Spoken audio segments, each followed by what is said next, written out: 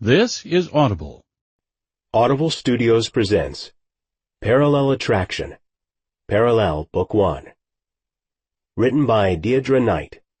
Narrated by Joel Richards. Prologue. It wasn't every day you managed to lose your king while on a security mission to an alien planet. In fact, it took a spectacularly large amount of bad luck. But Counselor Aldorsk couldn't say that he was surprised by the current turn of events. Not after the recent series of impetuous royal decisions, all of which had indirectly led to this moment. Every Refarian gathered on the ship's deck was concerned for the king's welfare, voicing fears they all harbored, but rarely vocalized. What if he dies? What if he's captured? These were the same fears that plagued the king's leadership back home on a daily basis. Before them all, and in the midst of an argument of colossal proportions, the king had shapeshifted into a ball of glowing energy in order to slip through the floor and to the exterior of the ship without being apprehended. By now the young leader had certainly arrived on Earth, returning to his physical form. He might even be hiking into the nearby mountains, never to return. The young monarch's energy had left a vibrant trailing pattern on the grooved floor, finally vanishing in the exact spot where the king had last stood. The transport's captain stared at the floor along with Aldorsk. "I don't think there's any structural damage," the man assessed dubiously. Standing beside Aldorsk was his fellow counselor, Elder Greyon. "I don't think this—" Greyon hesitated, squatting down to inspect potential damage to the craft, "is a good idea, allowing our king to venture to the planet's surface alone?" "He will be fine," Aldorsk insisted. It was the ship's captain who spoke next. "If you don't mind my saying so, the king seems quite agitated lately." He pointed down at the floor, which was still glowing with a monarch's energy shadow. "Are you certain he's ready for this mission?" "He's on Earth now, Captain," Aldorsk reminded sharply. "Therefore the mission is already engaged." "He's unsteady," Greyon answered in a quiet voice, rising to his feet again. "I am concerned." His long black hair was tied neatly at his back, but several light strands of silver betrayed his impending maturity. All Refarian males turned silver-headed once their fertile years had ended. "He seems to grow more impulsive with every passing day." "You know the reason for that," Aldorsk reminded him seriously. "You can hardly fault him for that which he does not understand in himself. We must be very protective at this time of awakening." Aldorsk grew thoughtful. "True. The changes in his young body are very complex. All the more because of his dual nature. Of course he's agitated. He hardly understands his transformation, much less that it's natural for his kind." Greyon worked an eyebrow. "Perhaps he should consult you, Counselor. You guided his father through his own first season." Aldorsk smiled. "I think you know our king well enough to realize that no questions will be forthcoming on this matter." The other elder persisted. "His first mating cycle is imminent, surely." Aldorsk lifted a hand. "He must find the way on his own." "At 15 he's already fertile." "Almost 16, Aldorsk corrected. "What do you propose? That I urge him to take a mate so soon? He must be given time, even in the midst of war." "It is dangerous to wait," Greyon argued. "Without a clear successor, the line remains in jeopardy." Aldorsk sighed. "It was dangerous to make this journey at all. At what point must we advise the king to remain at the palace, hidden?" "Coming here was not my choice," Greyon reminded his council leader. "No, it was our lord's." "Perhaps he should not be allowed to make every decision until the secession is secured." "Elder Greyon," Aldorsk cried, "you must silence yourself. Our king is our commander." Greyon's dark face flushed, his mouth tightening. "I love our king, as you well know, both as friend and as leader. But I worry much about his future." Yes, they all worried about the future of the Rafarian ruler, who at the moment was the very last in line after more than 1,000 years of unbroken succession. But perhaps, at least just for now, they should be more worried that the king had arrived on an alien planet under the early influence of his first mating season. The guy on the path ahead was up to no good, clearly. He had a sample bag in one hand and some sort of utensil in the other, and that spelled one thing for sure: illegal researcher. "Are you taking soil samples?" Kelsey called out, though she was still a good 20 feet away from the man. She might only be 14, well, almost, but she felt pretty fierce and protective when it came to Yellowstone. Too many people came to the park each summer and abused the place, so her mother had taught her to be friendly but tough when she found someone doing something stupid or potentially dangerous. When she and her family spent their vacation camping in the park, like they were doing this week, she always made a point of keeping an eye on what tourists were doing, reminding them to respect the land like she'd always been taught to do. Not that she hadn't just spent the entire morning hiking around Mirror Lake collecting her own rock and soil samples, but the point was, she knew how to be responsible about it. Whereas the tall, dark-haired guy on the path ahead of her, on the other hand, looked like, no, had to be, the sort who would cart truckloads of illegal samples out of the park. When she got 5 feet away from him, she called out again, "You're not allowed to take samples out of here without permission." He leaped to his feet and spun to face her, saying nothing. And when his mysterious, wide-set eyes met hers, she realized he wasn't much older than she herself was. She lifted her chin, ignoring the way his dark-eyed gaze affected her. "You've got to have a permit," she explained, drawing in a breath. "Can't take anything out of here without one." The boy worked his jaw for a moment, and finally dropped his hands to his sides, the apparent samples falling to the ground. "Just studying," he answered awkwardly, the words accented. Was he Russian? He almost sounded like it. "Just studying."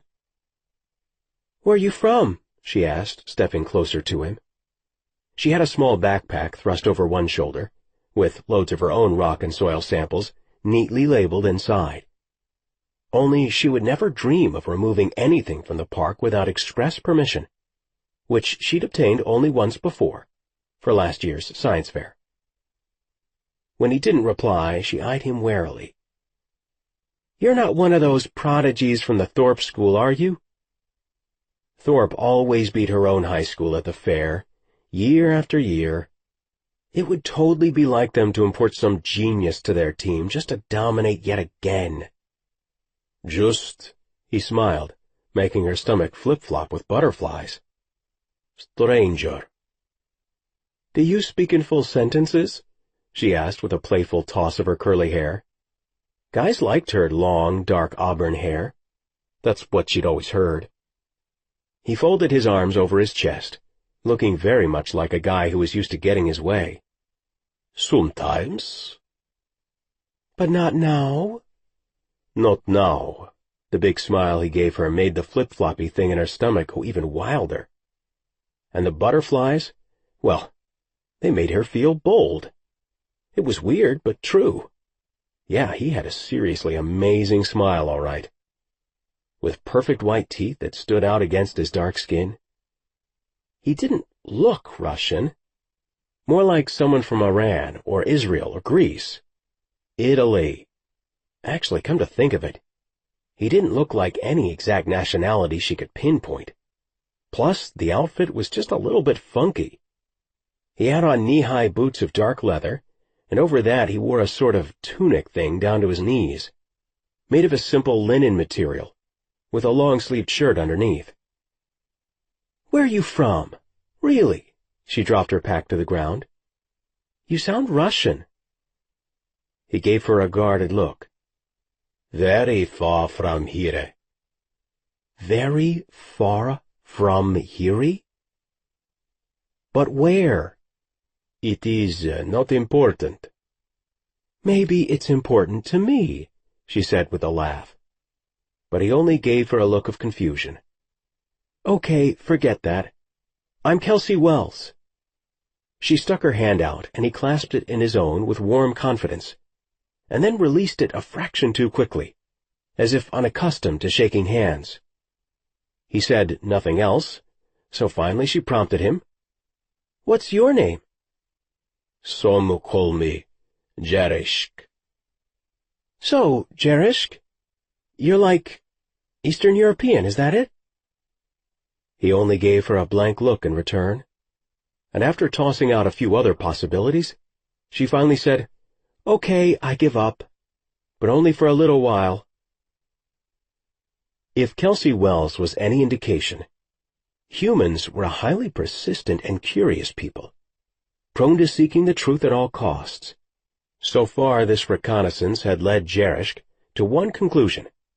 He liked her species very much. Her clear, truthful eyes made him want to admit everything about his mission here on her planet.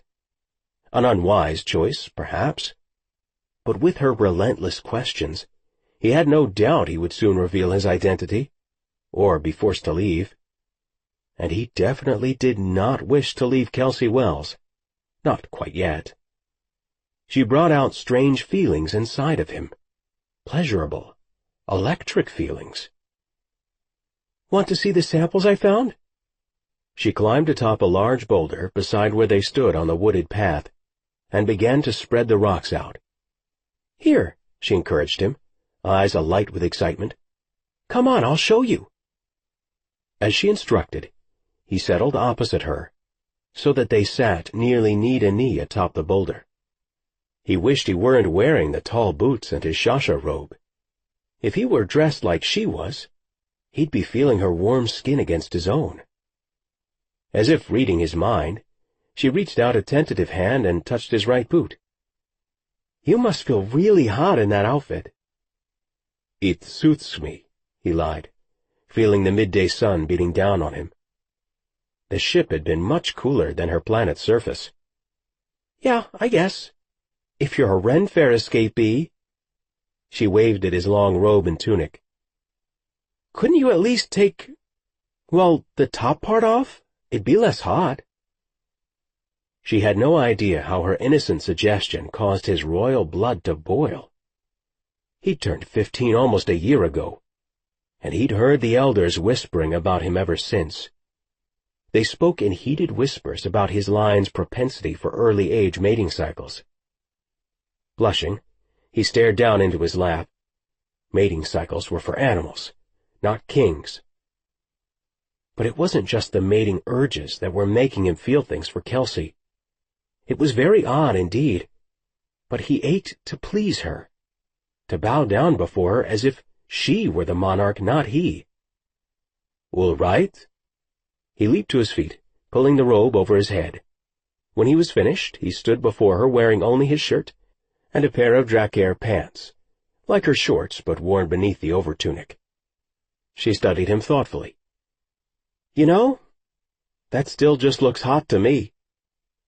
He swore he detected a mischievous gleam in her blue eyes as she muttered, In a manner of speaking. He eagerly shrugged out of the shirt, then looked to see if she was satisfied. She stared up at him, and her clear eyes grew wide at the sight of his bare chest. Oh, good grief! Panicked, he folded both arms over his chest protectively. What is it? Something wrong? He hadn't even considered the possibility that his body might appear different from the male of her own species. Nothing, she practically squeaked, her face reddening as she made a big show of laying out her rocks for him to see, and of avoiding eye contact with him. A slow smile spread across his face. It wasn't that his body appeared alarmingly alien in some way.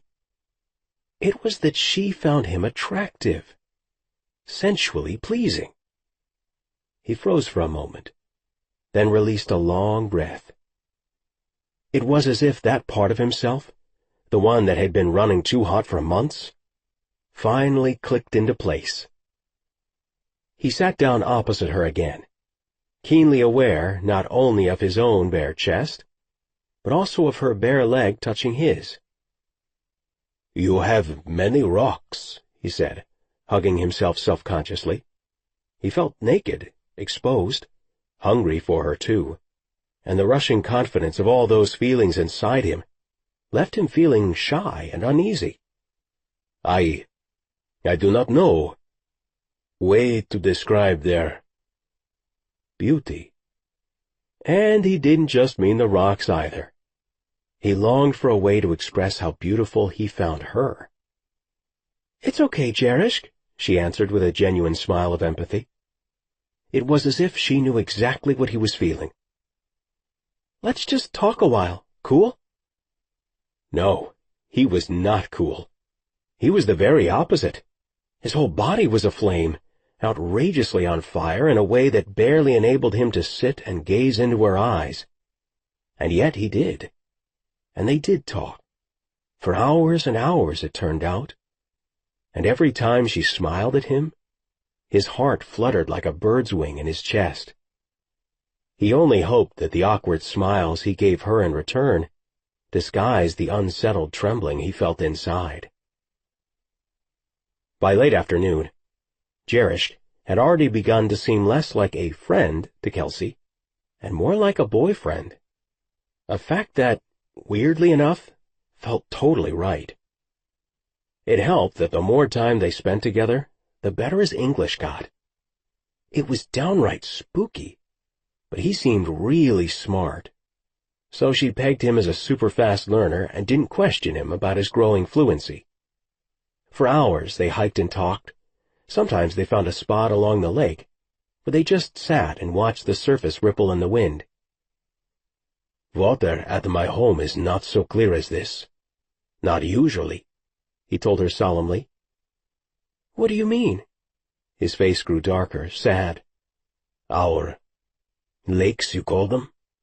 They are polluted by war. Our enemies."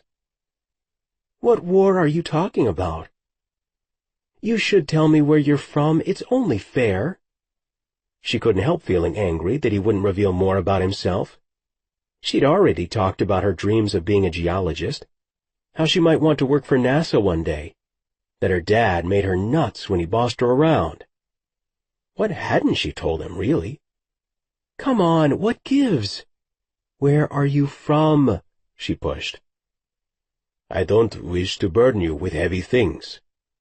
He forced his mouth into a smile, only this time it didn't reach his eyes. Knowing she could get pushy sometimes if she wasn't careful, she let her anger melt away. "I just want to know you," she encouraged. "That's all." "Thank you, Kelsey," he said softly and reached for her hand. Slowly, very gently, he threaded his fingers together with hers, and every part of her came more alive somehow. They sat like that for a long time, with Kelsey's body trembling and Jerish holding her hand, until the day began to grow much cooler and the sun tracked low on the other side of the mountains. But Jerish never said another word about his country or where he came from, or the mysterious war that seemed to threaten his home. And Kelsey decided to focus on the next few days, camping with her parents in Yellowstone, and the fact that Jerish would be there in the park, too. On their last night together, Kelsey suggested that she sneak out of her family's tent and meet him by Mirror Lake. It was late before she appeared there beneath the starless sky. He'd been growing restless, worried that he wouldn't see her again before he had to return to the transport. Kelsey Wells did powerful, awakening things to him, things he'd never once experienced in his almost 16 years. It was as if every time he so much as glanced at her, his cells burned brighter, or his powerful energy blazed stronger. 2 days they'd spent together, but it might as well have been a year. He felt on a very elemental level as if he'd known her his whole life, been waiting for her somehow, He had to return to the transport tonight. He'd avoided his elders long enough. He knew it, but just hadn't come to terms with letting Kelsey go, even though their parting was inevitable. Her family would leave tomorrow anyway, and while so far he'd avoided her questions about where he lived, or when they might see each other in the future, he had much to reveal to her yet.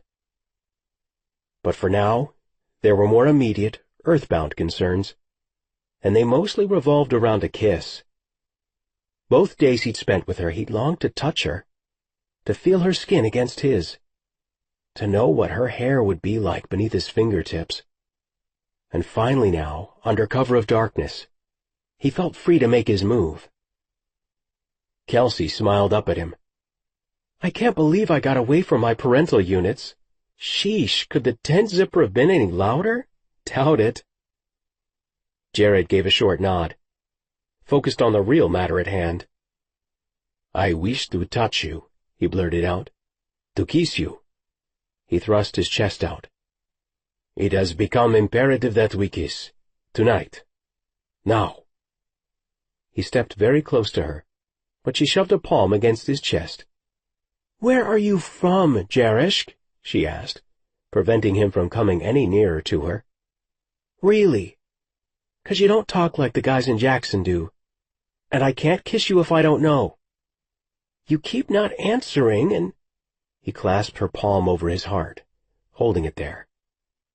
"I'm a visitor, like you." "Only I'm visiting from like an hour away." She wriggled her hand free from his, frowning at him. He glanced up at the dark, moonless sky. "It's a bit farther to my home, yes." "My money's still on Eastern Europe." If he told her the truth, it was unlikely he would get this kiss. But if he didn't, it seemed equally unlikely. Besides, he wanted her to know him, truly know him. He circled her, studying, calculating. The khaki-colored shorts she wore seemed no longer than his little finger. Her legs, on the other hand, seemed to go halfway to forever, all curves and shape, and just glancing at them made his pulse skitter. His whole body tightened, and he wondered if it was the result of these cycles he'd heard whispered about. Did he ache for Kelsey only because of something strange in his blood? Maybe humans didn't think this way at all. She gave a nervous laugh. "You're looking at me funny." "You are a child," he said, trying to argue with himself. He shouldn't kiss her. She was too young, too human. Yet he'd thought of little else for the past 2 days. "Are you kidding? I'll be 14 in another few weeks." She folded both arms across her chest, which only further emphasized her shapely, very unchildlike breasts. She was a woman. Maybe not completely, not any more than he was a man, but she was becoming one, and every cell within his Rafarian body screamed that he should kiss her. His mouth went dry. Blood rushed to his ears. "You're practically the same age as I am, and you're the one who said you wanted to kiss me in the first place. You're leaving, and I'm leaving, and I've never been kissed before." She took another step closer. "And, well, I want you to be my first kiss. But it's pretty simple. First, I want to know who you really are." "You do know me." "I mean, know who you really, truly are." Her wonderful smile spread across her face. And by all's name, he had to kiss that mouth. He'd never been kissed either, but he wouldn't tell her that. "I do wish to kiss you." She gave a slight, encouraging bob of her head, the cascade of tight auburn curls bouncing as she did so. Few touched him, few approached him, and certainly no one ever kissed the king. A droplet of rain fell on his cheek, but he ignored it, preparing for his bold move. He'd led troops into battle already. He could handle this simple thing. And yet the beating of his heart was worse than the night when Antusian brigade forces had cornered him in Trotzig. Another few raindrops plopped against his face, but he brushed them away with the back of his hand. Now was the time. He bent low, seeking out her lips with his own mouth. Just a brush, a light feathering of touch. So warm, so soft as her mouth met his. He lifted his hands and gently tipped her face upward. He kept his eyes open, because he wanted to see her expression. She had her own eyes closed, giving herself up to him with perfect trust. On his planet, nobody ever trusted a near stranger anymore. Only that was the confusing part. They weren't strangers. Not now.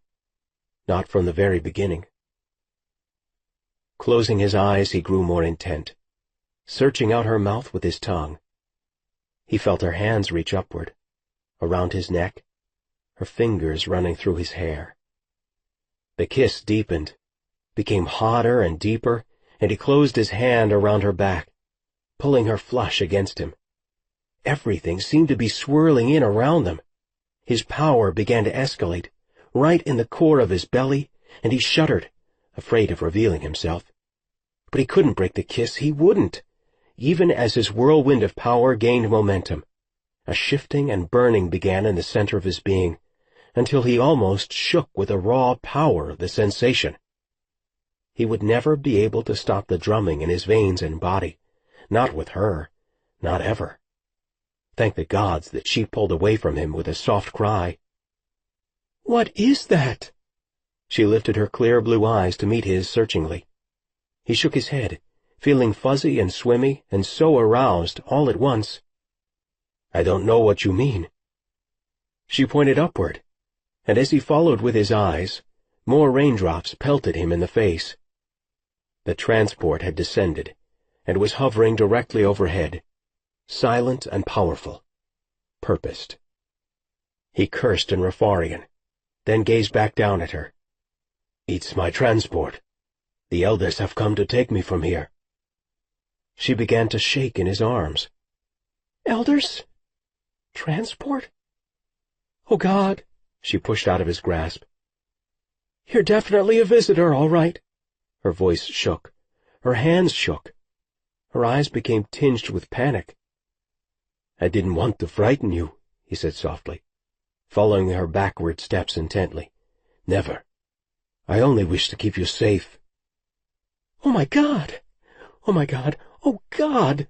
she babbled frantically, staring up at the strange alien craft hovering directly over their heads. "I can't believe this. I just kissed you, and you're an alien." Her hand flew to her mouth, and she stopped pushing him away. "You're going to go and never come back." He saw tears glint in her eyes. He drew her into his arms, hard and fast. "I will come back. I promise," he insisted. Then the ship descended much closer in the blink of an eye, hovering just above them. Her gaze traveled upward, and her shaking intensified. "You should have told me," she whispered, pointing to the sky. "Who are they?" "My people. They only want me," he assured her. "They're not here to hurt you. You know there's no reason to be afraid of me, don't you, Kelsey?" "You would never hurt me," she agreed, holding him even closer, as if wanting to root him to the very earth itself. He paused long enough to bend down and kiss her full on the mouth again, this time much more boldly. With the elders bearing down on them, he knew what was coming next, separation. And he knew what they both wanted, more of each other. The transport moved in lower, locking in on them, and as he stared into her eyes one last time, he made a decision. He would have Kelsey Wells as his own. Here, now, someday. She would belong to him completely, and he would give all of himself to her. With an upward glance, he made a second decision. "Let's go," he commanded her, just as he would any of his troops under direct threat. He grabbed her hand and began running into the woods, leading her away from his ship. "Where are we heading?" "Anywhere," he said, breathlessly drawing her into the dark, away from those who would separate them. They ran for long moments, stumbling through the midnight woods. "My parents are going to freak," she laughed, and he tightened his grip around her. "Please, just run," he instructed, pulling her with him until there was only forest around them, and the only thing visible over their heads was the dark treetops. He stopped, breathing heavily as he stared upward to confirm their safety. His people couldn't get a fix on his positioning now. "I was not yet ready to part from you." "But it's time for you to go," she answered, her voice heavy with sadness. "Isn't it? Or they wouldn't be here now." He would enter hyperspace later tonight, tunneling across the galaxies via an intricate network of wormholes and higher dimensions, until he arrived home on Rifaria in a matter of weeks. Thousands of light years apart by her human comprehension, but not for his people, with their complex dimensional technology. "I will find you," he promised. "I vow it, Kelsey." "I'll just be a microscopic speck in your universe." She stared toward the night sky, even though above them there were only trees. "Kelsey, there is a long-standing tie between our two worlds. I can't tell you more now, but I promise you I will return one day. By then you will probably have loved many human boys." "That's not true. It can't be." He wasn't king to her, just a male who she wanted, perhaps loved, or could love, one day. "I want to show you something," he whispered, an idea growing inside of him. "Something I want you to remember, no matter what." She nodded, and he noticed that she shivered, even as she stepped closer. If she was afraid, only that slight trembling in her body betrayed the fear. When she stood only slightly apart from him, he turned his right wrist over, allowing a silvery beam of light from his other hand to fall upon the bare skin. He felt the prickling of power, the spidery electricity of revelation, until at last his royal emblem appeared in the air, glowing and undulating in all its ancient mystery. It was the one sure proof of his lineage as king.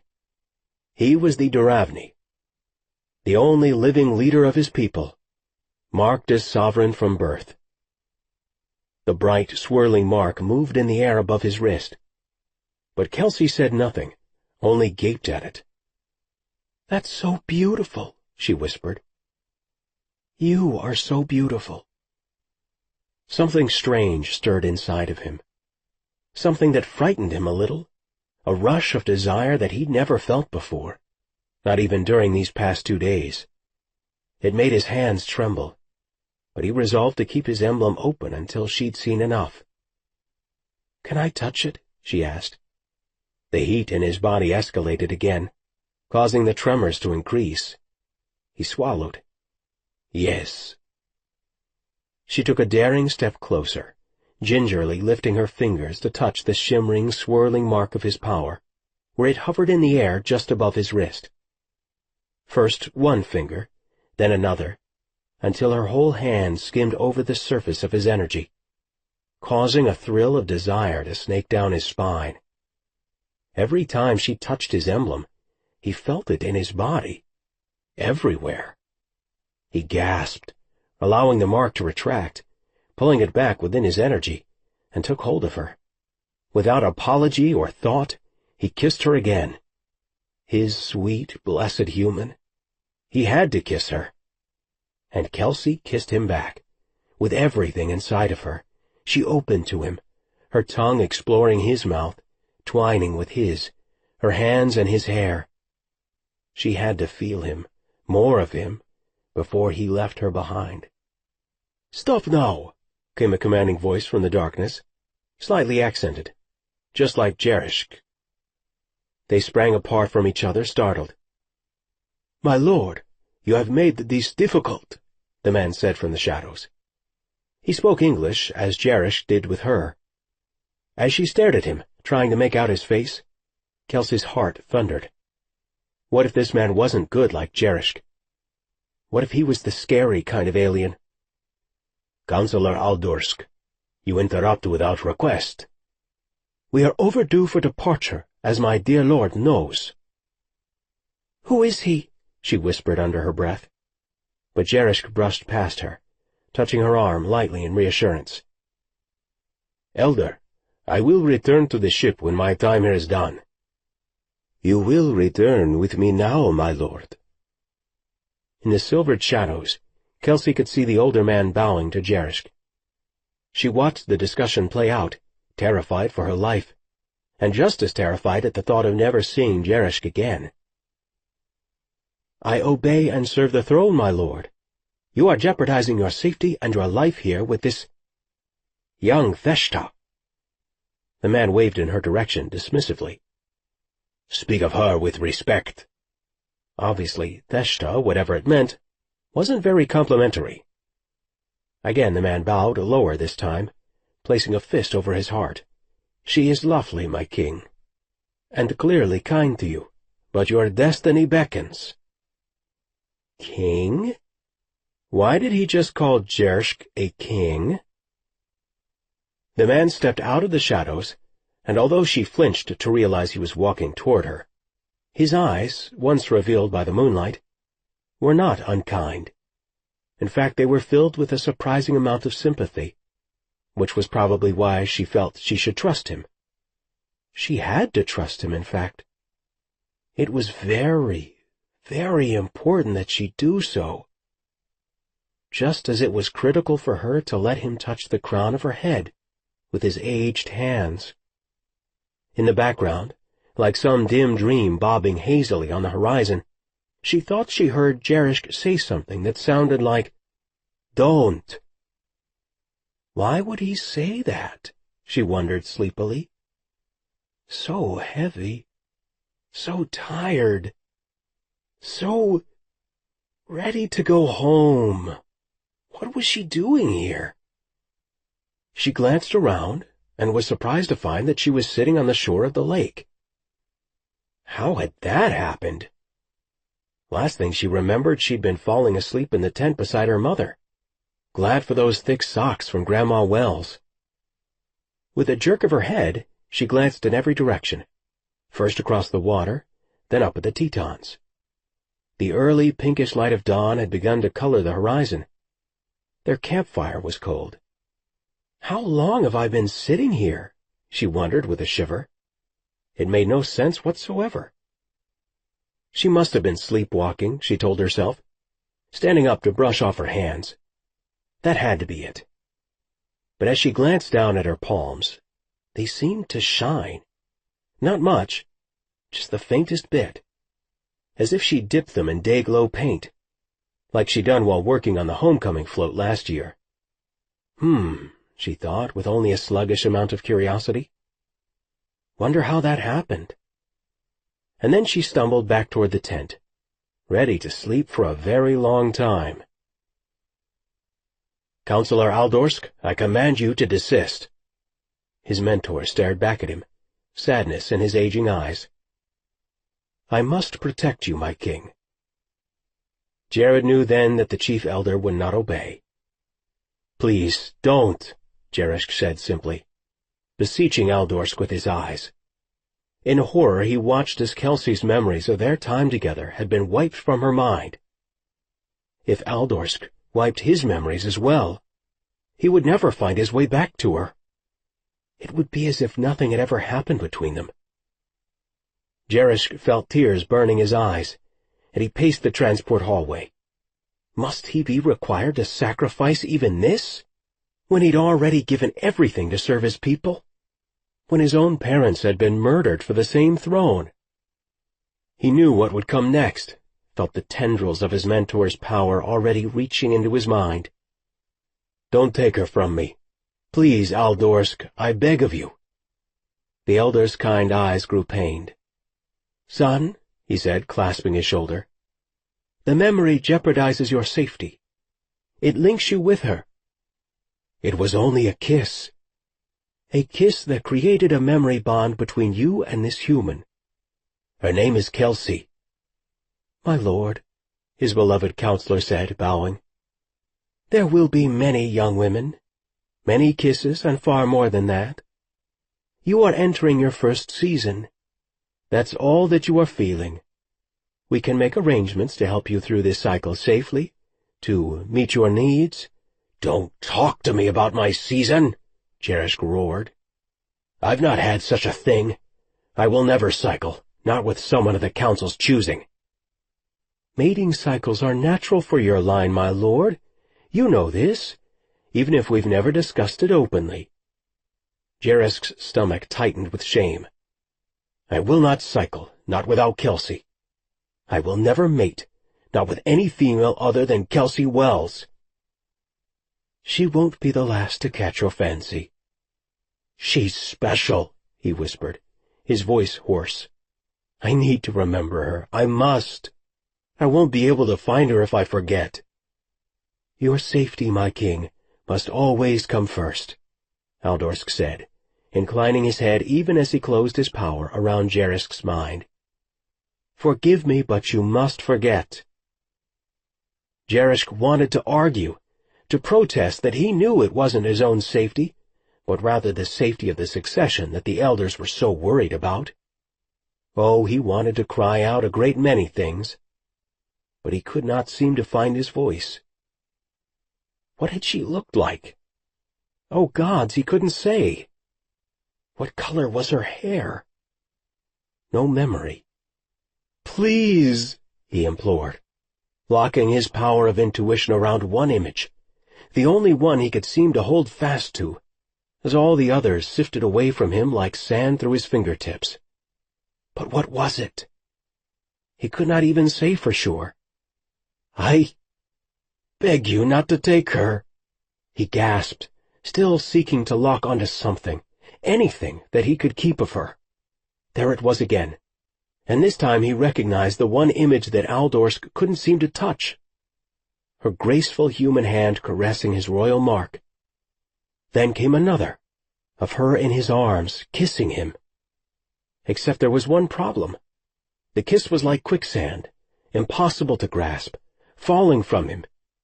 If he could just recall her name, her eyes, anything, then he could keep the memory of her. It would be his, untouchable, permanent, pure. Aldorsk's power tightened around his mind a second time, causing a flash of pain behind his eyes, and a strange spasm of grief in his heart. "There, my lord," Aldorsk soothed softly, gazing into his eyes. He dropped his hands back to his sides. "There, you are well." "Am I?" Jerishk asked uncertainly, lifting a hand to his head. There was something precious he'd been trying so hard to remember. Wait, it was there, just below the surface. If only he could lay hold of it. Aldorsk slipped one arm around his shoulder, walking him toward the transport elevator. "You will feel better once you rest, my king." "Yes, undoubtedly." "The trip to survey the miters has been a heavy burden for you." As always, genuine concern filled Aldorsk's eyes. He'd been the closest thing to a father Jerishk had known since his own father's murder almost 6 years ago. Jerishk stepped into the lift, nodding politely toward Aldorsk, but a spark of an image in his mind's eye made him stop the closing doors with his palm.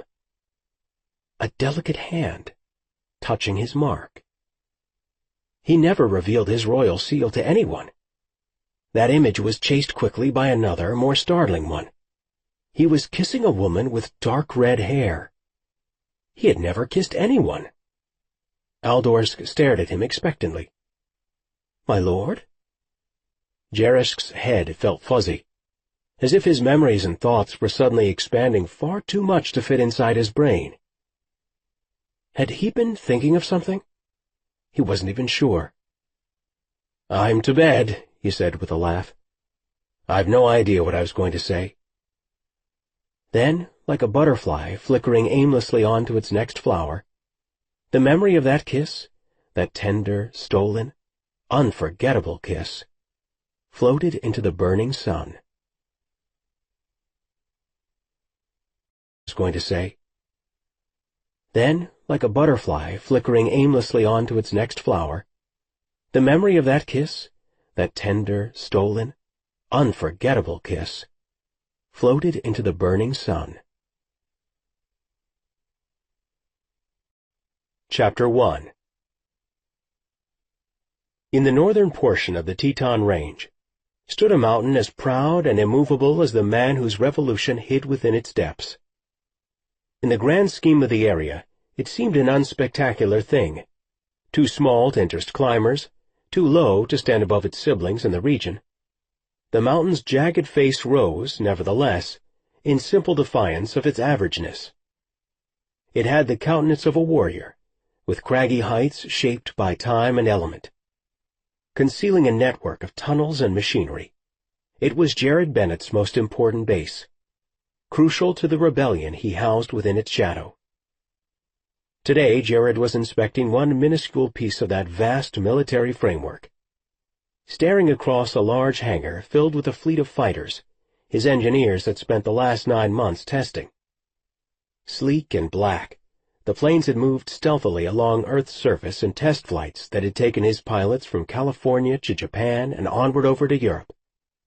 Then back across the east coast of this country they called their temporary home. A hydraulic lift approached, sounding warning beeps as it backed up to one craft's side. Jared's engineers stood back, waiting, as always, for their commander's approval. He mounted the steps, climbing upward toward the craft's cockpit. For a moment he appraised the plane's design, appreciating its powerful styling. "Tight little things, aren't they?" Jared remarked to one of the engineers, running his fingertips over the dull black surface of the wing. His deep voice echoed off the hangar ceiling, which stood a good 40 feet overhead. His chief engineer stepped forward and smiled, obviously pleased with the praise. "We've worked hard on the design," the man said, releasing the hatch with a flick of a switch on his handheld control. "Room for 2, but still light enough to go long distances without refueling." Jared stared into the open cockpit, itching to take the craft out for a test. Even after some harrowing recent engagements, the fighter in him still needed to get off the ground again, and soon. He reached out an appreciative hand to stroke the buttery soft leather of the pilot's seat. "Comfortable, too," he said with an admiring nod. From the cement floor below, Scott Dillon glared up at him, and he could read the warning that flared in his friend's eyes. "Don't go getting any ideas, Commander." If his chief lieutenant had his way, Jared would never go up again. But that simply wasn't an option. Not only did their strategy necessitate his involvement, he also refused to be grounded like some impotent figurehead. Jared hoisted himself up onto the side of the craft and was already planting one boot inside when his intelligence commander, Thea Haven, trotted across the hangar toward him. From the expression on her face, he could tell before she reached him that there was a serious problem, and he swung back down to face her. "The elders have gathered," she announced, standing at ease after he returned her salute. "They're calling you to chambers, sir." "The occasion?" He glanced across the hangar toward the darkened assembly room where he always met with his council. Nervousness shot through his heart. The elders never convened unless something truly serious warranted it. Thea's blue gaze darted toward Scott, and Jared had the sense that his two commanders had already discussed the matter. She seemed ready to tell him more, but then inclined her head respectfully. "Sir, they wait for you," was all she said. Jared took his place in the data portal, sliding into the throne-like chair, and immediately the sensory scan of his vitals began. First his cornea, the red filter light sweeping over both of his eyes. Then, as he flattened his palms on the electrode pads, he felt a slight tingling as his fingerprints and energy readings were verified. For an answering moment, there was only the quiet hum of data renewal, and he allowed his eyes to drift shut, fighting back the wave of anxiety that meeting with his council always evoked. In the darkened chamber, the council members began to appear in a semicircle about him. Not literally. They were, of course, back on Rifaria. But thanks to technology that accessed energy packets flowing through wormholes, which allowed them to move faster than the speed of light, he and the elders were able to interact in these chambers in real time, even across the vast distance that separated them. Reflexively, his fingers tightened around the metallic arm of his chair. In turn, each elder made the traditional sign of respect. A slight bow, then one hand over the heart, a proud yet reverent stance. And he damn well hated it. He always did. Still, someone along the way, perhaps Scott or maybe Thea, he wasn't sure, had reminded him that the people needed the traditions, even if he did not require them, even if he did not want them. Once the full council had fully surrounded him, he shifted in his chair in an effort to make himself comfortable, then invited them to speak. Aldorsk, the chief elder who had once advised his father, stepped forward into a clear beam of silvery light. "My lord," he began, his voice scratchy as he spoke slowly in their native tongue, "I feel certain you know the reason why we gather today. Indeed you must." Oh, indeed. He hoped it wasn't true, but the furtive glances between Scott and Thea had left him pretty damn sure. Scowling, he waved for the man to continue. "With all respect, the council feels the need to remind our leader that he has no heir." "Your leader has no position," he countered, crossing one long leg over the other uncomfortably. If they wanted to force him onto a throne, couldn't they at least create one to accommodate his full height? "Your leader," he reminded all 8 of them, his voice curt, "helms a small, fractured rebellion on an alien planet." A hushed cry swept the room, heard even across the great intergalactic distance that separated them. "You underestimate the situation," the head councilman answered softly. "Need I remind you that the miters are nearly opened? The tide in this war turns daily." Unable to help himself, Jared released a rough growl of frustration, closing his eyes against the image of the elders gathered before him. "I am a warrior, not a king," he replied, wrestling to regain his patience. "I do not intend to take a mate." "My lord, you have but 5 years left in your fertile time." This remark came from Downey, the youngest council member. Leave it to a woman to speak so frankly about his approaching infertility. "That is, if we are fortunate, perhaps less than that." "You make your leader sound quite inexperienced," he laughed, working to deflect the council's efforts at persuasion. "As if he does not know his own body." "Sir, it has nothing to do with—" Downey's words trailed to nothing, and she glanced anxiously at the others for help. Jared chose to take the lead. "I am no virgin, and I do not require these lessons that the council seems determined to issue." Aldorsk stepped forward, attempting to placate him. "My lord, we mean no—" Jared cut her off. "I also know that any other Rifarian male would have at least 10 years left in his fertile time." He yielded a coarse rumble. "Perhaps 15. I possess a finicky, problematic bloodline, do I not?" Blushing, Downey made a low bow. "Forgive me for saying what you'd rather not hear, sir." One look into Counselor Downey's eyes revealed her extreme agitation. It couldn't be an enjoyable task, reminding him that his fertility approached an end, at such a relatively young age. Thank the gods that his council didn't know that he'd never passed through so much as a single mating cycle. Mate or no mate, he should at least have experienced the fever by now. After all, at 30, such was commonplace for those of his line. With a cough, he made a polite change of subject. "Downey, what is the weather like at Maristakis today?" As she glanced over her shoulder, he could imagine that she gazed out a window at their council's hidden encampment back on Rifaria. "The sun shines bright, sir," Downey answered with a cautious smile. "The temperature is mild, breezy." Tilting his head backward, he tried to picture his beloved ocean, restless and rolling with waves. He could smell the brine so clearly that his chest literally tightened with the memory of it. He repeated her words like a prayer. The sun shines bright. It is the middle day at the moment, she continued. Cloudless, and the tide ebbs low. A wistful smile passed his lips. Ah, Maristakis was always most beautiful at low tide. That was when the rocks could be seen, refracting the sunlight in all its glorious prismatic color. 6 years, and he'd not been home. 6 years, and he'd led this revolution from Earth, never looking back. With the war's escalation, this alien planet had been deemed the safest place for him, hidden far from his enemies back on Rifaria. But he'd grown weary of the campaigns, weary enough that he did long for a mate sometimes, though not on their terms. They had but one woman in mind for him, his second cousin and trusted lieutenant, Thea Haven. Narrowing his eyes, he allowed his gaze to travel the semicircle. Make note of one thing, he said, his voice tightening over the words. I do not intend to bond with Thea. Nor do I intend to mate at all.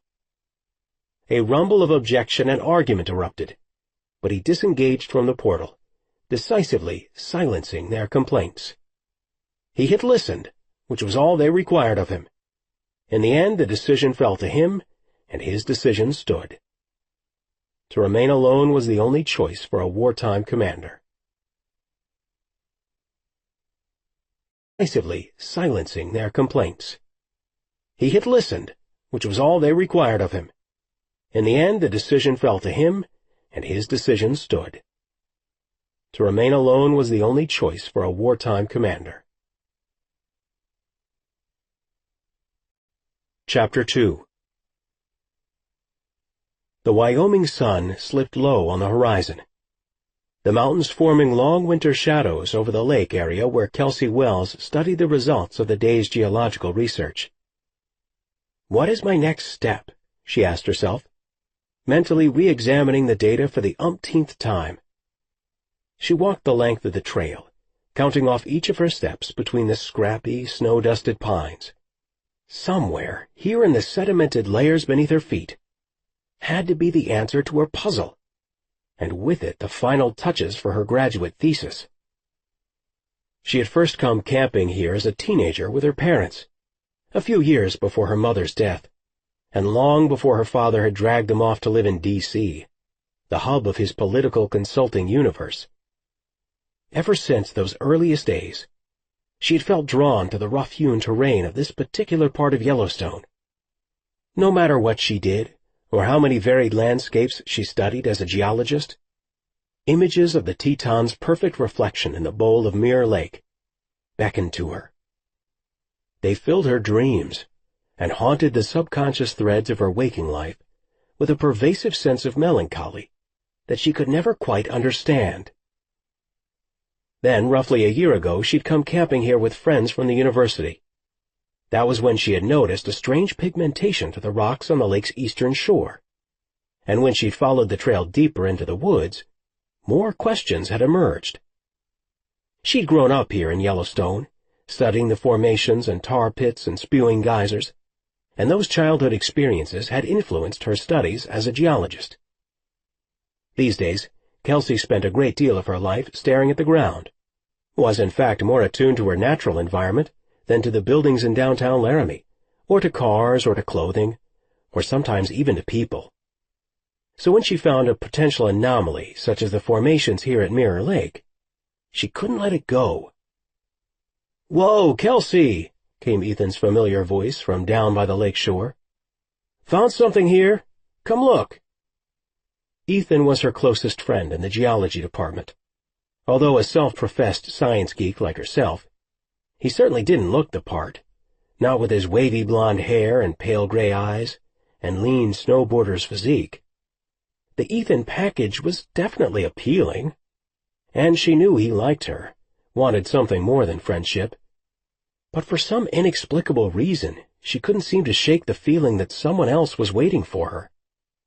Not that she'd found that somebody yet, but she could never give up the nagging hope. She trotted several yards along the shore and met him part way. Look at this." He extended a shiny bit of silvered metal. "What do you make of this sample?" She drew in a breath of cold mountain air. "That's strange," she agreed, seeing the way it glinted in the late afternoon sun. "Looks like mica, only not." He scrunched his eyebrows together quizzically. She finished his thought. "But it's denser." Scraping it into her sample bag, she marked the substance unknown and added notations regarding the time and exact location. Ethan bent over his filter tray, sifting anew. "You ever hear back on those samples from last month?" he asked. "Still waiting on the lab results." Ethan glanced across the lake, shivering as he stared into the setting sun. "We better go soon," he said, pushing closer against her. "Getting cold out here, Kelsey, and it'll be dark before long. Don't you want to go make our campfire?" They'd planned to spend the night, two scientists on a mission. But as the day had worn on, she noticed that he kept mentioning their tent sharing with far more enthusiasm than a mere scientific expedition warranted. "You go ahead," she said, studying the shadowed mountains across the lake. Something in their stark features felt unexpectedly eerie, familiar in a way that had nothing to do with her visits to this lakeside terrain over the past year. The mountain's rugged visage, rising upward toward the setting sun, whispered to her, as though in a lost language that she'd once spoken fluently. She shivered, still staring, almost mesmerized. Ethan waved a hand in front of her eyes. She hadn't even realized that her thoughts had drifted so far away. "Sorry," she said, laughing in embarrassment. "I was just thinking about—" She didn't want to share her unsettling sense of déjà vu with Ethan. "A boyfriend?" he prompted, his gray eyes narrowing in undisguised possessiveness. "No." She wanted to spare his feelings, yet she had to be honest. "But Ethan, you and I are only friends. You do know that." "Sure, Kelsey," he agreed, his shoulders slumping slightly as he turned up the trail that led into the trees and toward their camp. "Course." But then, right as he was about to vanish around the bend, he turned back. "You know, Kels," he said, "maybe one day you'll get tired of waiting for a guy who doesn't exist, and notice the one who's right here in front of you." He made it sound so easy to stop yearning for a soulmate, she thought as she faced the lake, letting Ethan slip away. She'd had a soulmate once, or so she thought, a young intern in her father's political consulting firm. That had been the only time Kelsey had actually let herself become part of the whole D.C. scene. Until one night when she walked in on that so-called soulmate and another of her father's employees, the two of them naked and sweaty and wild in each other's arms. Kelsey had never looked back, except to regret giving Jamie Watson the gift of her virginity. That was one gift she would have saved for someone exceptional, if only she had known better. Even so, she often pretended that it was still her gift to give. Sleep came in fitful bouts for the first few hours. Ethan squished up against her back like a nylon caterpillar, and she continually edged away until her nose pressed against the tent lining, and this only made her feel colder and lonelier. Not only was he a space invader, but Ethan snored too, the loud staccato kind that sounded like a gunshot nearly every time she managed to drift off to sleep. Still, dreams pressed closer, and so did images of the woods around them, of her running through them in a white gossamer gown, bright as fairy wings, and of a man, too, following her, chasing after her. When she spun to face him, he glowed like her gown, bright, magical, yet tall as a mountain. She whispered his name, a sound that felt foreign and strange. Then he reached to touch her cheek, his fingers burning her face. She woke in a cold sweat, shivering and fevered all at once. Lifting a hand to her face, she realized that it felt warm, as though from someone's touch. As if the forest man had truly chased her in her dreams, blessing her with kisses, and that strange name of his. Maybe it was the dream that beckoned her, Or maybe it was her curiosity about the night sky over Mirror Lake. Whatever called her, Kelsey dressed and drifted out of the tent, ignoring the mist that folded over the midnight darkness. Drawn down to the shore, she stared up at the clear sky overhead, a dazzling tapestry of lights. Moments like this made her wish she'd studied astronomy instead of geology. Beneath the full moon, the landscape gleamed, the snow-encrusted mountains jutting skyward like crystals. Plopping onto the frozen earth, Kelsey huddled, her warm breath clouding in front of her face. Expectant. That was what she felt, blowing into her cupped hands to warm herself.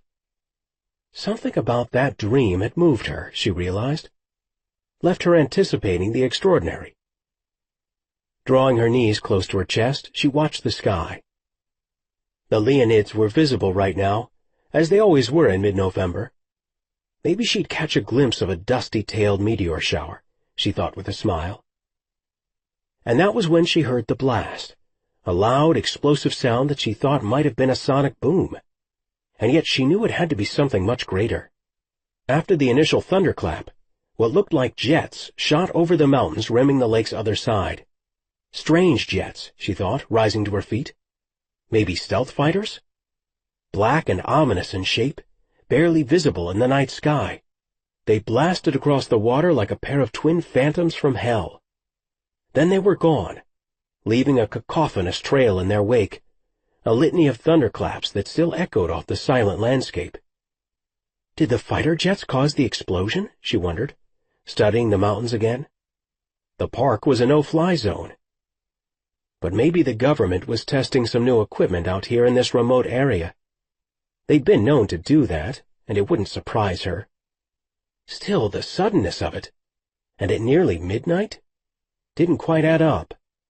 Besides, those jets had been moving faster than it was possible to move, at least for anything she'd ever heard of. That was when she saw it, a darting brightness just over the water, glowing like a boat's headlight. Squinting, she tried to make out the shape. It seemed to agitate, shooting first in one direction, then another, then back toward the shore where she stood. And then the shape intensified, looming large as it made unexpected landfall, and she found herself face to face with a blazing wall of energy. No, she realized, not energy, a being of sorts. She gasped, staring up at him, and everything within her understood that this being was most definitely masculine. She thought of Ethan, asleep back in the tent, and hoped he'd heard something, that maybe he could help her, save her. Stumbling backward, she tried to cry out, but found herself unable to form any words. Still, she heard in her mind, like a distant whisper. Be still. In immediate response, her breathing came under control. She began to get to Ethan. But that thought fled her mind as the being moved closer, and she felt his energy burn low within her, like molten lava. Something ancient and primal and foreign and innocent all at once. No face, no arms, no body. Only the lovely golden fire of him. "Who are you?" she gasped. In response he retreated, the wall becoming more compact and intense, less open. "I won't hurt you," she promised softly, terrified, but somehow desperate to keep him there all the same. He released a quiet, reverberating noise in reply, one that she wasn't sure how to interpret. I don't," she hesitated, aware that breathing had become nearly impossible. "I don't understand what you're saying." When his rumbling grew louder, more forceful, she began to back away, twisting her ankle on a rock behind her. Falling backward, she stared up at him. He had her cornered. This might be where he wanted her. Towering large, he loomed closer, and she pressed her eyes shut against his fire. "Tell me what you want," she insisted, inching backward on the ground, trying to put more physical distance between the two of them. The warm sensation in her abdomen intensified, spreading through her legs, her arms, all the way up to her chest. Tentatively, she opened one eye. Was he communicating with her? A stillness resounded in the center of her being, bringing peace with it. Suddenly she knew then that he wouldn't hurt her. She was certain. He couldn't possibly hurt her. Not him. Not ever. Then, before her very eyes, his form began to change, drawing inward as it shimmered into the slowly solidifying shape of a man. When his transformation finished, before her huddled a beautiful black-haired male, staring back at her with dark eyes, wide-set and soulful, accentuated by high cheekbones. Each gaped at the other for what seemed endless moments, Kelsey fearing even to blink. Her stranger wore all black, some kind of uniform, with a thick, bulletproof vest. He was dressed like a soldier, and he was obviously making calculations as he searched her face. Could she be trusted? Should he reveal more of himself? As he studied her, though, the wariness in his expression vanished, replaced instead by a flicker of deep recognition. She shivered, not just because she felt that this stranger knew her, but rather because she had the sense that he'd always known her. But then his labored breathing grew more extreme, his eyes rolling back briefly into his head. Blood seeped from a huge gash across his brow. Lifting one hand, he touched the wound, then stared down at sticky red blood on his fingertips. "I don't believe it," he half-whispered, shaking his head. He seemed stunned, confused, but also very aware of his predicament. "You don't believe what?" she cried, her eyes growing wide with a mixture of confusion and fear. Her words seemed to weaken him, and he crouched unsteadily. "Kelsey," he gasped hoarsely, "I won't hurt you." "No, see, how do you know my name?" she demanded, struggling to breathe as she rose to her feet. At least she could gain the physical advantage that way. "There's no way you can know my name." The dark eyes opened, lifting to meet her own, and she saw kindness there, unsurpassed strength. "You are Kelsey Wells," he answered, reaching a hand to his shoulder. That was when she saw the deep wound there. His left arm, gashed nearly to the bone, dangled useless at his side. "What happened to you?" Despite her self-protective instincts, she stepped closer. "You're really hurt, badly." Her assessment seemed to steal some of his life force, and he almost collapsed, but he caught his hand on the ground between them. "Too weak," he whispered after a moment. "Too weak. Can't hold form." Then suddenly the man vanished, replaced again by the bright wall of energy. Only this time the glow seemed to have faded somewhat. Was he dying?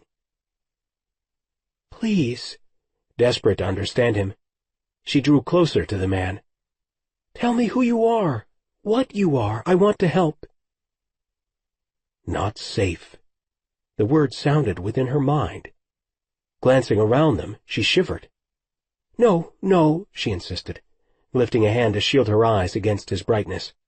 "You are safe with me." Was he afraid of her? He didn't seem afraid, but as she opened her hands, he withdrew sharply. "No," she heard him say, clear as a thunderclap within her mind. "No, not touch." "Okay," she agreed, taking a tentative step closer, until she stood almost at the water's frigid edge. "Okay, I won't touch you." Never touch. Still, she did want to touch him, burn to do it, as irrational as that thought was. She ached for more of his heat, for more of the fire he had unleashed deep inside of her body, and it seemed that touching him was the only way. As if reading her thoughts, he again warned, "Never touch me." Yet he cautiously edged closer. A strange wave of defiance overcame her. Why not? She tilted her face toward his brightness, forcing her eyes open. "Because could hurt you." "No," she answered on instinct. "I don't believe you would ever hurt me." In response, he released a panting sound, his energy visibly dimming in reaction. Heart-pounding, Kelsey took a closer step, ignoring his warnings. "Who's after you?" she searched across the waters. "Please, maybe I can help." Silence, gasps, desperate breathing. Then, yes. That was the last thing she heard before she felt him enter her. Felt him like a fanning breeze across her skin, unobtrusive, tender, apologetic. Nothing in her 28 years had come close to the sensations she experienced instantly. She sensed him moving within her, felt her chest tighten, her whole body trembling. Like burning fingers, he caressed all the way into her very core. "Amazing," she whispered, wondering how he maintained a distance of at least 4 feet, yet seemed somehow to enter her body simultaneously. But then he was speaking inside her mind, so why should this surprise her? Touching her abdomen, she felt his fire build there, and she cried out in response, sliding to the ground. "Please," she moaned, lying back on the earth, feeling him everywhere. God, he'd set her on fire, teasing her toward an unseen edge. Like some erotic torturer, he kept setting her ablaze, even as he demanded her silence. "Danger here," he cautioned hoarsely. Then all the heat and intensity of his touch flamed cold. Done. As quickly as he'd begun doing something she might dream about until the end of her days, he had withdrawn himself from inside of her. Staggering to her feet, she reached toward him, but he spun from her, diminishing to the smallest of radiant lights. From above, she heard a quiet whirring sound, and as her gaze lifted, she glimpsed a large cloaked craft almost visible against the dark night sky. It came so stealthily, so imperceptibly, she would never have spotted the thing if not for the dull humming sound that accompanied it. And then, just like that, he soared out of sight, swallowed into the belly of the craft. The ship lifted, leaving her on the shore, and she raised her arms, still trying to reach him. He'd been inside of her, touched a yearning place where no other man had ever been, yet he'd never once allowed her to touch him in return. "Please, sir," came a shout. "Out of my way," thundered another, a voice Jared recognized as one of the medics. A group of them nodded around where he'd collapsed on the transport floor, carefully maintaining a safe perimeter apart from him. His energy ebbed low and cool, a fact that had to be obvious to every one of the soldiers on the cruiser. Scott Dillon's worried face appeared in his line of sight. "Jared, what happened?" his best friend demanded, kneeling beside him. But he didn't even possess the strength to reply. Rafarian words flew above the deck, panicked cries for their fallen leader. But he hardly heard them. The pain had become so overpowering. Yet in his delirium he remembered the girl. A human girl, maybe a woman, though younger than he. How could she not have been frightened? She had no idea who or what he was, but had opened herself completely. Uncharacteristic for a human, he thought, but not uncharacteristic for her. He absolutely knew it to be an essential part of her nature, but how? His thoughts were too confused by his injuries. Focusing his energy inward, he fought to shift back into material form. "No, Jared," Scott urged. "Stay like you are. You're too weak to shift right now." "Sir, we'll work on you this way," one of the medics assured him. But Jared was no fool. He knew that his natural form was all but impossible to treat. The sooner he could shift, the sooner they would be able to save him. "Have to," he murmured weakly. "Have to change." "If you change," Scott explained in a fierce voice, "it might kill you, Jared. Don't. Let them work on you first." Even after so many battles and firelights, their leader's safety was sacred to these soldiers, and a hush fell over every last one of them.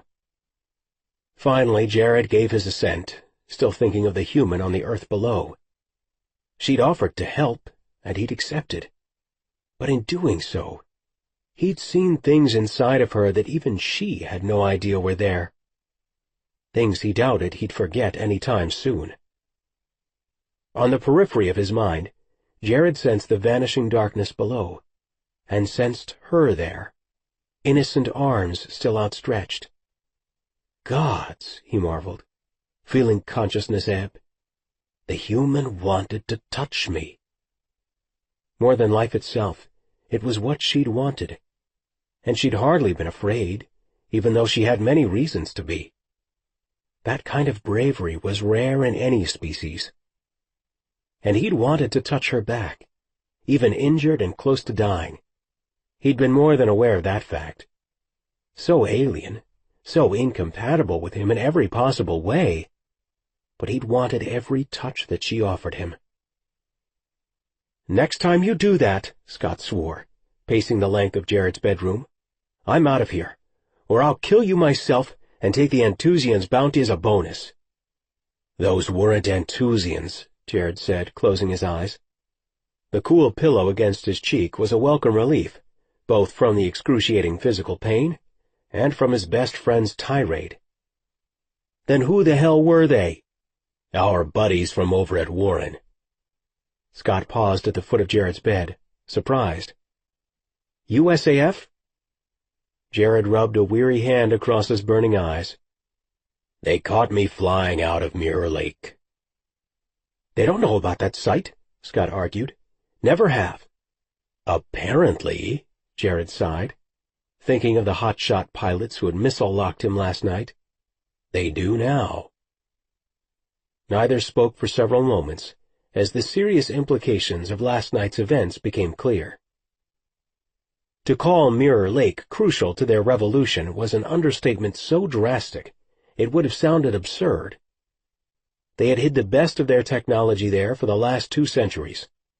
Protecting the miters ranked above life itself for every last one of them fighting in this war.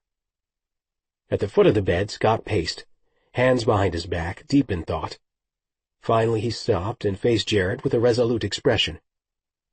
"So they know," he said in a hushed voice. "We deal with it." Jared nodded, blistering pain shooting through his shoulder. Scott noticed him flinching as he sat up in bed. "You had no business going out on that mission, sir." Jared hesitated, not wanting to offend his second-in-command. "There was no one else I'd have given the job to." Scott's face flushed hot. "Oh, really now?" "I couldn't risk your life," Jared continued, telling the truth. "I was the one." Scott's tense voice softened. "And if you died out there last night?"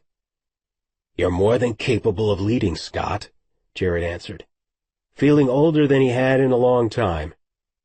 The constant warfare and uncertainty of his warrior's life had begun to take their toll lately, and on his weathered body. At 30 years old, Jared yearned for rest, for a peace he'd not been born into. By his 10th birthday, he'd been a reluctant leader, and by his 18th, a fearsome warrior. Lately, though, all the years of fighting had begun to wear him down. "Last night was—" Jared hesitated, thinking of how easily the Air Force jets had overtaken him. "A mistake. It won't happen again." He'd been growing careless lately, and even if Scott wouldn't say as much, he knew it was true. Pulling up a chair beside the bed, Scott straddled it. "Tell me what went down out there." Pressing his eyes shut, Jared willed the blinding headache to subside. Images of being shot down, his craft rolling and pitching beneath him, the black earth rising quickly, assaulted him. He had shifted then and there, before his physical form grew too traumatized, but not before a jagged piece of the craft's torn hull had slammed him hard in the face. Not before the same piece had managed to tear through his shoulder.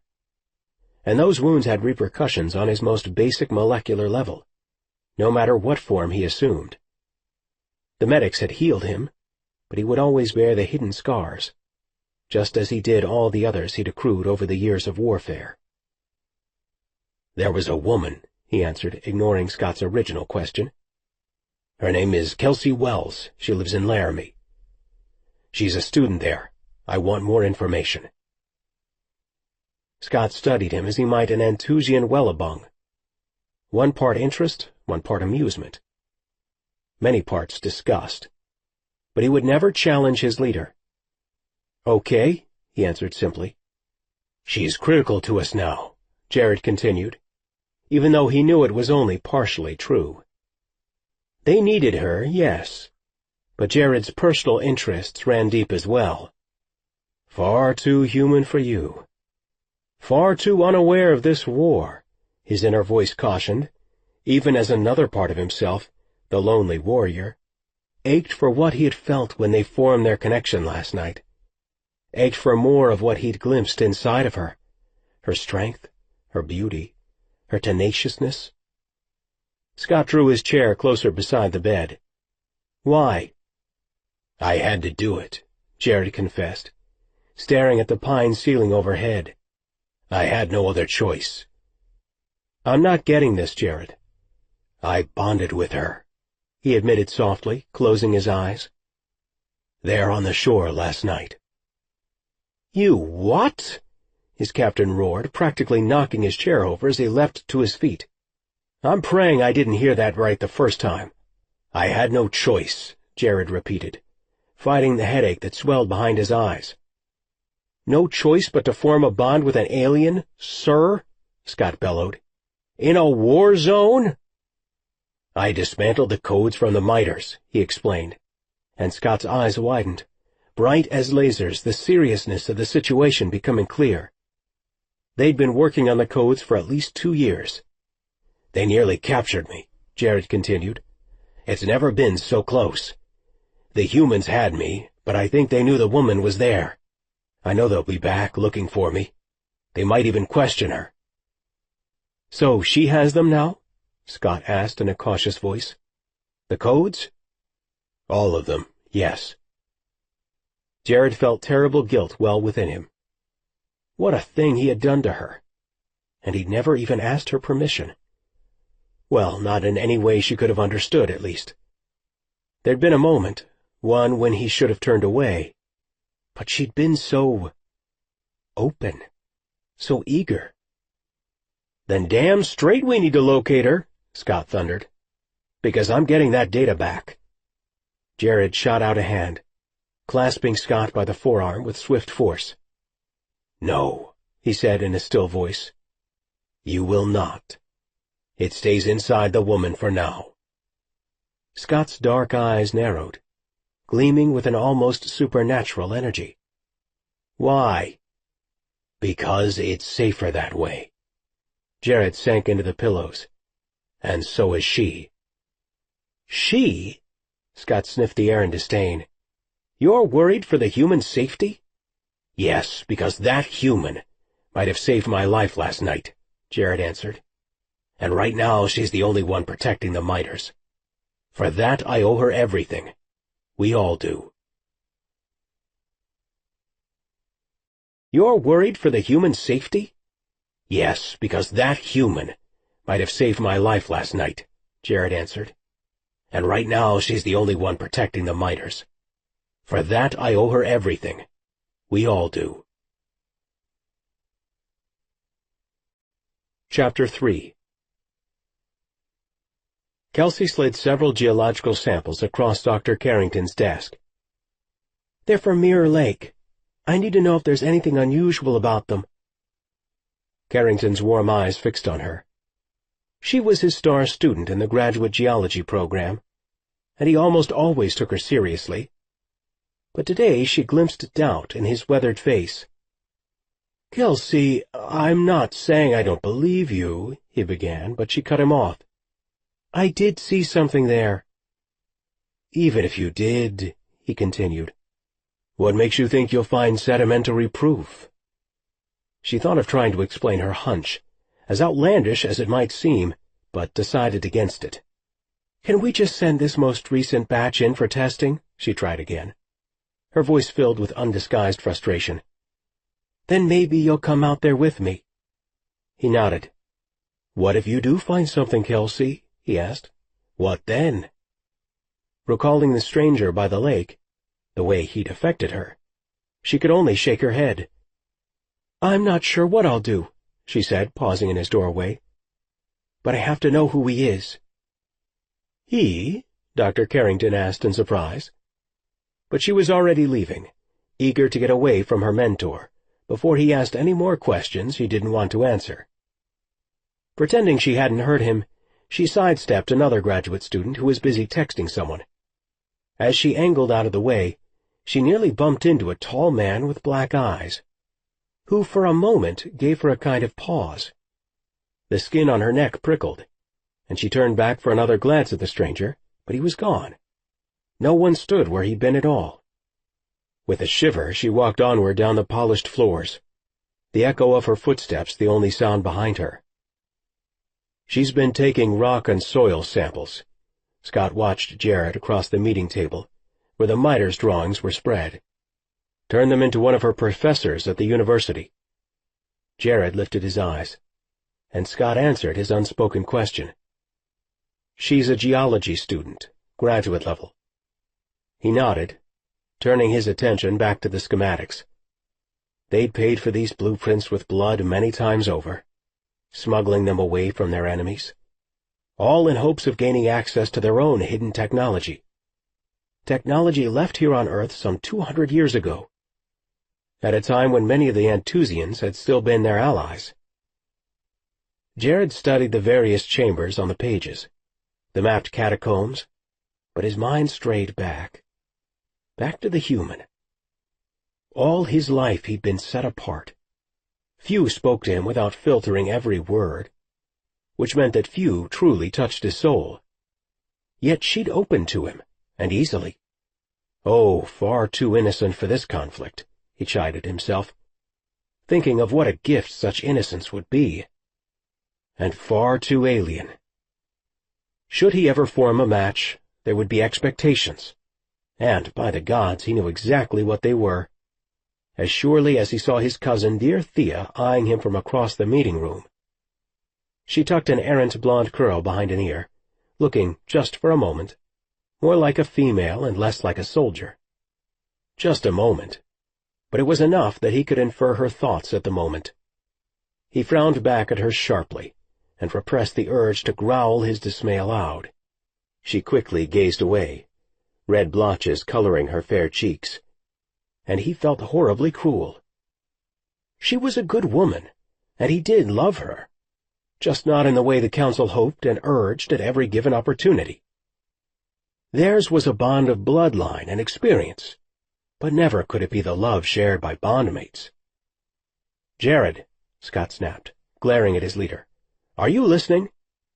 No other person in their midst would dare speak to him so audaciously. But Scott was practically his brother, and he knew the boundaries he could push. "You're still angry," Jared observed. Scott leaned over the plans, dropping his voice low.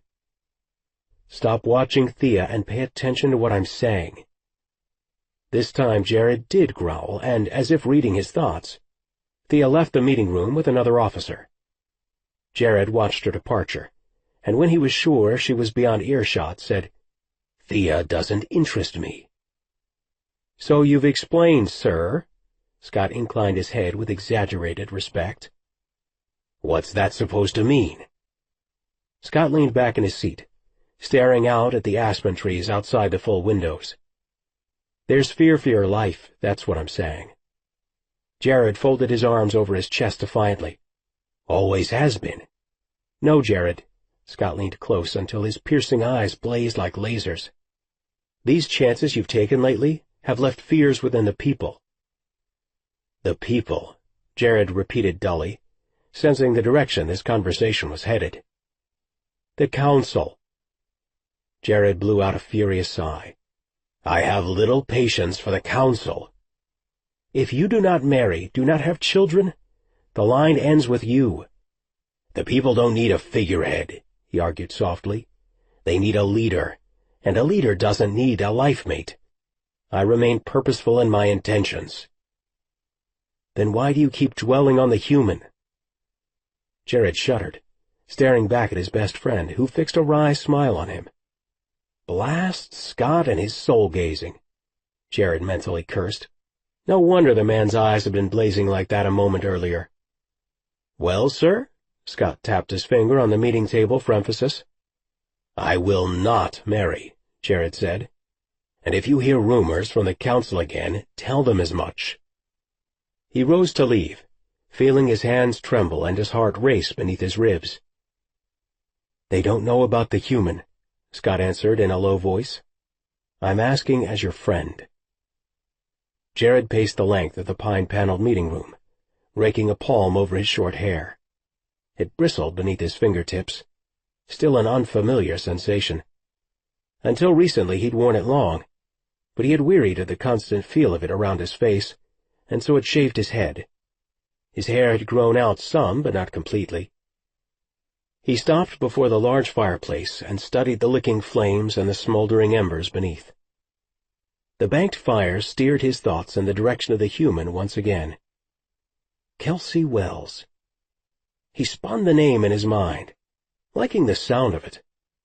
He'd encountered many of her kind in his tenure on Earth, many young women with nubile, arousing bodies. Many Refarian women as well, who would have taken to his bed without argument. But there was something familiar about Kelsey that transcended the bond they'd formed on the shore, something that had been perplexing him ever since. His gaze traveled upward to the fireplace mantel, where someone had placed fresh winter flowers. Narcissus, they were called. Life even in this cold, forbidding landscape. That was it, he realized, his ordinarily serious face breaking into a full smile. Kelsey had aroused something he thought dead in his heart. He spun to face Scott, who sat at the polished meeting table waiting. "This Kelsey Wells," Jared paused, trying to find the words, and thought of how she'd opened to him. Her brave innocence had thawed something cold in him, something he thought the Anthusians had killed long ago. "She made me feel alive," he said, planting one worn boot on the brick hearth. "Very alive, I'm afraid." Scott's dark eyebrows shot upward in amusement. "While you were dying? Strange, I know." Scott leaned back in his chair, studying Jared. "Maybe it was all a hallucination." Jared shook his head. "She opened to me." "She did not." "Scott." Jared's voice rose as he crossed the room and took his seat at the table again. "I bonded with her." "So you told me," Scott said blandly. "All for a data transfer." "It was something more." Jared dropped his voice much lower, so none of the others would dare hear, especially not Thea, who was now right outside the doorway. "It wasn't just me, Scott," he explained. "I think, well, that we bonded together." "Commander," Scott whispered, leaning close across the table. "Were you insane?" Both men knew the significance of a two-way bond with a stranger, an interspecies bond at that. "I had to protect the miters." "But you didn't need her bonded to you," Scott said gruffly, shoving back from the table with an angry gesture. "And for that, my friend, you cannot offer any excuse." "Excuse for what?" Thea asked, entering the room again. She might have been his supposed destiny, but as she stared at him with those ethereal blue eyes, Jared felt guilty, even though he had promised his cousin nothing. "Excuse for what?" she repeated, clearly frustrated at the veiled looks Scott exchanged with Jared. "Commander Dillon is unsettled by my seeming recklessness," Jared answered carefully, staring down at the plans to avoid his cousin's blue-eyed gaze. She lifted a hand to his shoulder, which was still bandaged, even though the wound had mostly healed. "How does this feel?" she asked, turning her touch into something of a caress. "I am well," he rumbled, ignoring her hand. Finally she dropped it away. "Good," she said, formal again, "because we have a situation this morning. Annika and Anna are on their way now." Jared opened his mouth to question her further, but at that precise moment a pair of female soldiers entered the meeting room. All of his troops looked a bit alike, thanks to their uniforms and their military bearing. But these two were identical twins, and they shared a grim expression. Jared sensed fear, smelled it on them even before his energy made contact with theirs. "Sir," Annika announced, out of breath, "we've been patrolling Mirror Lake." "We were hawking it," her sister explained, black eyes fixed on him. Changelings, the twins were capable of assuming simpler forms, in this case gliding over the lake as hawks, surveying the scene in bird form. "Go on," Jared urged with a nod. Annika stepped forward. "The USAF is searching the lake, sir. The place is swarming with uniformed search teams and equipment." Inwardly, Jared groaned, though he kept his demeanor calm while the soldier continued her report. "But that's not the worst," she added. "They've located the remnants of your craft." In all these years, they'd lost only a handful of planes, but every time they did, it put more of their own technology into the humans' hands. And this, of course, put them at a disadvantage, especially since the humans did not differentiate between their own race and that of their enemies. Aliens were aliens in the eyes of humans, and Jared trusted the human governments very little. He was too aware of human behavior, their defensiveness when frightened. He'd seen that much firsthand over the past 6 years. But Annika wasn't finished. Clearing her throat, she revealed the one thing Jared had feared most about Mirror Lake.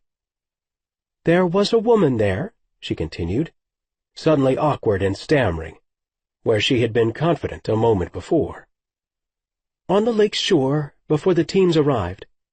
She wasn't camping, she seemed to be collecting some sort of samples from the site."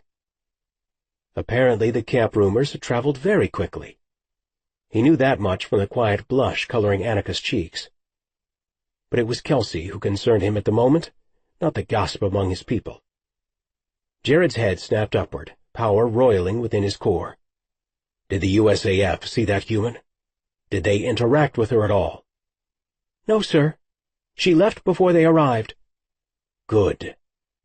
Jared released a sigh of relief, but his need to protect his bondmate only intensified. "Very good." He instructed the twins to return to the site, to continue surveying, and to keep him posted. Thea followed them out, but not before a telling glance in Jared's direction. As they left, Scott pulled him aside. "If they find out about the human, they'll take her in for questioning." Jared set his jaw. "She has no idea what she's actually carrying around." "But the data is still inside of her, Jared," he cautioned. "If they do anything with her, to her, they could uncover it." "Don't you think I know that?"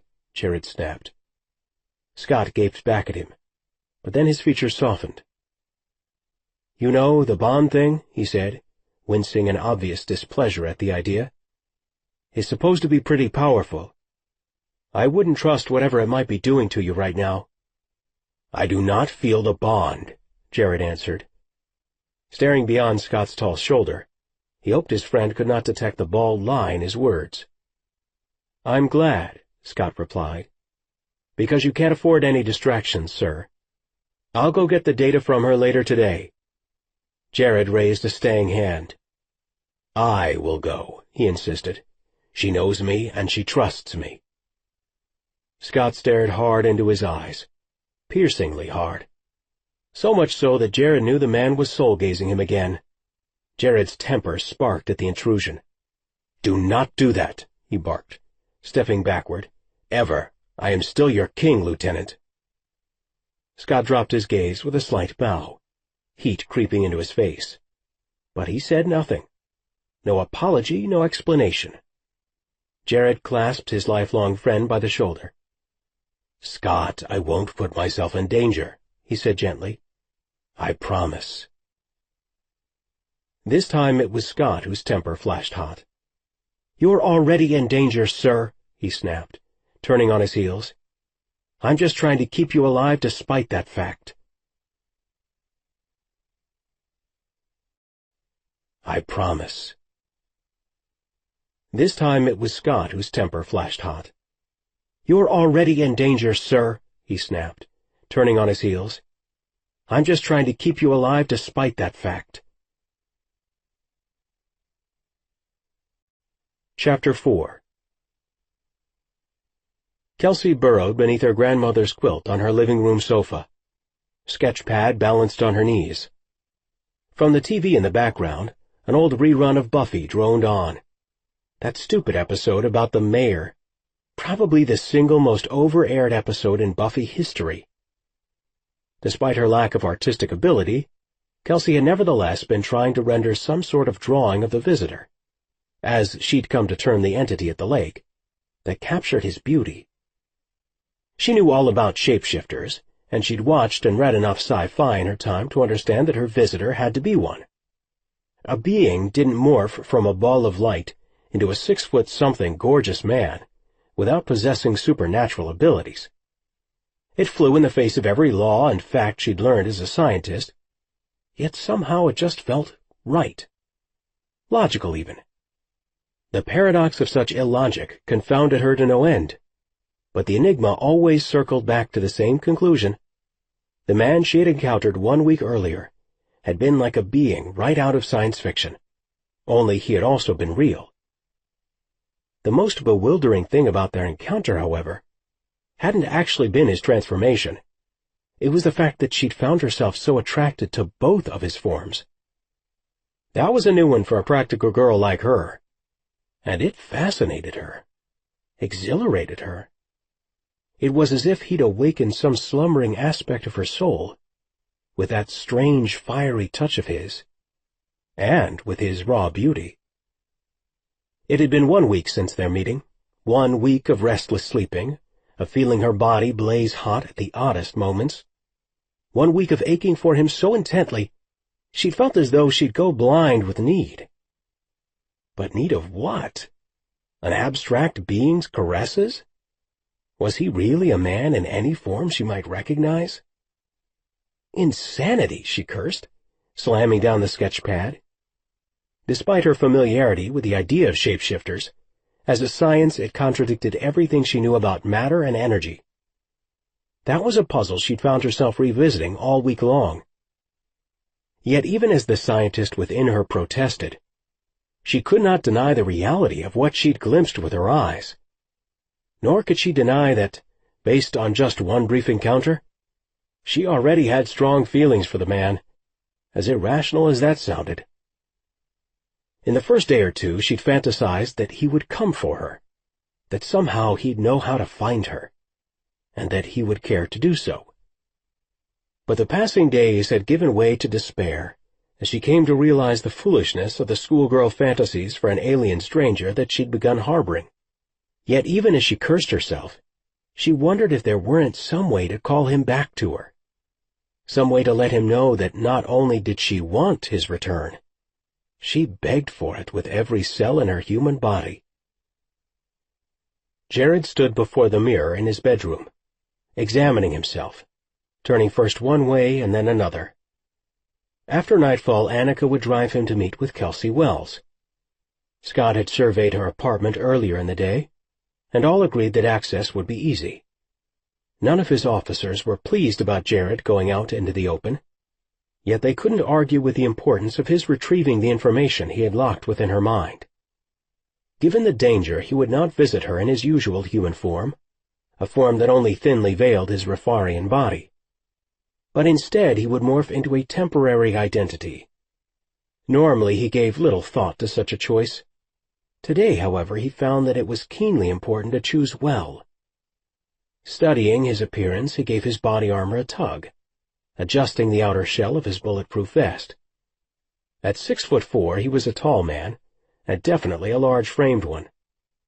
Kelsey, he had noted, was also quite tall for the female of her species. Perhaps she would find his natural Rafarian height appealing. He smiled at the thought, pleased, and without meaning to, he felt his internal heat escalate. His energy had been unstoppable for the past week, ever since their bonding, but he had to tamp down those impulses. Damn the human. She'd reduced him to a schoolboy, he thought with an angry scowl at his reflection in the mirror. Never before had he cared whether a woman admired his height or his eyes or his natural coloring, but now he found his mind wandering in that direction far too many times a day.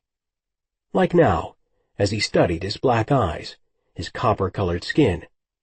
darker than he would ever reveal out in public among the humans. The unusual tone looked too foreign for this part of the planet, he had learned, despite its general similarity to that of the Native Americans in the region. As Scott had explained, in a large American city such as New York, he would never stand out. However, here in the mountain wilderness, his moody eyes and rich-toned skin marked him as a stranger. With a weary sigh, he shifted a bit, diminishing his alien coloring into something paler and more unremarkable. Now he adjusted the shape of his fine cheekbones and regal nose, assuming instead a freckle-faced cowboy look. Then he allowed his black hair to become sandy brown. These changes had the effect of making him plain and unnoticeable, and his pride rebelled at the image staring back at him from the mirror. But it was not ego that drove him. He desperately wanted to appeal to Kelsey Wells, wanted it more than his very next breath. Oh, he had lied to Scott this morning for sure. "I don't feel the bond," he had claimed. The thought was laughable, and Scott had been right to call him insane for allowing a two-way bond with an alien stranger. Taking a bondmate had always been a sacred ritual among his people, reserved for lovers, for life mates. Not for alien women like Kelsey Wells, dangerous to a fault. Why dangerous? Logic questioned. Because you might open your heart to her even more next time? Reaching for the bottle he always kept in his dressing quarters, he silenced that nagging thought with a quick shot of whiskey that made his throat burn.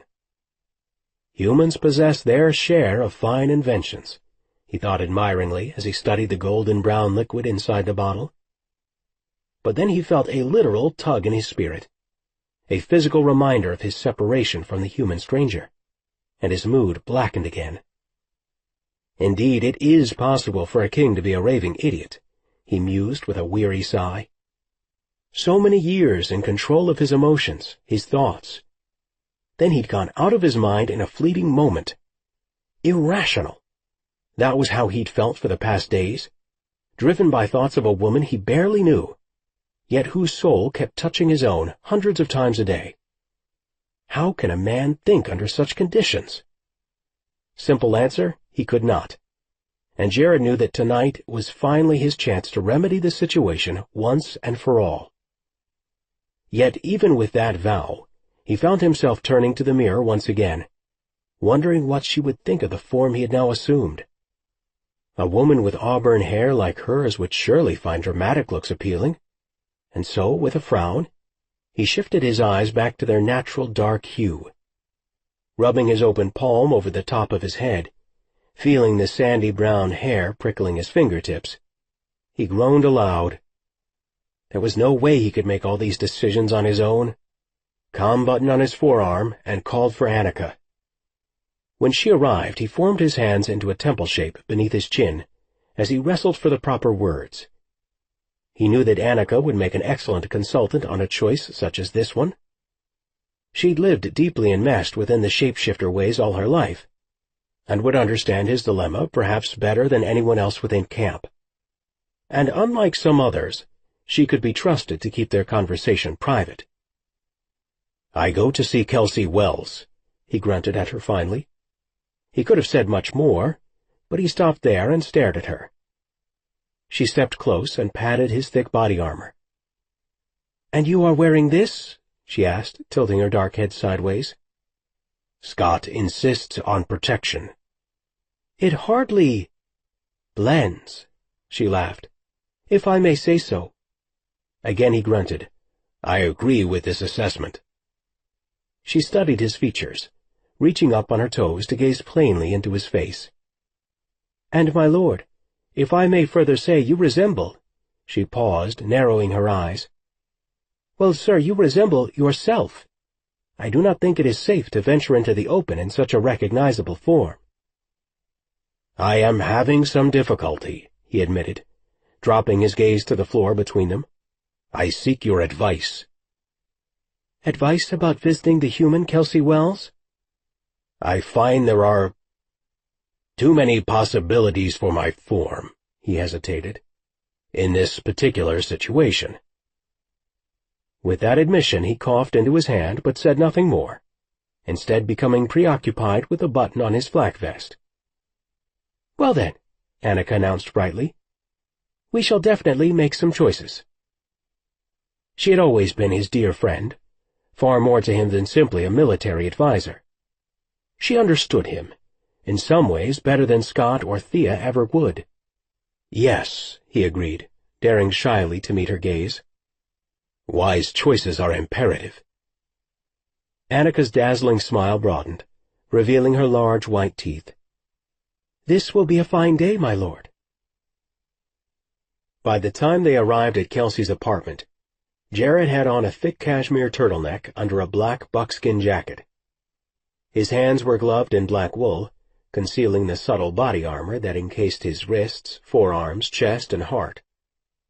Likewise, his dark jeans hid the rest of his careful protection, so that he could move safely in the open, but appear fully human.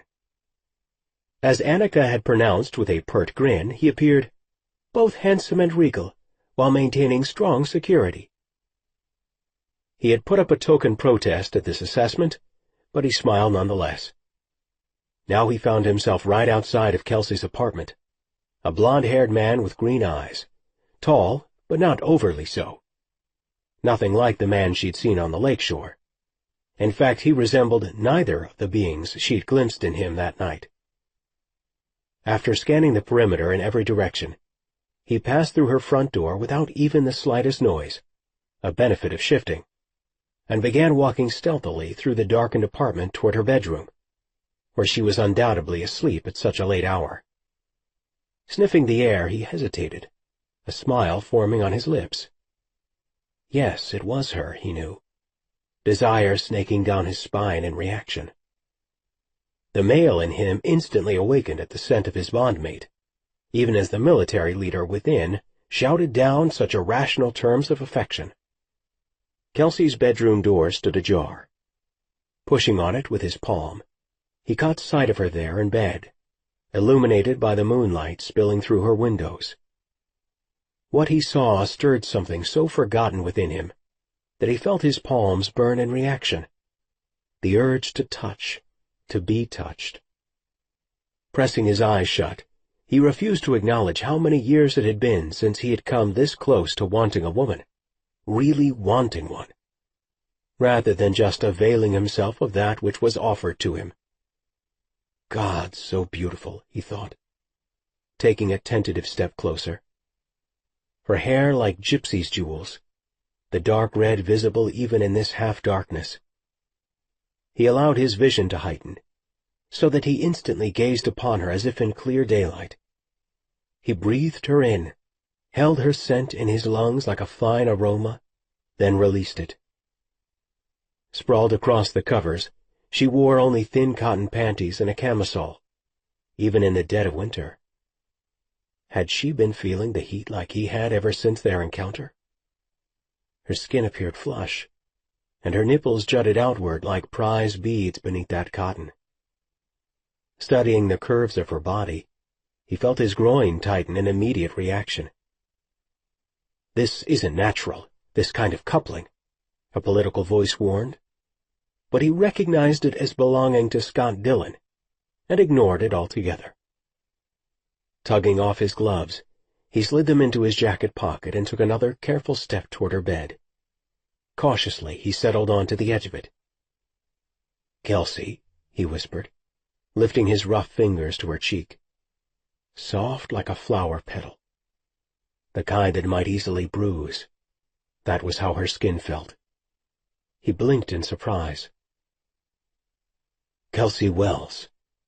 Awake," he urged softly, not wanting to terrify her. He could have done this job without disturbing her, should have done, and yet couldn't seem to stop himself. Her sleepy eyes fluttered open, then widened, but she didn't move. She lay there in the dark, gazing up at him, unflinching despite his unexpected appearance in her room.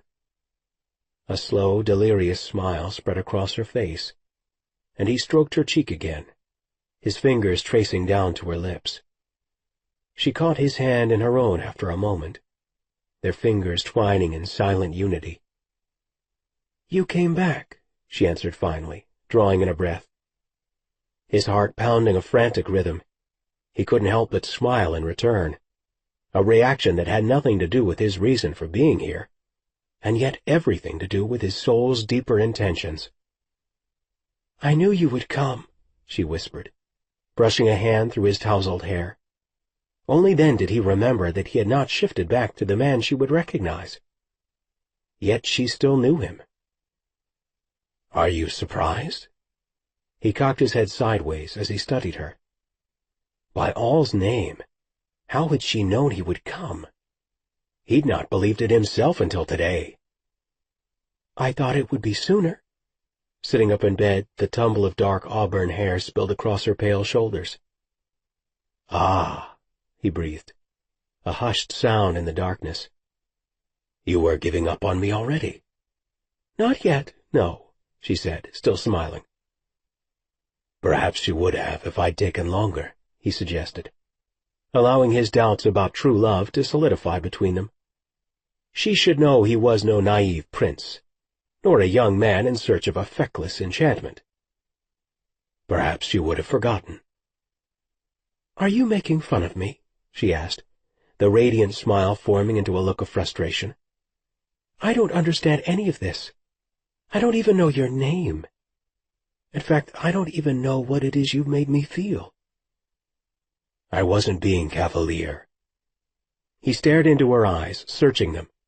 He wanted her to trust him, to grasp that, just as she'd understood by the lake, he would never hurt her, at least not intentionally. I could have run, she whispered, and he swore that even in the darkness emotion glinted in her pale eyes. I could still run now. You could, he agreed, brushing a long, spiraling lock of hair away from her eyes. But I would follow. I would always follow, across the galaxies. As if in reply, he felt the bond between them tighten, drawing his chest tighter than a drum. He recognized the sensation as Kelsey's pull on him, magnetic and unshakable. I want to know your name.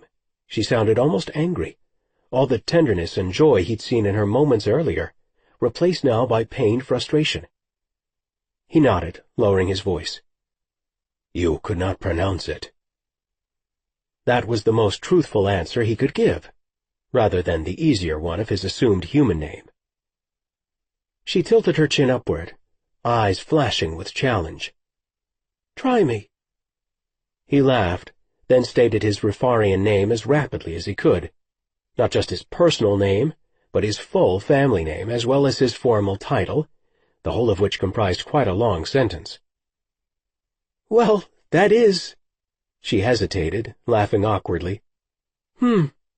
Kind of challenging, actually. For a moment she attempted to repeat it, stumbling painfully over several of the syllables, and this made him smile. He had no doubt that Kelsey Wells rarely backed down from a challenge. You may call me as all the others here do, he suggested gently. My assumed earthly name, Jared Bennett. That sounds a little like it. A bit. Jared. She tried the name out on her tongue, as though testing it to see if it really did fit him. Jared Bennett. Jared. Touching her lips, she hesitated, then lifted her eyes to meet his. I like it. I am glad. He wanted her to like the name. He wanted her to like everything about him. They fell silent, not out of awkwardness, but rather because of overpowering emotion. Do your work and be gone, Jared, the warrior demanded. Much is at risk for your people, the king urged. But then, lastly, the man begged for another course of action entirely. Take her with you, damn it! Take her! Kelsey, he began, I'd like to show you something. Your ship? She asked breathlessly, clear eyes widening. I'd love to see it. Would love to know more. She rushed, squeezing his hand. No, not my ship, he said, suppressing a smile. Kelsey had no idea how very human his life here on Earth actually was. "But someplace important to me and my people." "Who are your people? I know you must be some sort of alien, a shapeshifter, right?" "You have many questions," he observed, tracing his thumb over the back of her pale, freckled hand. "You are a scientist, I am told." "How did you know—" "I know much about you," he explained. Her whole expression changed, her voice growing husky as she said, "I imagine you do." She leaned in close, cupping his face within her hands, drawing his lips toward her own. "I haven't ever felt anything like I did the other night," she said. As she brushed her lips over his entire body grew taut in reaction. He knew he would willingly let her gain control of him, a fact that perturbed him on every level. Without meaning to, he pushed her away lightly. "I wish to take you from here." Frowning at her, he wiped the back of his hand over his lips. She seemed not to notice, at least not exactly, saying with a shrug, "All right." Releasing his hand, she slipped off the bed, scooping up a discarded pair of blue jeans and a sweater. Shimmying into her clothes, she seemed oblivious to the painful arousal she'd caused in him. "Okay," she said with a warm smile. "Let's go." Just like that. No questions, no doubts. Gaping at her, he wondered why she wouldn't be afraid. He felt the burden of the acts he had committed, the blood shed by his own hands. A distant part of his mind ached to warn her against him, to send her 1,000 miles in another direction, far away from the warrior and king. But instead he whispered the truth. "I need you," he said, capturing her heart against his body. "So I beg your forgiveness for what I do next." A man could do only so much harm in his quest to find love. That was what Annika had whispered in his ear right before transforming into an eagle and taking flight. Alone in the car with Kelsey now, Jared turned that phrase over in his mind, gripping the steering wheel of the Suburban until his knuckles grew white, until the blue veins stood out, stark against the blanched skin. Damn it, he knew he was lying to his heart, making promises he could never keep. The life bond he'd forged with Kelsey would have to be broken. Tonight. The leader within him would see to that fact, even as the man inside raised bitter fists in objection. But it had to be done, for everyone's safety. Beside him, Kelsey slumped against the window, his winter scarf still wrapped solidly around her upper face and eyes. Her deep auburn hair spilled over her shoulders, waves of it that caused his fingers to burn. She stirred with a quiet murmur and sat up, clutching at the blindfold. Jared caught her wrist gently but firmly. "We're still driving," he informed her coolly. If he accomplished nothing else by carting her off to their camp tonight, he was determined to master his careening emotions. She nodded, silent, and he instantly regretted the stern tone he'd taken. Softening his voice, he asked, "Are you all right?" "I'm blindfolded and in a car with an alien who might or might not want to hurt me," she said coolly. "This action is for your safety," he told her, frowning. "And because I couldn't resist bringing you back to my compound. God, I'm behaving like a fledgling in the first flush of hormone release." "Oh, right," she said. "It's definitely key to this whole enterprise that I be taken as a hostage," she snorted. "Hello? Hostage? Do your people have a word like that?" He suppressed a smile. "Actually, hostage works quite well." "You think this is funny, is that it?" she cried. "This isn't funny at all." "I think you are beautiful." Where had that come from? Silence, you brainless king. Well, her reaction did nothing to quash the burning for her that kept growing inside him. Her full mouth parted, forming a quiet "oh" sound. "I mean, you are, of course, very beautiful," he persisted, training his eyes on the road ahead. Silence curtained between them. and in a burst of awkward anxiety he turned on the stereo, and Radiohead blasted loudly from the car's speakers. Feeling with her hand, she grasped the button and silenced the music. "Then why wouldn't you kiss me?" she asked, turning toward him even though she could see nothing. "Back at the apartment. I didn't seem to do anything for you." "Kelsey," he protested softly, feeling his chest tighten with unwelcome tenderness for her, his bondmate. "She could be yours, Jared," a wooing voice promised.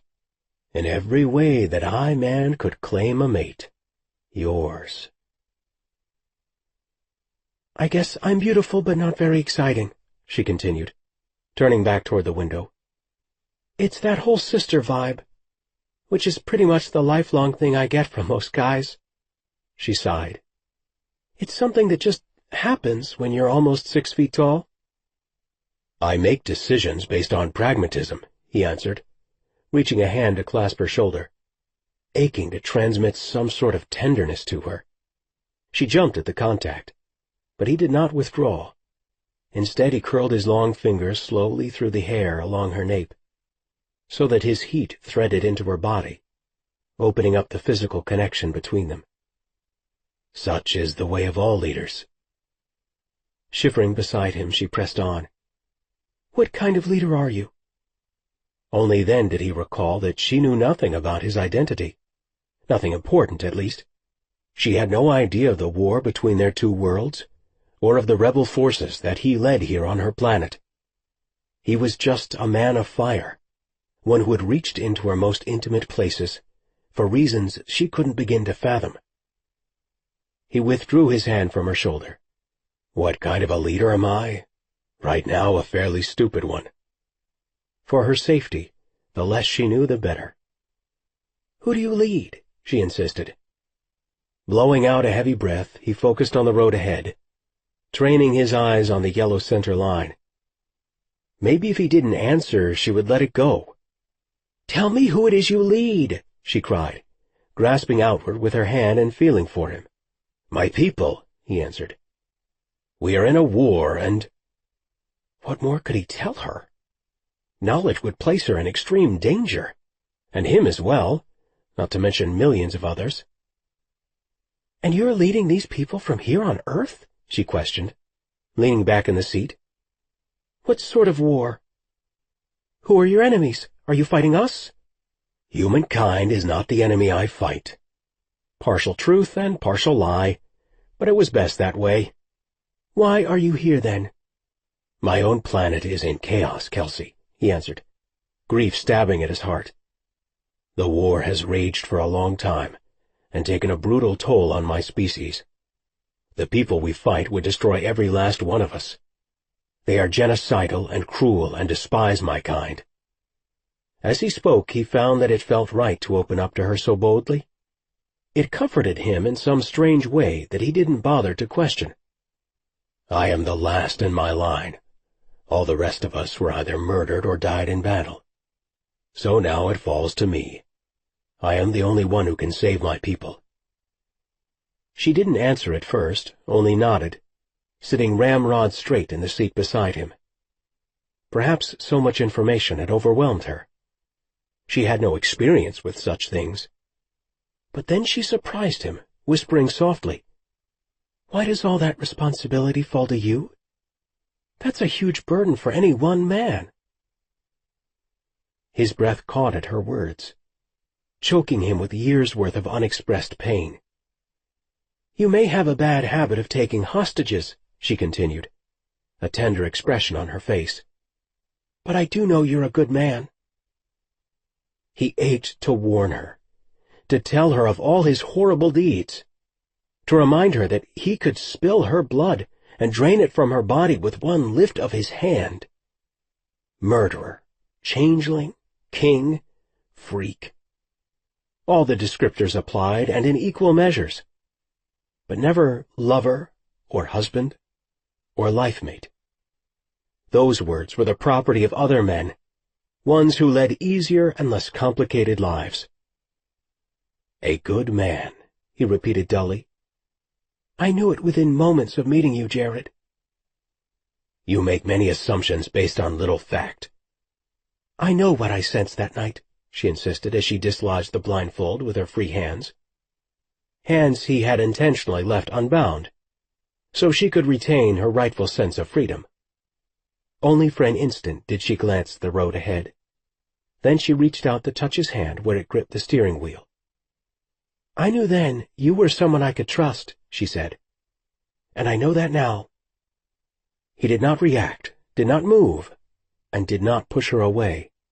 You should not come to such conclusions so easily, he said tersely, then turned up the stereo full blast to drown out any answer she might have given him. He did not react, did not move, and did not push her away. You should not come to such conclusions so easily, he said tersely, then turned up the stereo full blast to drown out any answer she might have given him. Chapter 5. Jared pulled the Suburban up in front of a large, rustic cabin perched on a mountain peak. Their winding approach had proven difficult, with the vehicle's tires spinning and spitting packed snow on the unpaved drive. At one point, the rear wheels had become entrenched in the deep snowbank, and then spun out on the ice. But Jared, obviously used to the terrain, never flinched. They had driven at least 4 or 5 hours from Laramie, and he never mentioned the blindfold again, not since she'd removed it. She had seen some highway signs since then, ones for Bondurant and Pinedale and other towns in the western part of the state. This put them, according to her calculations, in the vicinity of Jackson. After shifting the SUV into park, Jared sat and stared at the brightly lit cabin in front of them without speaking. Exhaling slowly, like a man deep in thought, he rubbed one large palm over his closely cropped hair. Somewhere along the drive, the blonde hair had again become black, the green eyes again the lovely dark ones she had seen the other night. 2 men emerged from the cabin's interior and walked toward the vehicle, but Jared raised his hand, issuing some sort of sign. They immediately retreated, closing the cabin door behind them. Jared watched them, his dark eyebrows hitching together in an unreadable expression. She followed his gaze to the cabin's brightly lit windows. Inside, even though it had to be at least 3 or 4 in the morning, she could see people moving about. For a moment, she had the laughable notion that perhaps Jared wasn't an alien after all, but rather some perverse underground cult leader. Wait, weren't there supposed to be alien abduction cults? She thought of one in particular, where a whole house full of people had committed suicide, dressed in brand-new running shoes, and prayed that nobody would ask her shoe size. But the seriousness she saw in Jared's eyes reminded her of all the weighty secrets he'd shared with her, of his people being pursued to extinction by their enemies, chased from their homes, wandering across the galaxies. No, this was no laughing matter for Jared Bennett. Of that she was certain. "Are we going inside?" she asked, curious about his life here, even as she felt a tiny constriction of fear. He nodded. "In a minute. This is my home, you must realize," he said. "It is strange having you here. I wanted it, but still." Why strange? She wanted her presence to feel natural to him, to feel right. "You are innocent of many things, Kelsey." He gave her a pensive smile. "I am wrong to draw you into my world. I have been selfish in this." "I chose to be here," she reminded him. "You didn't make that choice for me, well, apart from the pretend kidnapping and abduction. But you hardly bound me against my will. I've agreed to all of this, starting the other night." "But I drew you into our conflict," he argued, the sadness she'd glimpsed in his eyes morphing into something darker and unreadable. "I apologize for that, and also because some may not appreciate your presence here, nor my bringing you into our camp." He looked into her eyes. "Just know that going in." "I see," she answered in a cool voice. "Only because they wish to protect me." He cupped her cheek within his large, calloused hand. "Some of my people would have me sit apart from our struggle, alone and out of danger. while they take all the risks," he explained, dropping his hand back to his lap. "But I'm not comfortable with that." "No, I can't imagine that you would be." She smiled, and this time she was the one to reach out a hand to touch his cheek. His face was beautiful, sculpted and formed like a classical piece of art. She thought of Minoan sculptures, or Greek perhaps. He possessed a hewn warrior's visage, tough but surprisingly graceful as well.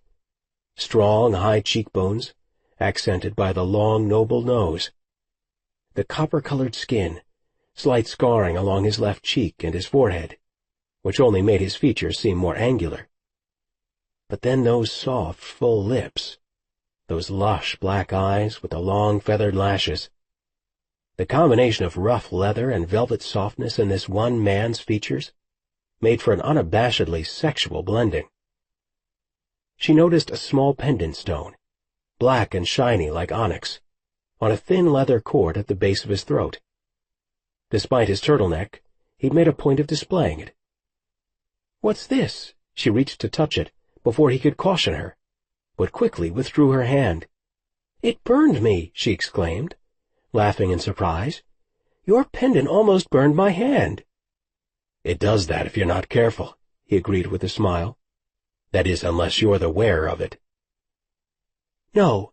Now, see, I'm a geologist," she said, incredulous. "Stones don't burn people, not like this, not when they're worn as jewelry."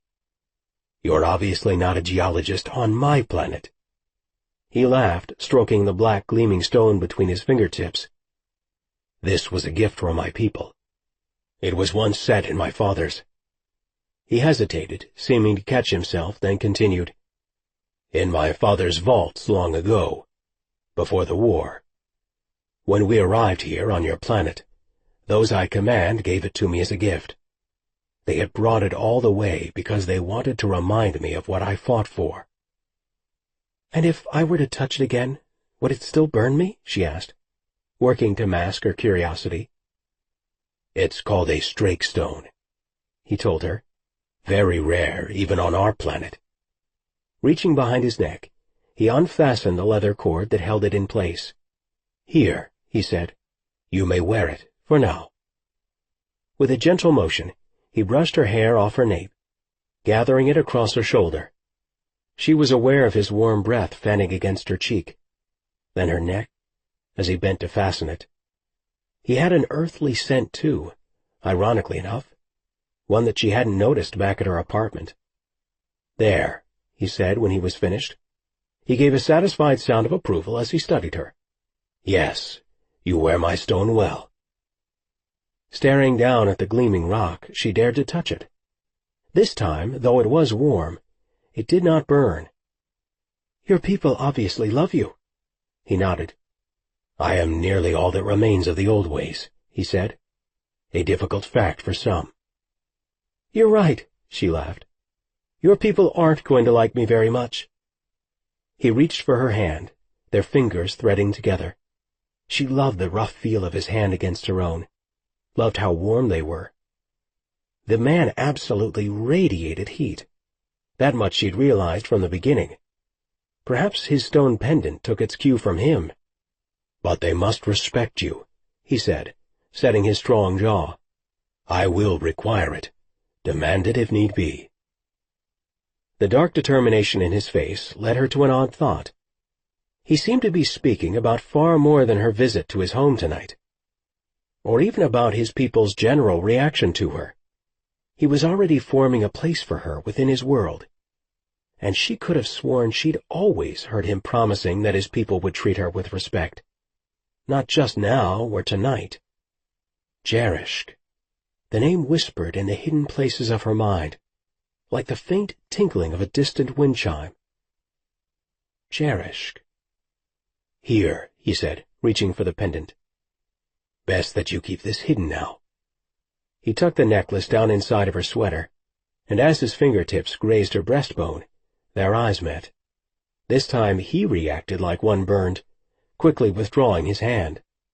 She shivered, turning away from him toward the structure before them. With 4 stories and perhaps 5,000 square feet, it was the ultimate dream cabin. the kind she'd always secretly wished her father would purchase, so she could hide away with her research or a book. Only this was no vacation home. Seemingly hewn from the mountainside itself, its 4 levels ran down the side of the jagged peak, facing the valley below as though standing at attention. The covered porches that ran along the front and sides, as well as the large windows, might belong to any rich man's mountain getaway. But the tall observation towers that jutted up like turrets suggested a quite different, defensive purpose. And yet for all that, she felt instantly— "You like it?" Jared said, catching something in her expression that she knew she couldn't hide from him even if she tried. "It looks like a home," she whispered. Her father had moved them to D.C. when she was 16, immediately after her mother's death. It had been a lonely time, a time when she'd ached for the land of her Wyoming childhood. And she never quite found home again. He nodded, but said nothing more. They fell quiet, studying the structure, wrapped in their own thoughts. How could she feel sorry for herself when Jared had traveled so far from his own world? "What is your race?" she asked, remembering her many unanswered questions. "Where are you from? At least tell me that before we go inside." "I am Rifarian." He whispered the words like a prayer, his pride and his heritage obvious. "Where is that?" Planting both hands on the dashboard, Kelsey leaned forward in her seat so that she could see the sky overhead. She wanted to imagine that she could glimpse his planet with her naked eyes. Or maybe she was just trying to reassure herself that she really was on Earth, the only planet she had ever known.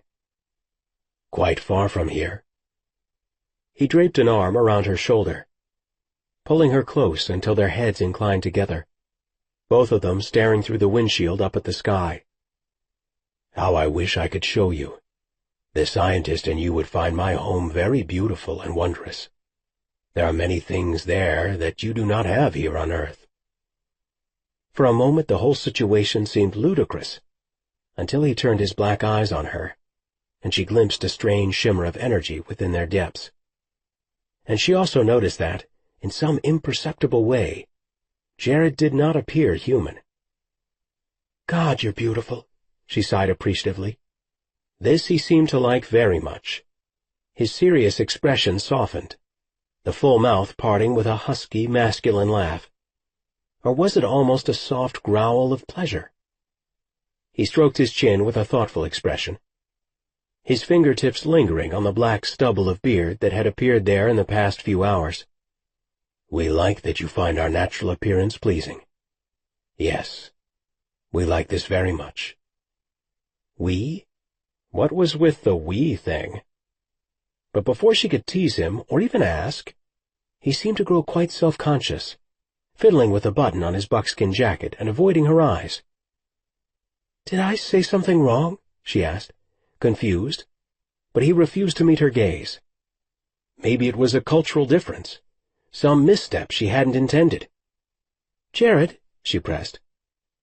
"I show myself to very few," he finally explained in a low voice, still refusing to look at her. "Perhaps no humans ever." "Perhaps," she leaned closer, feeling outrageously proprietary. "Yes or no, Jared?" "No humans." He released a low rumble of what she interpreted as pleasure. "Never shown myself to a human until you." She understood that by these words he meant all that she'd seen on the lakeshore, both of his selves. It was somehow an intensely personal experience, one that she felt certain he couldn't translate for her. Slowly he dared to lift his eyes until they met hers in the darkness. "Kelsey Wells was the first to truly see me." With that he cut off the engine, and suddenly the silence around them seemed deafening. "Knowing that," she whispered, surprised to feel tears stinging her eyes, "only makes you all the more beautiful to me." "Commander," Thea announced tightly, stepping into Jared's path as he entered the cabin, and avoiding even the slightest glance in Kelsey's direction. "May I have a word?" "In the morning," he said, moving past her. His cousin, along with a tirade he fully expected from her, would have to wait. At the moment, the idiot king had but one objective in mind: bringing Kelsey into camp and introducing her. Then, perhaps, taking her down to his quarters for a nightcap. That is, unless he could shake some sense into his bond-impaired mind. He had hoped the human's hold on him might lessen with proximity, but it seemed that every passing moment together only intensified their connection. He'd even bestowed her with his family's strakestone, and without so much as placing a time limit on the gesture. Any ordinary woman might interpret that kind of gift as a mating pledge, and he wasn't entirely sure he hadn't meant it as such. As they passed into the main entry of the cabin, Thea persisted, flanking him. "Jared, please," she urged. Kelsey remained close on his other side, following his lead. Others lined the entry hall and made bows of respect, inclining their heads. He returned the gesture, but perhaps with even less gusto than he normally would, because their shows of respect embarrassed him with Kelsey present. Thea wasn't going to back down. "Commander," she pressed, "it is urgent that we speak tonight." He rounded on her, unable to prevent the quiet growl of protest that sprang from within him. "We have a guest," he reminded her, speaking precisely. She answered rapidly in their native tongue, an idiomatic Rafarian laced with complaint about Kelsey's presence, arguing that he had placed himself, and all of them, in unwarranted jeopardy. He shot back in Rafarian, employing simple, plain words. "I am leader," he said, bending low so he could stare meaningfully into his advisor's eyes. Thea blinked back at him, visibly trying to calculate the risks he'd brought upon himself. Softening his voice, he added, still in their shared tongue, "Trust the human, cousin. Trust me." "I trust you completely," she said, "except in intimate matters of your heart." "Cousin," he said firmly, "your leader's heart is his own affair." Her eyes grew sad and weary, and he instantly regretted his harsh tone. But it wasn't entirely his blame to bear. He tried repeatedly to explain to Thea the way of things between them, the unshakable conviction that he could not life-bond with her, not ever. Nor had he been able to verbalize how strongly he felt that another waited for her, a mate who would treasure her in the way only a lover could. She would be cherished and loved from head to toe, his sad-eyed cousin, but by another male. "The king's heart should be the affair of his people, Jarish Kadau," she replied in Rafarian. Then she turned to Kelsey, who towered over her, and extended a hand. "I am Thea Haven," she pronounced in precise English, her inflection tinged with an elitist tone, hard-wired into their bloodline. "I am cousin to the king." At no other time in their lives had Jared ever wished to thoroughly pound his cousin into the damnable ground. If there'd been one word he had hoped, prayed, in fact, that Kelsey would not hear while in camp, it had been that one: king. And of course Thea would have guessed as much. She knew all too well his aversion to pomp and titles, and all their discomfiting traditions. She also knew that deep down, his heart wanted nothing more than to be loved for itself, for its commonness, and not for the nobility of the blood that flowed through it. Jared flinched, waited, held his breath, did anything to gauge the human's reaction. But then sweet Kelsey, his blessed human, smiled regally and took Thea's strong, pale hand. "I'm Kelsey Wells," she answered without blinking. "I am honored to be here tonight as guest of your king, and I am honored to meet you as well." Bestowing Thea with a warm, genuine smile, Kelsey never once glanced his way. It almost seemed that protocol and its many requirements were not unfamiliar to her. The warrior felt himself breathe a bit easier, even though the man wondered desperately whether Thea would manage to frighten Kelsey away from him. For her part, Thea's reaction to Kelsey was interesting, to say the least. His loyal lieutenant was nothing if not rigorous in her testing of those who kept her king's company, and now a look of grudging respect came over her countenance. Clearly she'd meant to intimidate or shock the young human. But Kelsey had emerged from this trial, this first trial, Jared had no doubt, with grace. Placing his hand gently in the center of Kelsey's back, Jared guided her down the hallway. "Let me show you about the place." Unbidden, Thea followed them. "Jared," she persisted, "we still must speak. It is urgent." Her insistence surprised even him, and he wondered if it was something more, if she had a report for him, or if something beyond Kelsey's appearance here at the compound troubled Thea tonight. "I will meet you in the boardroom momentarily," he answered, striking a formal tone, "once our guest is settled." "I would prefer to take the discussion to the exterior," she answered with a steely-eyed look. Inwardly he groaned. This had nothing to do with politics and everything to do with pressure from the council and from Thea that they form a match. "Outside, then," he agreed, his hand never leaving Kelsey's back. Jared stood, both of his booted feet planted on hooded rock. This particular promontory offered a most spectacular view of the valley, unobstructed by pines or other trees. It opened onto a cold, wind-swept panorama, one that Jared treasured. He'd left Kelsey inside, sitting in the upstairs den by the fire. She'd looked weary, and he had knelt by her side, speaking gentle words of apology for the fact that he had to step out and talk to Thea. Even now his fingers burned to touch her, and he yearned to kiss her on this very rock. The image felt real somehow, as if it had already happened, and he shivered, feeling as if Kelsey must be right behind him. But when he opened his eyes, he found Thea, not Kelsey, standing back on the trail. She took a step closer. "Jared." On her lips his name suddenly became a husky promise. Stepping onto the rock, she faced him. "My lord, I needed time alone with you," she began, unfastening his jacket. Once it fell open, she slid her palms inside, easing them underneath his sweater. "Do not do that," he snarled, turning from her.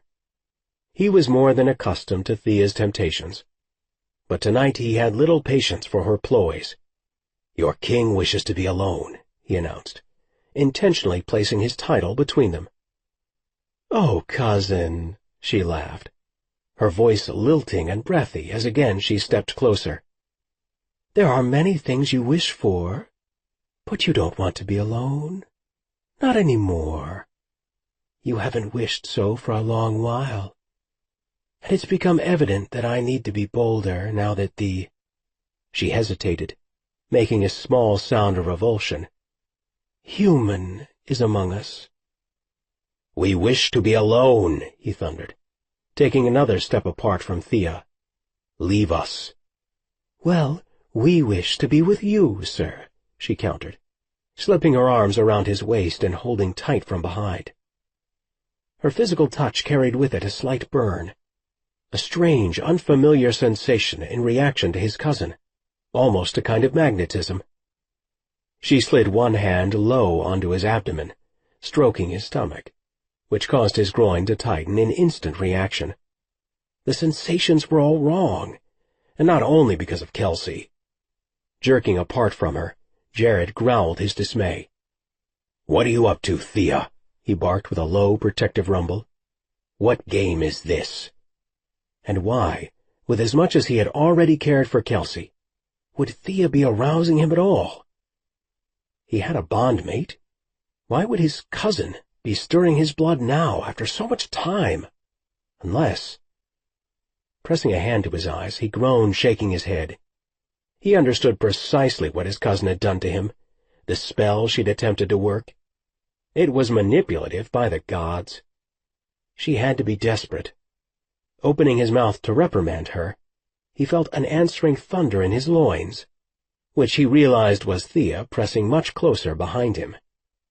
With a roar he spun upon her, and just as he had guessed, she stood before him transformed to her most natural form. She, the only person on this planet other than he capable of such a transition. After all, she was the only other royal among the many Rafarians hiding here on Earth. She purred at him, moving closer, all bright and glorious, radiating power and sensuality, transmitting promises of love and seduction. It was as if she'd become naked in front of him, all golden and glowing and alluring.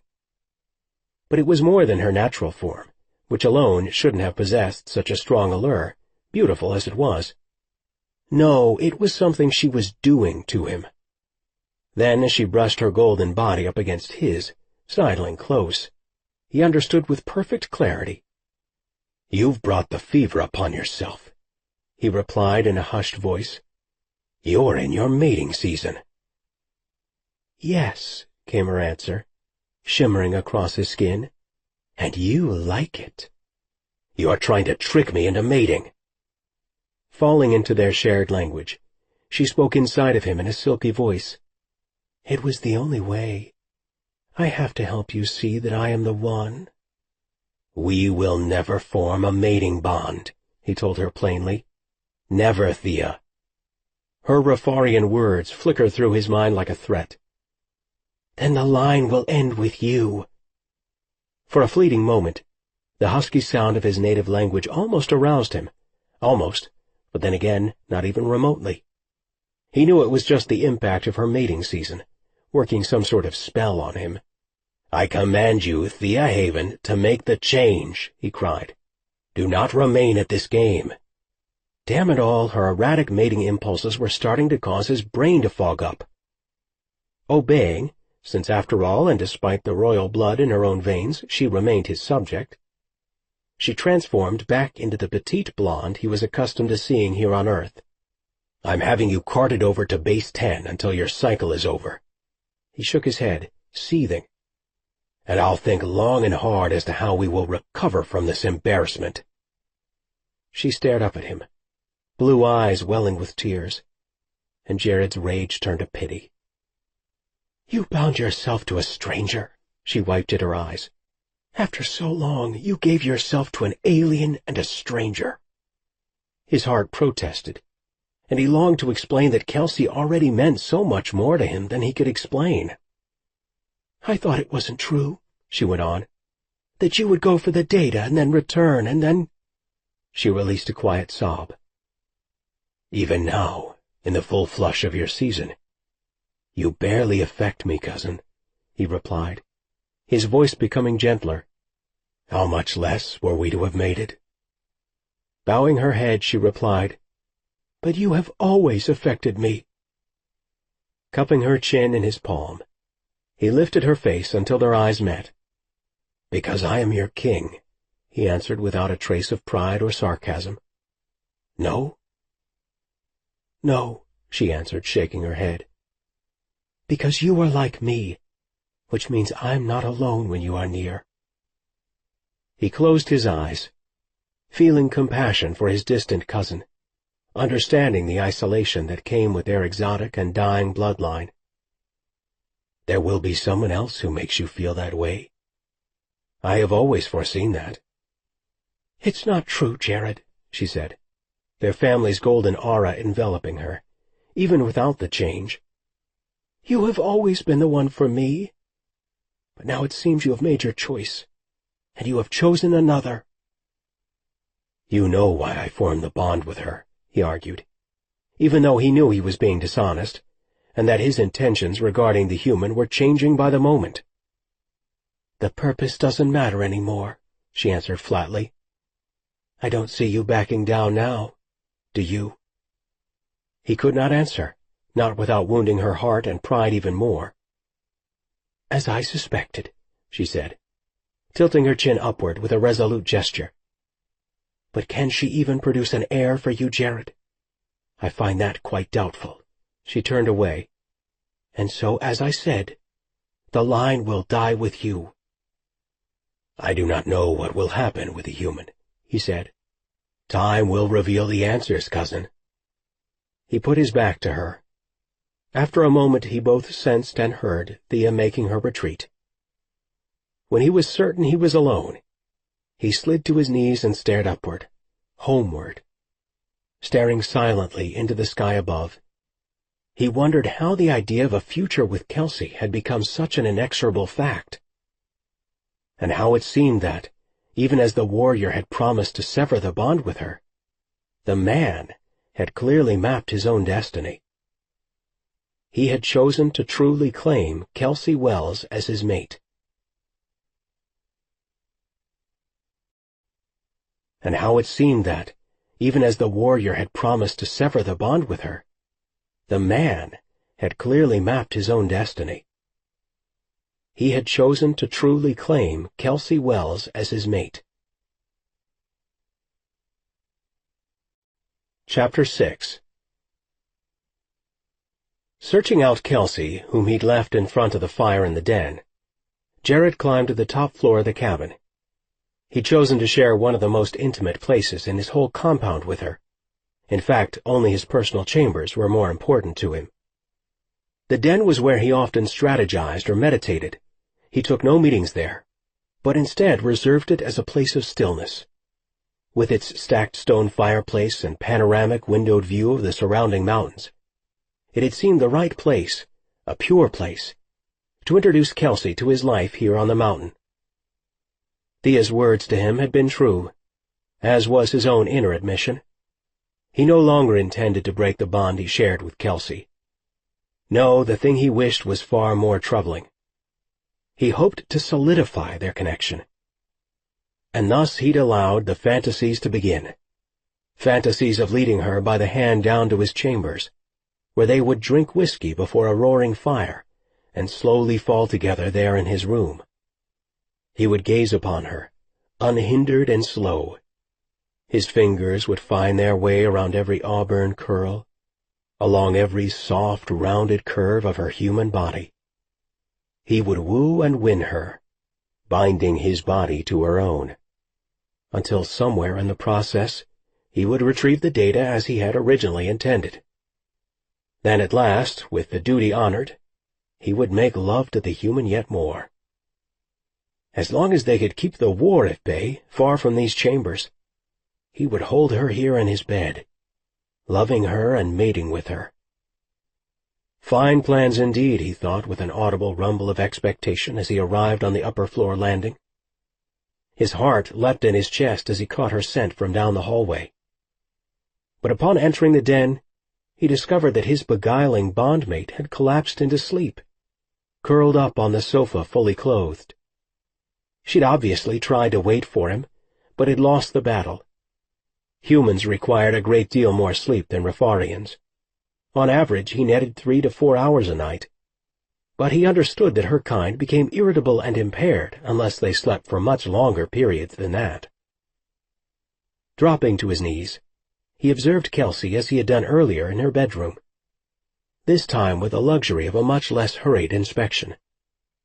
He'd not been so near a human before, at least not for such a prolonged period of time. And so he studied her closely, noting the fine physical details he'd previously missed, the delicate curving of her lips, the scattering of freckles all across her forehead and nose like stardust, the alabaster tone of her skin, so different from his own darker hue. He even held his hand to her cheek, thrilling at the contrast between their colorings. Damn it all. But he found it alluring that she was an alien, and that he had no idea of what precisely to expect in bed with her. That she smelled different from other women he'd been with. For a moment he recalled Thea, how her season had briefly magnetized him, and a new yearning birthed within him. He desired to cycle with Kelsey. That thought caused heat to rush from his cheeks and upward to the very crown of his head.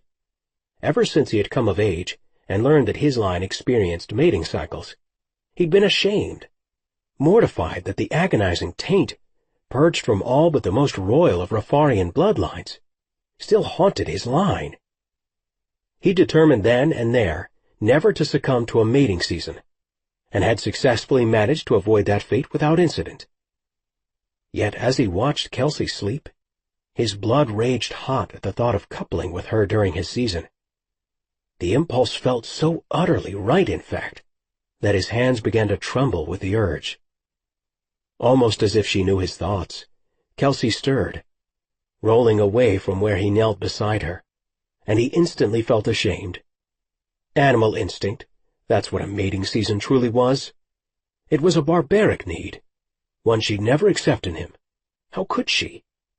He cursed whatever base impulse inside of him had brought it out even now. Still, as he watched her sleep, an eerie shadow of memory fell between them once again, as it had repeatedly done ever since that first night. This desire to cycle with her, it felt familiar, as if she were part of this ancient urge fanning to life inside of him.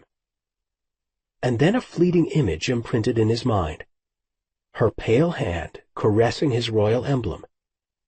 But he'd never shown a human his brand, and only a trusted few Rafarians had ever seen it at all. Certainly no one had ever touched it. Yet, once again, a flashing image shot through his very spirit, of her graceful hand caressing his royal brand. Impossible! Such a thing could never have happened. Could it? Perhaps it was just the after-effects of Thea's seduction attempt, he told himself uneasily, rising to his feet. Searching about the den, he found his favorite fleece blanket draped over one of the chairs, and covered her with it, bending down to tuck each of the edges about her as he did. Turning to leave, he glanced at her one more time before flicking off the lamp. The morning would bring truths, desperately needed truths, and he prayed that Kelsey Wells would forgive him when she learned of his deception. Kelsey woke to find sunlight filtering through a casement in the ceiling. Clear morning sky visible overhead. A royal blue fleece blanket covered her, one she didn't recall falling asleep beneath. Perhaps Jared or someone else had covered her in the night? She stretched, pointing her toes, and for a minute wondered if it had all been a bizarre dream. Alien compounds and warrior kings, and middle-of-the-night secrets. She even returned to her recurring fears that Jared might be some kind of cult leader. She was contemplating that, along with the possibility that maybe the whole warring species idea was just a code phrase for some strange variety of terrorism, when a soft voice startled her. "You're awake, I see." Only then did Kelsey notice a dark-haired woman sitting by the fire, legs crossed. "He doesn't usually allow any of us here," the woman offered. "Well, perhaps I should clarify. Our Lord would never forbid us to come, but we all know that this is his place." "But he let me in here," Kelsey said, planting both feet on the floor, curious as to who this striking-looking woman was. She gave Kelsey a brilliant smile. "Oh, I imagine he wanted you here, Kelsey Wells. That he wished to show you something of himself." The woman waved her closer. "Come," she urged. "Sit with me by the fire. I am Annika." Kelsey rose, taking the blanket with her, approached the fire. "Are you Jared's cousin, too?" "An advisor," she said. "He sent me here to watch over you until you woke." Kelsey bristled at such protectiveness. "I'm fine," she said, pushing a lock of hair behind her ear. "Of course you are," Annika agreed with a firm nod. "But our commander knows our world here is unfamiliar to you. He wishes you to be comfortable." Another broad smile. Annika's appearance was odd, different from Jared's. She possessed the same dark hair and eyes, but her skin was much fairer. She almost had the look of a dark-eyed Viking. The same strong bones, large teeth. "It's all a bit," Kelsey hesitated, wrapping the blanket around her shoulders as she settled by the fire. "Overwhelming, actually." "Of course," the woman agreed.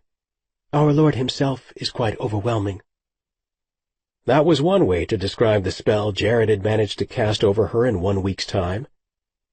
She stared down at her lap, avoiding the alien woman's questioning gaze. "Very few humans are aware of this ongoing war," Annika conceded. "So no doubt this would be strange, I am sure." She looked at Kelsey. "As would engaging in a relationship under such terms." "A relationship?" Kelsey asked in surprise, meeting her gaze. Annika's open face brightened with amusement. "Isn't that what brings you to our camp?" she pressed. "A relationship with our commander?" She gestured toward Kelsey's throat. "And it seems you wear his drakestone, already?" Kelsey glanced down. The pendant had obviously worked its way free from beneath her sweater during her sleep. She could offer no defense as to her reason for wearing it, but tucked it back beneath the turtleneck hastily. "He wanted me to see this place," she said, though she knew something far deeper had led her here with Jared. "That's all." "A place that he regards with the utmost level of security? A place where he has never once brought an outsider? Where only the highest-ranking officers ever visit?" "Yes," Annika concluded with a firm nod. "This is highly unusual for our leader, and you must know it." For reasons Kelsey couldn't understand, she wanted to confide in Annika. "We only met once before," she admitted softly, trying to form logic out of such an illogical attraction. "At the lake." Annika gazed at her. "You believe in the possibility of true love," she observed after a searching moment. "I sense it. And you have waited for someone for a period of many years, and yet you question? It seems to me that your feelings were anticipated for some time, Kelsey Wells. Perhaps it was their fulfillment that has confounded you so much." Kelsey shivered, but said nothing. There was nothing she could say upon being analyzed in such a penetrating manner. After a moment of gauging Kelsey's reaction, Annika turned back toward the fire. "This morning our commander meets with several key advisors," she said. "He hopes to see you in 2 hours. Feeling painfully self-conscious, Kelsey glanced down at her rumpled sweater and jeans. "I have nothing to wear." Annika laughed, a warm, bubbling sound. "Ah, a familiar refrain the universe over," she said, regarding her with a sideways glance. "Perhaps I can help. We appear to be of approximately the same size." After searching for her inside the cabin, Jared had finally discovered Kelsey leaning against the wooden balcony railing, her chin propped in both hands. "And so it is morning," he said as he stepped out. "A beautiful morning at that," she agreed, turning to give him a reserved smile. She wore an ice-blue ski sweater that matched her eyes in brilliant vibrancy. This was obviously some of Annika's doing, as were the form-fitting Rafarian uniform slacks. Bless Annika and her love for her king, he thought, forcing himself to gaze into Kelsey's vivid blue eyes, and not at her curving hips. "Has your time here in my camp been pleasant so far?" He took a position beside her at the railing, and gazed out at the valley below. "Pleasant?" Her smile broadened. "Wow, that seems awfully formal, don't you think?"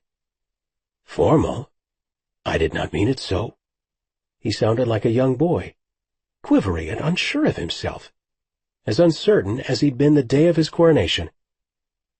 Gods, how he wanted to say just the right thing with this human. It seemed suddenly to matter a very great deal. She shrugged. "Well, I guess for a king, you're not too terribly formal, not really." I have some trouble with your language." "You're great with English," she disagreed. "That's not it. It's just you could have told me you're a king." Her tone was contemplative as she stared across the sun-dappled valley. "You could have trusted me." "It has nothing to do with trust. I usually save that information when I can," he admitted, clouds forming with every breath. "Not that I can very often, since most everyone in my life knows precisely who I am, and always has." She turned to him, and when she did, he saw flecks of gold reflecting the sunlight in the depths of her blue eyes, something he hadn't noticed previously. Blue teased with green, mated with gold, taunted the king. "Why didn't you want me to know?" she asked, making a sweeping gesture with her hand. "You brought me here to show me your life."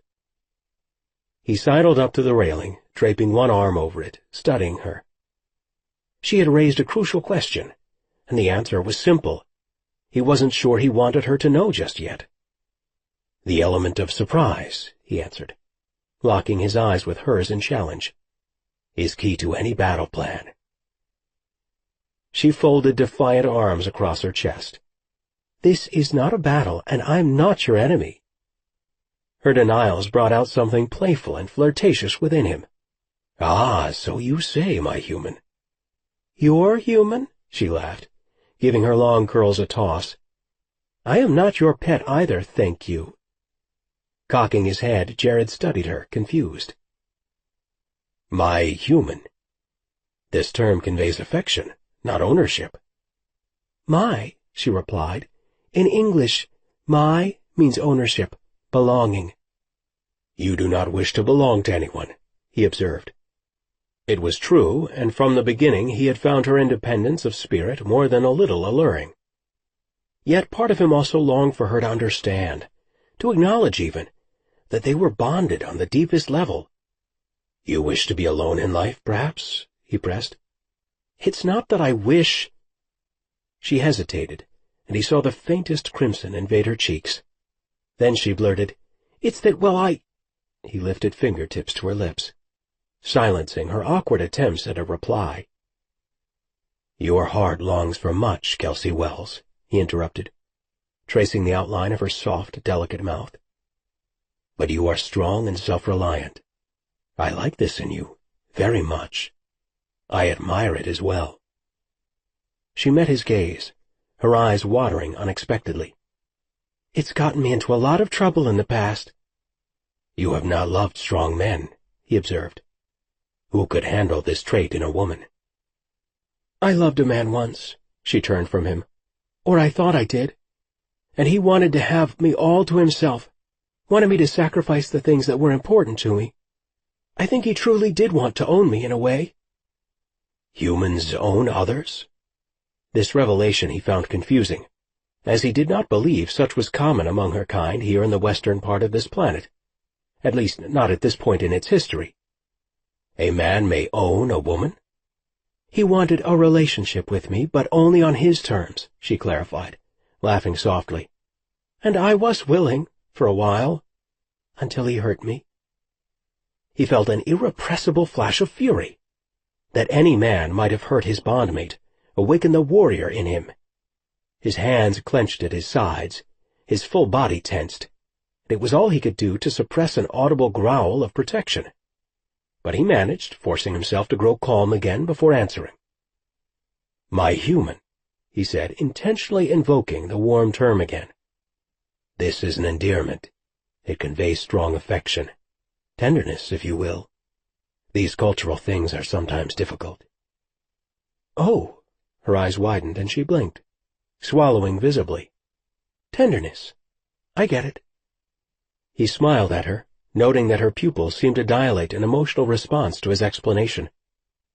"Perhaps my Kelsey sounds better," he suggested in a gentle voice. "Probably less Star Trek," she agreed, her nose crinkling as she smiled. "If you don't mind me saying so." Reaching out his hand, he cupped her face, surprised yet again by the pristine softness of her skin. "My Kelsey," he whispered, "you look very beautiful in the morning light. This soldier should be so blessed every day." She dropped her head, self-consciously fingering the stone that glinted there at the base of her throat. The Strake's presence had electrified him from the moment he'd first seen it on her this morning. Not that she'd have laid the pendant about carelessly, but still, the look of its dark beauty against her skin had caused him to tremble with an unfamiliar sensation, the thrill of having claimed a mate. "She has never agreed to such a plan, Jared." "Move slowly," a voice warned. But the man inside refused to back down, and the thought of proceeding cautiously seemed an unbearable task. Perhaps he could at least steal a kiss this morning? He took an intrepid step closer. The wind kicked up around them, sweeping a twined curl of auburn hair across her face. He reached, carefully tucking it behind her ear. In an instant he resolved that he would kiss her, and the color in her cheeks deepened as he made his move. Well aware that those inside the cabin might see him do so, he turned her face upward toward his and closed the small distance still separating them.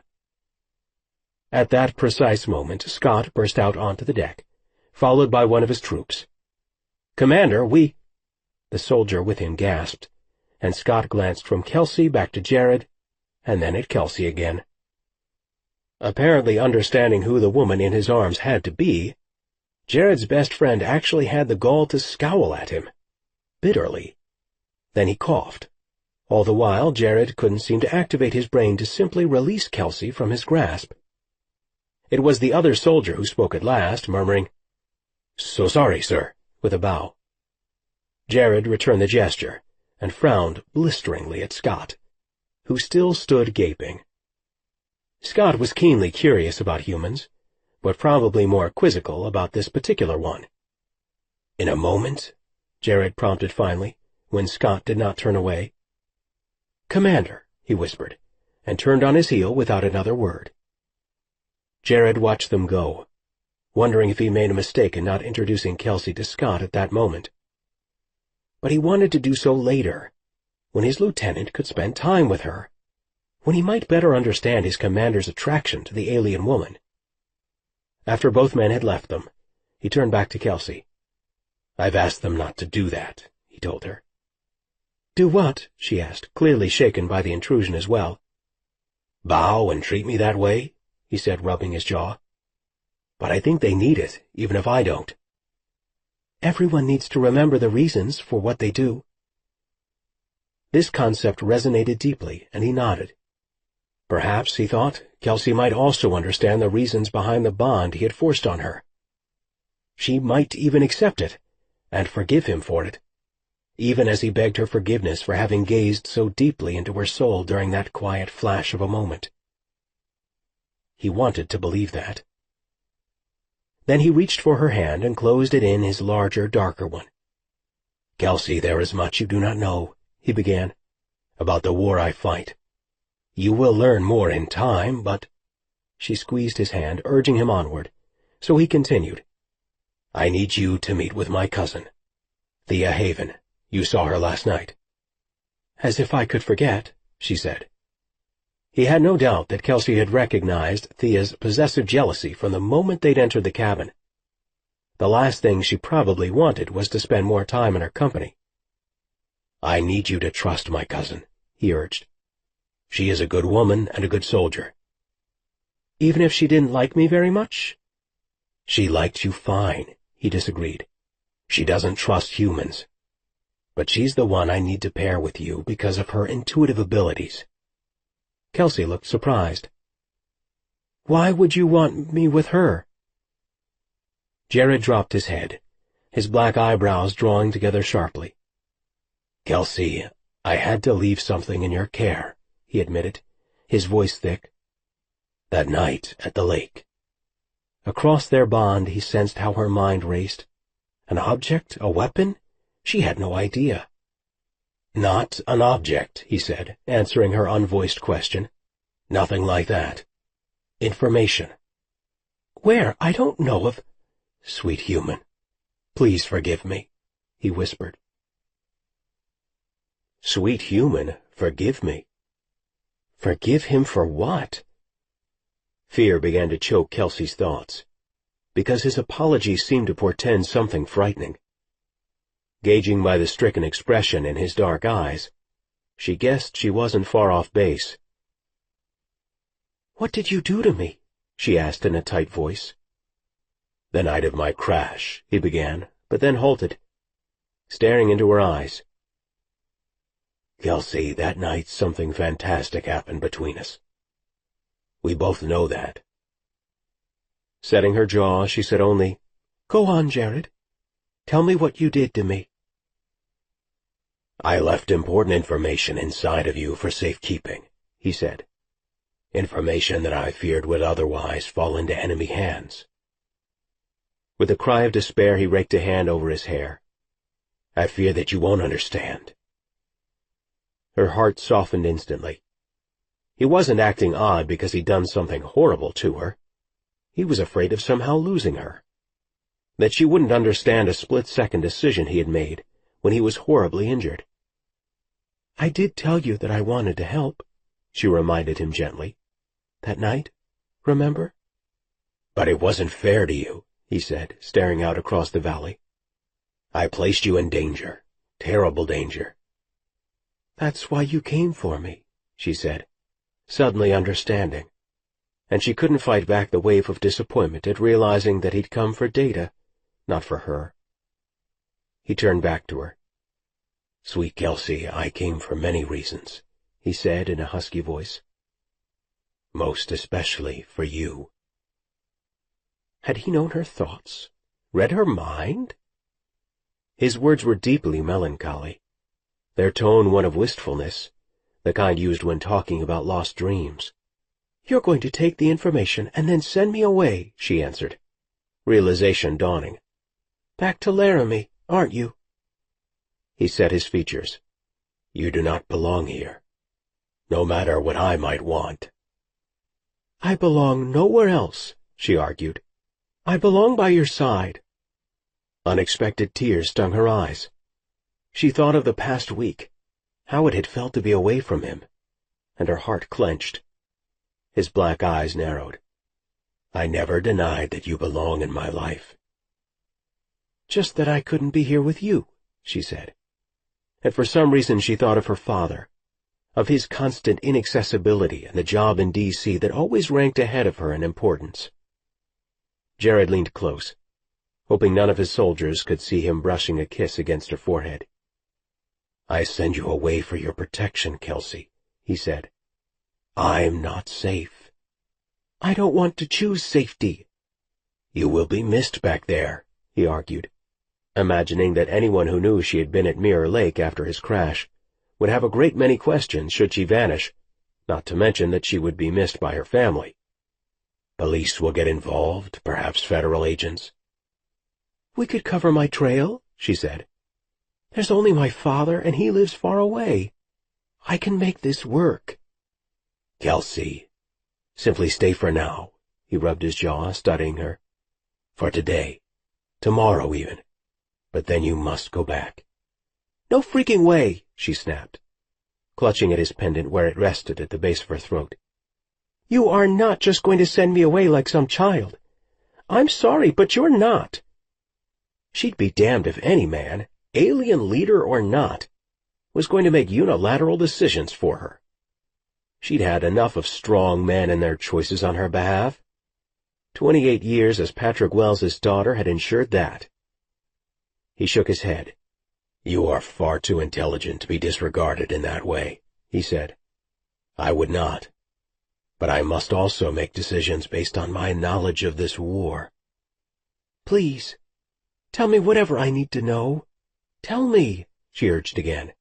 I'm strong. I can handle whatever it is. Tonight, he said, with another glance toward the cabin's interior. My people wait for me now. But tonight we will be together. With those words he vanished inside the house, and 8 or 9 hours suddenly seemed an insufferable period of time to wait to see him again. Powerful men, she mentally cursed. She had always promised herself she would steer clear of them. And then what had she done? Like some silly storybook dreamer, she'd gone and fallen in love with a king. See him again. Powerful men, she mentally cursed. She had always promised herself she would steer clear of them. And then what had she done? Like some silly storybook dreamer, she'd gone and fallen in love with a king. Chapter 7. Night did come, eventually. But not without behaving like a coy trickster, managing to stretch hours and minutes endlessly. At least it seemed that way to Jared, who spent the time deliberating with Scott about a new penetration plan that Annika had been devising, a way to get inside the Antusians' camp without detection. Despite having this to distract him, along with his advisor's concerns about his crashed aircraft, and rumors that the enemies had infiltrated the highest ranks of the U.S. President's security, the workday had progressed at the pace of Antusian Gorabung torture. And this was precisely why he had no business with a bondmate, he thought grumpily as he endured his final meeting of the day. Even as Scott and Annika argued, he listened quietly, his mind returning to the discussion with Kelsey out on the deck. How he'd wished they could have been completely alone at that moment, so he could have cautiously, tenderly, explained the bond they'd formed with each other. But at least his confession about the miter's data had been a solid beginning. Soon Kelsey and Thea would sit down together and work to retrieve the information stored in Kelsey's mind. He could have done Thea's job himself, at least in theory. After all, he was the one who'd left the data inside her. Beyond that, he'd gazed right into her very soul when he'd formed the bond in the first place.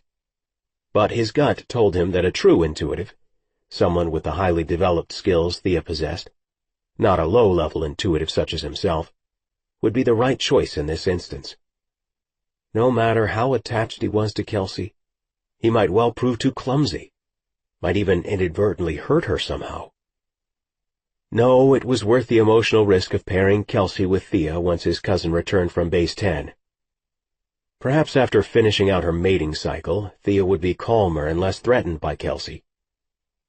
But that thought prompted another, less pleasant one. How would Kelsey feel when she learned that in forcing a bond with her, he'd invaded her innermost thoughts? That he'd seen Jamie Watson, who had crushed her heart at such a tender age, by betraying her with another woman. He'd watched as her mother had died, 2 days shy of Kelsey's 16th birthday, leaving her alone at a time when a girl most needed a mother. He understood those emotions. He'd lost both his parents at age 10, and had been left to decipher far too many family puzzles, to say nothing of palace intrigues and political conundrums, without their guidance.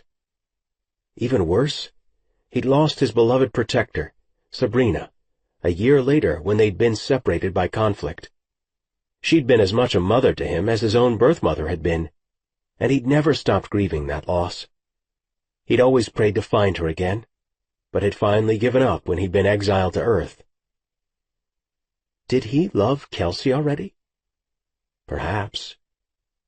But if he did, he knew it had much to do with how intimately he'd gazed into her heart. So how could he admit to her that he knew her much more deeply than he'd so far admitted? Wiping rain from his face, Jared entered the firelit main room of the guest house, an older stone structure dating back at least 75 years. As soon as he made his entrance, 4 of his soldiers stood and came to crisp military attention. Jared gave a quick wave of his hand, and they immediately gave short bows, and then left him alone with Kelsey. Darkness had fallen, and she stood by the fire waiting for him, bathed in the glow of the flames. He wished she were bathed in nothing else, he thought, and his body tightened in reaction to the image. "I promised you nightfall," he breathed into the shadows between them, every part of his body electrified by longing, "that we'd be together. I could hardly think of anything beyond that promise all day." Slowly she turned to face him, her spiraling curls worn loose and long across her shoulders. He loved those curls. They weren't the soft, wavy kind. They had a life of their own, and every time he'd seen her with her hair down, his hands had burned with the need to touch them. She laughed huskily, teasing him with her eyes. "I have no doubt that you're a man who keeps his promises, Jerishk." With that one word, his mind filled with an unshakable image, just as it had the previous night, her pale hand caressing his royal mark. "Jerishk," he repeated, his heartbeat quickening. It wasn't possible. She had no way of knowing that name. Or did she? "Why did you call me Jerishk?" "I'm not sure," she said, her auburn eyebrows drawing together in a perplexed expression. "It just kind of came out. I've heard it in my mind a few times now. Why is it so significant?" He pressed a hand to his eyes, feeling unsteady. "You used my childhood name," he explained, swallowing hard. "A name you could not know. Surely one of my soldiers told you, Annika, perhaps?" "I just heard it in my mind." "I have not allowed anyone to call me Jerishk since I came of age at 16, he told her, unable to express the loneliness that had dogged him since then. "I refused to answer to it years ago," he said. "My own parents called me by that name, as did my protector, Sabrina. But years ago, without reason or explanation, I ceased allowing those who served me to address me by that name.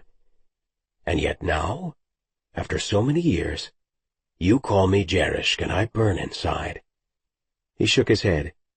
"I blaze from within, Kelsey. Do you understand? Because I do not understand my own reactions." "Maybe you didn't like the name," she suggested gently. "Maybe it was just as simple as that." "No, Kelsey," he said, feeling something roar to life within his soul. "My feelings for you are the furthest thing from simple." He cupped her face within his palms roughly, needing to see into her eyes. "This attraction," he breathed, "is too familiar." "Like we've been together before," she agreed, feeling his grip on her tighten. "Do we know each other, Kelsey? Is that it?" He searched her face with a look of utter desperation.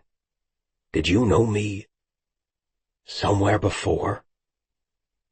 Slowly she lifted her hands and closed them over his. "I think I've always known you, Jared," she said, expressing a thought that had been catching fire within her for days. She knew this man. Everything within her recognized him. "And you me." He nodded. "I have seen something in my mind." He dropped his hands and, turning his wrist over, rubbed its underside thoughtfully. "I must know what it means to you." She nodded her encouragement, and very carefully he raised his other hand. A silvery beam of light spread through the air, falling on his open wrist until an undulating sphere of energy appeared between them, lighting the darkness. She gasped in wonder at the exotic beauty of it.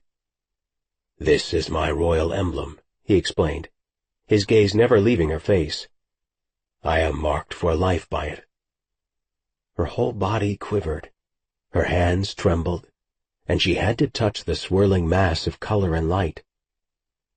"I know this," she said, carefully lifting her fingertips toward the mark. "I know this, Jared. I've touched it before." Her skin made contact with his power. The energy of it coursed into her body, and then memory exploded out of the darkness and into her being. It was a supernatural explosion on the most basic level, and Kelsey couldn't see anything except light and energy and motion, all of it rushing at her until the world turned black. All these years, Jared thought, and we never knew. All these years, and they might never have remembered again, not if destiny hadn't had its way with them. Holding Kelsey's head in his lap, he wiped at his eyes, whispering her name over and over in an effort to wake her, remembering what it had felt like the first time she'd caressed his mark, the way his entire body had quivered in reaction. It had been the most sensual, erotic thing he'd ever experienced in his young life. To be touched that way, the intimacy of it. Few could possibly understand how erogenous his royal emblem truly was. That when she stroked it, she stroked him. And more than that, her gesture had made him feel how she loved him. And he'd already loved her then, too. It had been so easy to love her from the very beginning. No wonder their newly formed bond held such power over him. Taking a mate was a rite of mystery for his people. How much more so now that he understood what Kelsey truly meant to him. He couldn't remember much, not yet, only refracted glimpses. Mirror Lake, some rocks, but enough to realize that bonding with her now had completed something crucial inside of him. She stirred at last, blinking bleary eyes up at him as she came back to consciousness. "I'm confused." "I know," he soothed, stroking her hair. Did she remember as he did? Something had obviously made her faint, but still he chose his next words carefully. "It was too much," he said. "Too fast." "Did you remember too?" She wiped at her own eyes. He bowed his head, unable to find words, then finally whispered, "Yes, love, I remembered a little. I remembered you, Oh gods, how I remembered you. The rain on the rooftop brought even more memories rushing to the fore. It was raining. By the lake, she finished for him, bolting upright. Yes, yes, and you kissed me. There in the rain. She lifted fingertips to her mouth, brushing them over her lips in wonder. You were my first kiss. You were the one. His own memory was so vivid, he could feel her mouth against his, could almost see the way she looked, but not quite. He reached for a lock of her hair and slowly rubbed it beneath his fingertips, hoping the texture would awaken more memories. I have never seen anyone so lovely in all my life, he said, feeling everything shift inside him. His mind, his memories, it all seemed to be coming into alignment. I wanted to take you with me. I promised I'd come back for you. Just like I said, Jerishk, she said, resting her cheek against his shoulder. You're a man who always keeps his promises. Unless I am prevented from it. He felt anger roil inside of him. How dare his people have done something like this? And who would have done it? He could recollect nothing but the dim awareness of what he'd lost, nothing more. I am so sorry, he said. She pulled back to stare into his eyes. Did you make me forget? No, Kelsey, but one of my people obviously did. He could think of only a few Rafarians capable of erasing a memory bond, and he recalled that one of them had been on board the cruiser that summer he ventured here to Earth, the summer he had been coming of age. And I will learn who did this. Was it because I'm human? He rubbed a tired hand over his eyes. Because they wished to protect me, he sighed. It's always been the same with my people. He used his limited intuitive ability to grasp within his mind, seeking whatever remnants of memory still remained. He knew he could use his bond with Kelsey, the same damn bond he was supposed to break, to search out her memories as well. With that thought came another, as the present rushed back with perfect clarity. Kelsey was not a child any longer, nor was he on the verge of his awakening. She did, however, contain data lodged deep within her mind that put both her life and his rebellion at risk. Who and what he was had already caused her enough pain, and he refused to cause her any more. Kelsey, it's been a long few days, he said softly. I will walk you to the main cabin so you can rest. It's still early, she protested. But he leaned low, brushing a kiss against her cheek. I have some people to see. Yes, he would meet with his elders in the coming days, but it was more than that. If tonight had convinced him of one fact, it was that he couldn't hurt her, not any more than he already had, by revealing the bond he'd created with her the night of his crash, especially since he'd become convinced that it would have to be broken for her own protection. If his subjects had lied to him and forcibly robbed him of his memories of Kelsey, even in their youth, those same servants might do even worse to her now if he sought to truly make her queen. No, he had no choice but to break their ties completely, lest an even worse fate befall his beloved human. Kelsey, even in their youth, those same servants might do even worse to her now if he sought to truly make her queen. No, he had no choice but to break their ties completely, lest an even worse fate befall his beloved human. Chapter 8. The stranger searched the landscape with black eyes, eyes that had seen bloodshed and warfare rip this very parcel of ground apart, eyes that knew this dark earth, stained red with the blood of humans and aliens and hybrids alike. But back in this past, the lake still reflected the azure sky like a child's dream. Standing within the Mitres chambers, he stared out through the portal at the shimmering images of an earth long vanished, except in his memories. Until now. Moving through interdimensional space as one might step through a sliding door, He left the miters in his wake, stepping fully into pre-war Earth. A bitter smile pulled at his lips. They'd called what they were engaged in then a war. They all had. What simpletons they'd been. They'd never conceived that the horrific events to come would make such an idea laughable, ridiculous. They'd been like children playing war games, nothing more. The stranger's smile transformed to a scowl as he thought of the man who had caused the war's escalation. Jared Bennett, their supposed leader, had called the blight down upon them all. That was why he had to pay with his own blood, and why Jared had to be stopped now, he thought, squinting up at the snow-covered Tetons. Drawing the clean mountain air into his lungs, the stranger stirred the hatred in his heart, allowing it to fuel his intentions. He would not acknowledge his ties to this land, to this very place, nor would he acknowledge the memories. No, his mission had brought him back 10 years into this past, and he would remain focused on that, he decided, walking out of the woods and into their present. "She waits, my lord?" Annika whispered in a low voice, pressing Jared toward the back stairs that led to his quarters. His chest constricted in anticipation. Like yesterday, today had seemed interminably long, while he suffered through war council meetings, including one with the elders in which it required everything within him not to accuse Aldorsk of treachery. Taking the steps 2 at a time, he found himself in the lower hallway, surprisingly anxious. The day had provided ample time to question his sanity for allowing their bond to continue. But at last the night had come, again. Another night with Kelsey.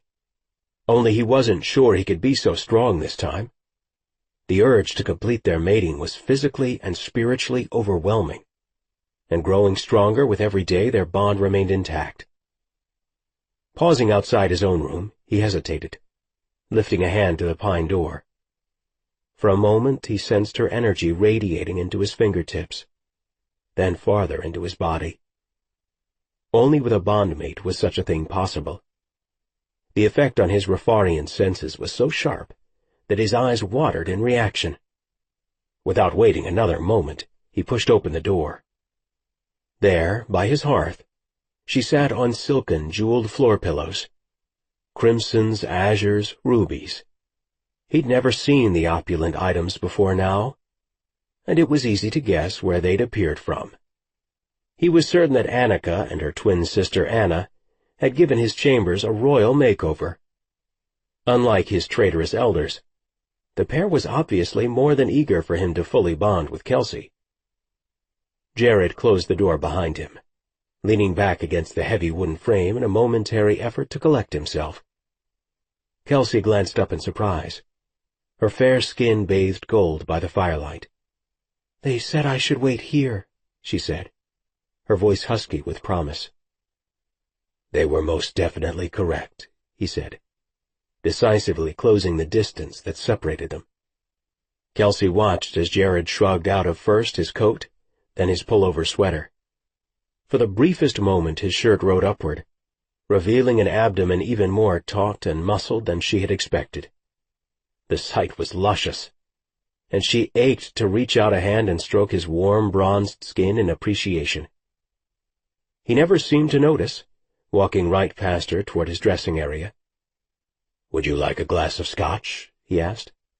"Nothing like a drink by the fire." "Sure," she said, barely suppressing her surprise. "Very sorry, but I have no ice or water handy," he said. "Will you take it straight?" "Of course."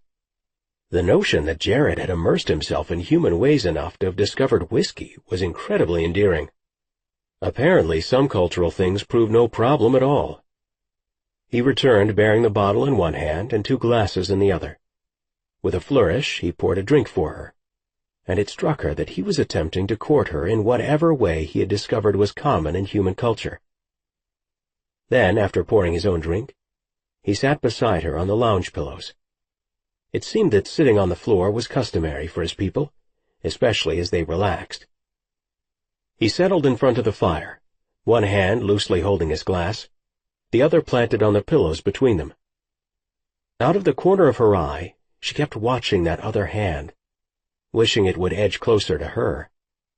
For a painfully long time neither spoke, until she began to feel her face flush hot, and she searched desperately for something to say. That was when he tossed back the rest of the whiskey with a quick shot. "I wish to touch you," he said, without a trace of shame or self-consciousness, as he dropped to his knees in front of her. "I wish you to touch me as well. I wish it very much." She swallowed hard and nodded her acquiescence, wishing she could find her voice. "Kneel," he urged, taking her hand and drawing her upward. "Here, like I am doing. Face me." She found herself forming almost a mirror image of him. "Ah, yes," he whispered, slipping his hand around the back of her neck. His long fingers combed through her hair. "Just as I suspected. My awakening memories only make you all the more beautiful." "Are you remembering more?" Kelsey had been fighting to retrieve her own memories all day, but so far she could only touch shadowed thoughts within her mind. "Bits," he answered, his expression growing serious, "but not enough to satisfy me." Then he smiled and said, "I think only you can do that, Kelsey." Feeling shy, she avoided his piercing gaze, and glanced around them at all the jeweled pillows. Kelsey had the feeling that she'd landed in some prince's harem. "This place is amazing," she whispered, pointing around them. "Ah, my people," he said, dropping his head. "They spoil me too much." "How?" she asked as he pressed his lips close to her throat, kissing her there. "They know how I love a warm fire at bedtime," he said. "That's hardly spoiling." She panted as his strong arms wrapped around her waist. "It seems," he said softly in her ear, as they tumbled together onto the lush pillows, "that one or two of my people know precisely how I feel about you. They laid all this out for us." They rolled onto their sides then, still touching and exploring every inch of each other. Reaching a tentative hand to stroke his cheek, Kelsey outlined the small scars there. For the first time she noticed lines around his eyes, too, which surprised her, almost as much as the traces of silver gray that the firelight caused to gleam in his hair. "How old are you?" she asked, and he glanced upward, surprised. She ran her fingers through his bristling hair. "I see a little silver there," she teased. With a deeply self-conscious gesture, he lifted his hand, as if he meant to shift his appearance, but she stopped him. "No, don't change it," she said. "It's lovely." "I don't want to be dishonest," he admitted with a hesitant smile. "So I kept the gray. I wanted you to know about our age difference." She wondered if perhaps he was a great deal older than she'd assumed. Maybe his species aged on a different timetable altogether. "Just how old are you exactly?" she asked, bracing herself for some shocking revelation. He rolled onto his back, staring at the ceiling in contemplation. "Old enough to know that I can't afford to feel the things you bring out in me. No warrior can." "You're still a man." She watched the emotions that played across his serious face. He cut his eyes sideways, meeting her gaze. "I am 30. "Geez, Jared," she began to laugh, relieved. "I thought you were going to tell me you're like 400 years old or something. That's only 2 years older than I am." "But they have been hard years." He rolled back onto his side to face her, examining her intently. "Destructive aging years, Kelsey. Very aging years." She sensed that there was more, something important about his age or their differences, that he was withholding from her. But she also understood not to push him. Wrapping his arms around her waist, he drew her close to his side. "You do know me, Kelsey," he answered, almost as if he'd heard her thoughts. "Already better than most in this camp." "I want to be closer." Graceful as a wildcat, he accepted her invitation, rolling her on top of him. Her strong thighs closed around his, and she felt his coiled power beneath her hips. And that wasn't the only thing she felt. Oh boy, not by a long shot. A slow, devilish, and decidedly human expression formed on his features. In fact, he seemed quite pleased with himself, and with his size. "Is that honest, too?" she teased, rocking against him. "I do not understand this humor." "Like the silver in your hair," she explained. "Is this—" She paused, lifting up so she could caress the hard ridge that jutted from within his jeans. "All you?" His lips parted, his eyes drifted shut, but he said nothing at first. Then, after a quick reply in his native language, he groaned, "All Rafarian, all me." She outlined the bulge, rubbing it harder, and noticed that his body seemed to tense in reaction. "Poor human man. But lucky, lucky me." She laughed, growing more intense in her stroking. In response, he cried out loudly in Rafarian, and while she couldn't understand the words, they aroused her nonetheless. "What does that mean?" she sighed, arching her back. "I said, it's important that my anatomy meet." He paused, his eyes sparkling as he unsnapped the fly of her jeans. "All human requirements." In reply, she dared to slip one palm beneath his shirt, feeling the flushed heat of the flat, muscled abdomen she'd glimpsed earlier. "You'd know that answer better than I." Lifting his hips in invitation, he purred. "Quite compatible, I am certain." His dark eyes narrowed to cat-like slits as he tugged on the zipper of her pants. She reached a hand to cup his cheek, feeling the bristling of his beard stubble, the warmth of his skin. He blinked beneath her examining touch, but did not squirm or flinch. That was when she realized what he'd done. He'd put himself in the prone position, allowing her to be the one in control. This couldn't be an accidental choice. Not with a warrior like Jared, who no doubt planned his every move. No, he wanted her trust, and he wanted it badly. Badly enough to risk assuming the vulnerable role in their first genuinely physical encounter. Their eyes locking, she began to shiver uncontrollably.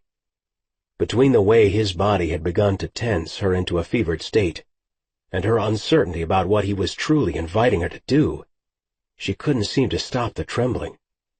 Then, quiet as a Sunday morning snowfall, she heard him in her center, heard his words, "Feel me, touch." And if she hadn't been sure of the invitation, he gave a slight affirming nod, urging her to continue. Sliding both palms farther beneath his turtleneck, she found the rough casing of body armor and gave a little cry of frustration. He made several quick motions with his wrist, and it fell open, exposing his chest, his stomach, his body. He shrugged out of his turtleneck, then discarded the body armor, revealing a golden-brown chest dusted with only a few silken hairs. Those trailed low on his abdomen, threading their way downward into his jeans, suggesting a predefined path of exploration like a well-lit runway at night. But she chose the opposite direction, caressing his warm chest with both hands, feeling his nipples bead with arousal at her touch. The longer she caressed him, the more his chest heaved with uneven breaths. He licked his lips, swallowing visibly, his moody eyes drifting shut. For some reason, she recalled her first image of him from a week before. The blazing wall of power, erotic, bright, burning. Nothing like the much more physical man she straddled and stroked at the moment. "This isn't even your body," she whispered, staring down at him. It was such an eerie feeling, this overpowering attraction. But to what? To whom, really? His dark eyes fluttered open again, fixing on her.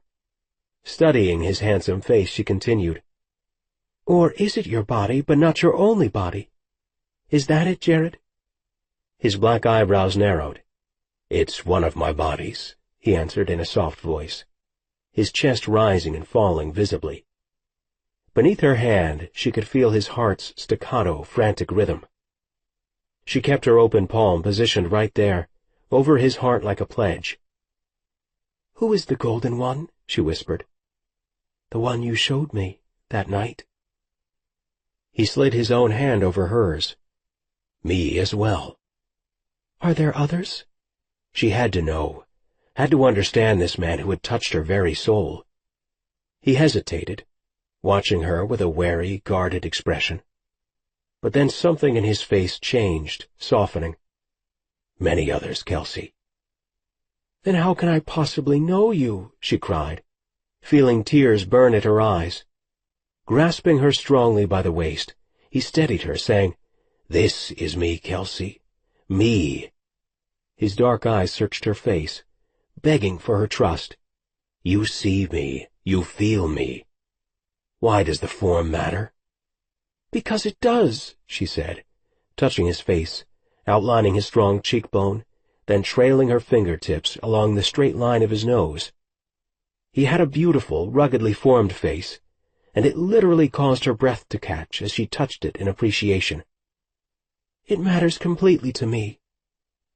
Words that he'd heard before, spoken by another woman in another time on another planet. The memories swam to the surface, causing a sharp stab of pain behind Jared's eyes. He blinked, trying to focus on the woman he held right now. One whose eyes were open, accepting, who did not judge a man for choices he'd been forced to make. But she does not even know of those choices. He pressed his eyes shut, fighting the flood of images, of Laurie's long black hair spilling down to her hips, images of a young warrior who longed to love her, but feared his feelings more than the war he found himself fighting. If only he'd understood then why he'd feared loving Laurie. That because his first love, Kelsey, had been traumatically stolen from him, along with his memories of her, his deepest psyche had been afraid to love again.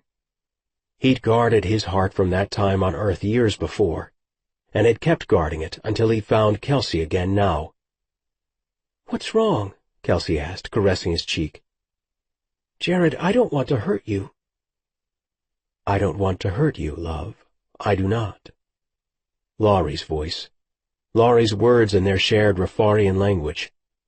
The refrain of a woman who yearned to love a man who refused to be loved, until it was too late. A man who had already loved once, but been made to forget. No wonder he had been unable to love Laurie. "I just want to see you," Kelsey whispered in a hoarse voice. He allowed his eyes to flutter open, and found her blue-eyed gaze fixed on him. "That's all, Jared. To see you." His answer came out more gruff than he intended. "You have seen my core selves." "Core selves," she repeated, searching his Rafarian features. "How many are core?" Maybe if he could make her grasp his dual identities, she could understand him. But he did not answer, and instead released a guttural sound, one that instantly caused her to shiver atop him. "This is me," he growled, and he felt the fire between them grow cold as he rolled her off of him. She spilled awkwardly onto the pillows beside him, sprawling there with a soft gasp of surprise. "You'd best learn now that I am not given to sentiment." She turned on him, clutching one of the pillows against her chest. "I don't believe that," she insisted, her voice rising in anger. "You're crazy if you think I buy that for 1 minute. It goes against everything you've told me since I got here." Staring at the ceiling, half praying for guidance, he made a simple grunt of displeasure, but said nothing. 1 week was damned fast. Too much to control, too much power given into this alien woman's strong hands. And it terrified him. "I do not like this hold you have on me," he snarled at her, rubbing his hand along his jaw. "It is too powerful for a stranger," he argued. Yet he of all people understood that they'd ceased to be strangers years ago.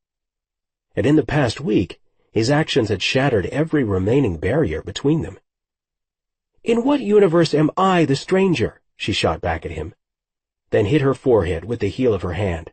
"Oh, that's right. That would be your universe. On this planet, last I checked, you're the alien." Kelsey Wells had spirit, true backbone, and it instantly penetrated all his old fears about love and abandonment. "I stand corrected," he gave a grudging smile. Smarter minds obviously prevail in this relationship." To punctuate the apology, he bowed slightly in respect. "So you're admitting it's a relationship now?" she said. "1 minute I'm just a stranger, but now we're a happy couple?" "You confound me, female." She set her jaw, blue eyes flashing with fire. "Hey, maybe it's time someone did." "These emotions, this connection. I find it most confusing," he admitted seriously, adjusting his jeans so that his erection didn't hurt so damned much. Bad strategy, falling into a disagreement with a human at such a prize moment as this one.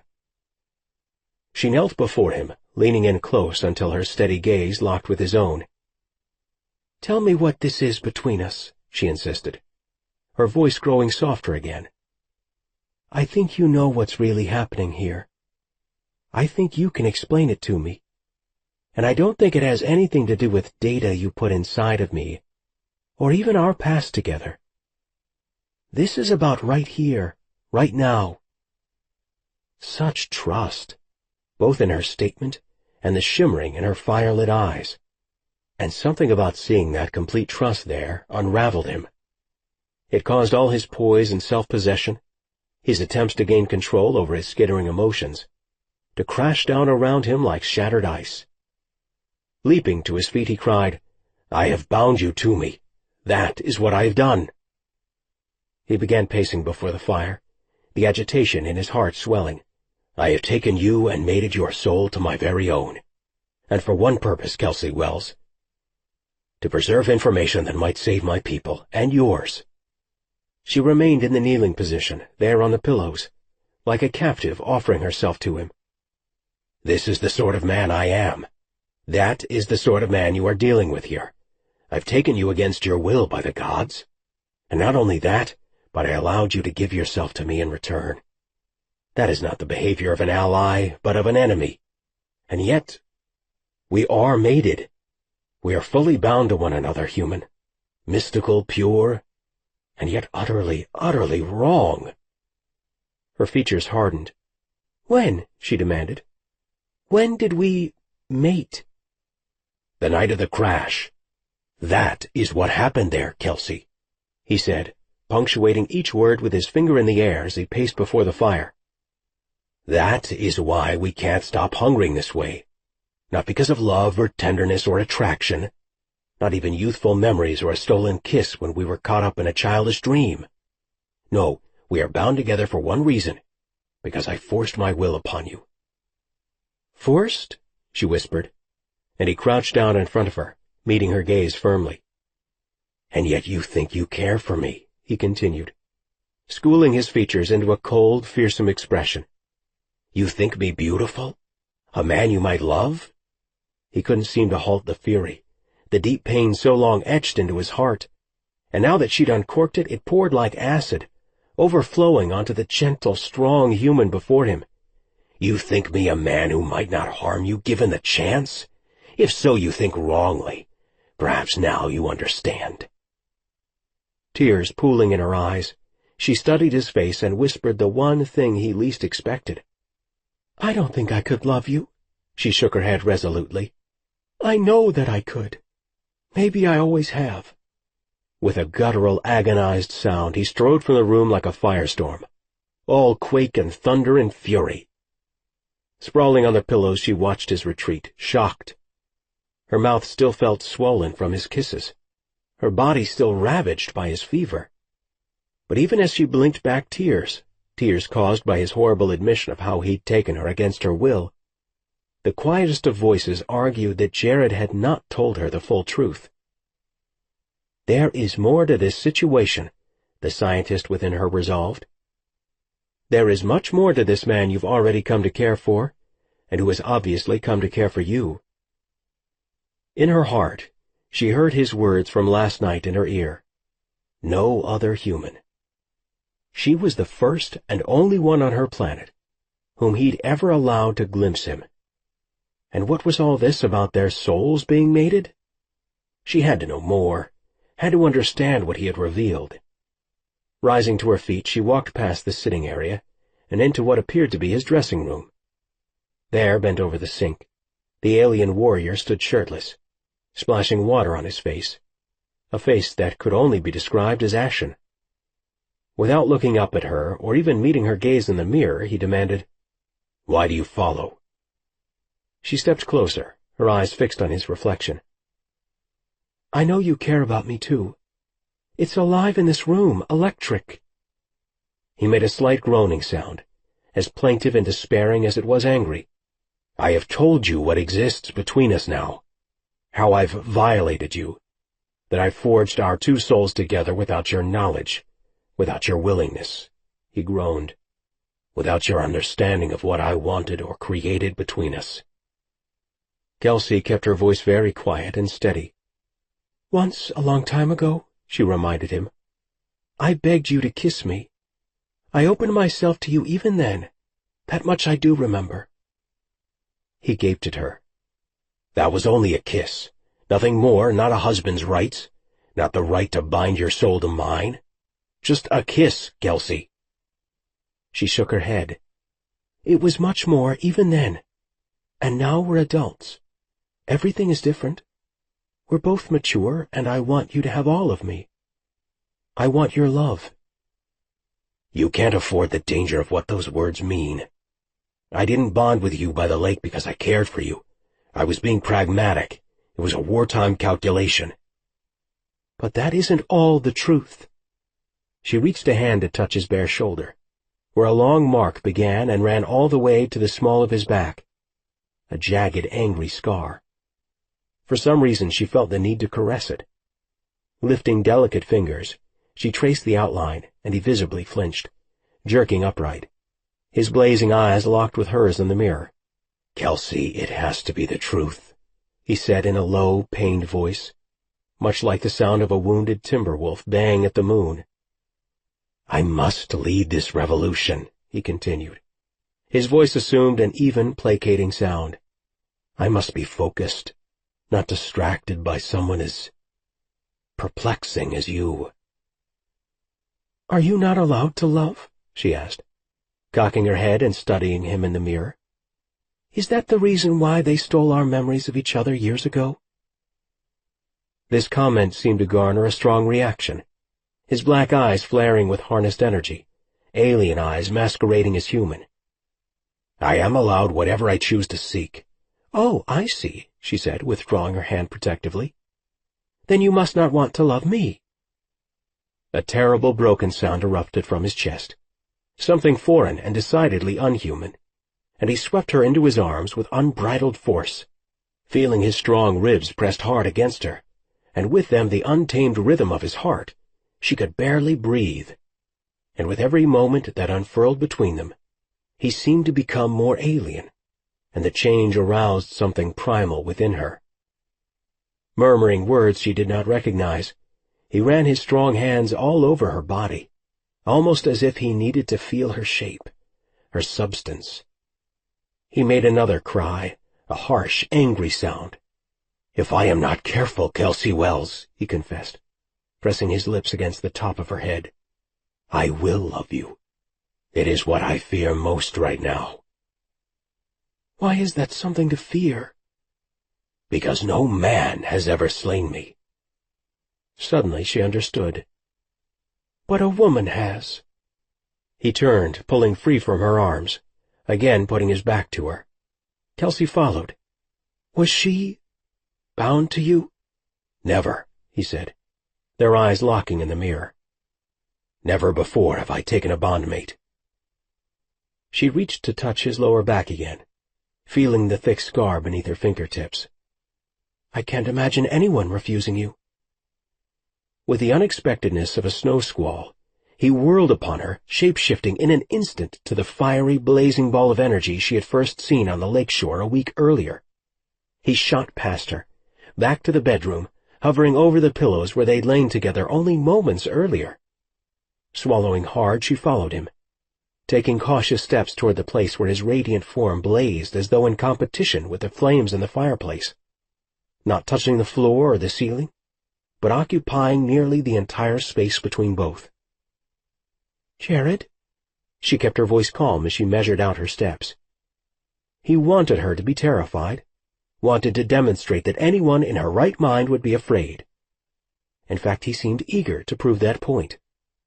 The blaze burning in the hearth behind him was little more than a dim candle compared to his wild brightness, towering high over her, much higher than he had that night at Mirror Lake. "Jerishk, did this frighten the woman you loved? The one you wanted to bond with?" She craned her neck to take in the full height of him, fury and all, but the brightness proved too much, forcing her eyes shut. "Would you mate with this?" he shouted inside of her mind, the words searing her heart. "Willingly?" "Yes," she said aloud. "Then you are insane." Forcing her eyes open, she gazed upon him, refusing to flinch, refusing to back down or away. "I have never seen anyone more beautiful in my life." The roaring storm grew hushed, still, like Christmas Eve on Main Street back in her hometown, all expectant and magical. "Beautiful," he repeated, and she shivered, feeling his deep, shocked pleasure. "Oh yes, Jared," she said, smiling. "Amazingly beautiful. Just as I told you before." The golden fire of him suddenly burned a deep russet, almost the color of her hair. In some elemental way she recognized that he was blushing, feeling her words of admiration to his very core. "Kelsey," he sighed, but said nothing more. "Lovely, lovely. Human beautiful. Strange." As with the first night, she realized that to keep his true form, he had to sacrifice his facility with human language. So she chose to stand before him, as quiet as she felt him to be, watching the reddish hue morph back to the recognizable blaze of fire. Reaching out one hand, she wanted to touch him, but again, like the first night, he admonished her, "No touch." Why was he always so adamant that she not touch him? Maybe he was in some way like that stone that he wore, capable of blistering her on contact. She held her palms out, opening them. "Then touch me, Jared. You touch me, like that other time, when we made the bond, like you said. I want to feel that bonding again. Please." Her eyes were closed against his wildness, but she sensed him whispering within her soul at that moment. Some sort of promise or assurance or pledge. She didn't think to question it, because at that precise moment the low burn began, just as it had that night a week ago, winding its way up her legs, parting her thighs, searing her until her lips opened with a quiet "oh" sound of pleasure. The closer he pressed within her, the more she could feel his memories. She saw unearthly sunsets and flashes of faces from his life, dark-haired men and women and his beautiful cousin. Then she saw, oddly enough, an image of herself. Now he's in my heart, she realized, feeling him burrow in, his soul pushing upon hers. Her nipples grew erect within her bra, pressing against the thin silk. Then he eased apart from her, careening toward the far side of the room, but she understood somehow that he wished her to lie down on the large throw pillows. She complied, and in answer a single alien word whispered through her consciousness. Instinctively she knew its meaning. Open. "Open?" she repeated. "Open what?" Then she felt him tease her, coaxing her open, her soul, her body. She arched beneath the seduction, lifting her hips, her eyes drifting closed again. One by one she unsnapped the buttons of her sweater, until it revealed her human body to him. She stripped out of her bra, and he sighed across her skin, all the while keeping his distance on the other side of the room. Sitting up, she managed to open her eyes and stare at him, and without ever allowing her gaze to waver, she slipped out of her jeans until she stood before her lover in nothing more than her panties. He whispered a few words within her spirit, then her name, which sounded a bit like Kelsha. "Lower," he urged. "Pillows." So she obeyed, spreading across the silken throw pillows, flat on her back. At that precise moment he moved, now hovering directly over her against the ceiling. His fire overtook her in the space of a single heartbeat, snaking across her abdomen, coiling about her loins and tightening. She bucked her hips upward, crying out loudly.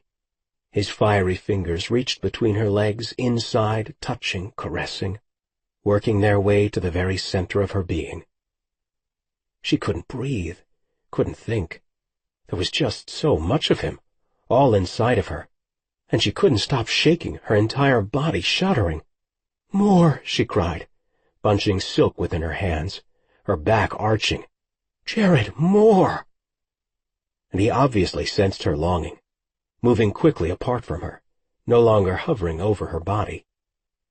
From across the room, even with her eyes closed, she knew he was shifting again, closing the distance that separated them with one quick stride.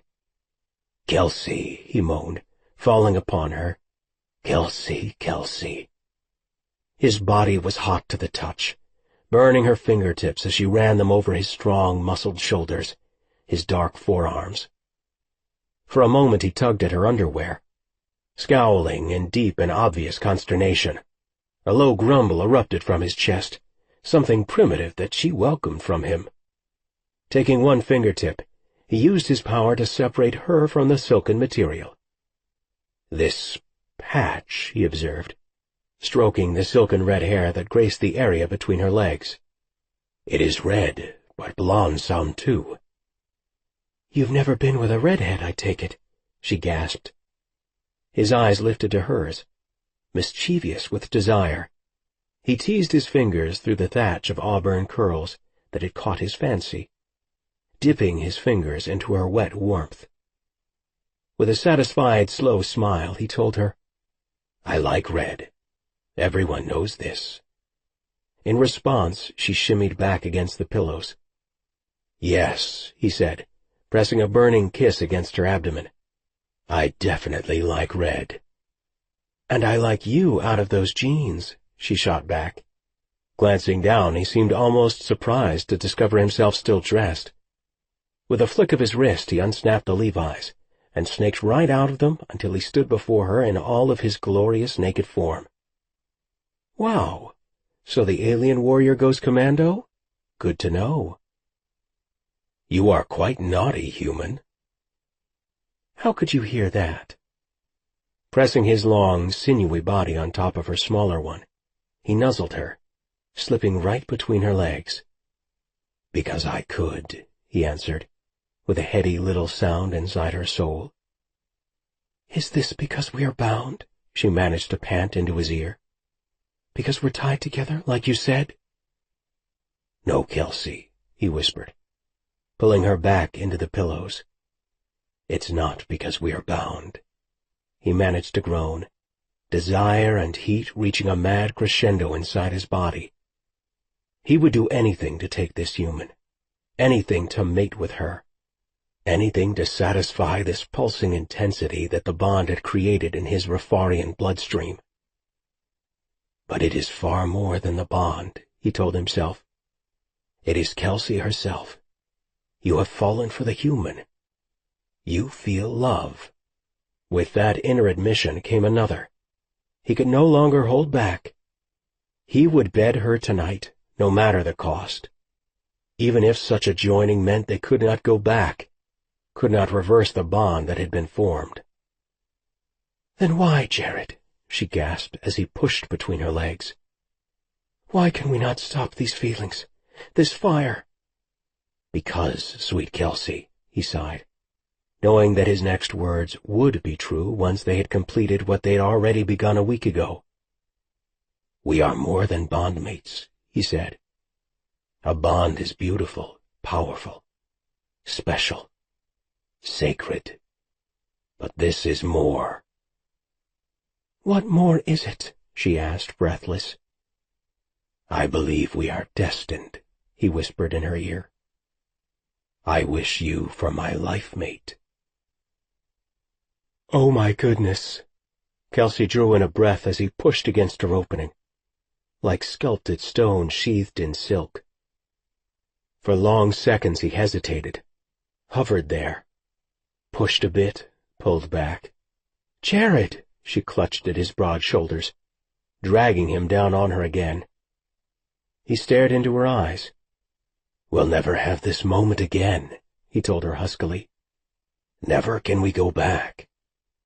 "I don't think I want to," she said, stroking his hair, his shoulders, needing all of him. He worked to steady himself, and then, cupping her face, he whispered, "Until we seal our bond, it can be broken, sweet Kelsey. Do you understand? After we are bound forever, if we cross this boundary, if we take this step—" She pressed her fingertips against his lips, silencing him. "Then we become life mates, don't we?" He nodded, closing his eyes. "You speak the truth," he whispered, swallowing. "And perhaps we should wait. Too fast, too soon."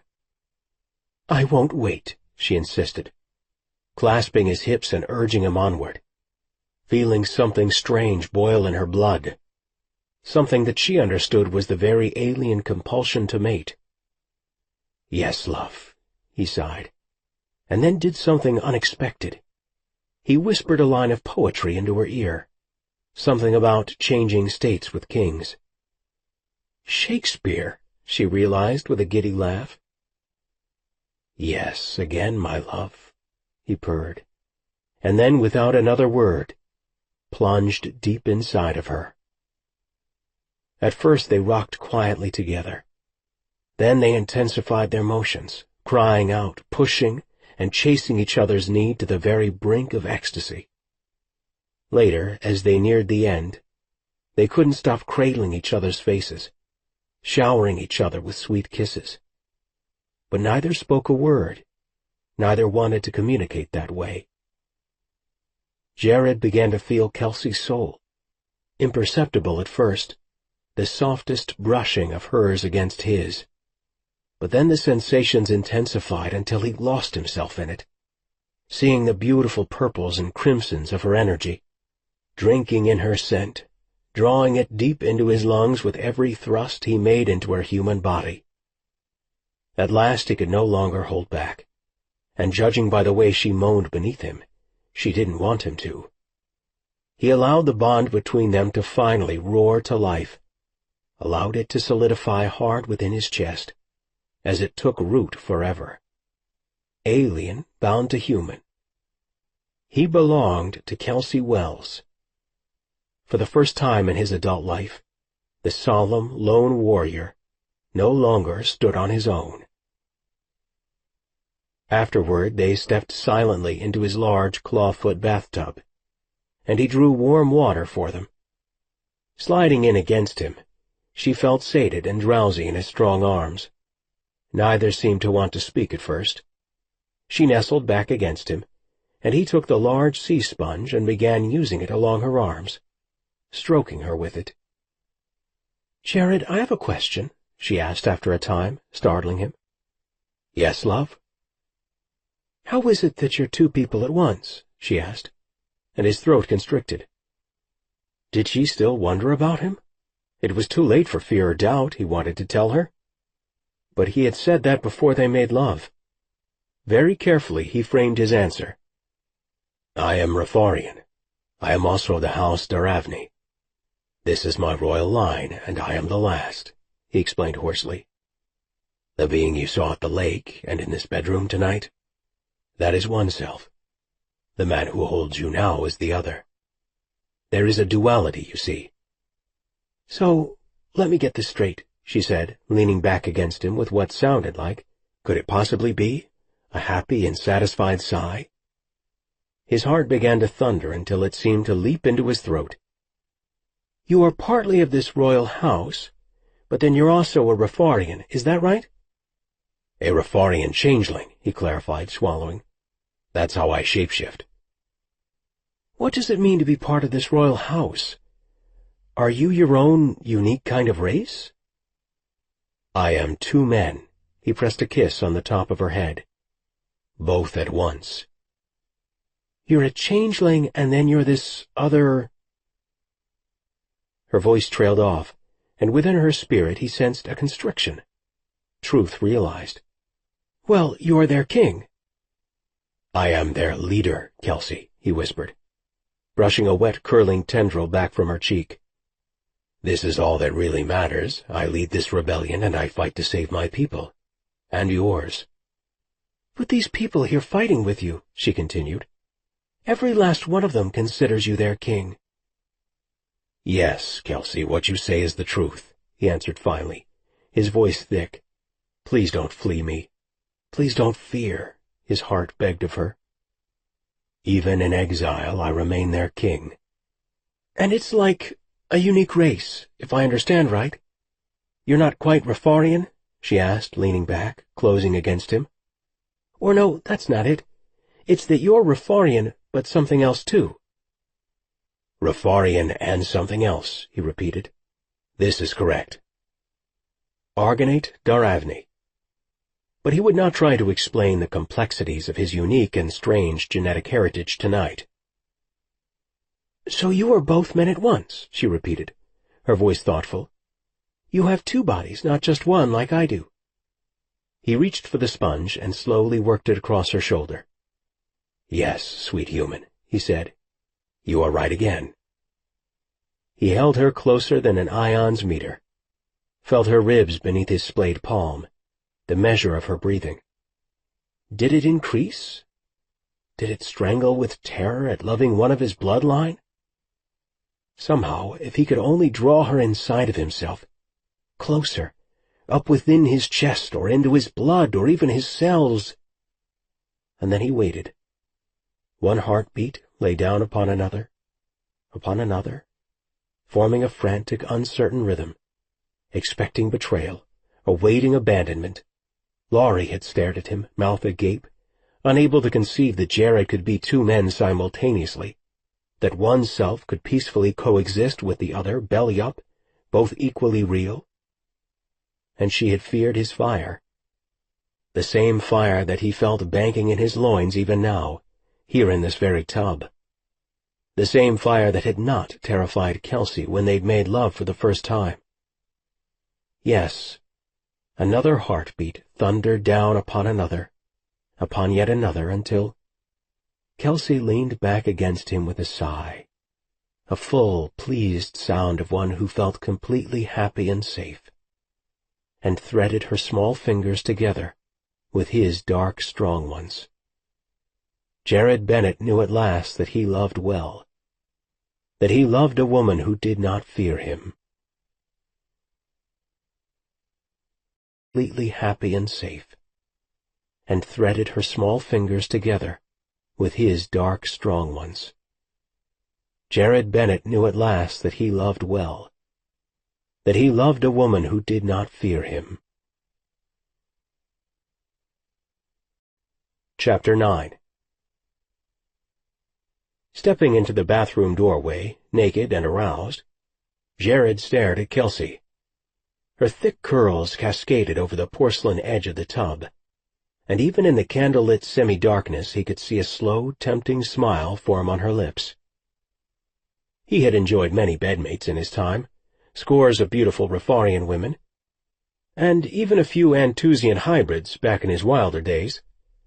But he was certain of one thing: no woman, not of any species, had ever appeared so worthy of the title Queen as did Kelsey Wells at this moment. He'd intended to check with Scott about a few things, but had been derailed by the sight of her reclining in the tub. Extending one pale, lightly freckled hand, she beckoned him, and soap bubbles dripped from her fingers onto the thick bath mat. Smiling up at him, covered in shimmering foam, she appeared to be one of the legendary Lalastra from the myths of his home planet. Like Earth's mermaids, the Lalastra lived in the sea and were considered by Rafarians to be mystical, erotic creatures, capable of luring unsuspecting men into the very depths of obsession, to their deaths even, when in the sensuous creature's thrall. As if by unseen force he moved toward the bathtub, feeling his groin tighten with a spasm of desire. Lashk Lalastra," he breathed huskily. "What does that mean?" she asked, running her tongue along her bottom lip as he took another step closer. Her gaze lowered, her eyes widening slightly at his undisguised arousal. "Mermaid," he explained, staring down at her possessively. "I called you my tempting, seducing mermaid. In Rafarian, of course." She held the sponge close, almost protectively against her chest. "You think I'm tempting?" He dropped to his knees at the head of the tub and leaned over her so that his mouth grazed just behind her ear. "Human, you are quite a temptress," he whispered, nibbling at her lobe. "I have discovered this about you already." She shivered at his words, or perhaps at the feeling of his warm breath against the nape of her neck. "I have discovered that you are not nearly so innocent as you seemed upon first notice," he added, pulling her strong human scent into his lungs, drinking her in until he felt dizzy with it. "I was mistaken when I met you in my youth, even more wildly mistaken in the past week." "Well, I like to tempt you," she acknowledged in a low voice. "You tempt very well, fiery one," he groaned with pleasure, pressing his lips against her shoulder, sucking and licking at the wet skin there. She turned so that her radiant eyes locked with his. "No, Jared," she said, "it's not just temptation. I plan to follow through on my promises." "Ah, indeed."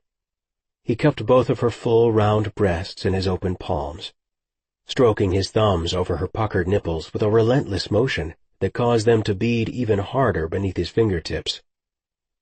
In answer she moaned, a loud, almost indelicate sound, and arched back into his grasp. He reached lower with one of his hands, parting her legs, then pressing fingertips upward into her. "And my human?" he asked, fingering her slickness, slow and deliberate. "What do you think of this? Good temptation or no?" Planting both feet against the porcelain rim of the tub, she raised her hips with a stabbing cry of pleasure. "Perhaps this is not good. Maybe I should stop?" He made a pretense of releasing her, and she reached back over her shoulder, grasping for him with a flailing hand as he leaned low, whispering in her ear. "Tell me, dear Kelsey," he said, feigning seriousness. "Shall I cease this action?" Panting, she managed to grab hold of his hand, crying out, "Jared, what do you think?" A deep rumbling moan of pleasure escaped from his chest. "I think you like being with this Rafarian," he answered in a gruff voice, laving her earlobe with the tip of his tongue. "I think you like being the king's mistress."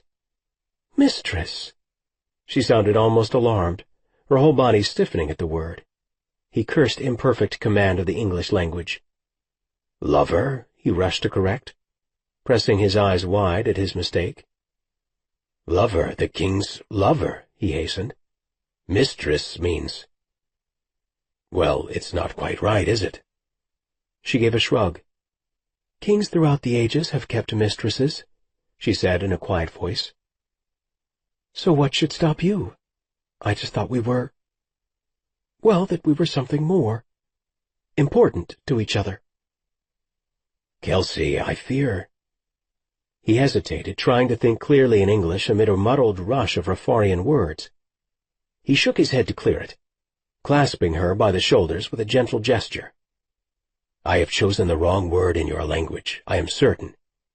He shrugged out of his bathrobe, climbing back into the tub. Never taking his gaze off of her, he made a great show of drawing each of her legs around his hips, tugging her close until his groin made contact with hers. She lazed back in the tub, legs wrapped close about him.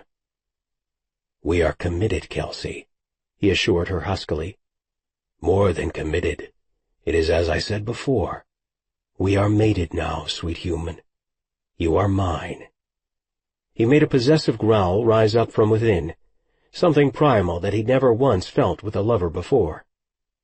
"Mine," he repeated with a wondrous grin, thrilling at the sound of the word, at the sense of belonging, and of belonging to another. "Mine, mine, mine," he wished to cry, but managed to quell that nearly uncontrollable urge. "We are mated. We are lovers. "We are bonded," he proclaimed in a rush. "I am yours and you are mine." "Geez, Jared," she laughed, cutting her eyes at him. "And I thought my ex-boyfriend had possession issues." She gave a delicate snort of amusement, and yet also seemed pleased by his possessive streak. He ran his palm over the top of his head. "Jamie Watson wished to own you," he observed, feeling guilty. "I am not like this man." "How did you know his name?" Her graceful auburn eyebrows shot upward in surprise. Without meaning to, he had just betrayed his secret. "Love," he whispered, "we are here. We are now." "Tell me how you knew Jamie's name," she insisted, sitting upright in the tub. "I never told you what his name was." "Does it matter?" he asked, snaking his arms around her waist, determined to redirect her to more immediate and corporeal pleasures. "Yes." Her voice had become hushed, her expression equally intense, her blue eyes fixed on him, seeming to flash golden green with emotion. He could see it even by the candlelight here in his bath chamber. "It totally matters, Jared. How did you know?" Her long, spiraling curls hung heavy with dampness, but her scorching gaze was anything but subdued. She pinned him with it, fire lashing from the very depths of her clear eyes. "I met Jamie years after I met you. You couldn't know his name." "I saw it," he confessed, running both open palms over her muscular thighs, then skimming them underneath until he clasped her shapely bottom in both hands. "I saw it in your mind, the night of my crash." He dreaded her knowing that fact for the past week, but now that they were truly bonded, he felt an exhilarating freedom with this woman, felt that she should know and sense all that he had kept inside of himself, that she should uncork it as if he were her very own genie, and then she would own him as well. Her face fell, her expression becoming grave. "I see." She pulled back from him, drawing her legs back against herself. He stopped with his act of body worship and leveled his gaze at her. "You are angry?" "It's a little personal, don't you think?" How had they gone from nearly making love one moment to a lover's quarrel the next? "I mean, what?" she pressed. "You know everything that's inside of me?" "I don't get to tell you anything myself, just like that?" She snapped her fingers to illustrate her point. "It's all yours?" Odd, but he felt his entire body tremble in reply to her question. His heartbeat accelerated. His throat tightened. "We are personal," he said, surprised by the way his voice betrayed his feelings. He clasped both of her hands, placing them on his own dark-skinned thighs. "This is personal, Kelsey." I should have had some choice in the matter. Tears glinting in her eyes, she turned to face him. "What else did you see?" Ah, now this question. This one he had dreaded most of all. What else did you see, idiot king? The answers were too numerous even to address. He tilted his chin upward, seizing control of the moment like the commander that he was. He even allowed defiance to enter his tone. "Many things," he answered. "I saw many things inside of you, Kelsey." She leaned closer, placing an open palm over his crazily pounding chest. "Many personal things?" He lifted an eyebrow in challenge, and yet he had no wish to cause her even a moment's pain. "Many Kelsey things," he told her, his feelings for her coloring his confession. "Many, many facets of the woman I love." Chewing on her full lower lip, she seemed to think on his answer for a long moment. His heartbeat's tempo took yet another spiraling upward turn until he could feel the very blood coursing through his veins, could feel the muscle in his chest pumping to keep pace with the emotional intensity. Just when he'd begun to wonder if he'd shattered everything between the two of them, she glanced upward and searched his face. Her irises seemed large and black, the emotion in her eyes palpable. But he did not blink beneath her scrutiny, and for long moments they regarded each other. Such strangers they were in one way, aliens completely, and yet fully mated despite that fact. "You love me?" she asked thickly after a few searching moments. He bowed his head, smiling. "Sweet human, what else could you possibly think? I loved you years ago, and I love you now." "Why didn't you tell me you'd seen all those things?" She didn't try to mask the hurt in her voice. "If you just told me—" He shrugged, wishing he had an apology to offer, but there was none. There was only the truth. "I wished you to love me, Kelsey." There he had said it. I had already glimpsed everything. It could not be undone.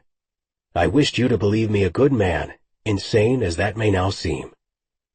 "Jared!" She slid upward, climbing onto his lap with a burst of heartfelt exuberance, until the water sloshed over the rim of the tub, and he had to groan with the sudden weight of her upon him. She was not a small woman, not even by his own species reckoning. "Jared, I do love you, already. I did from—" She paused, cupping his face within her soft palms, and turning it upward until his eyes locked with hers. "Well, from the beginning, I think. But you should have told me."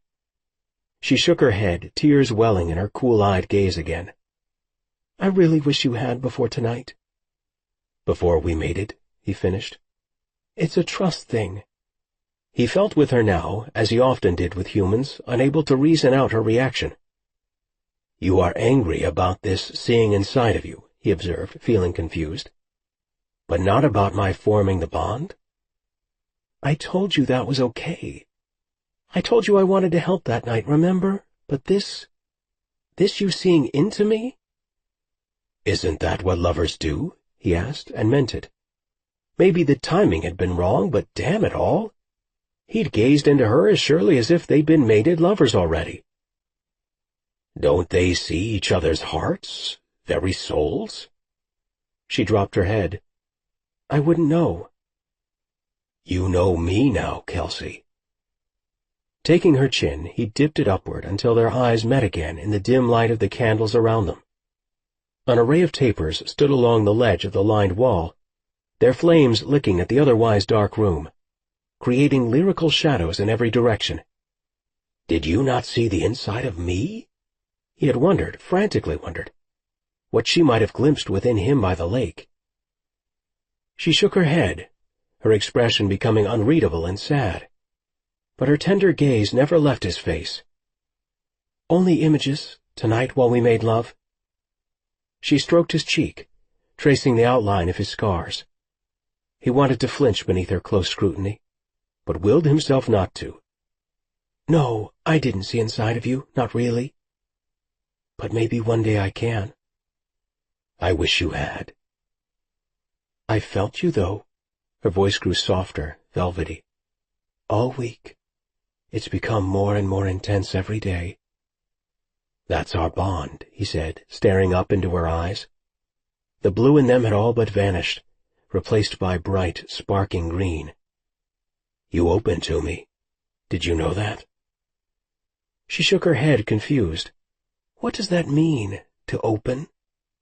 "Most of my species would guard themselves," he explained, "without even meaning to do so. You opened. There is not another word for it." The language barrier between them agonized him. He longed for his native tongue in a way he'd not done in years. "When you appeared, there at the lake after your crash," she said, seeming to choose her own words carefully, "I was terrified of you. But I was drawn to you, too. It was weird, Jared. I wanted to be afraid, but I couldn't be, not really. I felt your goodness. I'm sure some lost part of me remembered you. But it was more than that, much more. It was like deep down inside of you, something beautiful attracted me. Something beautiful and very, very appealing." He remembered the way she'd responded as they'd formed the bond, how the physicality of it had aroused her. But had it been something about him as well? "Ah," he whispered, and searched for the right words, but seemed unable to produce another intelligent syllable in English. So he repeated the only ones that came to mind. "Ah, Kelsey." She bent down to kiss him full on the mouth, almost as if sealing something between the two of them. As he sucked on her lower lip, teasing her with his tongue, She tasted sweet, like the whiskey he'd served her earlier. She even tasted Rafarian now, infused with the intoxicating kisses he'd been giving her all night long. Perhaps because she was truly a part of him now.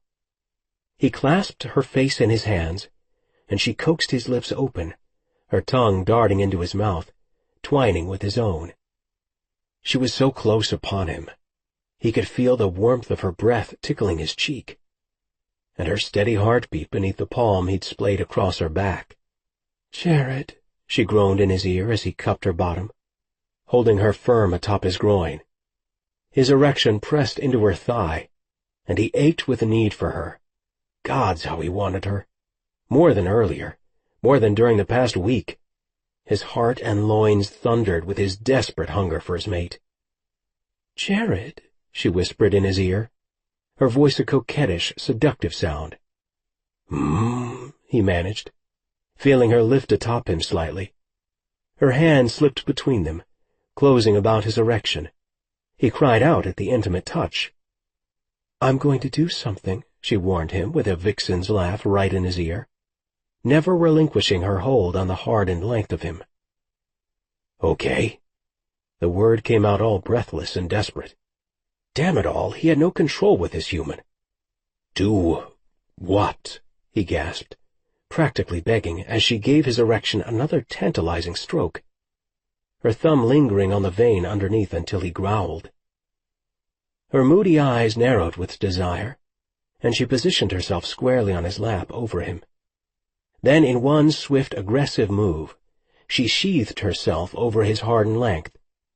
The faucet knob pushed into the back of his neck, and he braced his feet against the tub's length as she rocked atop him with a furious motion. This time it wasn't gentle or beautiful. This taking of hers was fierce and binding. She wanted to seize something from him, just as he had taken from her soul that night at the lake. Men and kings and rulers all wished to dominate him. Never did he submit. But this lover of his? He yearned for their bond to be equal, and she needed to take him. With a muffled groan of pure pleasure, he closed his eyes and let himself fall under her control. Her thighs tightened, pulling against his, and her fingers clawed at his shoulders. Water swelled over the sides of the tub, sloshing onto the tiled floor. Over and over he moaned her name, whispered it, prayed it. All the while he felt something unfamiliar rising to a crescendo in his blood, something that could never be denied. But he ignored the siren song of that thing, focusing only on Kelsey, right here, right now, atop him. He could feel the deepest place inside of her, like a slick, grasping caress. Unrelenting, she continued to move atop him, gasping, throwing her head back in ecstasy. On and on they went for long, aching minutes. Kelsey wrapped her arms around Jared, pressing her abdomen flat against his. Her breasts moved against his face, and the bristling of his shadowed beard scraped at her nipples. She didn't care. She had to have all of this man who already owned so much of her. He'd wanted her to love him, and she did, completely. But there was a possessing that also needed to happen here. Beneath her, his skin seemed darker than before. He seemed darker, more ambiguous. "What?" she gasped as she rocked atop him. "Did—" More movement, her pushing down atop him. "You see," she cried out, her own orgasm ripping through her core as she felt his burning essence fill her. She cried out, and he gasped, his face twisting into a glorious wince of pain and bliss. He grasped at her, his large hands steadying her atop him. He'd slid down into the tub beneath her until he was in a contorted position that didn't look even remotely comfortable. But her alien king made zero complaints. Now they stared at each other, almost squared off into a battle of wills, his chest rising with frantic breaths. "I saw that you are unique," he answered, panting. "I saw that you are kind and strong, untouched by the evil I've known all my days." He paused, his sensuous eyes narrowing. "I saw that you possessed every quality my heart has secretly longed for in a wife." Wife? But then again, what else was a life mate? "I saw," he said, easing her off of him, "that humans, despite this war I'm embroiled in, are good and noble people. That is, if they are like you, my love." She pitched forward, tears suddenly coming unbidden. She leaned against him, feeling his hands trace her backbone, caress the whole of her body. And she wasn't certain why she cried. Maybe it was realizing that he knew her through and through. Maybe it was that she could never know him in the same way, not without this alien ability to look into someone's soul. Or maybe it was just that she felt, despite how he'd invaded her initially against her will, full of trust for him. And there was a tremendous relief that came with that realization. She should feel robbed of something, should have felt, as she had at first, that she wanted to take something from him in turn. But what she felt, here with the warmth of the lapping water around them both, with his muscled warrior's body beneath her, and his strong arms around her, was something unexpectedly foreign, the complete, abiding, perfect trust of belonging to another. And she did belong, not just as Jared's mate or lover, but she belonged here with him, right in his arms. Somehow across the twining, circuitous paths that traverse the galaxies, her soulmate had come to her. "Henri Faria, we have an understanding of time that is different from yours," he whispered, petting her hair gently. "It flows forward and backward. Sometimes it folds sideways or makes a contortion." She sniffled loudly, her face still buried against his sinewy shoulder. "But the main thing time does is bring us to the place where we belong." "I belong with you," she thought, closing her eyes. She hadn't belonged anywhere in such a long, long time. Not really. Hot tears squeezed out, rolling down her face and blending with the warm bath water. "Oh, I so belong here." "Some of my people even believe time to be a mirror," he continued to whisper, "reflecting all our infinite possibilities in multiple dimensions." She pulled back to look in his eyes. "I have studied physics," she reminded him, sniffling, "so I am familiar with hyperspace theory." "But I'm talking about more than theories, Kelsey," he continued. "What I'm getting at is the way you felt you could trust me, that you seemed to know me, not just now, but also when we met as children. Perhaps on some other planet somewhere you already did. Perhaps you beheld the future folding into the moment and knew I was your mate." I recognized you. In all his glorious, terrifying beauty, she had definitely known him.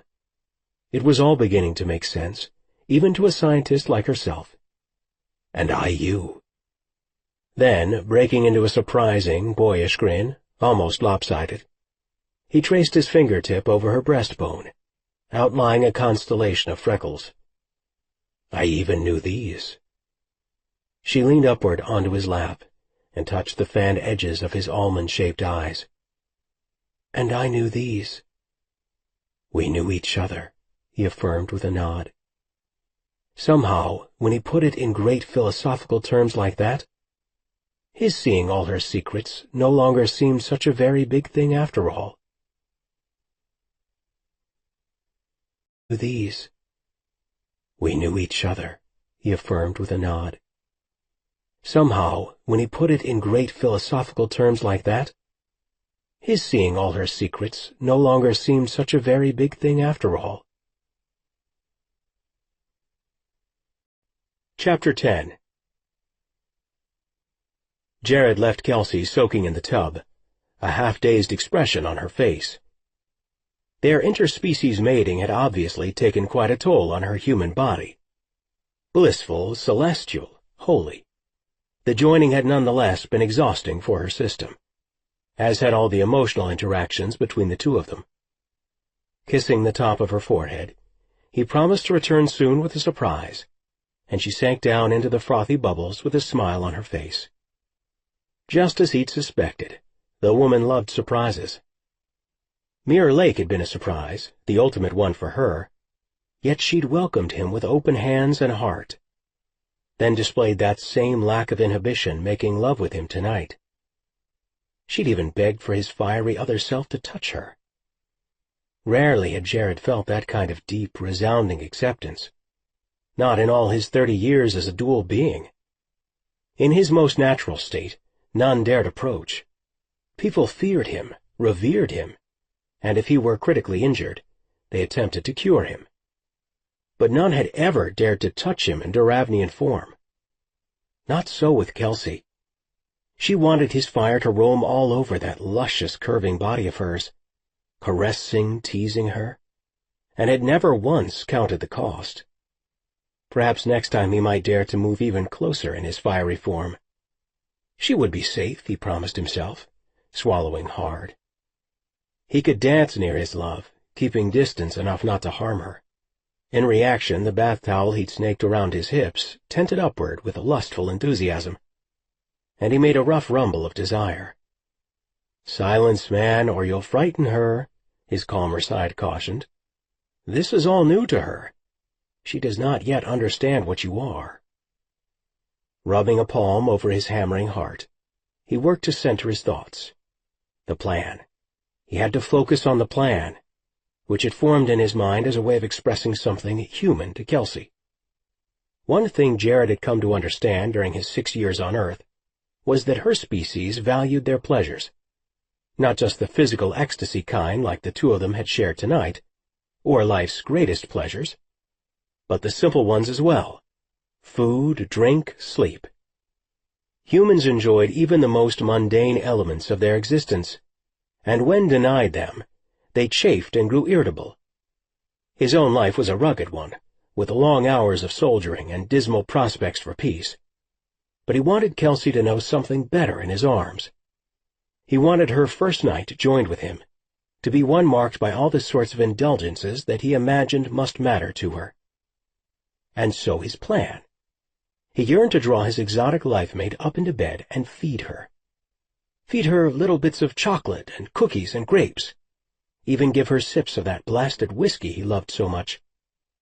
Then, after this royal banquet, he intended to massage her feminine toes with some kind of lotion or oil. But where to find such things? Warriors kept no chocolate, no lotion. Passing by the bathroom door again, he watched Kelsey adjust the faucet with said toes, and he smiled. She possessed beautiful, delicate feet, ones that required adoring. A quick glance at his bedside clock showed the time to be just after midnight, which meant that only watch patrols were about, and possibly Annika, who rarely slept more than an hour or two each night, seemingly powered on bottomless reserves of energy.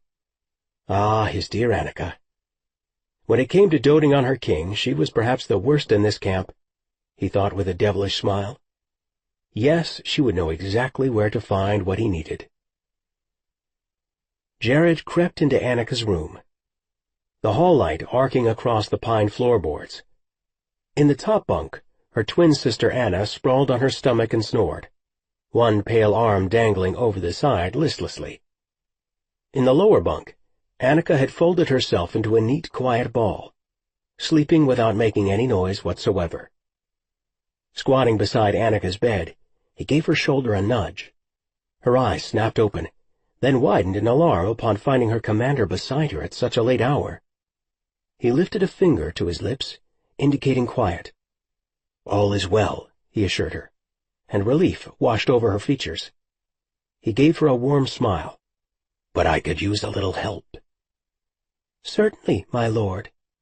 She sat up without missing a beat, all business, and always the disciplined soldier. "Tell me how I may assist you. Is it further help with Kelsey Wells, sir?" Did he look as shy and absurd as he suddenly felt? He had no business here, pawing around for such common things. Had he lost his mind?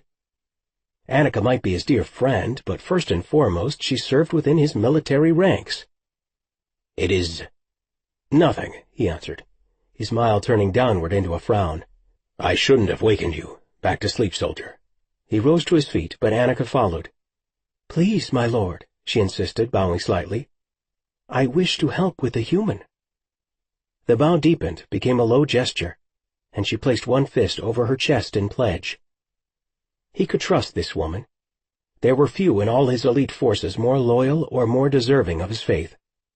Only Scott ranked higher as a friend and confidant.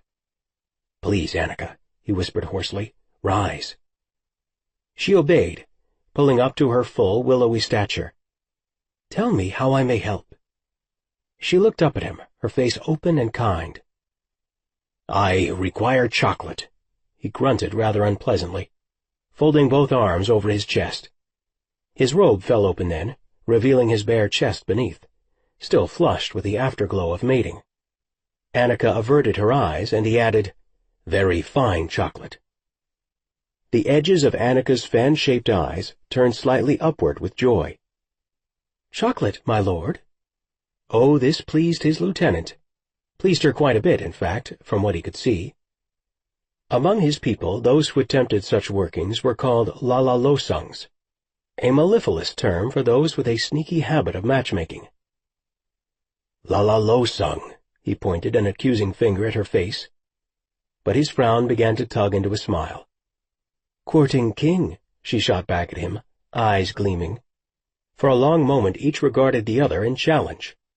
Then Jared burst into rumbling peals of laughter.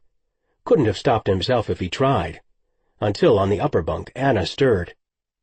Annika yanked him by the hand, pulling him down to sit on her bed, before Anna woke and discovered her commander standing beside her. He nearly slammed his forehead on the frame of the upper bunk, but fortunately missed the wooden beam by an inch or so. Once they were settled and Anna's snoring had resumed, Annika leaned close, smiling at him. "My lord, did you know that humans consider chocolate to be a sort of love token?" Her low voice assumed a conspiratorial quality. "Some even say it's an aphrodisiac for their kind." He felt himself blush at her remark. "Yes, I have heard this." "I wasn't sure if you knew that, sir." She leaned under the bed to retrieve a small box of private things, which she then deposited on the mattress between the two of them. When she removed the lid, there in the middle of the trunk sat a golden, perfect box, like the most royal case of jewels, bearing the legend, God. Was this the name of a human deity? He cocked his head, heightening his vision so he could better see the lettering in the dark. Godiva. Ah, a single word. Yes, he had heard this term before here on Earth, though where precisely he could not recall. "They make delicious, wonderful chocolate," she promised him, her dark eyes growing wide. Nodding toward the gilded box, he asked, "How did you procure this?" "I have my ways," she answered cryptically, sliding the unopened box across the bed. "This seems a prize item." He pushed it back toward her with his fingertips. She shook her head, beaming at him. "Take it," she almost sang, though in a whisper, again slipping the box across the bed like a golden pawn. "It's your mating night, my lord." He opened his mouth in disbelief. The woman knew. Somehow, blast it all, his advisor knew that he and Kelsey had crossed the ultimate barrier together. "How did you—" She took his hands, closing them beneath hers atop the box. "I would recognize that look anywhere." Her eyes gleamed with emotion. The look of a man who has taken his life-mate. He gaped back at her, puzzled. "The robe?" he suggested, fingering the terry cloth collar as if it would explain things. She shook her head. "That would only suggest that you had taken the human as lover, not," she added, beaming at him, "as life-mate." "Then—" "You glow, my lord," she trilled, gesturing toward him, "from the inside all the way out." He gazed downward self-consciously, and there, beneath his open collar, he could see the golden hue that emanated from his bare, muscled chest. "Ah," he agreed softly, "so I do." "And I, along with the rest of your subjects, have a queen, at long last." She clapped her hands together like an innocent child. "My king and I both have a queen." Unexpected tears gleamed in her sparkling eyes, visible in the doorway light. He bent low and brushed a kiss of gratitude across his friend's cheek. Annika was right. He had a queen. At long last, he did have a queen. and so did his beloved Rafarian people. Everything had changed this night. Kelsey retrieved a fire-warmed towel from where it hung on a hook by the hearth. She'd visited many posh places with her father over the years, but she wasn't sure she'd ever stayed anywhere with a fireplace in the bathroom. This one was made of stacked stone and stood in the corner, gas logs burning low. No wonder the alien loved fires, she thought. Like some great mythological being, Jared was fire. It coursed in his body, powered through his loins, ran in his blood. Lifting a hand to her flushed face, she marveled at how he'd brushed his feverish warmth across her cheeks just by kissing her. Every place he'd touched glowed afterward. No, it burned. Not with a painful sensation, but a pleasurable, arousing one. It was as if he'd pushed right up inside of her with his other self, the vibrant one made of pure, shimmering gold, and stroked her into fiery oblivion. No man had ever touched her that way. No other man ever could. Smiling at the memory of their love-making, she caught a sideways view of herself in the mirror. Here she stood, half-naked and in a man's bedroom suite, and she felt unashamed. Gorgeous. For once she was with a man who wasn't shorter than she was, or even of approximately the same height, but one who actually stood many inches taller. It was a shockingly feminine sensation, being towered over by a man, by a lover. Even though she and Jared had been apart for only a few minutes, she felt impatient for his return. He'd said something about a surprise. What kind of surprise exactly? Well, she could only imagine, when she was dealing with a man capable of flying over water in the form of a glowing orb. Yeah, that whole fire thing would be so easy to explain to her father and to her friends. She thought of Ethan and his persistent scientist's habit of investigation. If he ever scented the first idea of who Jared was, he'd never back off until he figured the whole thing out. She'd just have to make sure Jared Bennett never once intersected with her real life. Besides, despite what he'd said earlier today about her returning to Laramie, she had no immediate plans to leave him here. Then she had a sinking thought. She had been here at Jared's home for 2 full days. What if her father had been phoning her? Or if Dr. Carrington had been trying to track her down with the lab results? The voice of responsibility tried to knock on her skull, but for once she kicked it back into the corner. She'd been responsible plenty of times. In fact, she'd spent her whole life being responsible, dutiful.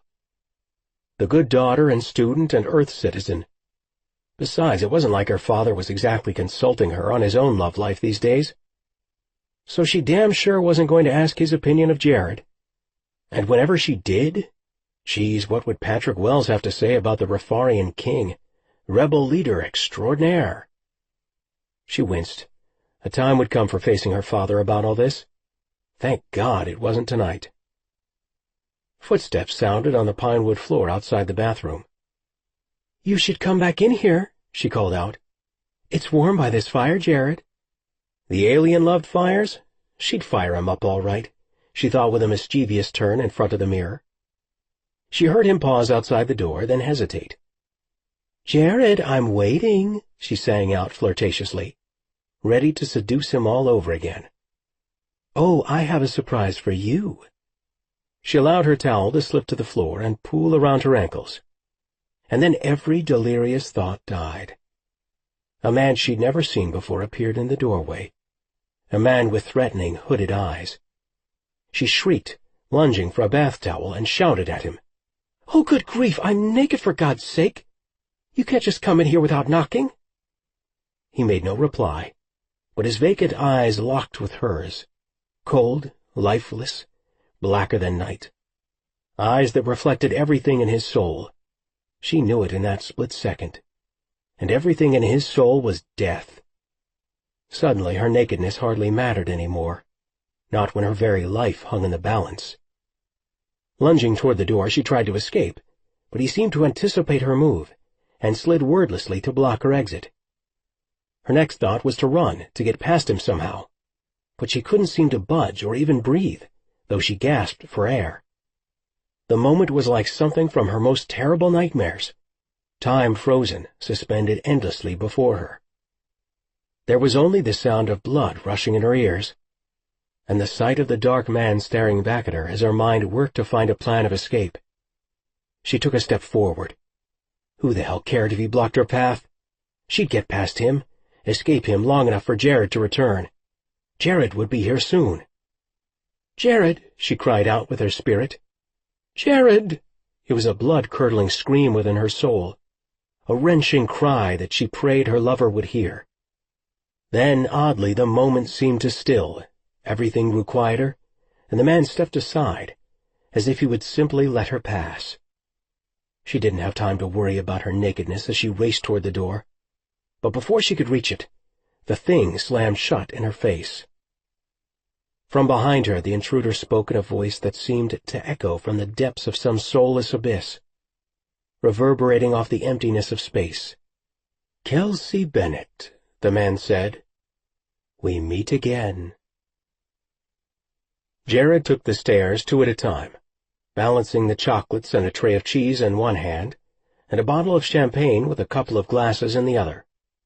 Last year Scott had hidden the champagne in the far reaches of the refrigerator for Victory Day, that long-hoped-for time when the Anthusians would bow down before the Rafarians in defeat.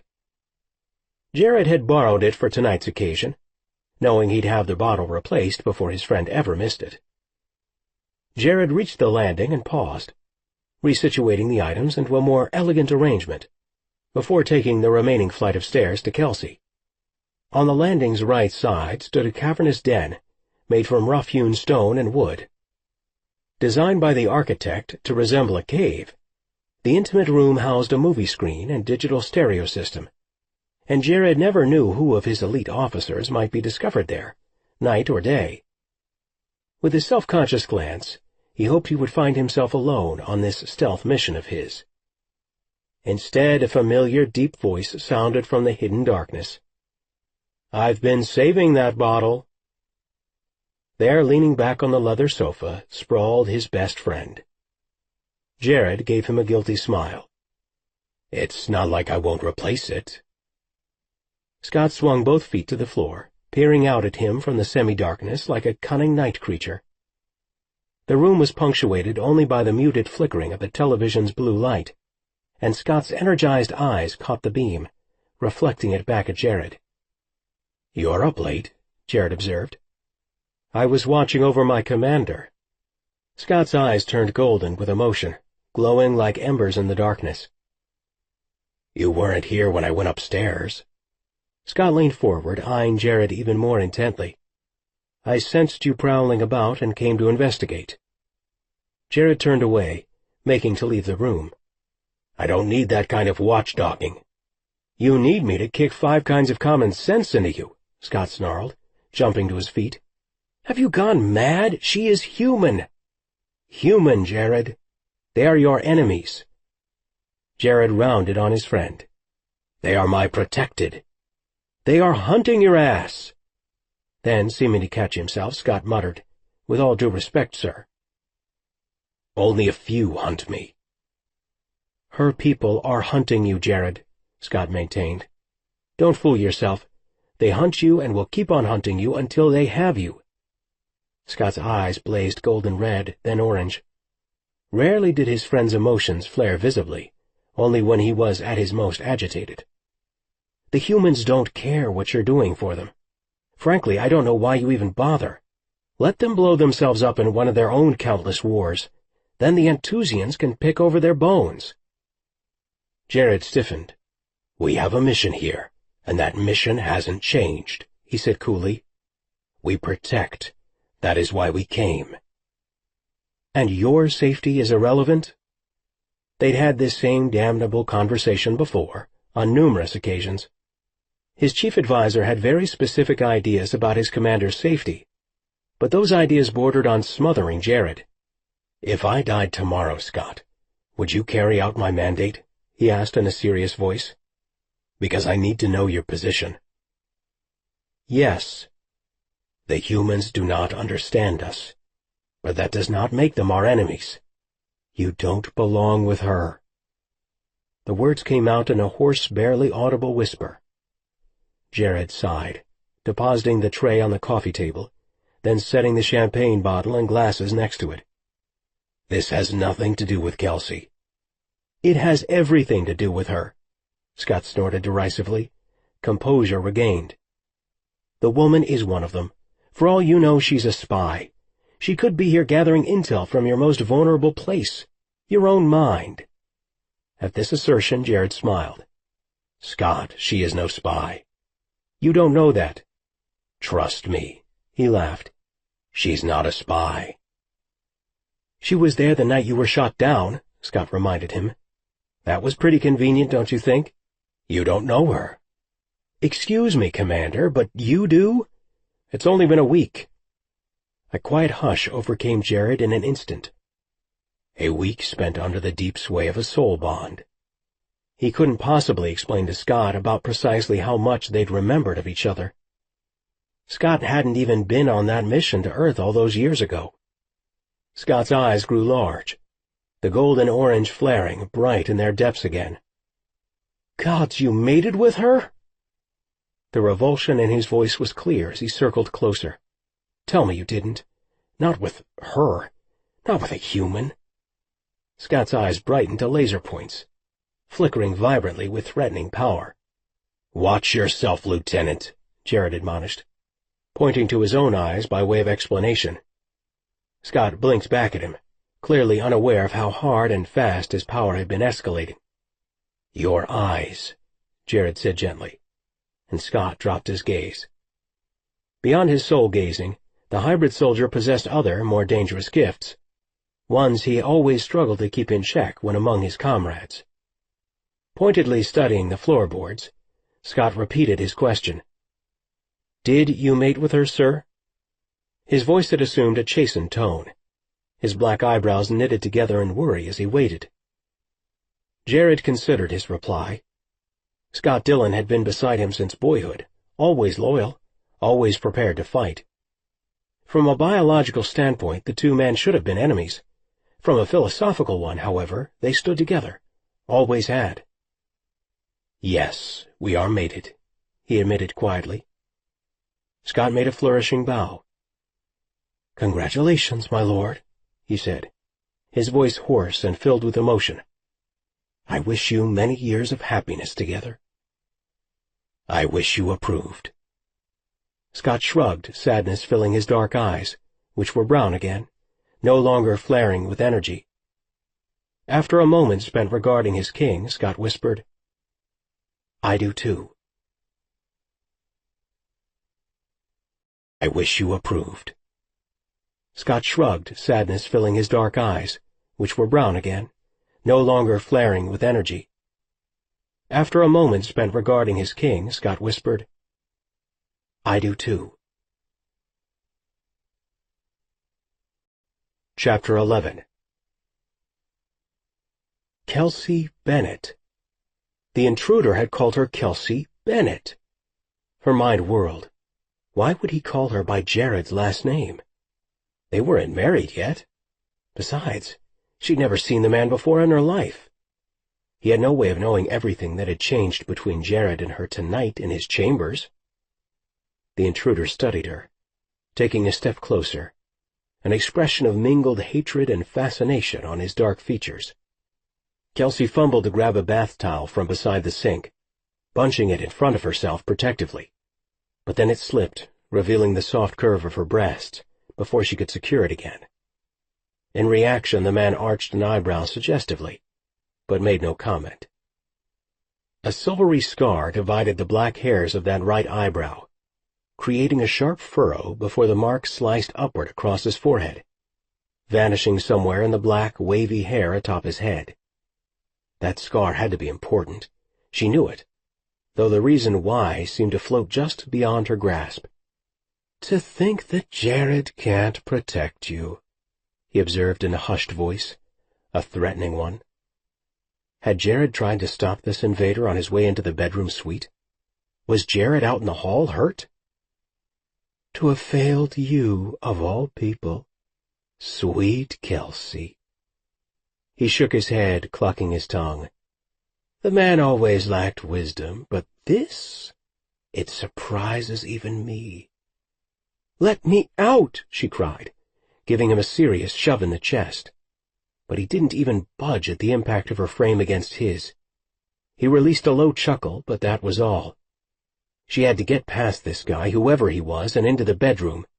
Again she lunged at him, but this time he caught her wrist in mid-air, and the towel gave a small lurch, dropping low. He gazed downward, a lustful expression on his face as he examined her. "Stop it!" she spat. The adrenaline was rushing so furiously throughout her body, she felt lightheaded and dizzy. "You don't like that?" he asked, clearly enjoying this game with her. Grabbing a hairbrush from the counter, she hurled it at him, but he easily deflected her makeshift weapon with his forearm. "Kelsey Bennett, I'm not going anywhere," he said, releasing a throaty laugh at her expense. "Not with a show like this to enjoy. You always were quite the spitfire, and I admire that in a woman." Once more she searched past him, wishing Jared would return. Was he injured? She tried feeling for him within their new bond, but only emptiness echoed back across their separation. She turned on their enemy. "What have you done to him?" she demanded. "Tell me where Jared is." The man said nothing, but took a step closer. He possessed a panther-like grace, giving the impression not of movement, but rather of a kind of fluidity, and this despite his towering height. He was Jared's size, perhaps even taller, with the same exquisite dark eyes and rich-colored skin. Gauging by those looks, he had to be Rafarian, at least based on what little she already knew of that species' coloring. Few of their kind seemed to be fair-skinned or light-haired.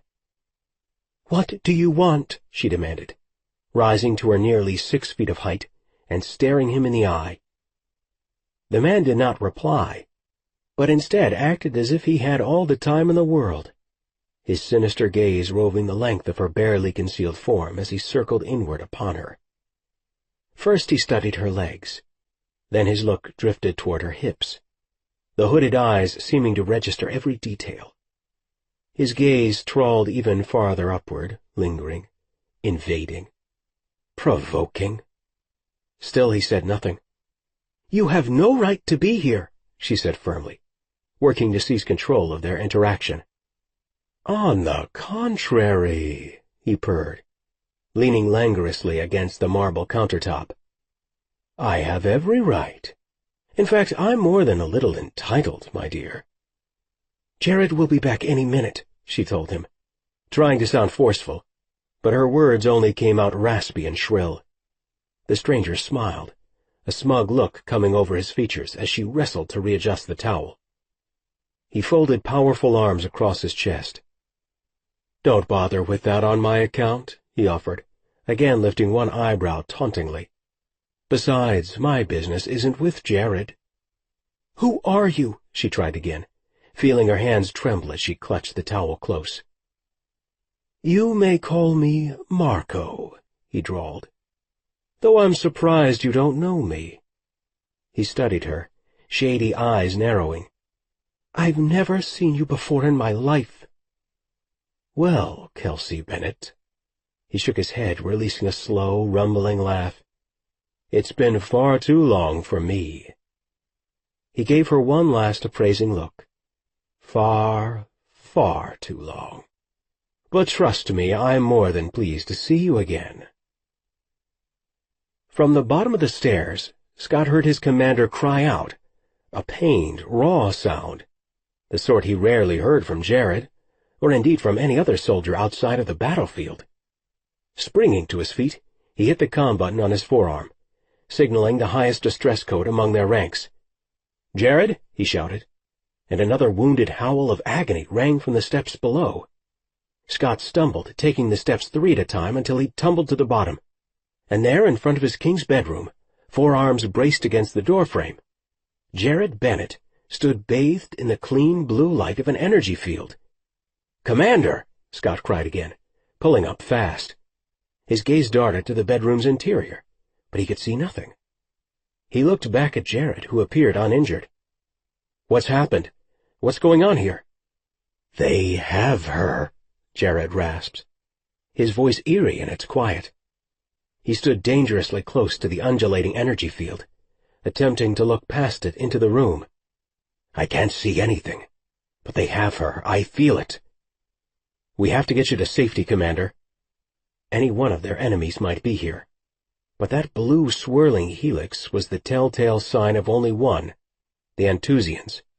"Sir," Scott barked again, wrestling with Jared, who shrugged him off as he would a small insect. Scott did not back down. "We must secure you," he demanded. But Jared wouldn't budge, instead moving even closer against the undulating bands of energy. "You are in danger, my lord," Scott shouted at his friend. But Jared seemed to be in a kind of shock, entranced almost. "They took her," Jared repeated, his voice a dull whisper. "My mate, they have her." "Sir, please," Scott begged, wrestling with Jared. "She may still be inside. We must get you to safety. Your protection, sir, is paramount. You know the protocols for this." Jared turned to him, and for a long moment their eyes locked, silent intention passing between them. Scott knew what would happen next, felt it ripple across the surface of his perception before Jared actually made his move. Jared glanced away from him, and then with a seamless, fluid gesture shifted form, converting to pure energy. Scott took a staggering step backward, Jared's heat almost singeing him before he had time to process his king's powerful change. Jared's fierce form rose toward the ceiling, expanding, towering, filling the area outside the bedroom doorway. A loud, roaring sound, like a freight train speeding toward them, hummed through the air as Jared hurled himself at the banded doorway, blue sparks shattering in a bright arc. On the stairs, Scott heard the approaching thunder of footsteps, and quickly recognized his comrades' voices and the din of soldiers' cries. Anna, Annika, Thea, others. Still facing the doorway, he lifted one hand to halt them as they arrived, and they lined up just behind him. Scott's own weapon was cocked and ready, and he knew that the soldiers behind him were heavily armed as well. All watched and waited, breath held, as over and over Jared launched his energized form against the power grid. Scott felt his friend's pain shooting through the air around them, smelled the blistering sparks of the Antusian bands, sizzling off of Jared's own power, which had to hurt, no matter how much energy was building within Jared's Daravnian body at the moment. A second unit of soldiers came pounding down the steps. "There's nothing, Lieutenant Dillon," the lead officer reported from behind. "No sign of unauthorized entry in the compound, sir." How could Antusian forces have broken into Jared's quarters, the most secure place in the whole compound, without being detected? Antusians were plenty skilled at subterfuge, but there were too many intuitives in this cabin who would have sensed them. Besides, no one would have gotten past Scott's own sensory perceptions. He could sniff out any Antusian within half a mile of them. At least something good had to come of his barbaric mixed heritage. Jared released a high-pitched wail as he flung himself yet again at the barrier, this time twining his energy with that of the Antusian force field, pressing, pulsing, joining his blazing swath of power with that of his enemies. Just behind Scott, he heard Thea gasp, whispering Jared's name in a stricken voice. She of all people knew what this desperate bid to dissolve the field was costing their king. In front of them all, Jared's magnificent golden power battled with the blue of the swirling helix, nestling in, burrowing, becoming one with the gyrating power source. Scott had watched Jared destroy enemy armies in this blazing form, moving among them like a hushed kiss, taking their life that easily. But when raw energy met another kind of equally raw energy, well, that was another story altogether. Scott swallowed hard, unexpected fear seizing him. For a moment, the familiar color of Jared's power faded, matching that of the Antusian bands of blue energy. "We have to stop him," Thea hissed, low enough that others wouldn't hear, but perceptible to Scott's heightened hearing. "What's he trying to do?" Scott's eyes never left his king. "The ultimate takedown." Her tone was quiet as death itself. He's trying to rupture the field with his own power. He's using his body, his energized form, as a weapon against their weapon. Scott felt his stomach roil with nausea. It was one thing for Jared to battle enemy combatants in his fiery form, quite another to depersonalize himself this way, to become a tool of warfare locking against another weapon, as if he were no more than an energy source at his true core, as if he weren't a man, a lover, a best friend, a king. Scott began to shake, and had to battle the tremors that seized him. Is it even possible for him to succeed? Maybe, Thea said. I'm not sure, but we can't wait to find out, Scott. We've got to stop him, now. Scott watched the dynamic surge of energy in the doorway brighten unexpectedly. Jared's gold becoming infused with Anthusian blue. The man was losing more of himself with every moment. Losing Jared. Losing their commander? And if we don't? He thought of his king's stubborn willfulness, how he never backed down from any fight. If we can't make Jared desist? Then this battle, Thea said slowly, will kill him.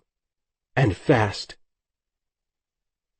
Kelsey heard noises, sounds of scuffling from the hallway, shouts.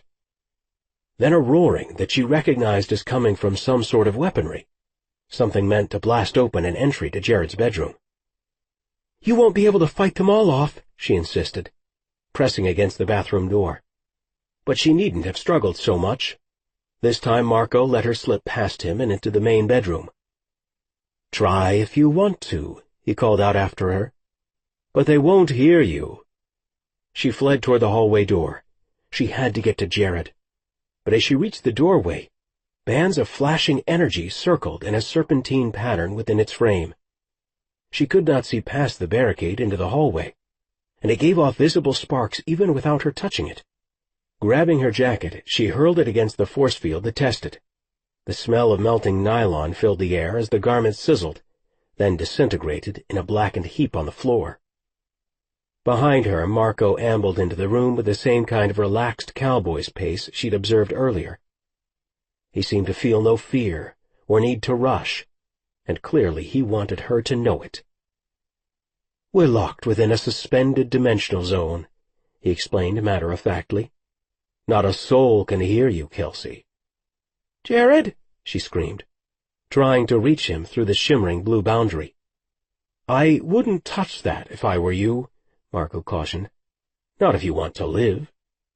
I'm in here, Jared, she shouted across the barricade, pacing back and forth in front of the doorway. I repeat, no one can hear you, Marco said in annoyance, stepping right behind her. Well, except me. You and I are alone together, tripping along, just the two of us. He reached out a hand, touching a loose lock of her curls, rubbing it between his fingertips. She rounded on him. Tell me what this means, she insisted, out of breath. What is this dimensional thing you keep talking about? He let his hand drop away and shrugged. An in-between place. Glancing past her at the undulating blue helix, he added, You have the Anthusians to thank for that device. Are you Anthusian? He snorted, sauntering past her. I'll choose not to take that as an insult. Then you're working for someone else? She could hear a loud keening sound on the other side of the barricade. I'm an independent. You have to work for someone, she spun to face him. I know that much. He tossed her clothes across the room with a rough gesture that sent them sprawling at her feet. Get dressed. Now. Are we going somewhere? She glanced significantly at the doorway. You may have me imprisoned here, but there's not exactly any way out either. I'll be using interdimensional space to transport you where I want to go, he said. Don't worry, Jared will never see us leave. Dazed, she slipped to the hardwood floor and stared into Jared's hearth. Only a while earlier they had been making love, right here on these same pillows. Feeling violated, frightened, she ached for Jared. What if they'd come this far together, only to lose each other so soon? Her body felt cold and numb, and she began to shake all over. Beside her, Marco knelt, pressing her clothes into her hands. Strangely, his expression had softened, grown less caustic. He actually assumed a surprisingly soft tone and said, "If you dress, Kelsey, you will feel better." "Don't tell me what will make me feel better," she snapped, turning from him to stare into the fire. She could hear his footsteps recede, and when she was certain he was no longer watching, she began putting on her clothes. My mate. Enemy has mate. The thought drove Jared, propelled him into the energy field, forced him hard, hard, hard into the helix. She might be on the other side. She might be just beyond his grasp. His body stung from the sharp pelts of the enemy's energy, but he was stronger, had to be stronger, had to reach Kelsey. Behind him he sensed others. Ahead of him, on the other side of the barricade, he sensed something too. Mate? Battling, he spun open their bond, grasping for her. Not recognize energy form. That thought crystallized. More alien now. Alien to Kelsey. No. Can't feel mate either. No mate. Bond? There should be her voice in his head. He should feel it. With a humming shout, he burrowed deeper, chanting her name. Simple, pure, purposed. Kelsey, Kelsey, Kelsey. Must reach. Kelsey. Mate. Kelsey knelt in front of the fire and listened to the snapping sizzle as something, perhaps rifle fire, made contact with the Antusian barricade. There was a popping, hissing sound each time it tried to penetrate. Behind her, Marco paced. "Are you dressed yet?" He sounded annoyed. Whatever Jared's soldiers were trying to do, he clearly didn't like it. "Are you in a hurry?" "He will never break through." For the first time since Marco's arrival, she glimpsed a slip in the man's relaxed confidence. "It's not possible, not even for him." She spun to face him. "What makes you think that's Jared firing the weapon?" Marco glared down at her, a cruel sneer turning his lips upward. "You don't know your own husband very well, do you?" Husband. There it was again. Marco's belief that she and Jared were married. "Why do you think he's my husband?" "Don't try to lie to me," he snapped. She blinked back at him, her whole body trembling with fear. "I don't know where you got your information," she said, hearing the sounds beyond the doorway intensify, as though her would-be rescuers had grown more determined. If she could just stall this Marco, then maybe Jared and his soldiers would break through in time. "But it's not correct." "You are Kelsey Bennett, wife of the leader of the rebellion. I know you very well, my dear." "Nothing you've said since you got here makes any sense." Reaching into his pocket, he pulled out a small object and tossed it toward her. It clattered at her feet with a tinkling sound. A worn, golden wedding band gleamed in the firelight. "Take it," he grunted with a nod. "It's yours." This seemed to amuse him to no end, and he even repeated it to himself, under his breath with a dull laugh. "It's yours." Retrieving the ring from the floor, she drew it into the palm of her hand. "This could be anyone's," she said, feeling confused, but also registering a sharp pang of recognition. She'd seen this ring before, known it. Jared's words from earlier in the bathtub came back to her. Time folding inward on itself. Like this Marco's scar. How she'd known it, too. "Look inside," he said. "There's an inscription." She lifted the ring up to the light and saw the glinting contours of etched characters, a date, 3 months in the future, and there was an inscription. Sonnet 29:13-14. The very one Jared had whispered in her ear tonight as they gave themselves to each other for the first time and joined as life mates. Speechless, Kelsey closed her fingers around the ring, holding it against her chest like a treasure. She didn't understand its meaning, although she had an idea of it, and yet she knew that nothing could mean more to her at this moment. "How did you get this?" she asked, feeling all the color drain from her face. "How come you have it, not me?" "Time, my darling," he said with a soft chuckle. Time. And right now we have all we need, thanks to this device. He produced a small handheld instrument, razor-thin and smaller than a computer jump drive. You tell me what this means, she gestured with the wedding band. Put it on your hand, he ordered. We're leaving. Beyond the perimeter, what could only be described as a supernatural hum intensified, causing the hairs on her neck to stand on end. Your damn husband is making headway. Marco nodded toward the door before yanking her to her feet and spinning her hard against his chest. And that won't do, so we are leaving, now. A doorway opened at that moment, not the physical one to the room, but from somewhere else, another dimension. Kelsey felt heavy, impossibly heavy, and light, splintered into prismatic shards in every direction. Although the wedding band was already priceless to her, she didn't need anyone to confirm its significance. She allowed it to clatter to the floor of Jared's room. As it fell, a chiming tink-tink resonated in the air, the sound itself forming a giant glowing oval around them, expanding with all the power of a mushroom cloud, until the bright door in front of them opened. Like Alice with her Mad Hatter, the two of them went tumbling through it. Scott watched, horror-stricken, as Jared's pulsing energy swirled in union with the Anthusian helix, seeming to fuse with it, to meld with it on some very core level. But that couldn't be right, could it? Was that even possible for Jared in his energized form? Scott had watched Jared take many risks over the years, but never anything as bold and dangerous as this attempt to break through the field. The king obviously loved his human mate with a mystic kind of depth. If Scott had doubted that fact before now, he'd never doubt it again. Thea took a step forward. I'll join my power with his, she offered, dropping her pulse rifle to the floor. See if that will be enough to break through that grid. Get through to him, Thea, Scott warned, their eyes locking briefly.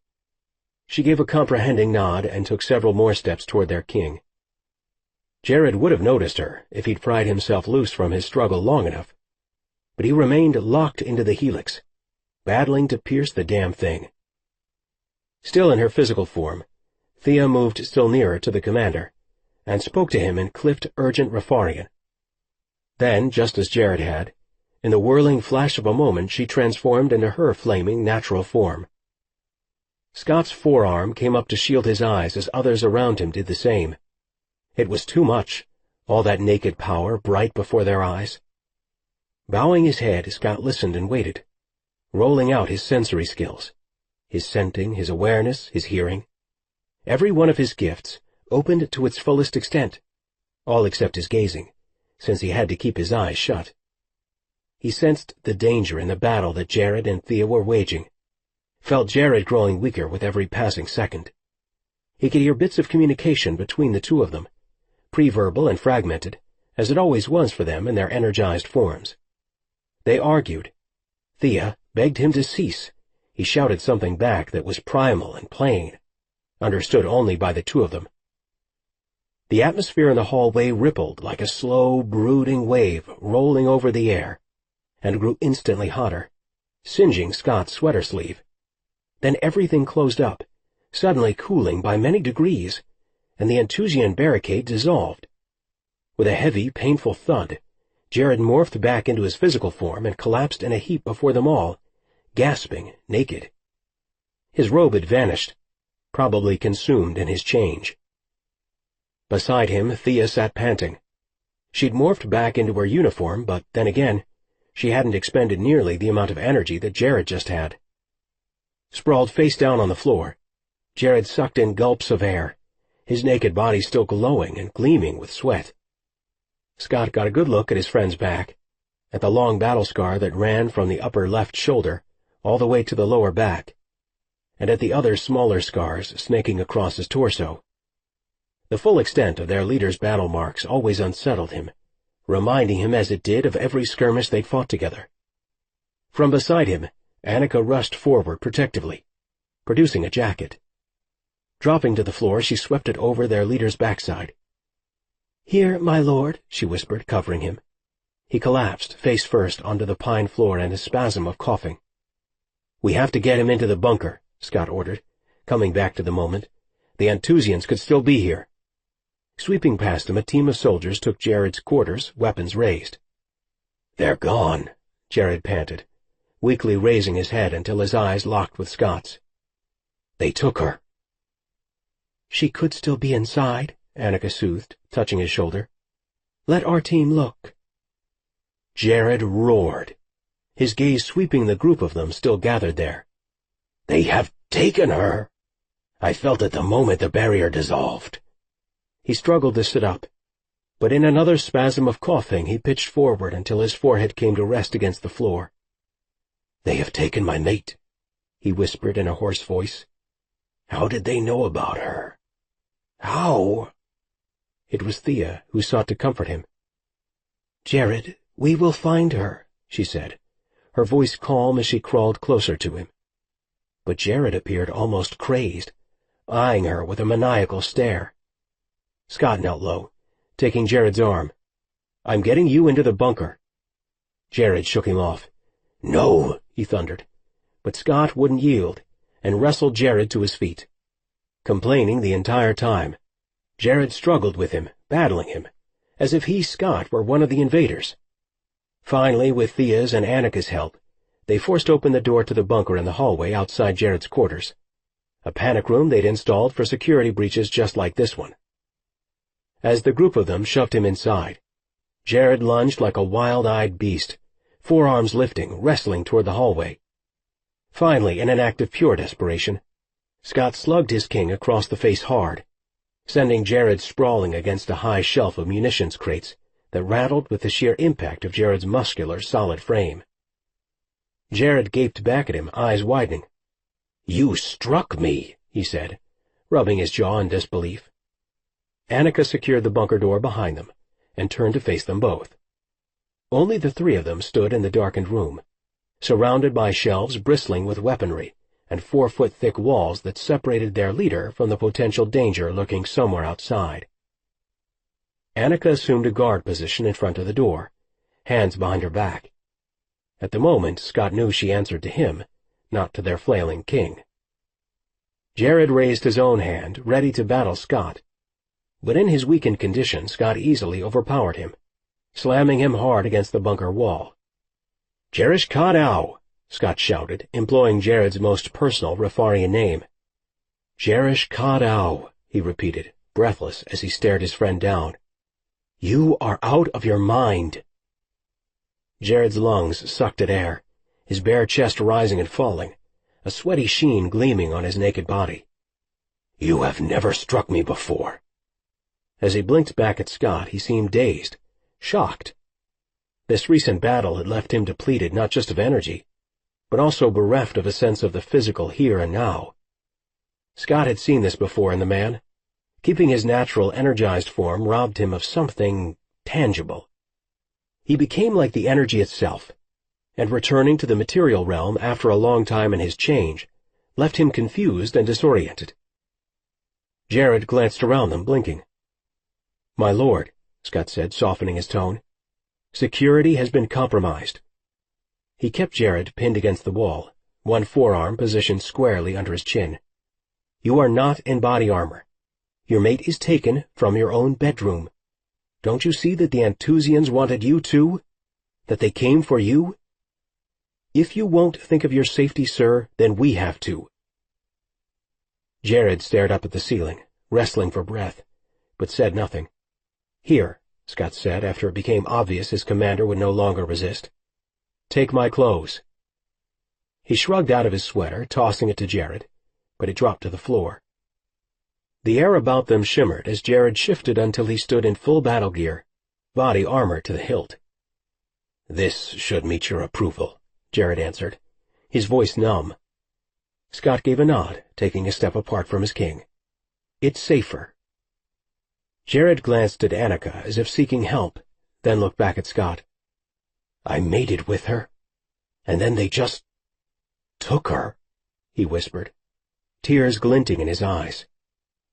Scott felt his own eyes sting. Never, not in all the years he'd known and followed this man, had Scott ever seen him cry. Yet now the brightness of unshed tears filled Jared's dark eyes. "I left her unprotected," he repeated, "and they took her." "We will get her back," Scott vowed with a vigorous nod.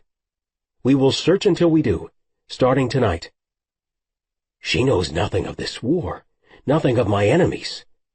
Jared dropped his head into his palms. "My God, what have I done to her?" Scott braced a hand against Jared's shoulder, but said nothing. Yet in his deepest heart, he prayed that Jared had retrieved the Midas data in the midst of his union with a human woman. He prayed it not just for Kelsey's benefit, but for all their sakes. Against Jared's shoulder, but said nothing. Yet in his deepest heart, he prayed that Jared had retrieved the Midas data in the midst of his union with a human woman. He prayed it not just for Kelsey's benefit, but for all their sakes. Chapter 12. Blue shot outward, a cobalt ring of light that rippled, becoming larger as it fanned into an elliptical pattern surrounding Kelsey. A slipstream of fractured images flowed, a luminous ribbon unfurling midair like a fast-projected film strip. Blinking her eyes, she tried to glance around the room, but could see nothing past the spinning arc of imagery. It was as if some force had magnetized her to this unknown spot, pinning her like an anxious, drunken butterfly. She was instantly dizzy, watching the procession of memories and unrecognizable futures swirling past her eyes.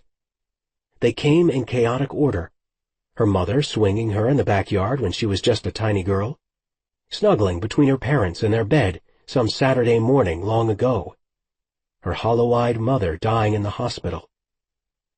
More pictures followed, faster than she could identify them, so fast they caused blinding pain behind her eyes. Yet she couldn't possibly look away. Not until she saw where the images were leading.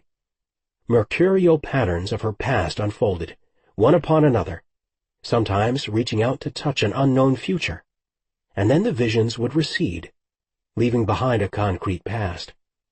Her father hugging her at graduation, a stolen kiss from Jared on the bank of a darkened lake.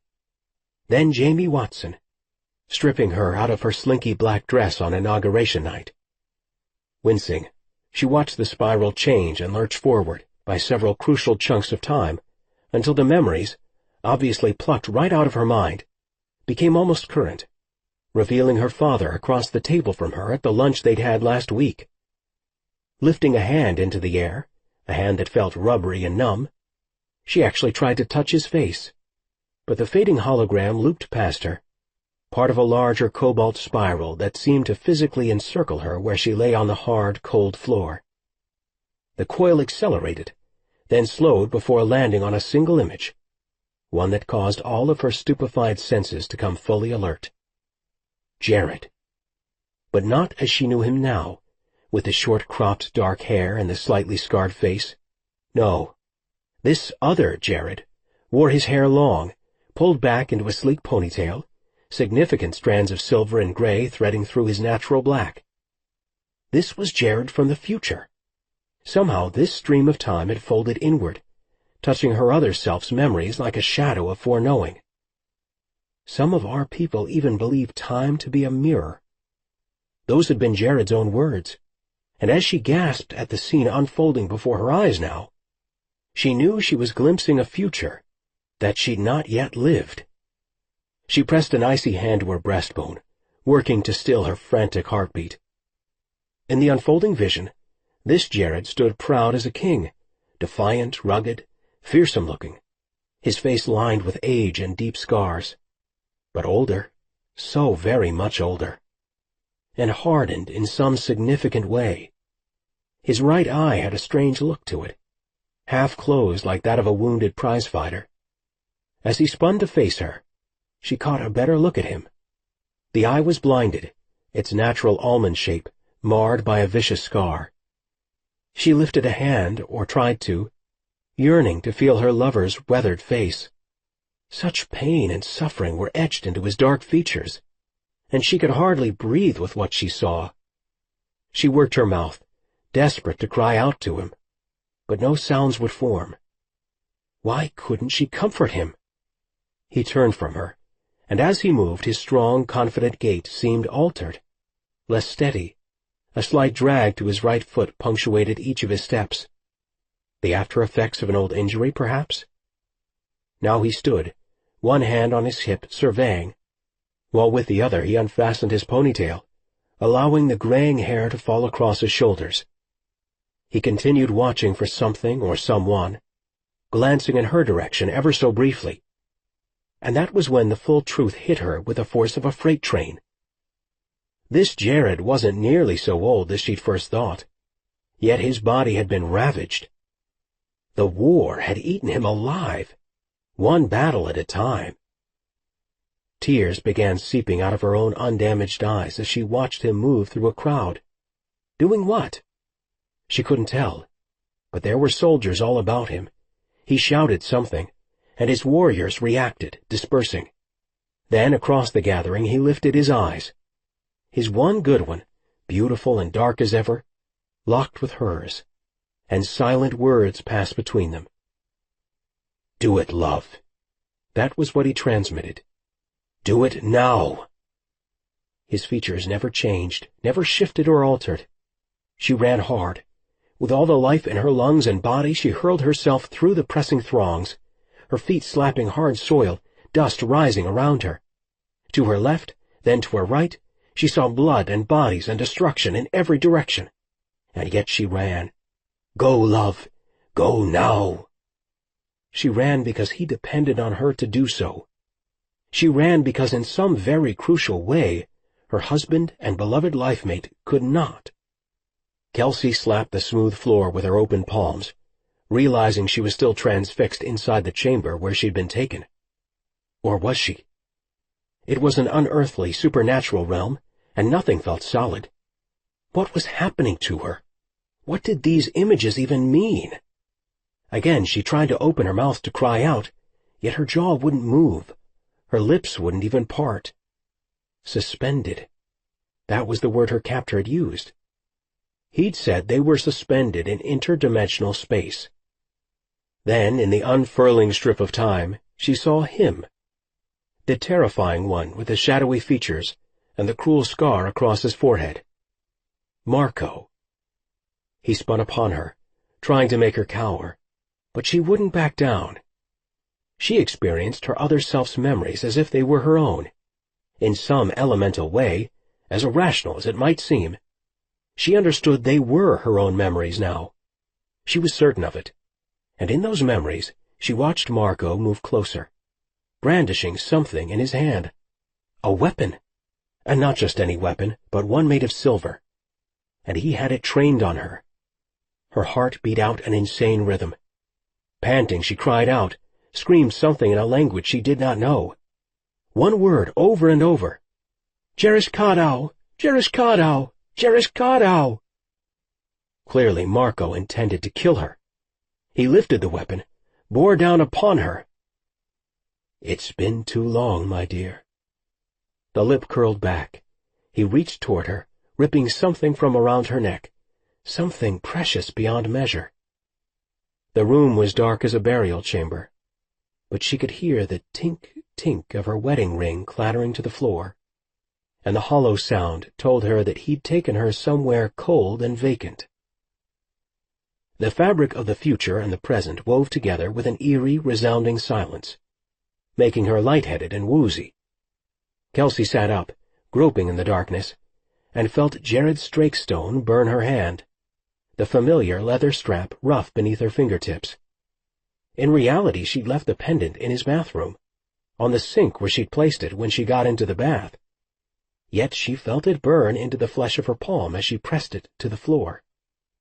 She refused to relinquish the precious item as surely as if these events were happening now, not to her future self. A black boot came down on her fingers, and with a gasp she withdrew her seared hand, the Strakestone ricocheting off of Marco's boot until it clattered across the metallic floor. And there, in the darkness beside it, spinning like a coin that would decide all their fates, stood her wedding ring, ripped from her future self, in a future time many years from now.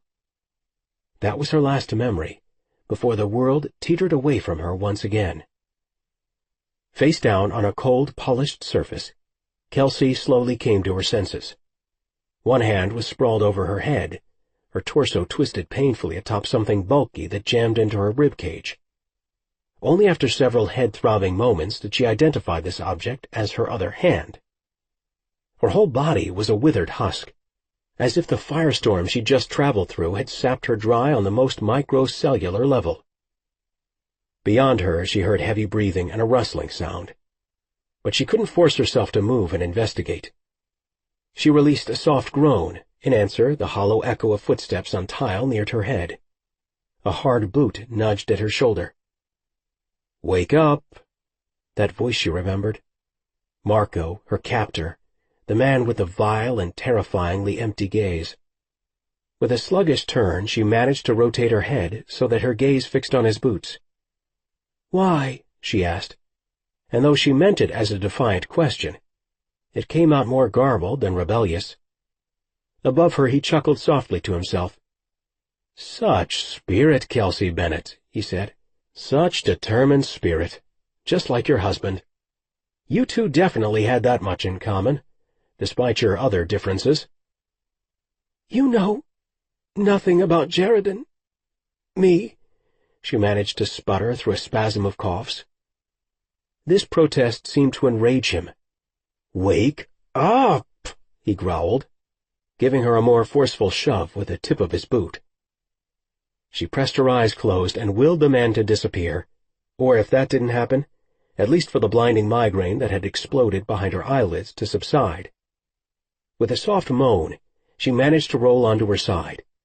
An explosion of light came into view, all of it muted blue and low wattage, but still bright enough to pierce her eyes after her plummet through the darkness.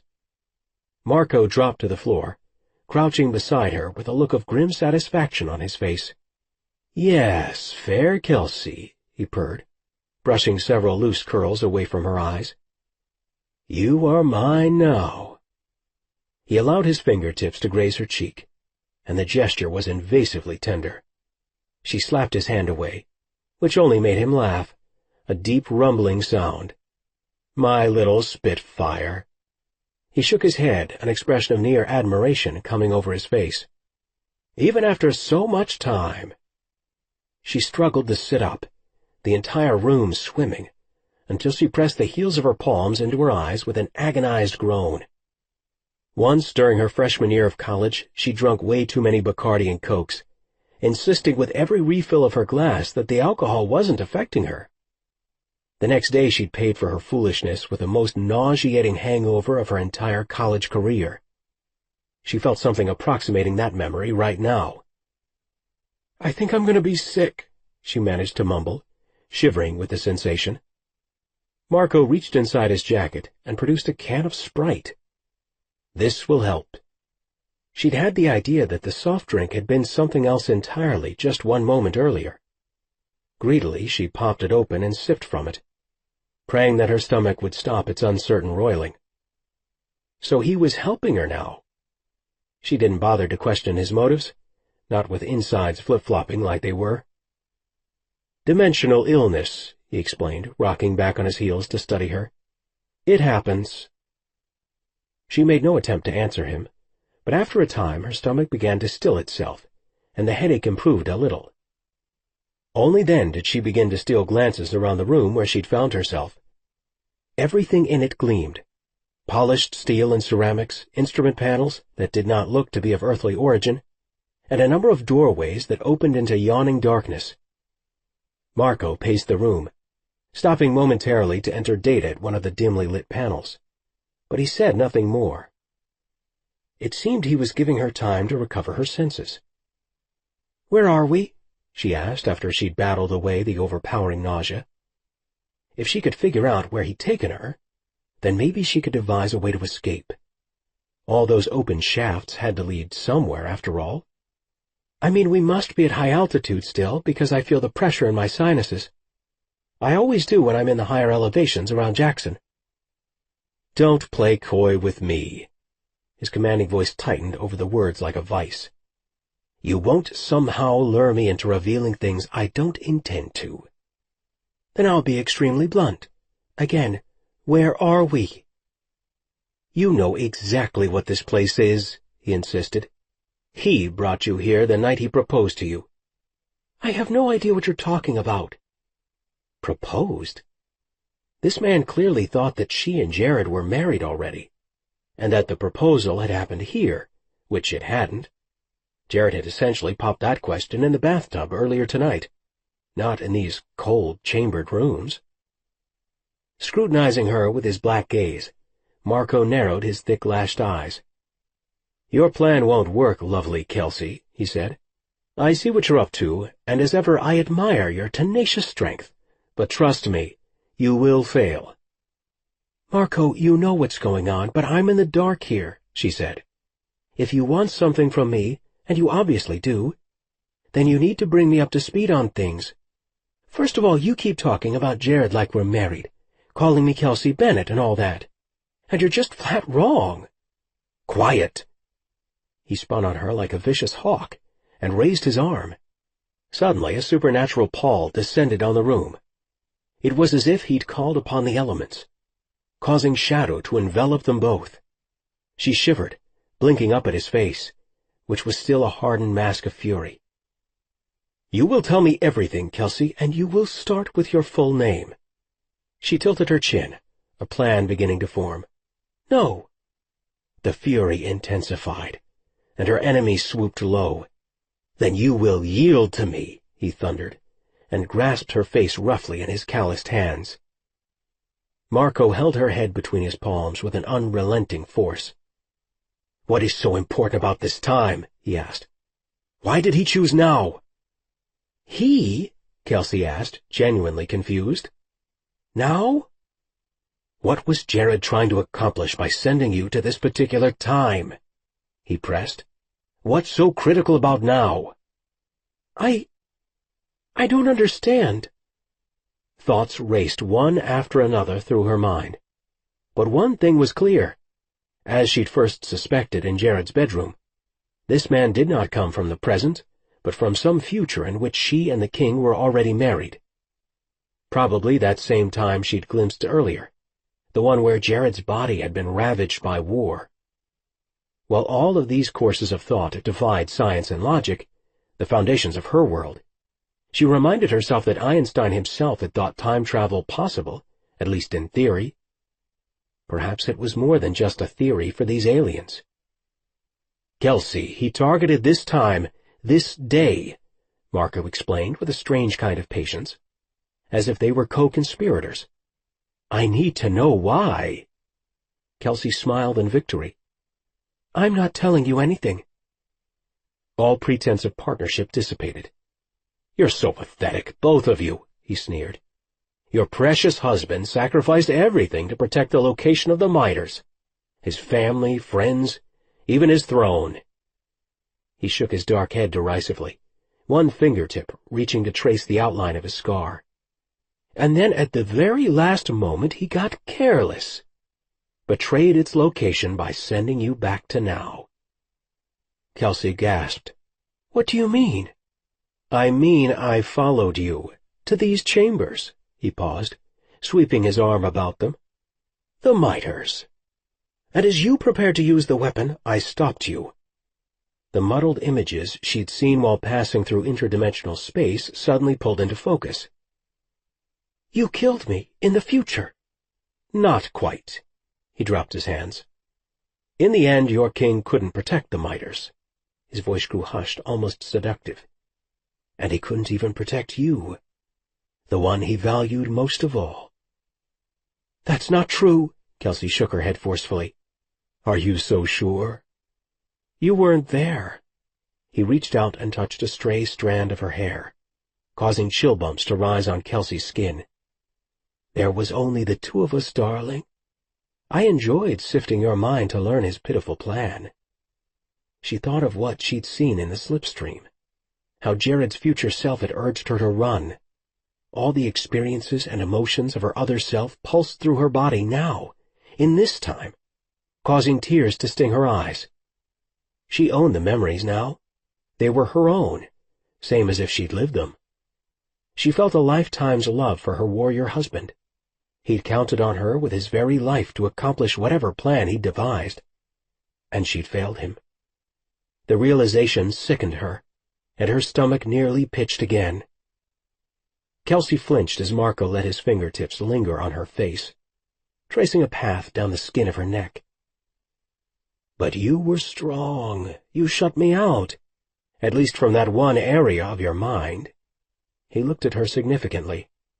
"I couldn't learn why you chose this time, but now you're going to tell me." His fingers stopped at the base of Kelsey's throat, and she could feel her pulse throbbing beneath his large hand. His black eyes met hers with a maelstrom's force, and she couldn't make herself look away. "Why does he have such immense power over me?" "And then you're going to draw him here, out into the open." He let his hand drop. "Oh, God, he's here for Jared, to destroy him before that future can happen." "I don't even know who you are," she choked. "True, but I know you extremely well, Kelsey Bennett." His dark eyes flared for a moment with an emotion she couldn't read. "It's one reason that I've come." Kelsey met his gaze and tried to form some kind of plan. She had to protect Jared at all costs, had to lure this stranger away from him. She shivered because somehow she knew that Marco's mission was to end Jared's life, and then to set about changing the course of the future in his own ruinous way. And with that, she made a fateful decision. From him. She shivered because somehow she knew that Marco's mission was to end Jared's life, and then to set about changing the course of the future in his own ruinous way. And with that, she made a fateful decision. Chapter 13. Jared had experienced grief many times in his 30 years, and believed that he'd identified all its faces. He'd known the sorrow of sending a friend out on an aerial mission, never to see her return. He'd held a comrade on the battlefield as she drew her last breath. He'd mourned his beloved cousin, Valerie, after her disappearance on a recon mission when they were both 20. And then there had been his parents' death. Barely 10 on the day of their murder. He'd swallowed his grief when destiny had first laid the responsibility of leading the Rafarian people at his feet. Yes, he had grieved 1,000 times, and thought himself accustomed to it, inured even, until now. But nothing in the vast emptiness of the universe and all its fickle dealings had ever prepared him for this moment of absolute loss. His bedroom stood empty before him, all the promise of the past hours wrenched from his hands like the plaything of some cruel god. His chambers hummed with complex power. Each of them felt it. He'd commanded all his soldiers away except Thea and Scott, since otherwise the powerful imprints left vibrating in the room's atmosphere might be disrupted. Now only the 3 of them remained. Thea, because her skills of intuition were the most refined within the compound. Scott, because, as an Enthusian hybrid, he had ways of seeing unlike any of them. And Jared, well, his gifts combined with his connection with Kelsey would be crucial. Together, the 3 of them held the best chance of winnowing through the energy and impressions in the room to produce a trail of evidence. Thea obviously knew he'd made it with Kelsey tonight, though she said nothing to acknowledge it, even though from the moment they'd joined their power within the helix, his thoughts had been open to his cousin. She'd expressed her grief at his choice then, as they united in their energized forms. After that, nothing more remained to be said. Now she served not only her king, but the one he'd taken as queen, a woman who was now her queen as well. Kneeling in the middle of the floor, her face drained of color, Thea reached with all of her senses. She hummed slightly, both arms wrapped around her body, rocking as she knelt on the same pillows where he and Kelsey had made love not long ago. He wondered what private moments might be unveiled to her. But the time for propriety had vanished the moment Kelsey had. Pausing in the room's center, Scott scowled. turning first one direction and then another. "What do you see, Lieutenant Dillon?" Jared deliberately forced his manner into that of leader, not a desperate lover. Scott said nothing, but resumed his pacing. His sensory abilities always involved movement, a physical outworking of his inner life. Only Jared sat, quiet and still. "One man," Scott finally told him in a whisper. "He came alone, and he left with her." Jared swallowed hard, urging Scott on with a firm nod. "What else? I need details, soldier." Refarian. Scott narrowed his eyes as he gazed about the room. "Full-blooded, sir, no doubt about that." Scott paused, sniffing at the air like a timber wolf. "Rogue all the way." Jared's hands clenched at his sides. "Why?" he cried, no longer able to control his simmering emotions. Why would this man have taken her? Why now, of all nights? On the floor, Thea's humming ceased, and Jared lowered his voice again. "Tell me, Lieutenant Dillon, of this man's motives." Scott met his gaze with a forceful expression, one that spoke of endless loyalty, boundless commitment to his king. "His intentions are obscured from me, my lord," he replied, "but I promise you I will uncover them." Jared swore aloud, leaping to his feet, and pushed past Scott and across the room. He cursed his own lack of intuitive abilities, an innate skill that his warrior's life had never allowed him to nurture. Where did he take her? He wondered aloud. And how did he? On the floor, Thea stirred, lifting her pale eyes to meet his own. "The man has a name," she said in a quiet voice. "A secret name that no one else knows." "Tell me," Jared said. "Marek Shekai. It's his Rafarian birth name," she said. Scott shook his head, not recognizing it. Neither did Jared. Thea stared into the fire. "He knows you, Jared," she said. "Extremely well." "I've met no one by that name." Scott shifted on his feet, rubbing the bridge of his nose, and said, "You might know him as someone else, maybe by his human name." Marek Shekai. Jared turned the name over within his mind. Bracing his hands on the mantel, he swept his thoughts over his comrades, the Rafarians who had served him these many years. Who had left his ranks disgruntled? Who had spun damaging rumors about him? Not a man or woman in his corps. "What does he look like, this Marek?" he asked, already knowing that if either of them gotten a vision of the man, they would have spoken up already. "Dark," Thea answered. "I see only darkness, cousin." Scott murmured his agreement, but offered nothing more. "You should try to reach across the bond to her," Thea said, unable to disguise the anguish the words caused her. "Your connection is very strong, Jared, and wherever he's taken her you might be able to—" Her voice trailed off, and she swept her gaze toward the hearth, the words unfinished. "You're right," Jared agreed, bowing his head. What he didn't say was that for the past minutes he had repeatedly been spinning his energy toward Kelsey, bringing more and more of his soul's force to bear. But in return he felt nothing, sensed nothing. Still he had to try again, and closing his eyes he quieted his mind. "Focus. She needs your focus, warrior. Her life depends on your discipline." And so, in his heart's center, he conjured the image of his beloved's blue eyes, her fiery hair. Then, fanning the energy inside of himself, he centered on her soul, the vibrant magentas and purples and blues he'd glimpsed as they'd mated. The bond did not come to life in answer, not precisely. Yet he did sense something in the room, something of extreme importance. Behind him. Whatever it was lay on the floor behind him. Jared wheeled in the direction of the object he sensed, dropping to his knees. Beneath the bed, he detected the object that seemed to burn into his consciousness. "What is it?" Scott asked, pressing behind him. Jared knelt there, grasping with both hands beneath the dark wood of the bed frame, pulling with his intuition to identify the clue he had detected. His palms met dust and hardwood, but still he swept his hands, feeling, reaching, until his open palm centered on something cold and solid, yet smoldering like all the stars overhead at night. Marco held Kelsey within his grasp, his hands crushing her face roughly.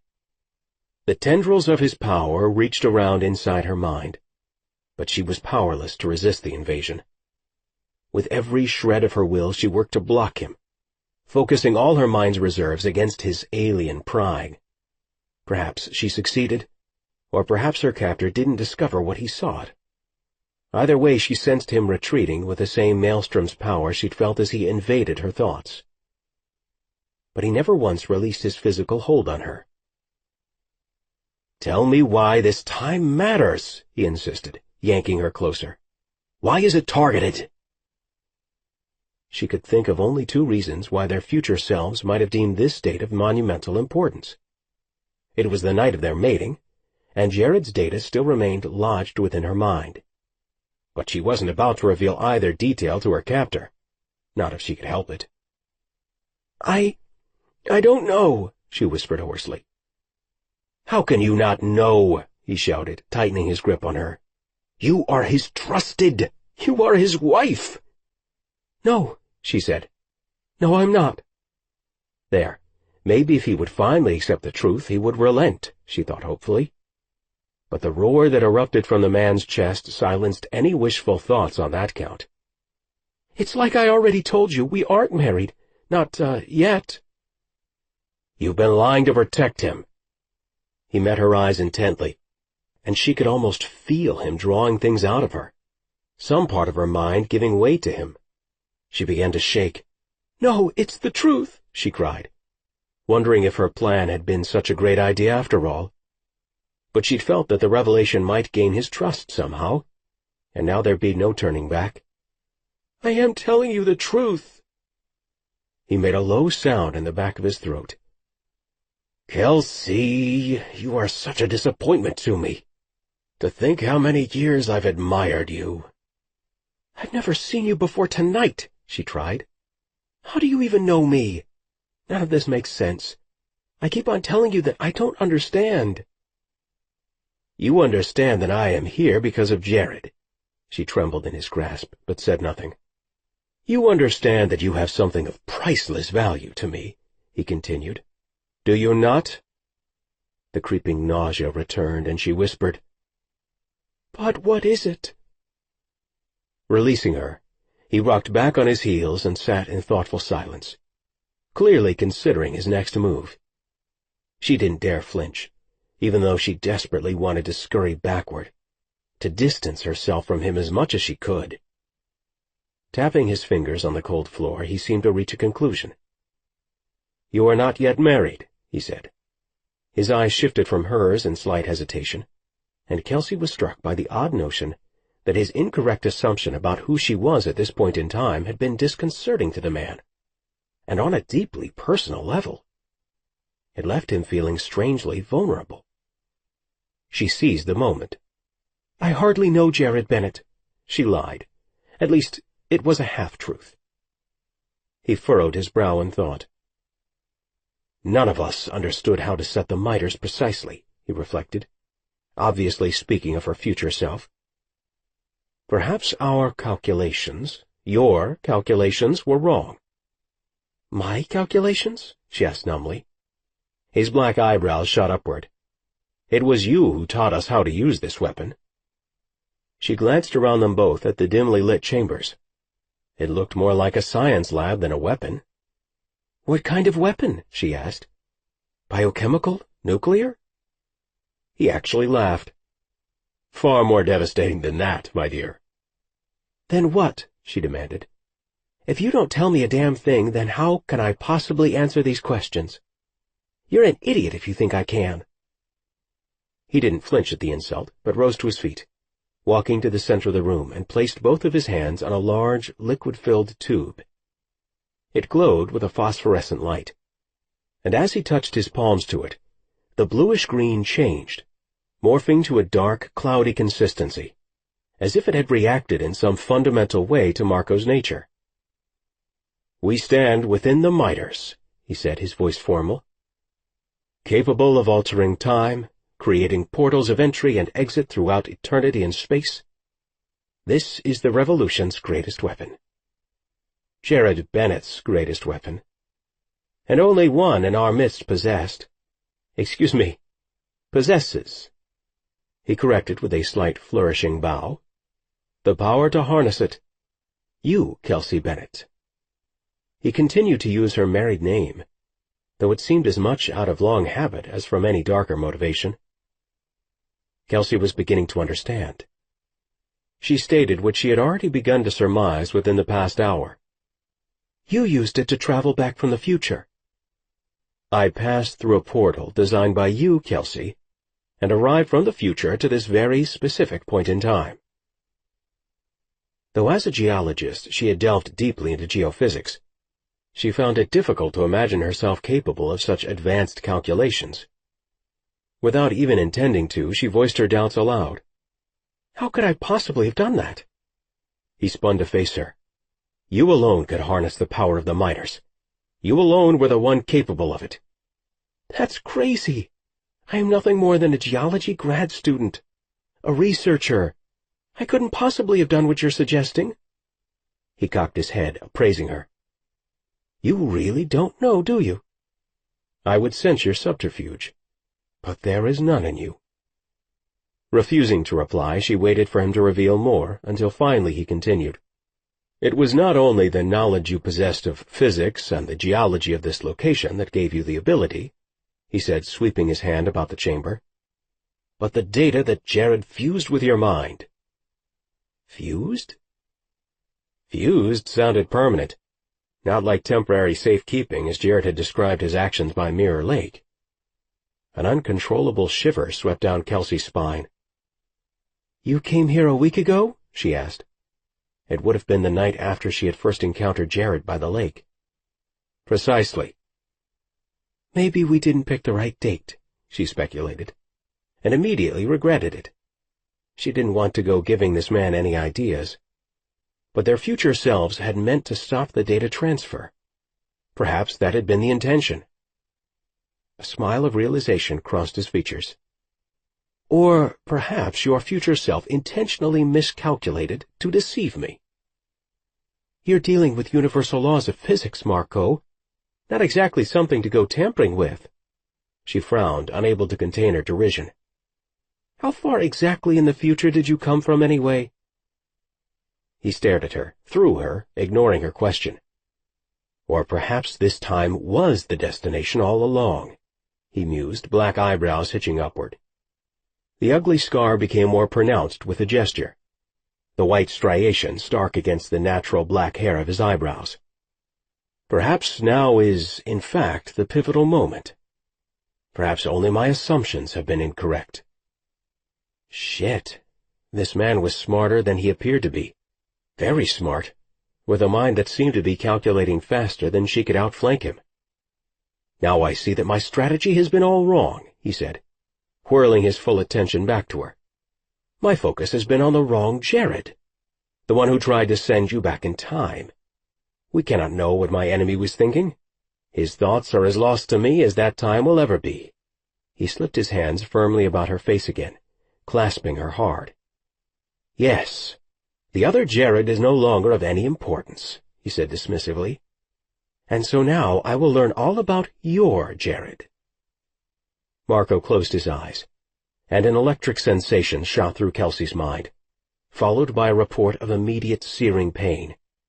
He flinched, and his expressions altered repeatedly as she felt her mind being sucked of something almost as if a giant vacuum were engulfing her thoughts. And then, just as sudden, the sensations stopped. His eyes flew open, growing wide. You have spoken the truth, he whispered fiercely. You are not Kelsey Bennett, not the wife of the leader of the rebellion.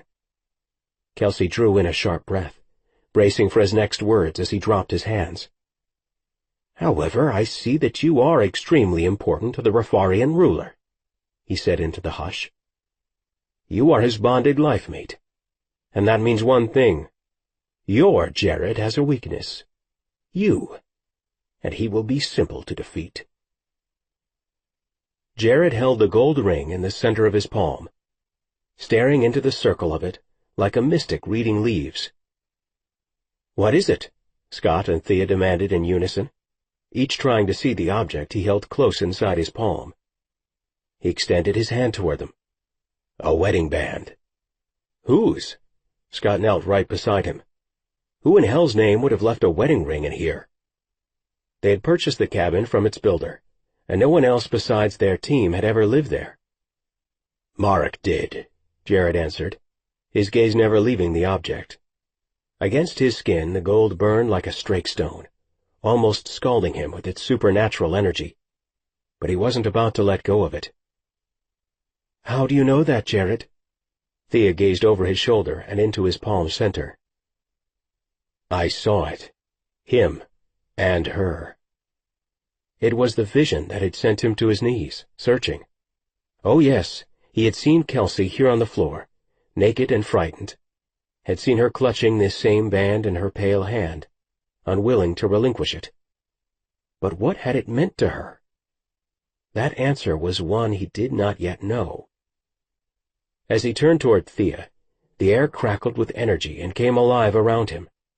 The floor shifted beneath his feet as he caught a glimpse of Kelsey in front of his bathroom mirror, with nothing but a towel wrapped around her beautiful body. Before he could make sense of it, the image dissolved and faded into another. Kelsey on the floor of his bathroom, a menacing stranger towering over her half-naked form.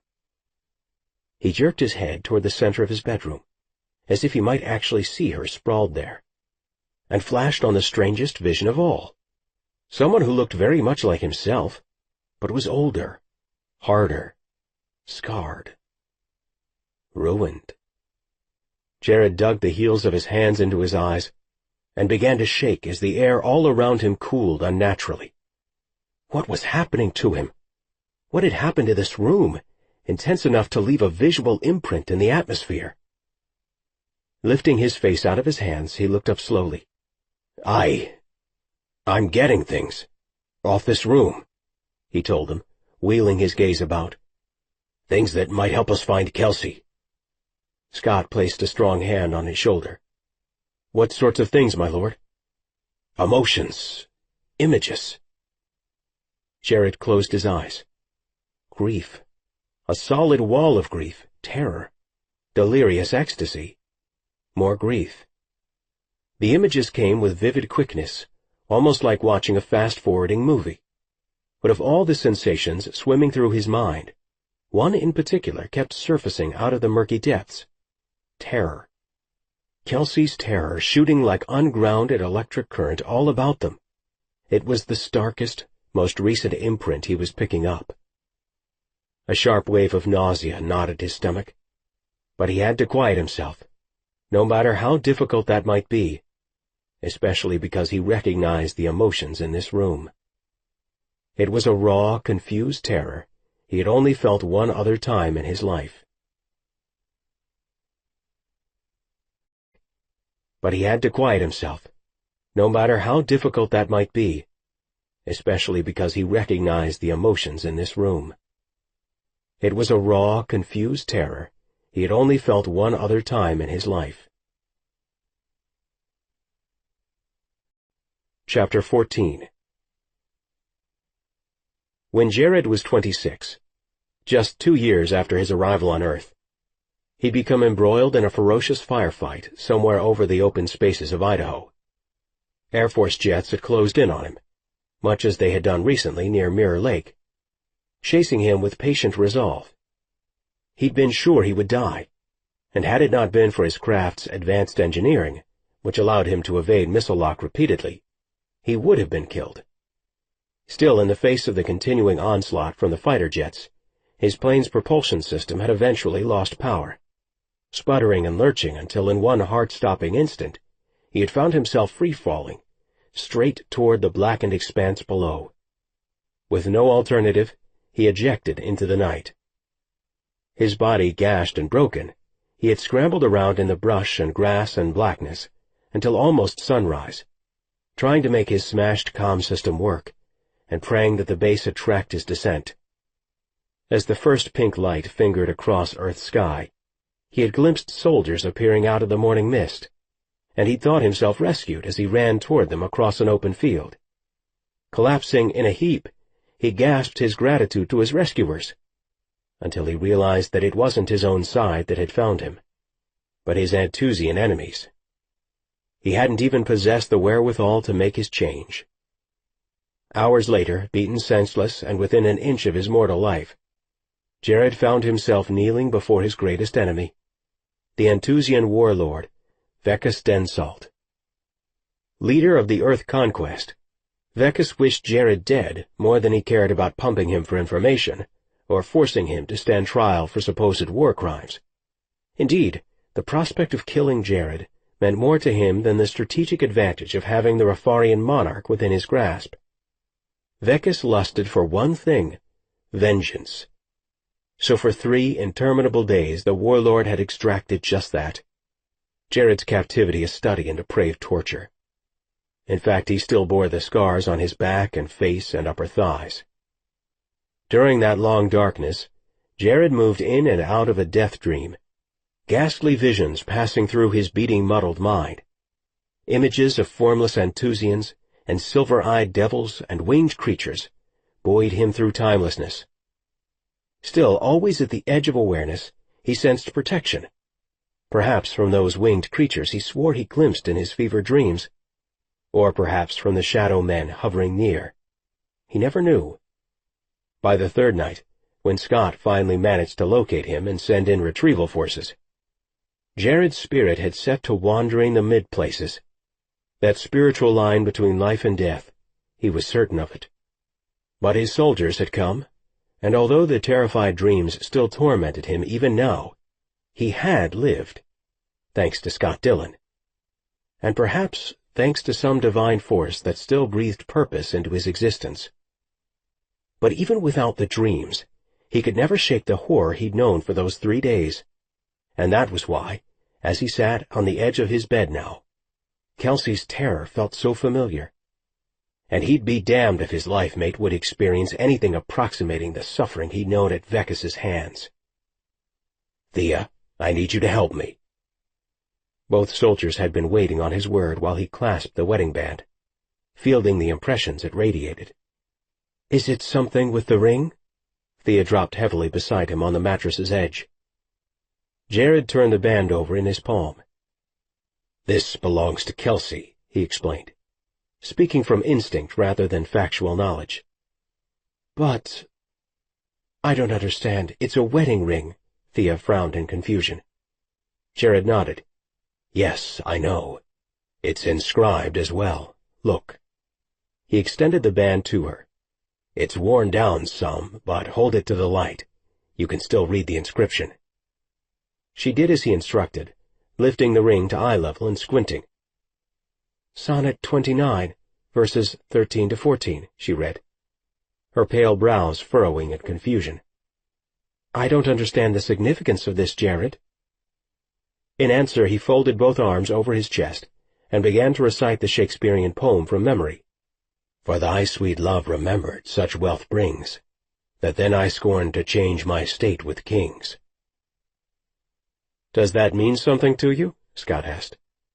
Jared met his friend's questioning gaze. "It's our wedding vow, I believe," he answered, feeling an unstoppable wave of grief rise up within his chest. Grief for a beautiful future, stolen like some intricate fragile snowflake lost forever in a harsh wind. "What the hell?" Scott asked, his fair face flushing with emotion. Thea gaped at Jared, stricken, but he alone remained calm, a center of focused purpose amid the tumultuous emotions passing between them all. Jared looked from one to the other of his 2 most trusted soldiers, then said in a soft voice, "It's our sonnet, given by me to Kelsey tonight." Thea's blue eyes welled with tears. Without needing another word of explanation, she understood exactly in what way he'd given that verse to his mate. And apparently, he continued, drawing in a steady breath, the day we were married, it served as part of our wedding vows. 3 months from today. Take a look at the date inside the band. 3 months from today? Sir, what you're saying makes no sense. Scott placed a firm hand on his shoulder. You're upset, grieved. No, Lieutenant. I am perfectly rational about this. I saw it. Jared indicated the bedroom with a sweep of his hand. Saw it all here in this room, and there in the future. This ring belonged to another Kelsey, years from now, and somehow it was brought back to my Kelsey from that time. I saw myself, older somehow, and I saw her, older too. For a moment, Jared had to drop his head. The graying man he'd glimpsed had been a diminished shadow of himself, ravaged by years of warfare. Yet his wife's bold and strong spirit had been like a beacon in that future, his other self's true sustenance. His two advisers exploded in dispute and challenge, but with a lift of his hand he silenced them. He met his cousin's confused gaze and extended his open palm with a resolute gesture. Lieutenant Haven, he said in a calm and determined voice, I require your help.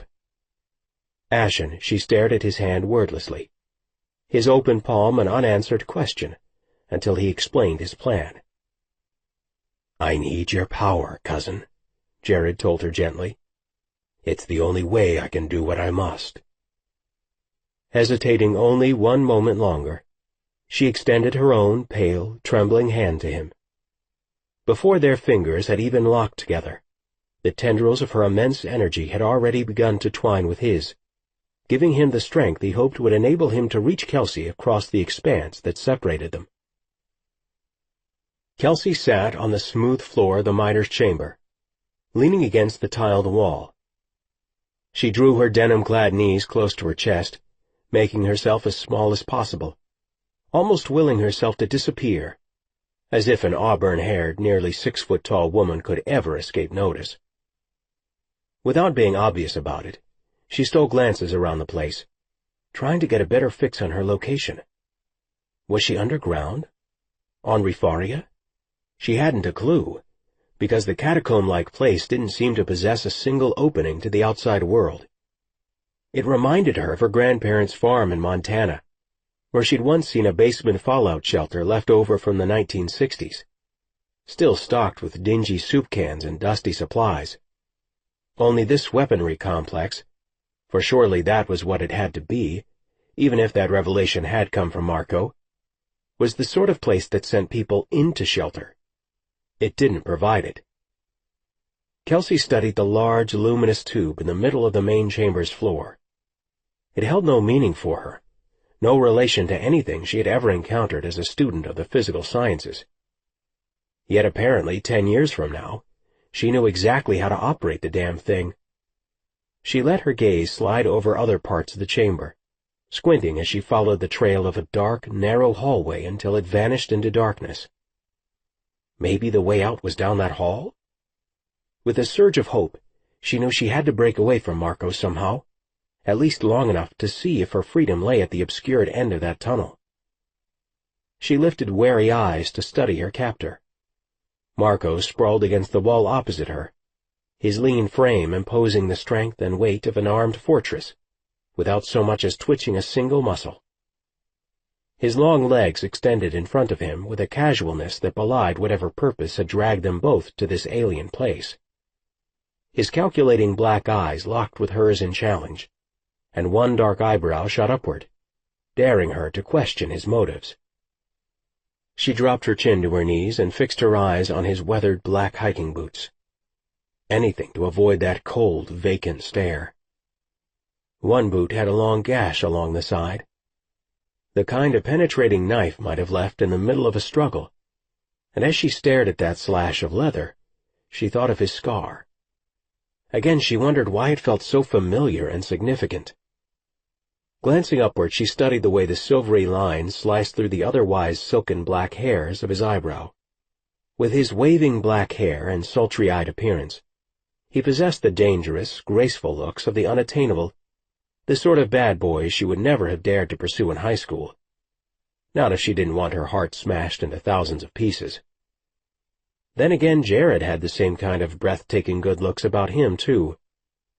But in every plane of her lover's face, every realm of his heart, he transmitted goodness, strength.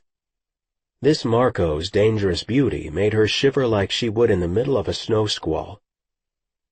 "You study me," he observed, that eyebrow cocking upward in question again.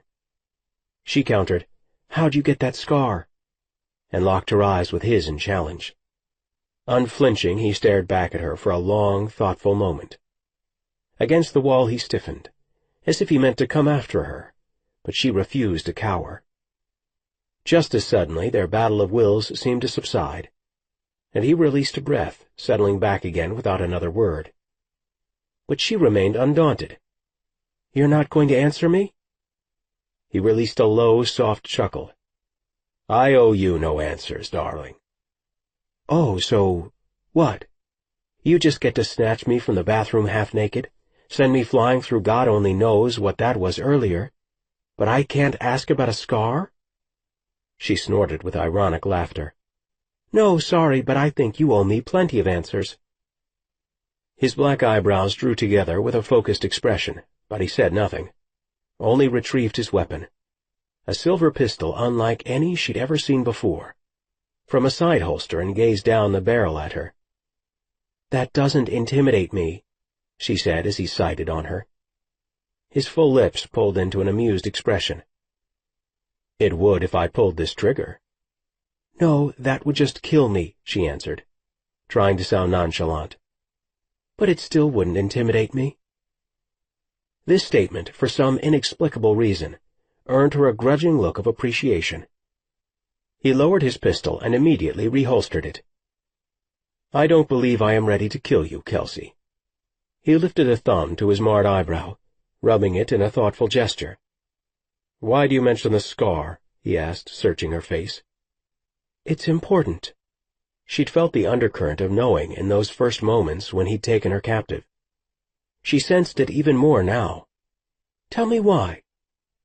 If she could get control here, be the one in command of the situation, then maybe she could control him.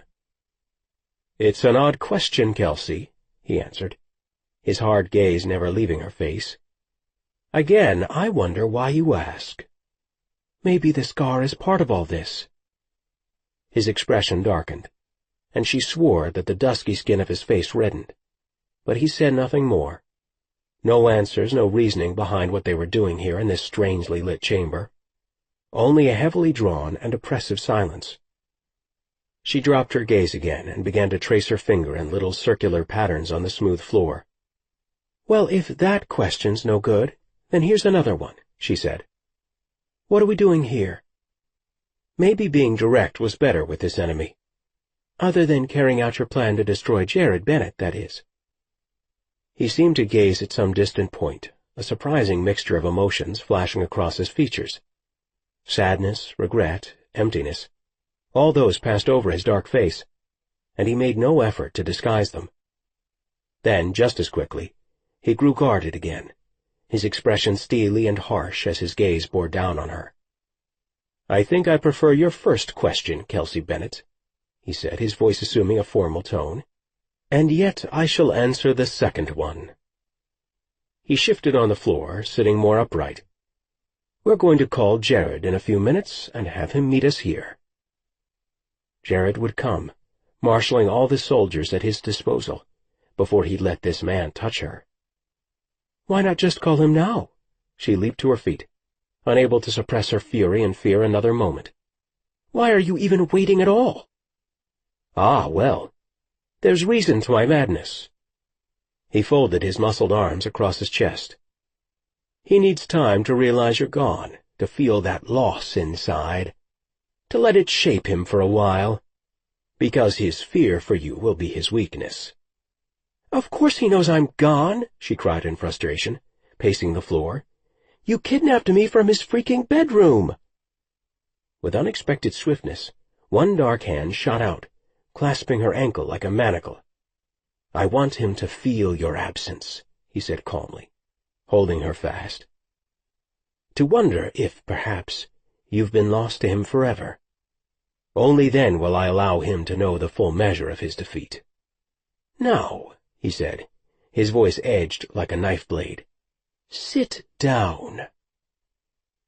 "So we can wait for Jared to know the measure of his defeat?" she taunted, trembling as she sank back against the wall opposite Marco. "I wish the battlefield to assemble well." "And for Jared to realize that I'm as good as dead?"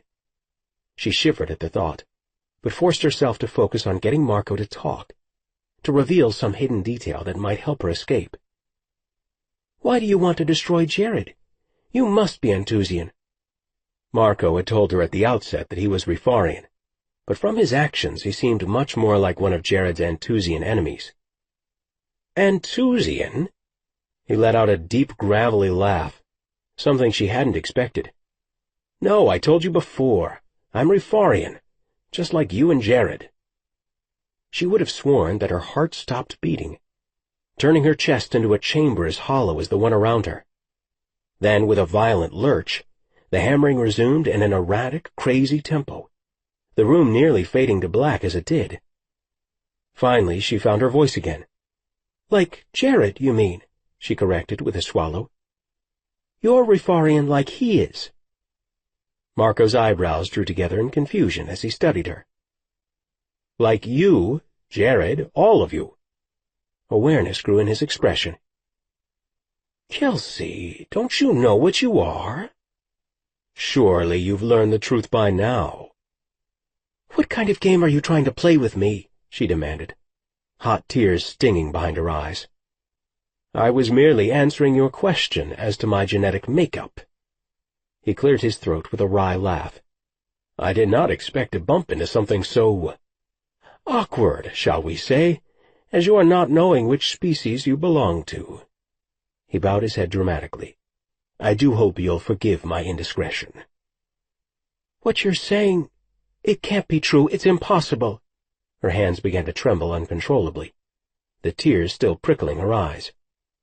"Kelsey, it is very much possible, because it is who you are." "I have human cells," she insisted. "Human blood.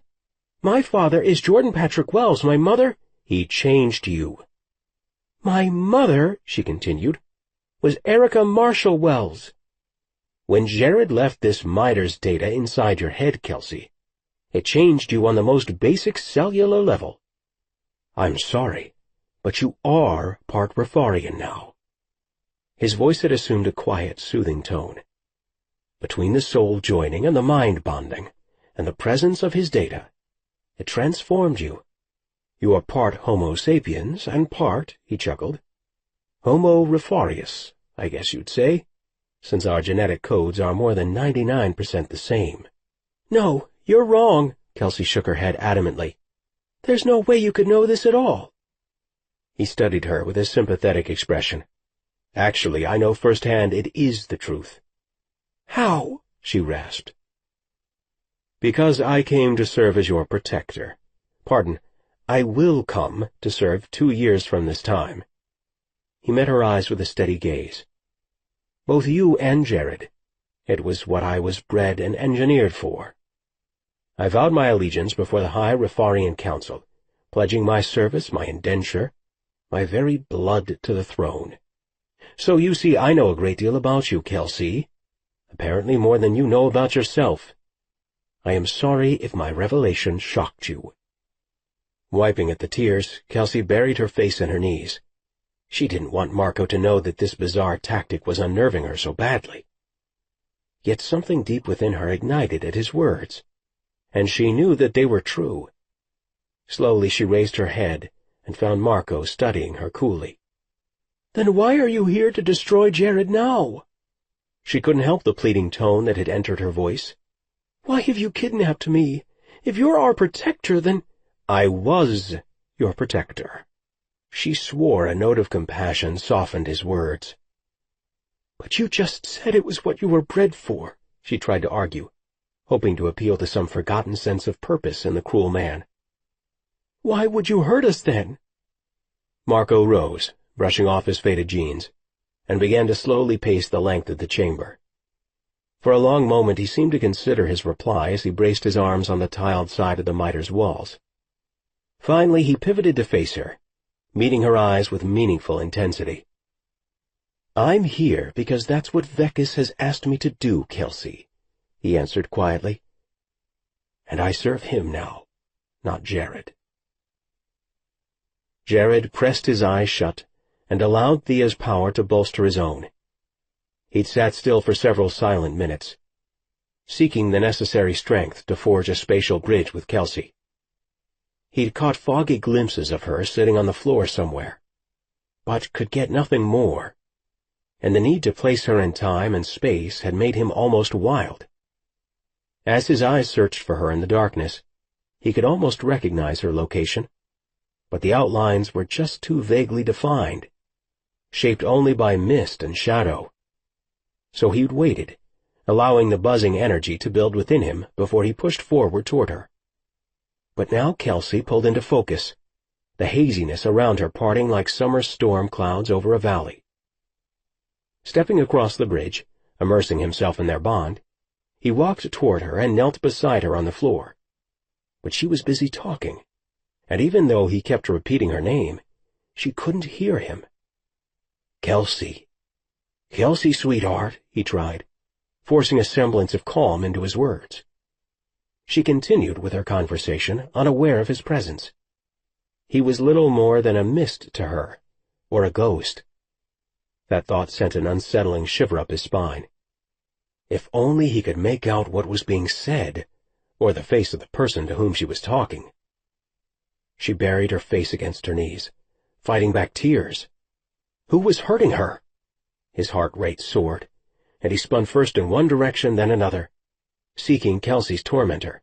Nothing to be seen. No discernible forms around her.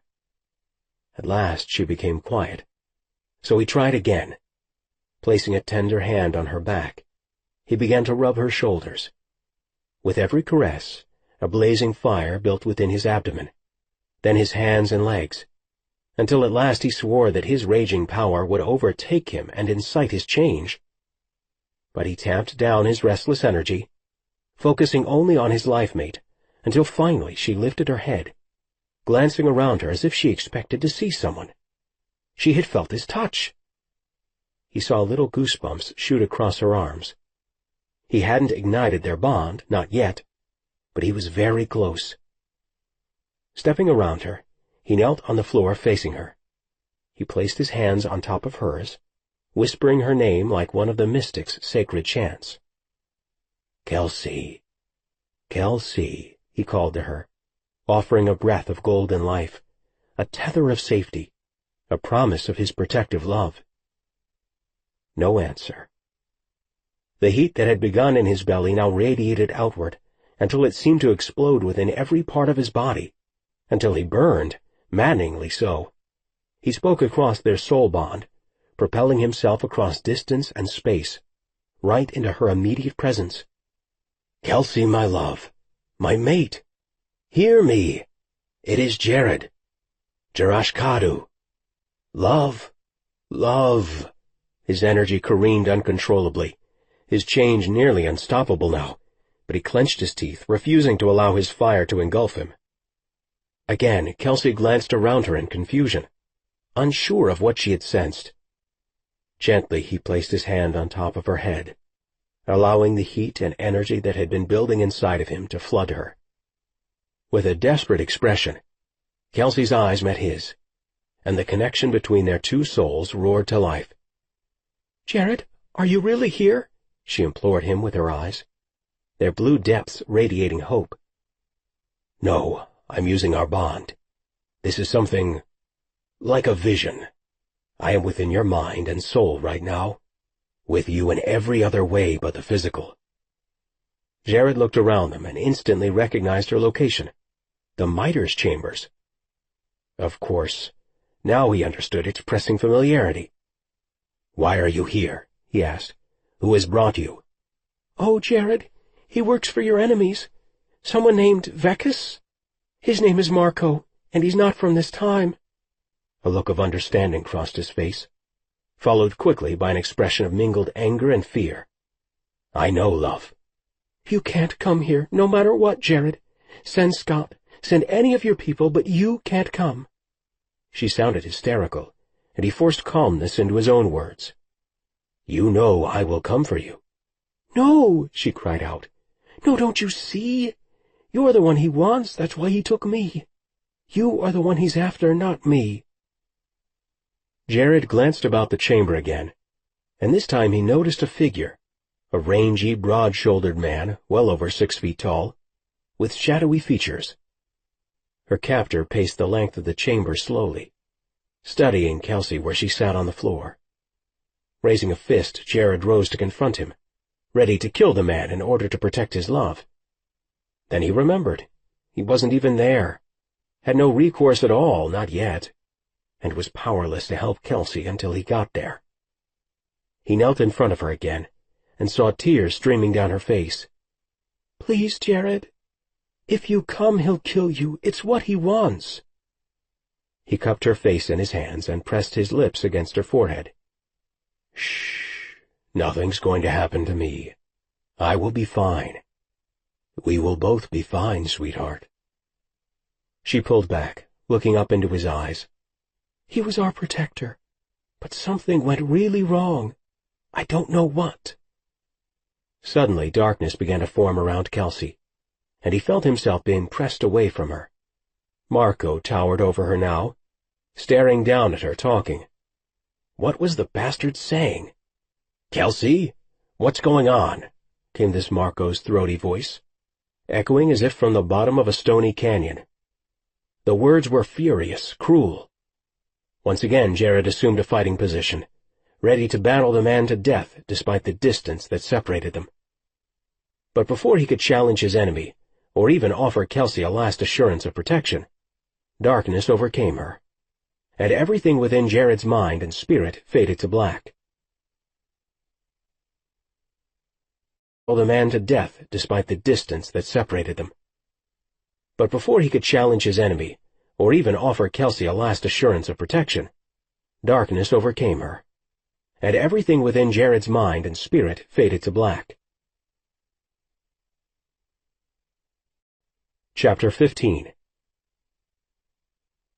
"This is taking way too long." Scott crouched in front of the bed where Jared slumped, eyes half rolled back into his head. "He should have pulled out long before now." "Don't you think I know that?"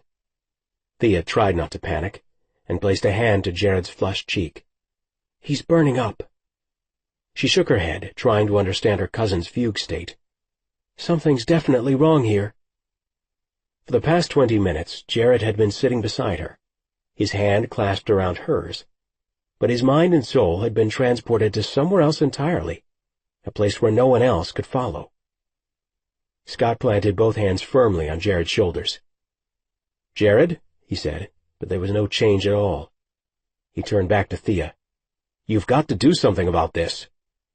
"Like what, Scott?" she hissed. "I don't even know what this is, all right?" She had cursed them both as fools for even letting Jared attempt such a dangerous tactic. It was one thing to make a connection when one's bondmate was in close proximity, but Kelsey might be anywhere by now. Traversing long distances could put his spirit in jeopardy for all they knew. She wriggled her hand out of Jared's sweaty-palmed death grip and turned to face him where he slumped on the bed. His dark eyebrows were furrowed in deep concentration, as if he were intercepting a very intense conversation being held on another galaxy. She drew her face to within an inch of his and gave him a gentle shake, whispering his name.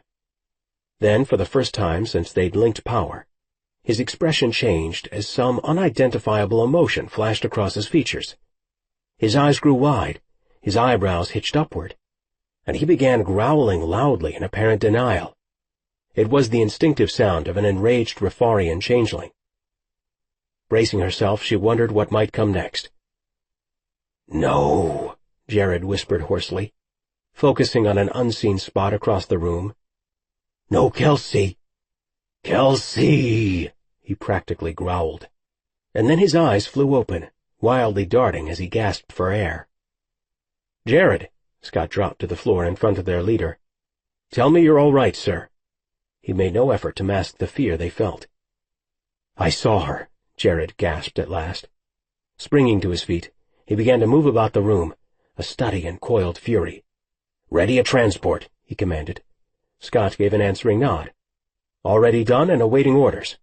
"They're holding her at the miters," Jared continued. "We must get there at once."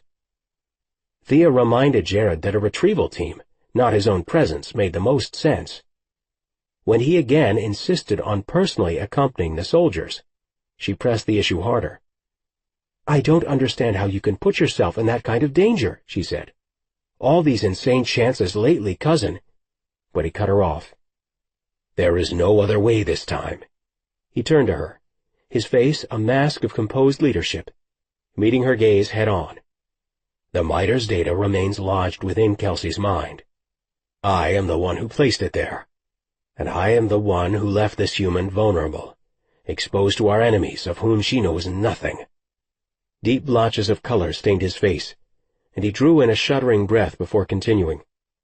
"I am the one who must retrieve it, and I am the one she is counting on." He reached for his pistol where it lay on the mantel and holstered it before turning back to them, his black eyes blazing with emotion. "Now do you understand the stakes this night, cousin?" And without awaiting an answer, he strode out the door. A nagging thought teased at Marco's mind, one that gained substance the longer he observed Kelsey. She sat exactly where she had for most of the past 30 minutes, leaning against the wall opposite him, her face lowered, and deathly still. When at first her questions had ceased and she'd buried her face against her knees, he'd assumed she was simply crying. But now his suspicions began to gain more life. She and Jared weren't married yet, so he didn't know if their bond was anything like Marco had seen it become in his own time, or if they'd even discovered their unique gift for communicating over vast distances yet. But what if they had? And what if she were trying to make that connection right now? Or what if Jared had managed to engage their link? "Kelsey, what's going on?" he demanded. Nothing," she stammered, her face still buried in her crumpled jacket. And Marco knew. He was across the room in a breath, roughly yanking her to an upright position. "You were trying to reach Jared." She shook her head in denial, but he recognized that dazed look. He'd seen it on both their faces too many times over the years not to recognize it. He tightened his grip on her arm. "Kelsey, I know exactly what you were doing." Answering fear flickered in her intelligent eyes, and she recoiled slightly. God, she thought he might actually hurt her. That he could ever hurt her, even if he tried. No matter what had happened between them all in the past 8 years, wounding her in any way was something he remained incapable of doing. In the chamber a week ago, he'd nearly aborted his entire plan after accidentally crushing her hand. The hand of her future self, beneath his boot. She'd cried out in sharp, undisguised pain, and the mission had all but ended before it had even started. For 5 full minutes he'd struggled to recover his stupefied senses enough to sift through her thoughts. He'd been gentle with the woman, as gentle as he could be. Even so, she'd believed he might kill her at any moment. She, the only woman he had ever loved. But by the time he left her behind, shaken and dazed, he hoped she understood the truth, that even with all their painful, twisted history, he would never willingly harm her. However, Jared Bennett was another story entirely. "What happened to make you turn from us?" This, Kelsey whispered, strong as steel, yet delicate as a newly budded flower. There it was, that dichotomous beauty he had always found so fascinating in the human. And yes, she was human. Although her story was as complicated as he'd indicated, he'd been honest about that much. Still, he'd twisted things somewhat in an effort to keep her under his control. He'd done it and begged her forgiveness in silence the entire time. Closing his protector's eyes, Marco willed himself to regain his composure. Thinking too much about his past never led to any good end these days. He had to stay focused, had to accomplish his mission. and he refused to yield power by dredging up things that should remain forgotten. When he looked again, he found Kelsey studying him, waiting for some kind of answer. Her gaze, more than any other, had always had the capacity to unravel him. So of course it had that exact effect right now, and against his will his cheeks burned hot beneath her examination. After so long, just one look from her could still cause his heart to lodge solidly in his throat, and his mind to play wayward tricks. And down that path, he learned the hard way, lay only his own destruction. He immediately moved to block the impressions he kept reading off of her. Better to seal off his intuition. Better to fall back on uncomplicated warrior strengths right now. Better to turn his cold heart back to stone, to feel nothing, to give quarter to nothing, except revenge against his would-be king. Marco swallowed hard and brushed past Kelsey. "So, now that you and Jared have shared communion, is he on the way?" he asked with a forced coolness. She remained silent until at last he began to laugh. Of course Jared was on the way. That was how connected they'd always been. No one needed to remind Marco of that fact. "Well, at least that will save me a phone call," he said, and a shiver of anticipation ran through him. A rush of emotion too strong to deny caused his head to pound quicker, his blood to run hotter. But he was ready, more than ready for what would come next. Even if he hadn't stood face to face with Jared Bennett, any version of him, in more than 4 years. Kelsey wasn't entirely sure what she'd just seen in Marco's eyes, but she would have sworn it had been some kind of fondness for her. Maybe this situation had more to do with her than she'd initially guessed. And if so, then maybe she could still get a few answers out of Marco, answers that might help Jared. She rose slowly from the cold floor and felt her knee throb from sitting in one place for the past hour. It was an old skiing injury, and when she kept still for too long, it always began to ache. He moved his large frame to block her. "Where do you think you're going?" She didn't flinch. "I just want to stretch my legs. Is that okay?" At last he gave a nod of agreement, stepping back from her. "You'll never be able to fight them all, you know." Kelsey smoothed her hands across the front of her rumpled sweater. "They're too powerful, and you're just one man." He looked at her and laughed softly. "But I'm strong in my Rifarian blood, pure. Whereas Jared, his warriors, his servants, are all corrupted by their human interactions, contaminated and weakened." "Well then, I must be the weakest of all. And I still don't believe what you told me earlier." He arched an eyebrow. "Why not?" "A change like you're describing on a cellular level isn't possible. I don't even have to be a scientist to know that." "Would you have said it was possible for one person to leave complicated designs and coding within another's mind?" "I don't know for a fact that he did that," she argued, even though she completely believed what Jared had told her. Marco shook his head slowly. "Kelsey, you are just more human than the others. That's all. But you are one of them. It was part of why the people rallied." Marco's voice trailed off, and he began shaking his head as he stared at her. "My God, you really don't know any of this, do you?" She met Marco's cold eyes with determination. "Tell me what you were going to say." "Okay." He pulled his face within mere inches of hers. "You were his bride," he whispered, his eyes raking over her face heatedly. "I already knew we were married," she stated impatiently. "You told me that earlier. You showed me the ring." "No, Kelsey. I mean you were his bride. You are the beloved of Rifaria, more valuable to the revolution than even the king. You are the one the rebels rise to follow, because of your humanity, because you are both human and Rifarian, as a result of your change. You were prophesied to him years ago. Hasn't he told you? You were foretold by the mystics. In every way possible, you are their queen, and they are pledged to you. It is you they rise to follow." And with that simple statement, Kelsey felt her entire universe shift on its axis, and she collapsed to her knees. Marco watched Kelsey slide to the floor, and shook his head in disbelief. How was it possible that she didn't know any of this? He thought they'd learned about her hybrid DNA long before she and Jared were married. The Midas data wasn't simply within her mind, it was permanently fused inside her brain, making her not only the queen but the Revolution's true weapon. It had been why she alone could operate the Midas 10 years in the future. This ignorance of hers gave him a distinct advantage. He wasn't about to spend these moments before Vekas arrived educating her. Not his job, not when she was his enemy. But when she slowly raised her eyes to meet his, and he saw the wild look in them, he felt something shift and come alive within his chest.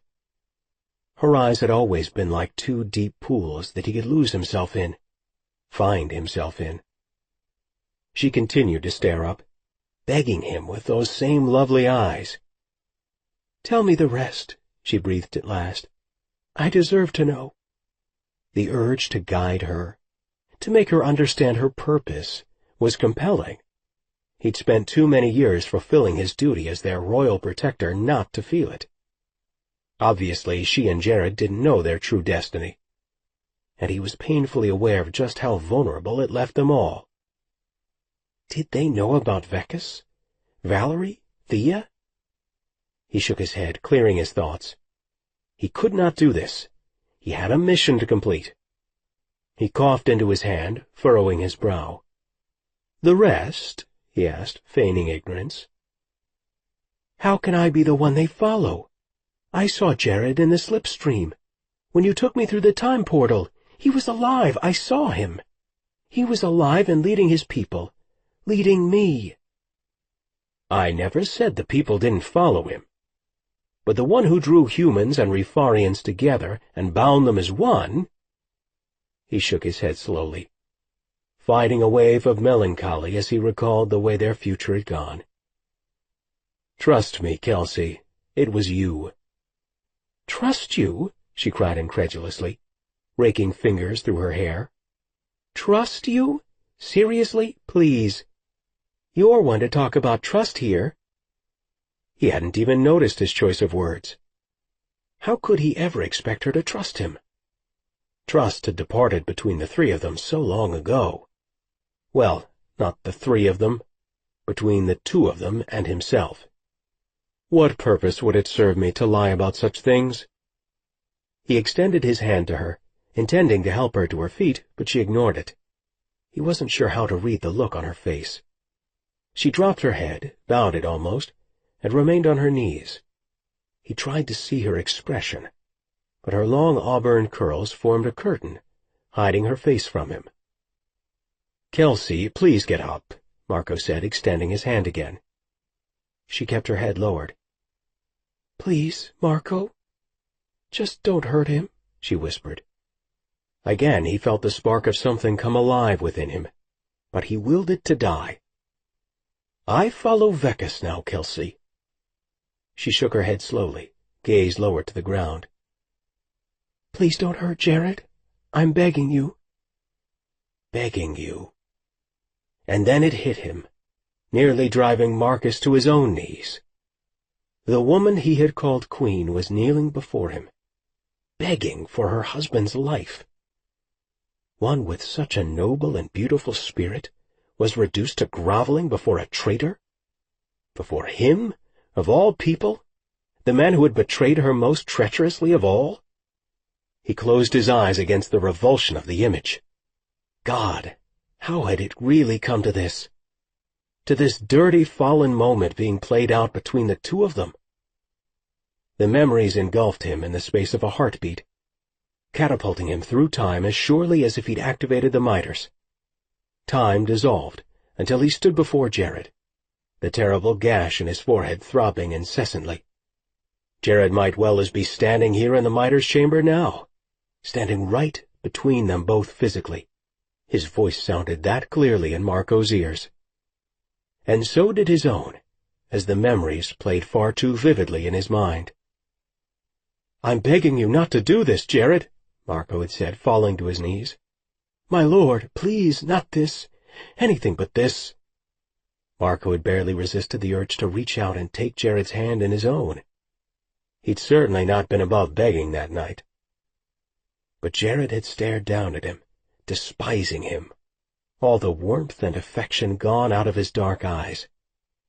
The man he'd called king, and thought of as a brother, curled his lip in disgust. "Get up, Marco." Jared's breathing was labored and heavy. "Now!" Marco didn't budge. "I was wrong, my lord. I know just how horribly wrong I was." He sought his king's pardon with his eyes, imploring him to listen to his heart and not the evidence. "Wrong?" Jared roared in disbelief. "You tried to kiss my wife, your queen, in my bedroom, and when she resisted, you struggled with her. How wrong could I be about those facts? What don't I understand?" Jared's large frame bore down upon him, threatening something far worse than mere coldness. "Tell me, Marco," he thundered, so loudly the walls of the great room echoed the words back at them. "Why did you kiss my wife?" And Marco had no answer. None whatsoever to offer the man he loved more than any other. Casting his gaze downward in shame, he felt his face burn with it. Jared's voice became as steely as an enthusiast's. "So you don't deny it?" "It wasn't like that, my lord," he finally stammered, still not daring to raise his eyes to meet those of his king. "Please hear me." Jared cupped Marco's chin, forcing his gaze upward. "Look at my face," Jared admonished, reminding him of the gash. "Look at the proof of your deeds. She is my mate, my life. You were my friend. More than that, even." Jared stopped, his voice seeming to catch, and Marco rushed to fill the silence. "It was a misunderstanding," he whispered hoarsely. Jared dropped his hand away, and Marco immediately inclined his head lower, deepening his posture into the lowest, most servile of genuflections among the Rifarian people. He spread himself along the floor, praying, begging, hoping for some kind of royal pardon. Out of his mind with confusion and despair, he placed his forehead against the tile in supplication. "I can explain, my lord. I can make you understand." "Understand what?" Jared shot back furiously. "You told my mate that you've been in love with her for more than a year. Did I misunderstand that?" How could Jared ever grasp what Marco's life had been like for the past 4 years? What hell it had been as a lonely intuitive, always in their presence, and therefore always so near the bond that wove between the two of them.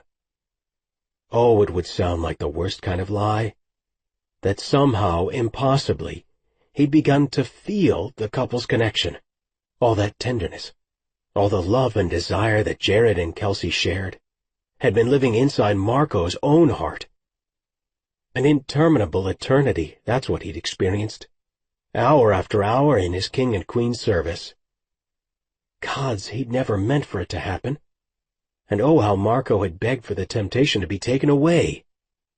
But would those facts even matter now? He hated himself, so he could hardly expect his best friend to feel any differently. Jared's hard gaze never wavered. "Did I misunderstand, Marco?"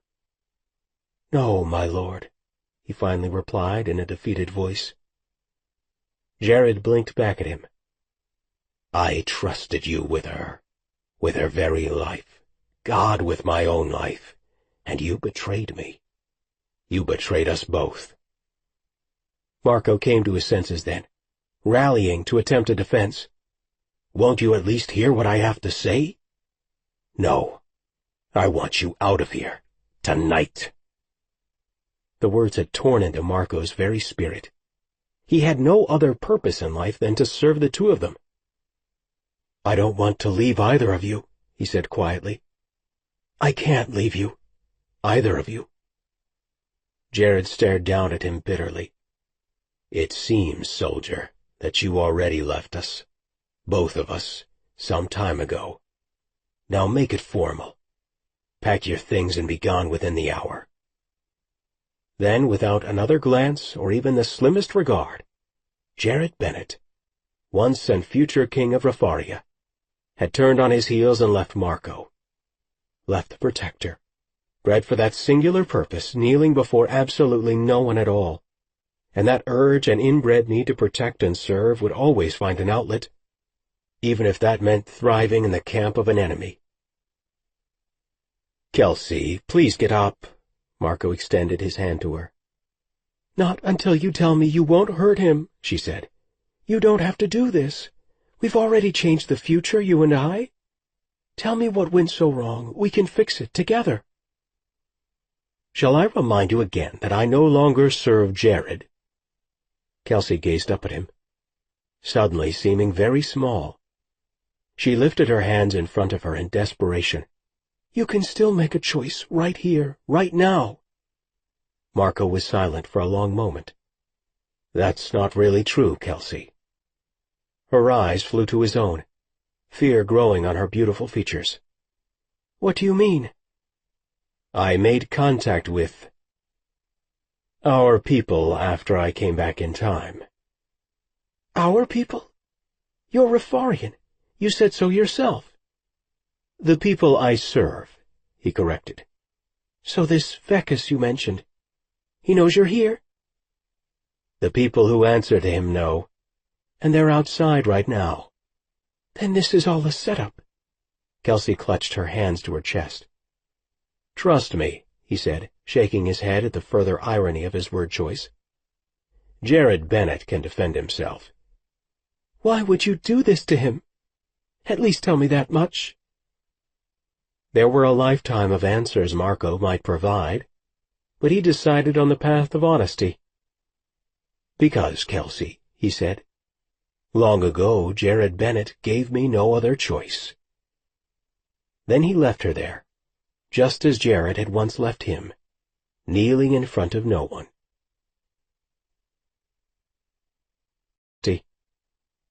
"Because, Kelsey," he said, "long ago Jared Bennett gave me no other choice." Then he left her there, just as Jared had once left him, kneeling in front of no one. Chapter 16. The silent transport hovered in midair, a small black blot against the starry sky above the Refarian's position by Mirror Lake. Unlike the massive battlecruiser, the transport served in critical moments when speed meant everything. Only 18 minutes had elapsed since Jared first issued his summons to Scott. Now, sheltered behind a massive outcropping of stone and boulder, Jared and his most elite soldiers strategized their best approach toward Mirror Lake and up the steep incline to where the Mitres chamber lay hidden deep within a rocky cleft. A soldier appeared just beside Jared and pressed night vision glasses into his hands. "4 of them on the ledge, my lord," he said. Jared leaned onto his elbows, feeling his bulletproof vest pull across his shoulders, as he snaked on his belly along the cold ground to gain a better view. It was nighttime, so they'd opted for their darker wear, especially since the snow around the lake was still spotty. If it had been the dead of winter, they'd be in their winter whites, but tonight they'd darkened their faces with charcoal, worn their usual black uniforms, and were moving in complete stealth as they formed their position behind the rocks. They looked like a Refarian sniper squad, which, in effect, they were. Once they'd gained a solid fix on the enemy encampments in the area, they would begin to take them out, some by teams, some by long-distance weaponry. This was what they trained for, to overpower their enemies at times of critical warfare. Adrenaline flowed in every soldier present, empowering their minds and bodies, awakening their Refarian senses totally. And while none of them relished being called into action like this, the troops serving him wouldn't be as deadly as they were if they didn't welcome warfare. He'd never forget one dying soldier's last words, years ago back on Rifaria. It had been after a blistering battle outside the city, one that had lasted for 3 solid days, weaving in and out of abandoned buildings, and ultimately into a decimated cluster of housing units. By the time the fighting was over, more than 1,800 Rifarian soldiers had been killed. Jared visited the field hospital, trying to comfort the wounded and critically injured. One young man on the brink of death had waved him closer, and pulling Jared's ear down to his mouth had whispered, "I never imagined having such a grand time dying, my lord." The young soldier's death, less than 15 minutes later, had crystallized something for Jared that day. His people welcomed a fight. They wanted to battle the Anthusians who had robbed them, raped them, and seized their world from them. And if it meant dying in service of their king and throne, then so be it.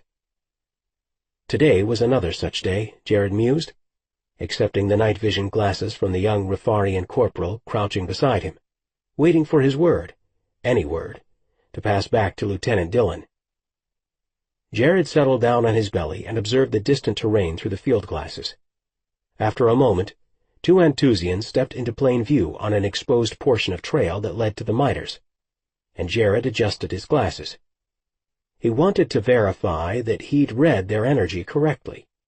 Anthusians had a noticeably cooler reading than Rifarians, showing up a dull blue-green, while Rifarians, on the other hand, tended to glow a vivid golden green. The 2 species' energies registered very differently on the spectrograph, as differently as they did in all other matters, it seemed. Behind him, Jared sensed 2 more of his soldiers edging their way toward his position. "Lieutenant Dillon urges us to move in, sir," one of the newly arrived soldiers informed him. "He wants to lead a team in now, sir." Without lowering the glasses, Jared shook his head in disagreement. It required a soldier's mastery of discipline, but he instructed the men to return to Scott with one directive. "We wait," he said, and prayed that Kelsey had the time they needed to mount a stunning counteroffensive. Kelsey watched Marco vanish into one of the 3 dark passageways that led from the miter's central chamber to God only knew where. She stared after him in shock. He hadn't bound her or tied her head to toe. He had simply left her. Almost as if he wasn't sure what to do with her, now that he had her in his alien grip. Well, she decided, it wasn't her job to remind him that she was his captive.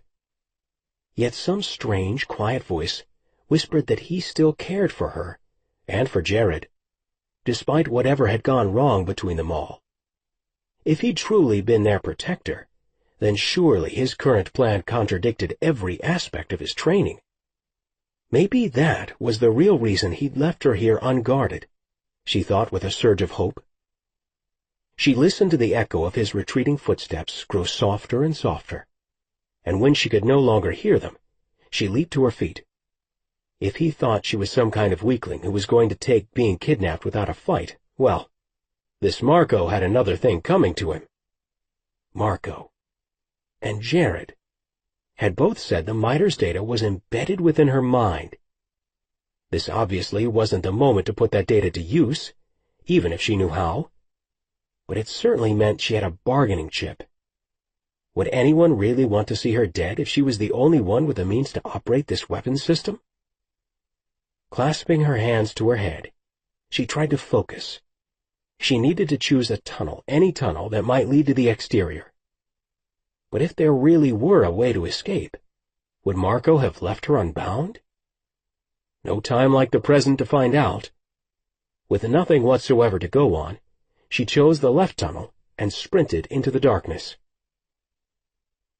Kelsey felt her way along the smooth wall of the passageway, taking stumbling steps. If an opening existed in this dimly lit path she'd chosen, surely she'd find it. But she felt nothing. Her hands found nothing. The tunnel seemed to go on and on without end, and the farther she went, the darker it became, a whole lot darker. She'd never before feared the dark, but her heart now slammed so hard she could barely breathe from the impact of it against her ribs. She was terrified. but she swept thoughts of death and torture and time travel out of her mind, forcing everything within herself to focus. And yet step after step continued into the blackness, and it seemed like she would be swallowed up completely by an ocean of nothing. "Jared," she cried out to him, becoming frantic as she swept her hands about the walls in wide circular arcs. "Help me, Jared." They had connected earlier, and then Marco had shouted at her, and she'd lost that momentary flicker of communication. Still, it had worked before, so maybe they could connect again. She centered her mind, working to access that place where they'd found each other before, and cried out desperately to him again. "Jared!" "Kelsey," came his answer, quiet and focused somewhere within her. She stopped clawing her way through the inky black chamber. "Where are you?" she asked, feeling tears well in her eyes. "I'm lost, Jared. I'm here somewhere. The miters." "We're nearby, outside. Tell him nothing. Does he still have you?" He was very much in control, and just the sound of that composure stilled her own breathing a little bit. "You're outside here?" she asked. "Yes, we're holding a position on the western side of the lake." "Which lake?" "Kelsey, you're at Mirror Lake," he told her. "That's where the miters are located, along the shore, up on the cliffs." So many things came instantly clear with the abruptness of a camera shutter's snap.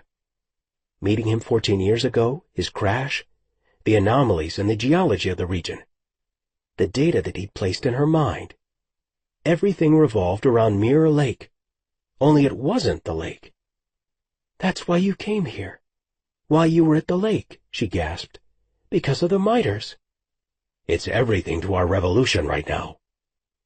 "And so is the data inside of me," she finished. "Yes." She couldn't read his voice, and she needed to know his meaning. Had everything between them only been about the miters technology? She felt a wave of hysterical anguish bubble up within her, as if in the space of a moment all the events of the past week were finally overtaking her. How could she even be sure that he loved her, and that it hadn't been only about protecting this place? Maybe that was all it ever had been about, so long ago. "Of course it wasn't just about the miters," he whispered fiercely. "I know." "Do you?" he insisted, sounding almost angry. "Because you should know it." His fury, so pure and intensely focused, had the strange effect of arousing her, even now in the midst of their danger and separation from each other. But she forced all thoughts of his gorgeous Rafarian body and their physical needs for each other far from her mind. "Jared, you're in danger. Someone named Vekas, your enemies, they're here. It's not just Marco." "It's all right, love." His voice softened again, growing low. "I know." "Marco's not working alone. He's talking about this Vekas and... Jared cut her off, obviously sensing her fear. "Please, love, I know it's difficult, but try to let me calm you. I can do that, you know. And then I can help you out of there." "I don't Just let me calm you." And then, like a faint whisper, something of Jared, of his very spirit and essence, breathed across her soul, assuring her, touching her. It was his voice, maybe, or it was his song. She wasn't sure. Whatever shimmered through her in that moment, it belonged to Jared, and it filled her with a settled peace. "There," he said. "Open your eyes now." She'd braced herself against the chamber wall, pressing her eyes closed while he reached into her core. Now she stood, trembling, her legs weak beneath her, afraid to look around her. But when she dared to open her eyes again, instead of the blackness of the chamber, she was met by a golden, wavering mist, enveloped by it really. The entire tunnel filled with a nimbus of light that radiated around her, warming her from without and within. And then there, standing in the very center of the tunnel, was her life-mate. Not physically, of course. He was walking her soul, or whatever it was he'd done a while ago. Only the connection with him was manifesting much more strongly this second time around. probably because he was just outside the chamber. She flung herself into his arms. "I knew you'd come." "Even though you begged me not to?" He laughed gently, folding her against his muscular, strong chest. It was as if no physical separation existed between them, even though she knew that one did. Selfishly, she wanted to forget that fact, wanted nothing but the safety and strength of her lover's arms, and so she clung to him. He was real. This moment was real. She'd be damned if actual reality would wrench him out of her arms yet again. "I'm going to get you out of here," he reminded her, slowly pulling back to stare into her eyes. She'd already forgotten how warm his dark eyes were, the almond shape of them, the way they flashed with undeniable energy and heat. Alien eyes. Her mate's eyes. "You're beautiful," she breathed, silently she thought, until he whispered back, "So are you." "You came for me, even though it was the last thing you should have done," she cried, suddenly remembering the truth of their circumstances again. He glanced around them, running his fingertips along the wall. "This isn't the right tunnel," he said, ignoring her protests. "It's not the right way to get you out anyway, nor the best way." "You could have done this for me from your camp," she reminded him. He turned back to her, blessing her with such a loving gaze that she felt the breath leave her lungs. "You knew I couldn't leave you here," he said, his voice filled with the same emotion she saw glinting in his dark eyes. "Not with all that you mean to me, and not when I'm the one who put you in this situation." "Marco wants you dead, Jared," she reminded him seriously. "Please be careful. Please don't put yourself in any more danger than you already have." But all he said in reply, as vague as he usually was when answering her questions, was, "I am protected. Don't worry, sweet human." "But are you in danger?" "My whole life I've been in danger. I wouldn't let that keep me from defending my life mate." He took her by the hand. "I'm here to show you how to open the chamber portal," he explained, leading her quickly back down the dark hallway she'd just traversed. "I can't open it for you, not from the outside, but I can show you how to use the codes that are already within your mind." She ran with him, not bothering to question whether they were talking physically or if he was simply moving within her thoughts, laying out a plan for her escape through their psychic bond. It took only a few seconds to return to the central chamber, a path that had taken her several long minutes to traverse on her own in the darkness. In the better lighting, the flickering vision of Jared dimmed. "Close your eyes again if it will help," he instructed her. Taking her by the shoulders, he pressed her down to a sitting position on the floor. "Here," he urged. "Close your eyes and listen to me. Watch."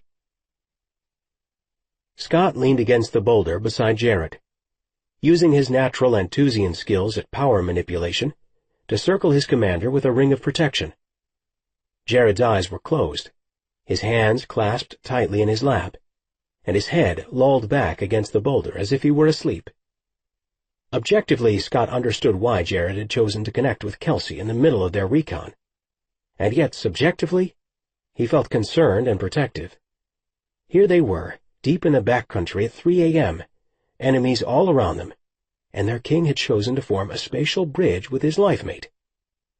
So Scott watched over the man, all his senses opened wide, and prayed that their commander's plan for opening the miters would work. A mist rolled slowly over the lake, as haunting as a specter in its foggy progression. The full moon sliced through it like a searchlight, and did nothing to ease the creeping apprehension that had settled over Scott's mind. Thea appeared beside them, crouching low. "Recon located a nest of Anthusians on the southern end of the lake." She rattled off coordinates, and then with a curt nod toward their commander asked, "How long will that take?" "He's getting her to open the chamber," Scott explained in a terse voice, "talking her through it." Thea gave a nod of affirmation. "We have to get those codes out." "She's his life mate, Thea," Scott said. "You know that. It's not just the data that's important to him." "You don't have to remind me," she snapped, rocking back on her heels. "When this night is done, just remember that things have changed," Scott cautioned, knowing that of everyone in the camp, Theo would have the hardest time supporting Jared's choice of a mate. "And be sure your judgment won't get clouded tonight. If you feel that it's compromised," she waved him off. "I'm a soldier, first and foremost." "Good, that's what I wanted to hear," Scott said with a nod, and turned back to his watch over their king. Vekas himself had come. A surprise, but not wholly unexpected, given the importance of this particular mission, Marco thought, hiking down the back path away from the miter's entrance. Jared's soldiers would soon be massing at the foot of the trail, laying down an encampment. But they would be far too late. The Anthusians had been granted plenty of advance warning to assume their own positions, and this far into the back country of Yellowstone, a good 25 miles hike up any of the trails that led here, no rangers would hear their exchange of weaponry, or the screams of a dying rebel king. That thought caused Marco to shiver, and for a moment he pressed his eyes shut, lifting a dangling birch branch out of his way on the path. "About time you arrived," came Vekas's familiar rasping voice out of the darkness. Even though he couldn't see the Anthusian warlord, Marco sensed him hovering at the darkened edge of the trail. "I've had work to do," Marco responded, lifting his chin into the air. This was no time for attitude from his leader, not tonight. He was delivering a prized jewel, the king of Rifaria himself, so he'd be damned if Vekas didn't show him a little more respect. "You arrived almost an hour ago," the alien hissed, reminding Marco of a reptile in his vocalizations. He always reminded Marco of a reptile in human form. The shadows seemed to part, when in reality Vekas only took 2 steps forward into the clear shaft of moonlight, limning the mountainous trail. The blond man sneered at him in greeting. Truthfully, it was a delighted smile on the alien's face, but somehow, like all the other expressions he ever assumed, it looked wrong on his humanized face. "What took you so long, Marco?" the leader spoke in smooth Rifarian. He was fluent in the language, which was common for Anthusians like Vekas who'd been raised on Rifaria. "I've been with the Queen." This elicited a soft hissing sound from Vekas's lips. Even though he was an Anthusian-human hybrid, which meant that his physical form was human, his voice pattern still reflected his natural Anthusian genetics. Unlike so many hybrids like him, Vekas clung to his Anthusian heritage, even if he did have to live inside a human body. That's what he and all the other Anthusians had done in order to survive the viral plague back home. They'd taken human hosts, or been wiped out. Vekas hissed again, his eyes narrowing to slits. "Do not refer to the rebel human as Queen. Do not show her that honor." Marco inclined his head respectfully, but inside he wondered why Vekas even bothered. She was the Queen, just as Jared was king, and whether Vekas honored the title or not hardly mattered when it came to logistics. Still, the warlord preferred to refer to Jared as the rebel leader, or even, on his less generous days, as that rebel idiot. "I believe we were clear on our mutual objectives," Vekas stated carefully, lifting his chin until he stared Marco in the eye.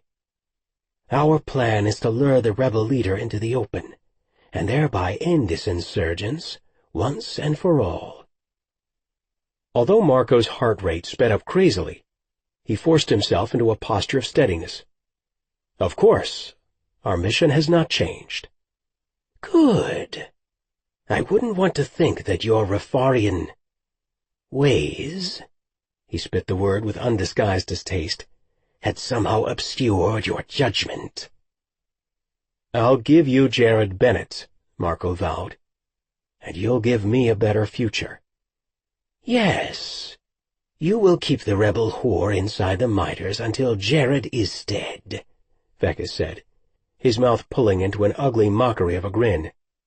"Then you'll bring her to me." "What are your intentions for Kelsey?" "Don't worry about that." Vekas's eyes narrowed. and the telltale odor of deception filled Marco's nostrils.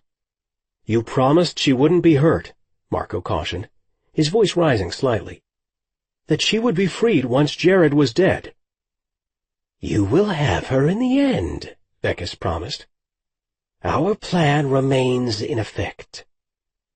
The odor of betrayal grew rancid about them, the vilest possible stench. This Vekas didn't know all of Marco's myriad intuitive skills. "So are we still agreed?" "We are agreed," Marco said, and tried to ignore the sickening spasm that his stomach gave when he turned away from the alien. Bargaining with a devil, never a good idea, he thought furiously, and began his hike back to Kelsey's side. Marco entered the chamber and found Kelsey deep in a trance again, her hands clasping the coiling unit in the center of the chamber. One instance of connecting with Jared had been bad enough. 2 were unacceptable. The core energy inside the coil's tubing had already changed color, altering from its cool, luminous blue to a bright golden orange. She was powering up the unit, obviously preparing to open a portal. "What?" he roared, grabbing her by the upper arm. "Are you doing?" She kept her hands locked about the cylinder, so he jerked her harder, sending her sprawling onto the floor of the chamber. The tubing remained a golden-orange hue, indicating that the dimensional space around them was becoming unstable. A portal could be opened, but without her continued interaction with the unit, the energy inside would cool again, eventually. Satisfied that he'd interrupted her in time, he rounded on her. "I trusted you," he hissed, as she stirred on the floor beneath him, shaking her head as if in a daze. "I left you unbound, and this is how you repay me? What did you think to accomplish?" "I was trying to escape, you imbecile." He folded his arms across his chest. "I see that my trust was misplaced." "Don't you dare talk to me about trust," she spit, slowly turning to gaze up at him. "You have violated every one of your vows. You're a stranger to me, and you betrayed us." There it was again, that gut-wrenching reminder of his treachery, and the beautiful, perfect relationship he had long ago shattered to bits. "I'm sorry," he mumbled before he caught himself. "Sorry?" She struggled to her knees and speared him with a cold gaze. "You kidnapped me and threatened to hurt us," she countered. "That is not a relationship based on trust. We don't trust you. I could never trust someone like you. You protected us once, and now look at what you've become. You're trying to destroy your own king." "Jerishkadau Benet Daravni," he hissed, pronouncing the leader's true Rifarian name with slow and acid precision, "is not my king. He has not been my sovereign for more than 4 years. "Do they fire protectors?" she sneered. "They what, just rescind your vow? Tell me, Marco, exactly what the Rifarians do with the likes of you." He brushed past her, refusing to succumb to memories and feelings of love that had never died for him, not in all these years. Those eyes, so blue he could spend forever in them, worship her by the simple act of gazing into the most unusual eyes he had ever seen. Not now. It was too late for such wrong, tortured emotions that had led him to such a wrong and dreadful end. "Exactly as I thought," she said with deadly intensity. "There's no place for you in any dimension. You're a traitor." "Stop it!" he roared, spinning to face her. He wanted to cover his ears and silence her accusations. He wanted to proclaim his love for her, even after all these years. "Just stop it." She kept at him, though, accusing, needling, torturing. But somehow he used his power to block the words. Or maybe it was just that the truth of those words was so unbearable he couldn't even process them. He grasped her by the arm angrily, yanking her to her feet. "You're coming outside with me," he snarled with a glance back at the cooling unit. "The easy way. We'll let the weapon power down." The power still raged orange, indicating the possibility of a time portal opening. He'd deal with that later. Retrieving the remote unit from his jacket pocket, He depressed a button and the gateway to the chamber's exterior opened. He glimpsed the darkened outside world open before them, the lake below, the rocks, the shards of moonlight reflecting in the creeping mist.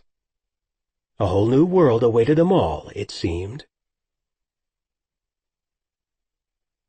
Button and the gateway to the chamber's exterior opened.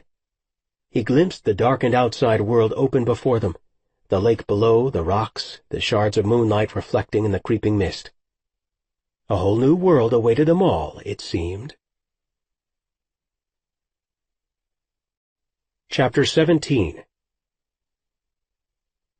Kelsey sat shivering on the smooth rocks outside the miters, tucked neatly into a cleft of the cliff face where none of Jared's soldiers could possibly see her. She considered leaping to her feet and waving her arms wildly, since Marco would have to kill her if she did that. And she knew Marco didn't want to kill her. In fact, she suspected he just might be having serious doubts about this entire kidnapping plot of his. He squatted beside her, studying the winding path below them with some kind of night vision binoculars. She'd never seen anything remotely like them before. Tiny and compact, they apparently enabled him to see long distances. They also enabled him to track the ascent of Jared and his team, and she wanted to snatch them right out of his hands and send them careening over the cliff ledge. Still, as she studied Marco in silence, she couldn't shake the strangest, most inexplicable sensation. That as much as Marco frightened her, and as much as she just argued to the contrary, she might actually be able to trust him. She even felt the slightest bit of kinship with the man sitting beside him in the dark. She shifted position on the rocks. "Where is everybody else you said would be waiting for us out here?" "Around," he answered coolly. "So Jared is going to get here, and then you're just going to—" She stared at the strange metallic weapon holstered at his side. "What?" He remained silent, his eyes hidden behind the glasses. She rubbed her arms, trying to warm herself. She wore only jeans and a sweater. Their hasty departure hadn't allowed her to find her jacket. Marco rocked back on his heels, dropping the glasses away from his eyes. Apart from when he'd taken her through the slipstream, this was the closest she'd been to him physically. She wished it weren't the dead of night. How late was it anyway? 2 a.m.? 3? She had no idea. And she wished the moonlight weren't blocked by the scraggly tree branches overhead. Knobby pines sprouted out from cracks in the rock face, growing tall despite the unforgiving terrain. Kelsey leaned forward, wanting to see Marco's eyes. For some reason, she felt it was important that she get a genuine look at him. He seemed to know what she was doing and dropped his gaze to his hands. "We will stay here for now," was all he said, his voice stern. She decided to try a new tack. "What's going to happen to me? I get that you're out to destroy Jared, that you have some master plan and all that. But what about me, huh? Where do I figure in?" He glanced sideways at her, his eyes hooded and dark. He opened his mouth to speak, then closed it again, looking across to Mirror Lake, shimmering in the moonlight below them. It was hard to believe that the farthest shore of that large lake was where she'd first seen Jared's light, and known for the first time his true magnificence. She would die before she let Marco or any of his gathered conspirators hurt Jared. She sat up taller on the rocks. "You're just going to ignore my questions, huh?" "Kelsey," he sighed heavily, his eyes trained on the path below. "I can't answer these things, you know that." Maybe if she could distract him, then that would buy some time. "What about other, less complicated questions?" "Such as?" "Like, are you planning to use the miters? Is that why we're really here?" "No, apparently." He rose to his feet, peering through the night vision glasses and around the large wall of rock. "I should leave that maneuver in your extremely capable hands." "I wasn't trying to use the weapon." When he made no further reply, she attempted another angle with the man. "Tell me more about what you were saying about my being, what did you call it? The beloved of Rifaria?" For that question she got nothing but stony silence, his face an inscrutable mask of indifference. If she could only find a way to distract him, or to somehow appeal to Marco's ingrained sense of loyalty. "So, you won't answer that either," she said. Resting one forearm on an outcropping of rock, he bowed his head and remained quiet for a long moment. At last he turned his head sideways and met her gaze in the darkness. His black eyes, so empty and lifeless before, practically blazed with energy. "In our future you were worshipped, Kelsey, by the Refarians because they yearned for a queen, and by Jared because—" His voice trailed off, and he just shook his head, saying nothing for what felt like an eternity. Finally he whispered, "We all worshipped you, Kelsey." His voice had become hoarse, choked, full of emotion. "We all loved you," he added softly. "How could we not?" He didn't wait for her to answer, but quickly looked away, shuddering his features. "Don't speak to me again of that world," he warned, and she was happy to fall into silence herself. How ironic to think she was learning these things now, at a time when her only thought was for Jared's very life.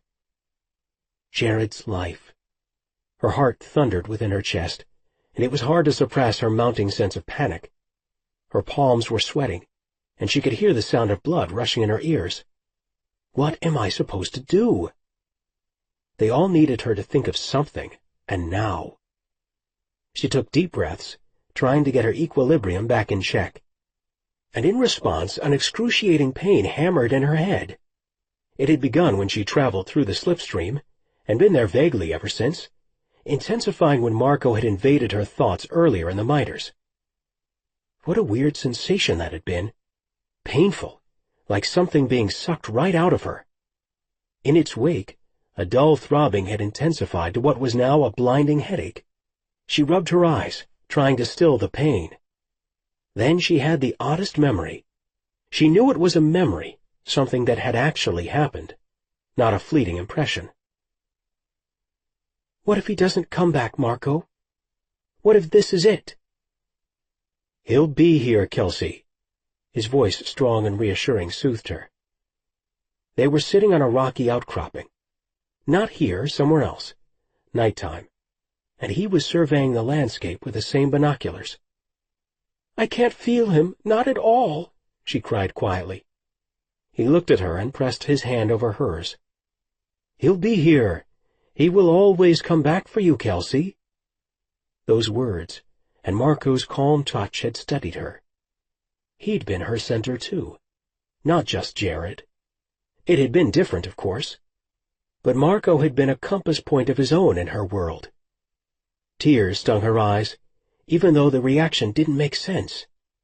But that didn't make her sudden rush of emotion any less true. "I can trust you," she announced quietly. Marco dropped the glasses, staring at her dumbfounded for a full 5 seconds. "Please tell me I'm not wrong," she implored.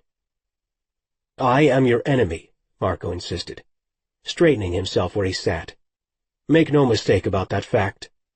"No," she shook her head with conviction. "I don't believe you." His voice rose. "You need to believe it, Kelsey."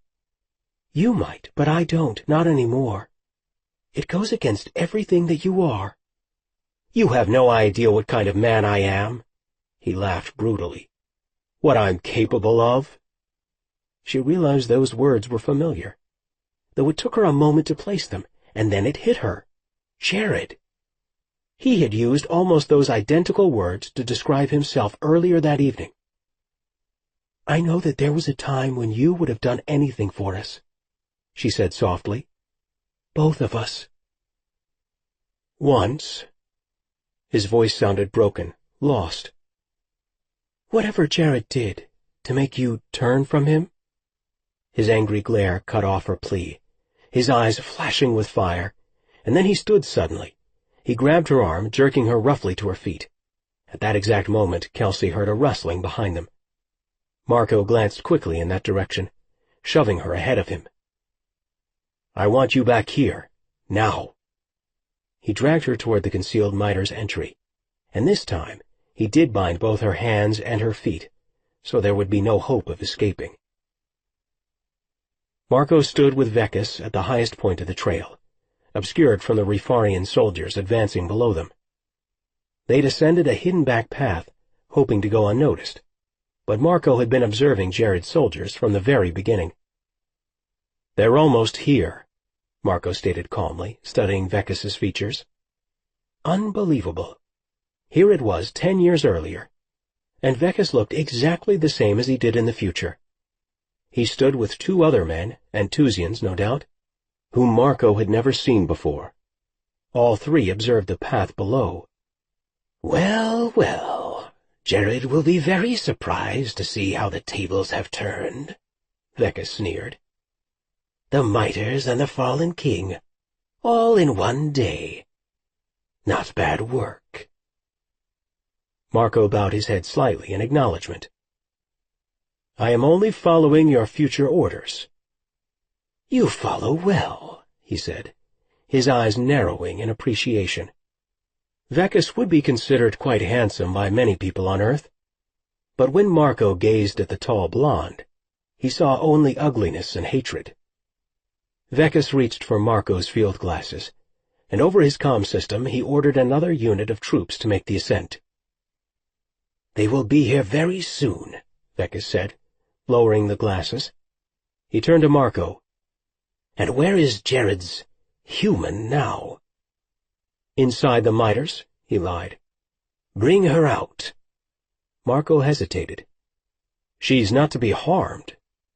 He met Vekas's gaze pointedly. "You do remember that?" Vekas shrugged indifferently. "Well, Radis's directive has changed slightly. We're to get rid of them all." Marco stared at the warlord in disbelief. To the Antusans, their sworn word meant nothing, and was ever shifting to suit their current needs. Vekas's hand twitched against the pulse gun holstered at his hip. "Yes, we'll just have a nice little group execution and be on our way," he said with a smile. They would not hurt Kelsey. Marco would not allow it. Kelsey was never to be harmed. He gave the Antusian a forceful glance. "That was our agreement from the beginning." Vekas scowled in distaste. "Well, I'm a bit troubled by the idea of one dethroned and exiled queen left as a rallying point. I want this rebellion quashed, once and for all." Marco thought a quick moment, as priorities shifted and realigned in a nearly forgotten way. "Yes, I suppose the beloved of Rifaria would be a problem. But then you'll owe me something else." Vekas looked at him hard. "Power, money? Your reward will be yours for the naming, once we've spilled their royal blood." "Good," Marco nodded in satisfaction. "Then have your way with the female." Below, a sound of a lone mortar shell echoed across the lake. Vekas flinched like the coward he was. "Too soon for a firefight?" Marco waved off the concern. "Itchy trigger fingers on someone's part, that's all. We've got the high ground and the advantage. Besides, the Rifarians think I'm acting alone. Still, you should wait behind the rocks," Marco told the hybrid calmly. "We must protect you at all costs, my lord." Vekas nodded in agreement. "Of course. Best to maintain the illusion that it's only you." Marco chose not to correct the hybrid's false assumption that Jared thought he acted alone. Nor did he see fit to inform him that the king and queen had formed not one, but 2 spatial bridges within the past hour. Vekas and his flanking soldiers took a position behind the rocks where they'd hidden before.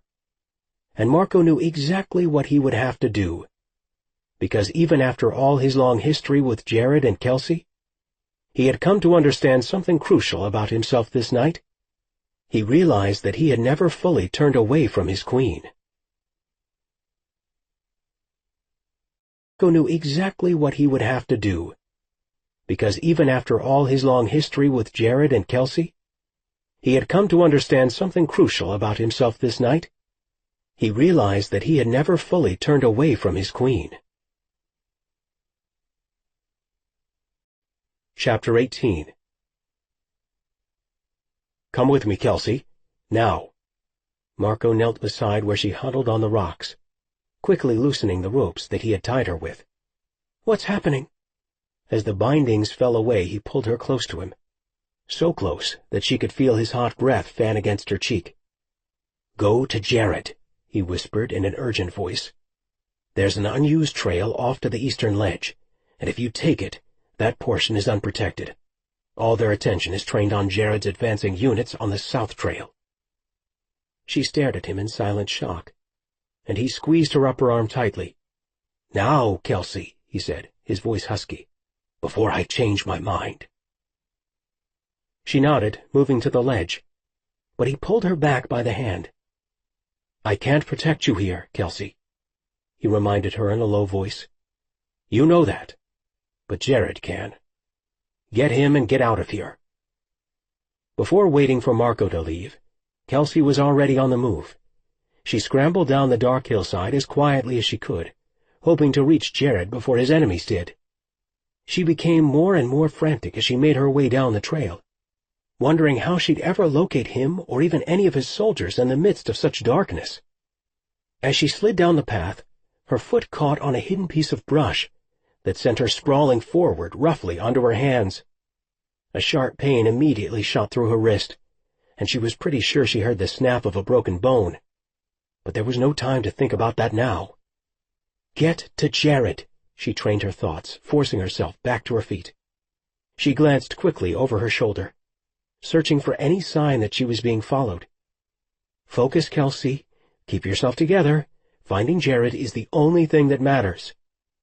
As she stumbled down the path, it seemed as if she were floundering in an ocean of darkness, groping for some unseen shore. If only she had a light of some kind, anything at all to guide her. Then she remembered one singular advantage that she had over their unseen enemies. "You've no business here at all, Jared," Scott insisted with an uncomfortable glance up the dark trail. "Or have you already forgotten the details of your capture a few years ago?" "You know I'll never forget." Jared kept his voice emotionless, but it wasn't easy. "Good," Scott said. "Then you'll also realize why I'm the one to lead the team in, not you." "Is that your opinion or your sense?" Jared never liked being taken out of the action, and now, with Kelsey's life in the balance, he liked it even less than usual. "Both," Scott said. Jared studied the steep cliffs, the rocks above them on the trail silvered by moonlight. They had no idea what waited for them at the top of the winding path. "She needs me," Jared whispered. Scott clasped his shoulder with an intensity of affection that Jared rarely saw in his friend and lieutenant. "She needs you alive, Jared," he said, giving Jared's bulletproof vest an adjusting tug. "You know you've got no business on this mission, period. I should have made you stay behind at the compound to begin with." Scott never minced words when it came to leadership. One reason Jared knew he could trust him with his own life and, more important, with Kelsey's. Jared's hand hovered against his comm button as he contemplated his next set of commands. Every soldier waited at the ready. He trusted Scott's instincts, especially at a moment when his own skills felt so impaired by emotion. But his fear and worry for his life mate were immense, and his need to fight for her was nearly overpowering. That made it impossible to stay away when he understood the intentions of his enemies she faced up on that trail. Still, as leader, he also knew his own safety had to take priority. "Annika and I will return to our position by the lake," he finally agreed. "If anything happens, you signal for us immediately. Do you understand, Lieutenant?" Scott nodded his agreement.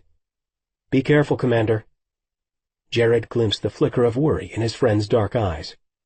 "You're the one who needs to be careful," he reminded the Antusian softly. "I'm entrusting my queen into your hands." Marco studied Kelsey's descent through his binoculars, and wished for at least the 10th time that he'd simply gone with her. What purpose could he possibly serve by remaining? Although he knew the answer to that question, he had to end what he'd started by leading Vekas to the miters. He rocked back on his heels and continued watching Kelsey's halting progress through the green haze of the night vision glasses.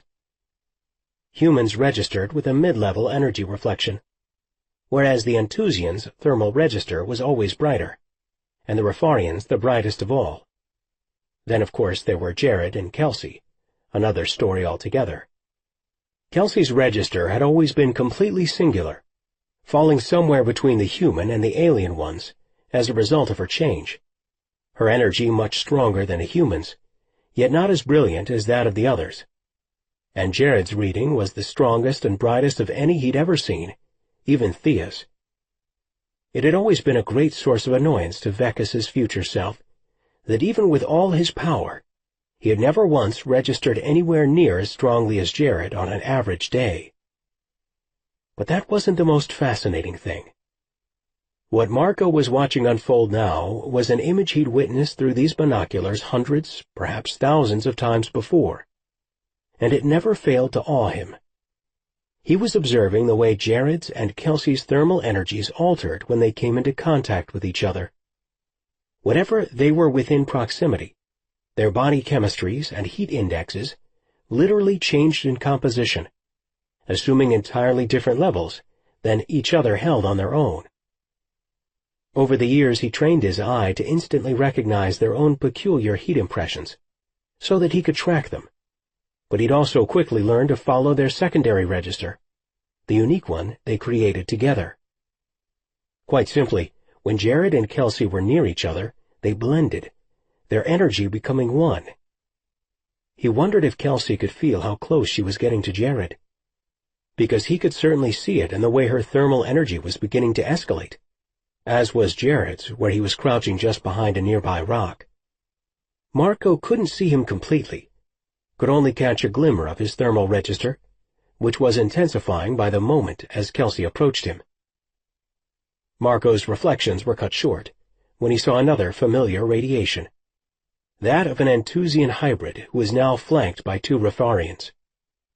That team was moving up the eastern trail, the same one he'd sent Kelsey down. He'd been so busy tracking her that he'd nearly missed their approach. It had to be Scott Dillon accompanied by two other soldiers. What the hell did Scott think he was doing? He'd always liked Scott a great deal and had no old scores to settle with the man. Marco looked around quickly, trying to choose a course of action. But when he gazed back through the binoculars again, he saw something much more disturbing on the path below. 3 Enthusian hybrids off to the side, also tracking Kelsey's movements. His pulse raced as old instincts came sharply into focus.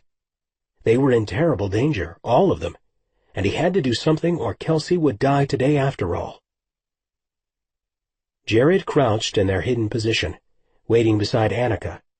Ahead of them in the darkness they heard a sudden noise, and a ripple of silent tension spread throughout the unit. Each of them raised their weapons, all senses on alert and ready to move. The sound came again, almost directly upon them now. Perhaps it was an animal? Jared spread his palm on the cool rock where he crouched, steadying himself, and felt his chest begin to burn. It was only then that he focused on a background sensation that had been subtly building within him over the past few moments. His energy had begun to escalate. He hadn't even keyed into it.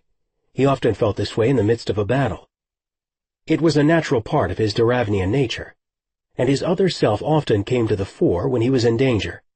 He'd been so caught up in the moment that he hadn't grasped the true source of the fire building within him, his mate. A golden thread began to weave between the two of them, joining them.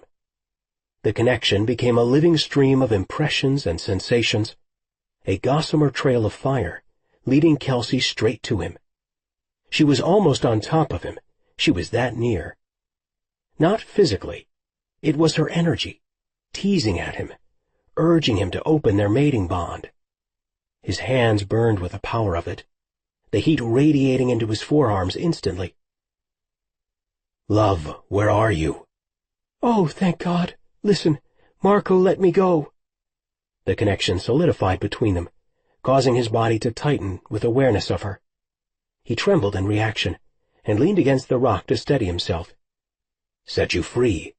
He seems to have had a change of heart, but I'm trying to find you in the dark. I've made it down this trail. He showed me one the Antusians weren't guarding. So she knew about the Antusians now. She knew all about his enemies, he realized, with a sickening spasm of his stomach. Try to tell me where you are, he urged. You are near me, I sense it. Me too. His wrist began to throb with a dull, painful ache.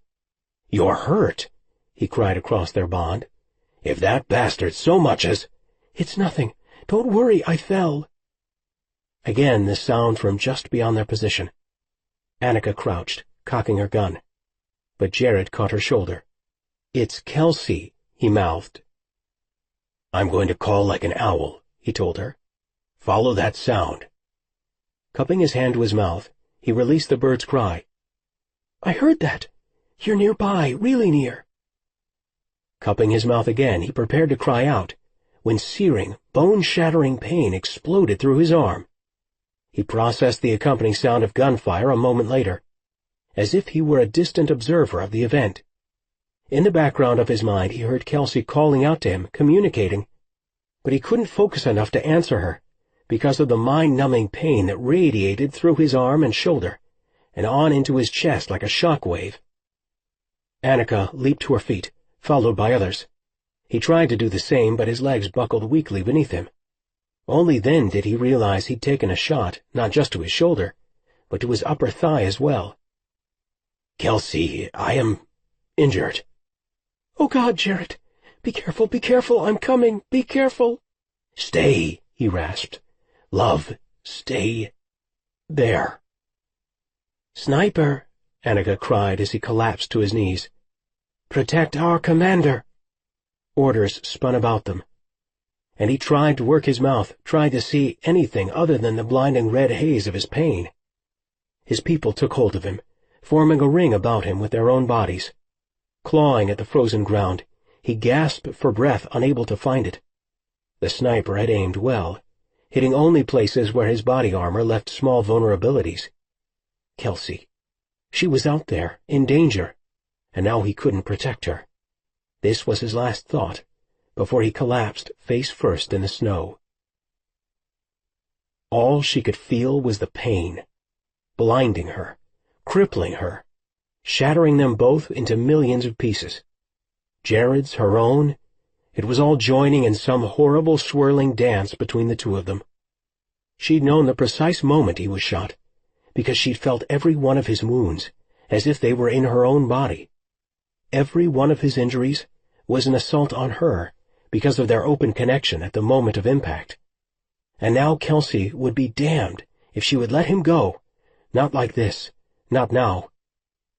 Clutching at her chest, she tried to cry out. Jared, what?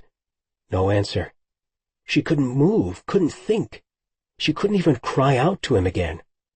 All she could do was lie on her back, dark forest overhead, and experience Jared's tormenting pain. Far worse than the physical sensations was her awareness of just how much he was suffering. One of the guns they'd shot him with wasn't an ordinary weapon. It couldn't have been, not with the massive electric shock it sent through her entire body, and she'd absorbed only a fraction of what Jared had experienced. Something close to an explosion had seemed to blast within her chest. Whatever they'd done to him, every sensation he was feeling ricocheted through their bond. She heard him cry out her name, heard it in her heart, her mind, and then he just blacked out, leaving her alone in the midst of their connection, alone without him, and it was almost unbearable. But with the passing moments the pain hadn't waned, it had only intensified. She should break the connection, but she couldn't leave him, not like this. Not when he needed her so much. Suddenly, amidst his agony, she felt the dazed stir of his waking consciousness, and the connection became more vibrant again. Then something altered, something within Jared.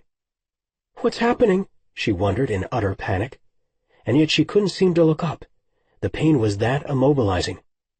Or maybe it wasn't just the pain that had incapacitated her. Maybe it was something more. It almost felt like a deadly shock was spreading throughout her entire body, her extremities. Then she heard his voice, terribly weak and distant. "Kelsey, you have to break this." "I can't." Everything felt hazy and unclear, and the pain was enveloping her entire body. "Kelsey, listen to me." Jared's voice, just beyond a circle of light. He was trying to shove her out. "No, I will not leave you, Jared. I will not." "Break it now, Kelsey," he commanded forcefully. "Why?" She sobbed, afraid for his life. "Because I can't. They've done something to me, and I can't, Kelsey, and I won't let you suffer." "And I won't break the bond while you're injured. I will not leave you." "Kelsey," he pleaded, "if you love me, let go. Please, love, just let me go." And not because she was willing to leave him did she do it, nor because he asked. Not even out of fear or physical pain did she relinquish the hold the bond had over her. But because she did love him, she allowed their connection to slip away. Marco heard the spattering of gunfire and pulse weaponry coming from the direction of the lake. He flung himself down the trail, stumbling and catching his hands on loose rocks and dirt. With his intuitive skills, he sensed Kelsey nearby and in pain. He'd lost sight of her through the night vision goggles after spotting the Anthusian's position near her. It was imperative that he get to her before she was captured. Then, slightly ahead on the darkened trail, he found her crumpled form. It was worse than any of his imaginings in the past moments. The Queen lay on her side, unconscious and curled into a tight ball. He immediately dropped to the ground beside her. "Kelsey," he implored, lifting a hand to her cheek. "Tell me where you're injured." No answer. She was unconscious. But as he skimmed his hands over her body, he couldn't seem to find any injuries apart from a swollen wrist. Radiating off her body, however, was the pulsing aura of immense pain. He tried calling to her again, brushing a thick auburn lock back from her face. Her features were twisted in a mask of pain. His Queen in such torture. It nearly sucked the life out of his body. Scooping her into his arms, he knew she had only one hope. He had to get her to Jared and the others now. She stirred slightly in his arms, moaning. "My Queen, I will get you to him," he vowed, and took off running down the trail. Scooping her into his arms, he knew she had only one hope. He had to get her to Jared and the others now. She stirred slightly in his arms, moaning. "My Queen, I will get you to him," he vowed, and took off running down the trail. Chapter 19. Marco carried Kelsey in his arms toward Jared's position, and almost had her there, when a massive exchange of gunfire and pulse weaponry exploded all around them. Dropping to his knees, he laid her on the ground and engaged his own energy to protect her. It was one of his skills as a protector, manipulating his personal reserve of power to form shielding perimeters. He couldn't do it for long stretches of time, but in life-and-death moments like this one, it had more than once saved his sovereign's lives. Kelsey stirred beside where he knelt, his hand extended and his power emanating in concentric waves from his hand. Kelsey bolted upright, crying out at the chaotic gunfire from the battle that raged about them, alarmed and then instantly alert to her surroundings. She quickly grasped Jared's predicament, just as Marco had done. He was under attack by the Anthusians, and his soldiers wouldn't be able to keep the advancing enemy at bay much longer. Jared was, quite simply, surrounded by those who would see him dead. Marco watched the events unfold beyond his protective perimeter. First, Vekas arrived, moving in on Jared. The other Anthusians had the Rafarian unit surrounded, ordering them to drop their guns. Everything happened quickly, but Marco had a clear view when Jared was wrenched from his own people and shoved gracelessly to the ground at Vekas's feet.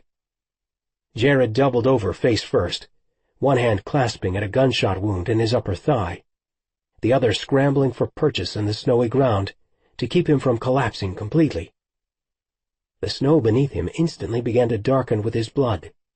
Marco could see the pooling stain grow by the moonlight. It wasn't just the injury to Jared's leg that had felled him. He'd taken several mortal hits. The king was bleeding out, and quickly, right there in the winter snow.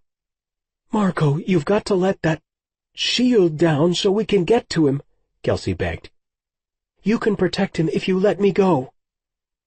"Your safety is paramount," Marco bit off without ever looking in her direction. "No, his safety is paramount. He's the king," she argued, giving Marco's arm a forceful tug. "Jared still has a chance if we can get to him soon. I know you don't want him to die. You wouldn't be protecting me now." Kelsey knew little about the Rafarians, but it was obvious that both Marco's perimeter and his physical strength were depleting before her eyes. Beyond the boundary, Vekas continued to taunt Jared cruelly, circling where he was half collapsed in the snow.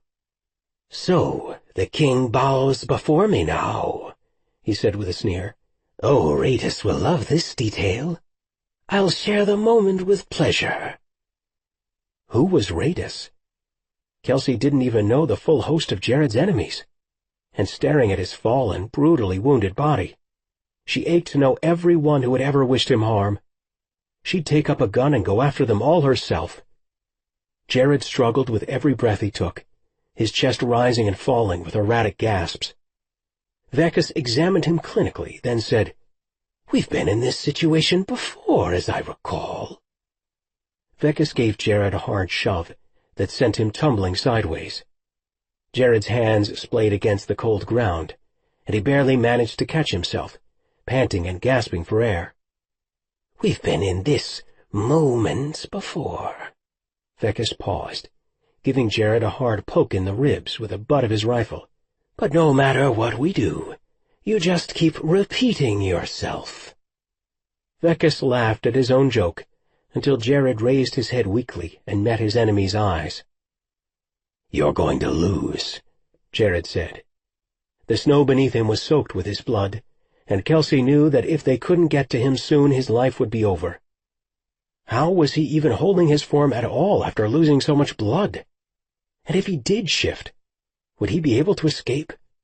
Or maybe he couldn't shift because of his injuries. She frantically wished she knew more about him, anything at all that might save his life. Thinking of their first meeting, she recalled that his injuries then had necessitated his change. What about now? "You will not have me." Kelsey closed her eyes when she heard the agony that edged his weakly spoken words. "Oh, I believe that I do, in fact, have you already, Jerish Kadau.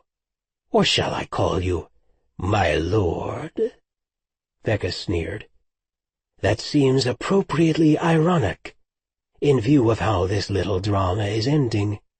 You bowing on your knees before me." Vekas glanced at Kelsey pointedly across the barrier. "And what will happen to your queen this time?" What? Jared managed to stammer, trying to raise his head to see her. "What? Kelsey?" Why hadn't she told Jared everything she'd learned about their future selves when she'd had the chance? Obviously Marco had told this Vekas all about their future, about what he'd done to her in the Mitre chamber in order to travel back through the time portal. Vekas stared at Jared in genuine surprise. "You don't think it will turn out differently for her here than it did in the future, do you?" he asked. "Just because that crazy Rifarian is trying to protect her? I'm stronger than all of you. The Magin protectors are long dead anyway." Kelsey could feel Marco seething next to her, his energy building. He glared at Vekas, black eyes narrowing. "You know it's a damn lie," Marco shouted, his throaty voice taut with rage. "You've always known Jared holds the true power. It's why you're so afraid of him." "But he's barely learned to use it yet," Vekas corrected, raising a finger. "And that's where I can thank you for bringing them both to me at just this point in time." With that, Vekas turned to Jared, urging him to change in a low voice, but not so low that Kelsey couldn't hear what he said as the man spun upon him, putting a strange alien weapon to his temple. Go on and change, you fool." And for the first time Jared cried out, collapsing on the ground with a groan. Still, he refused to transform. "Why won't he change?" she asked Marco in a panic, but he shook his head.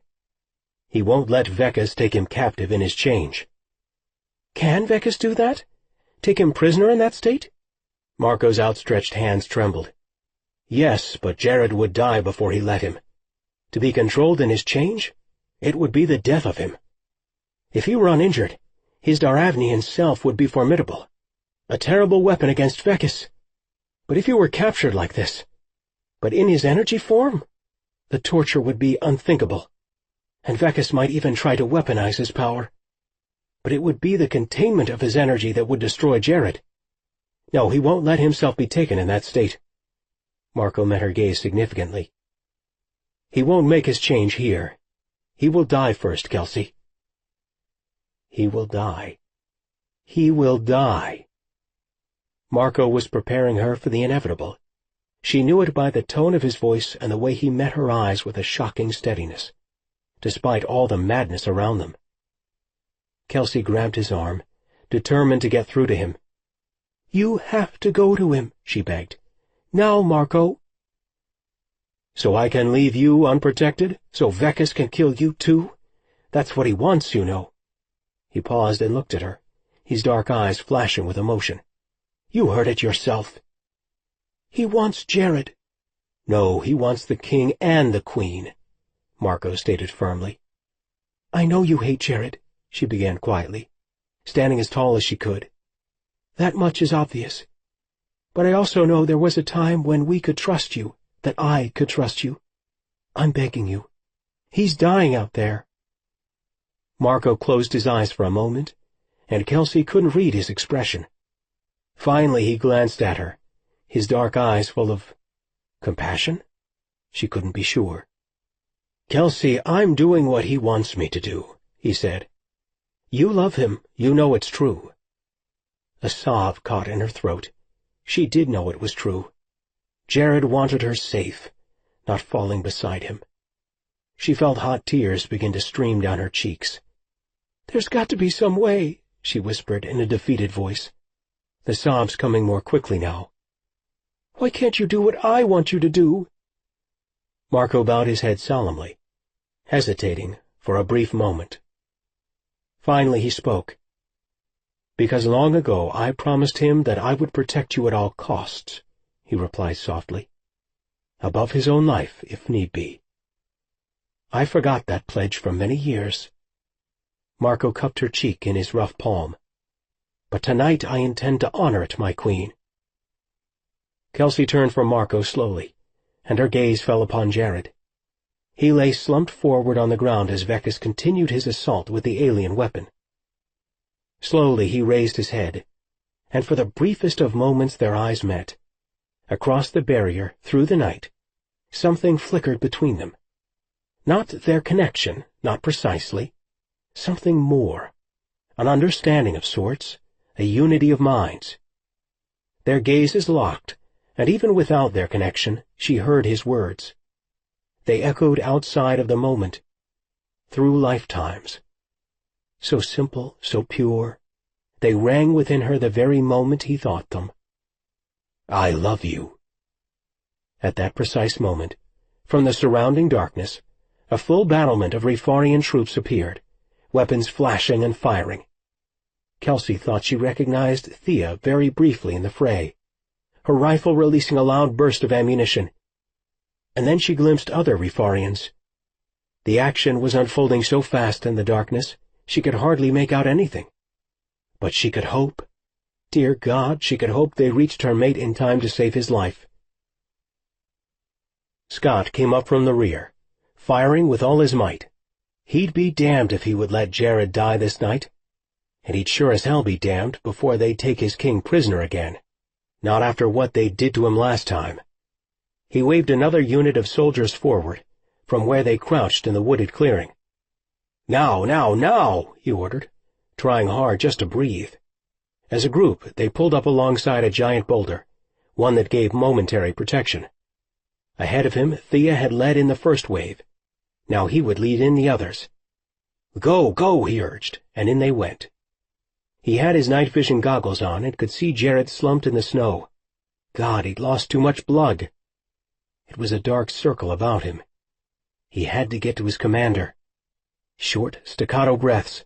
Farther in, closer. On the far side of the clearing, Kelsey was being held by a man with a Refarian energy register. It had to be the one called Marco.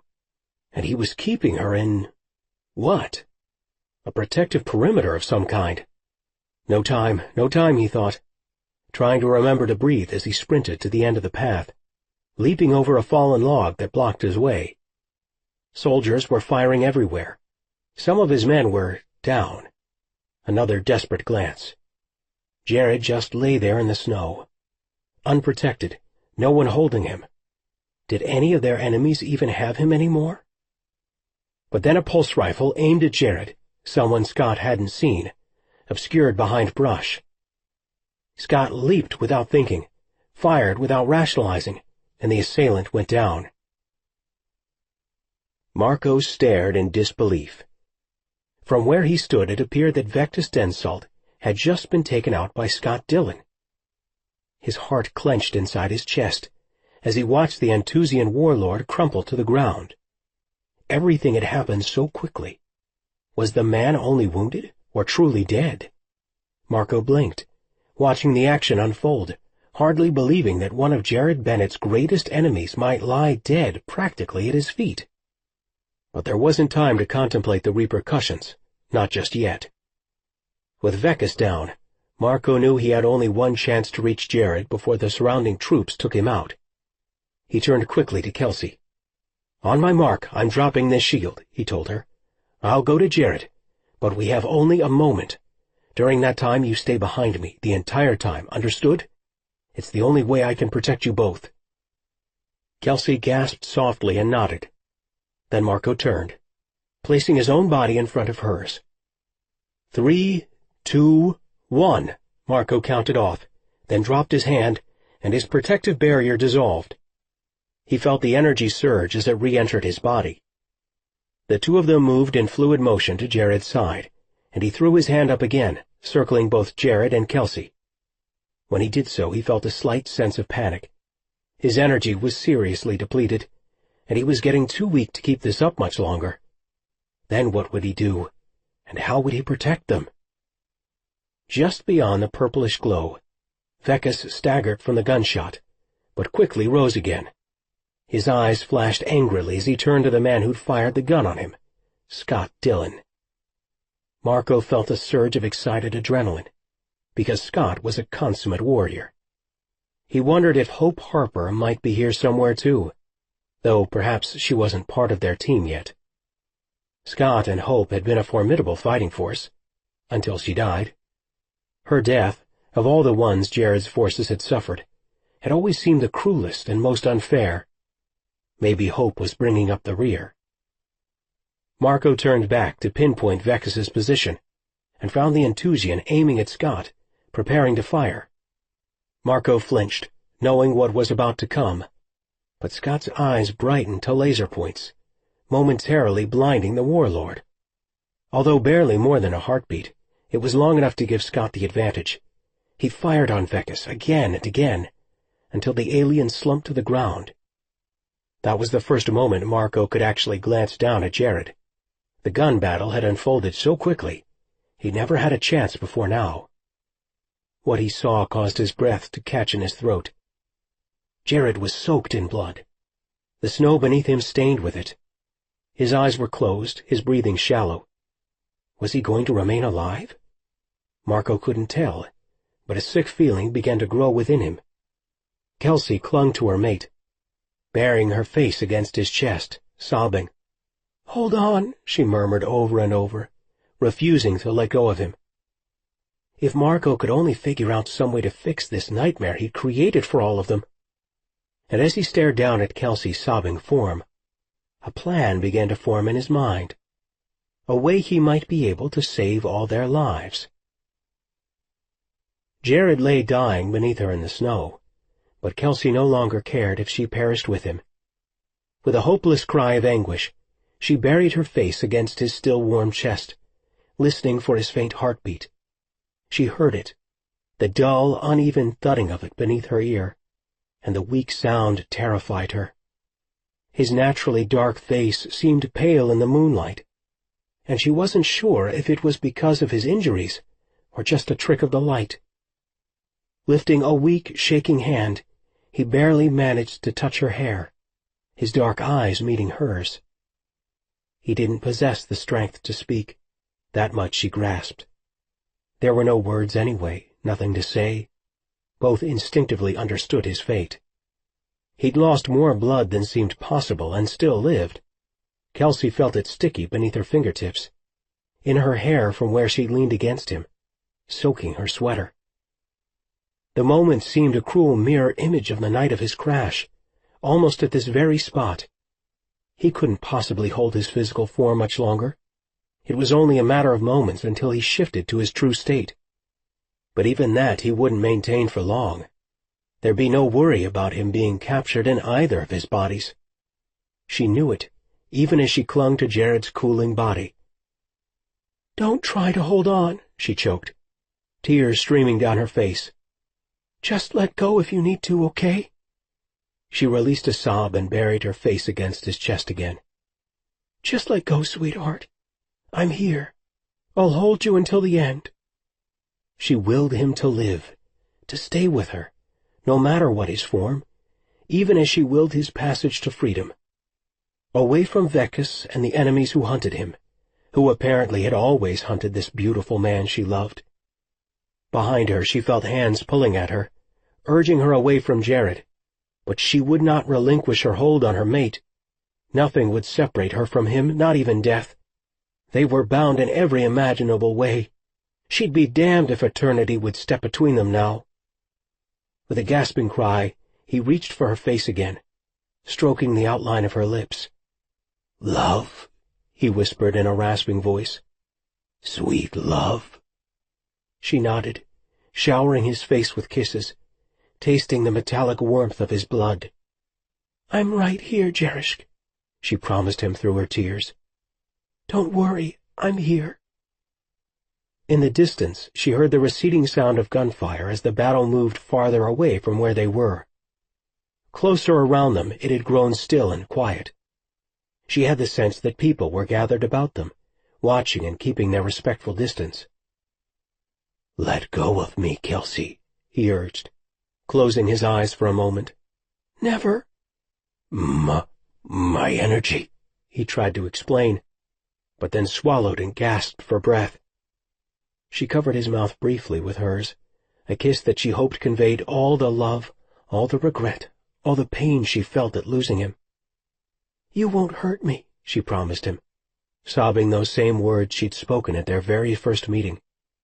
"You could never hurt me." His eyes flew open, locking with hers.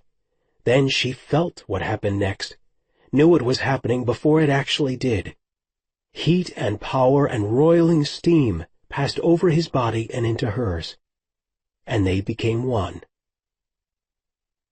Marco grabbed Kelsey firmly by the shoulder, while with his other hand he continued to maintain the shield. He had to get her out of here, or she was going to die. Jared had lost form, yielding to his natural energized state, and she wouldn't be pried apart from him. She was absolutely engulfed in Jared's remaining power, the pure energy of him, and Kelsey would be ash in moments if they couldn't separate her from him. And Jared would be dead. He was going to die anyway, but did he have to take Kelsey with him? Yet the harder he pulled, the more she clung to Jared, and it tore him apart.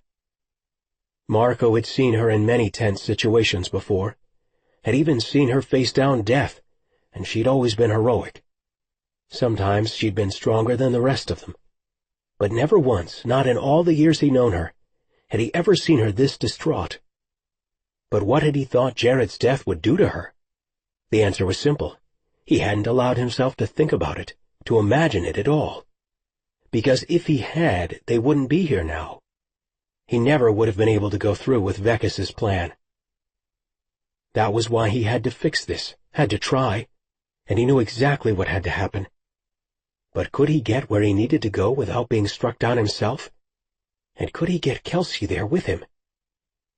"Kelsey?" he whispered, and gently shook her shoulder again, feeling Jared's power burn his hand a little.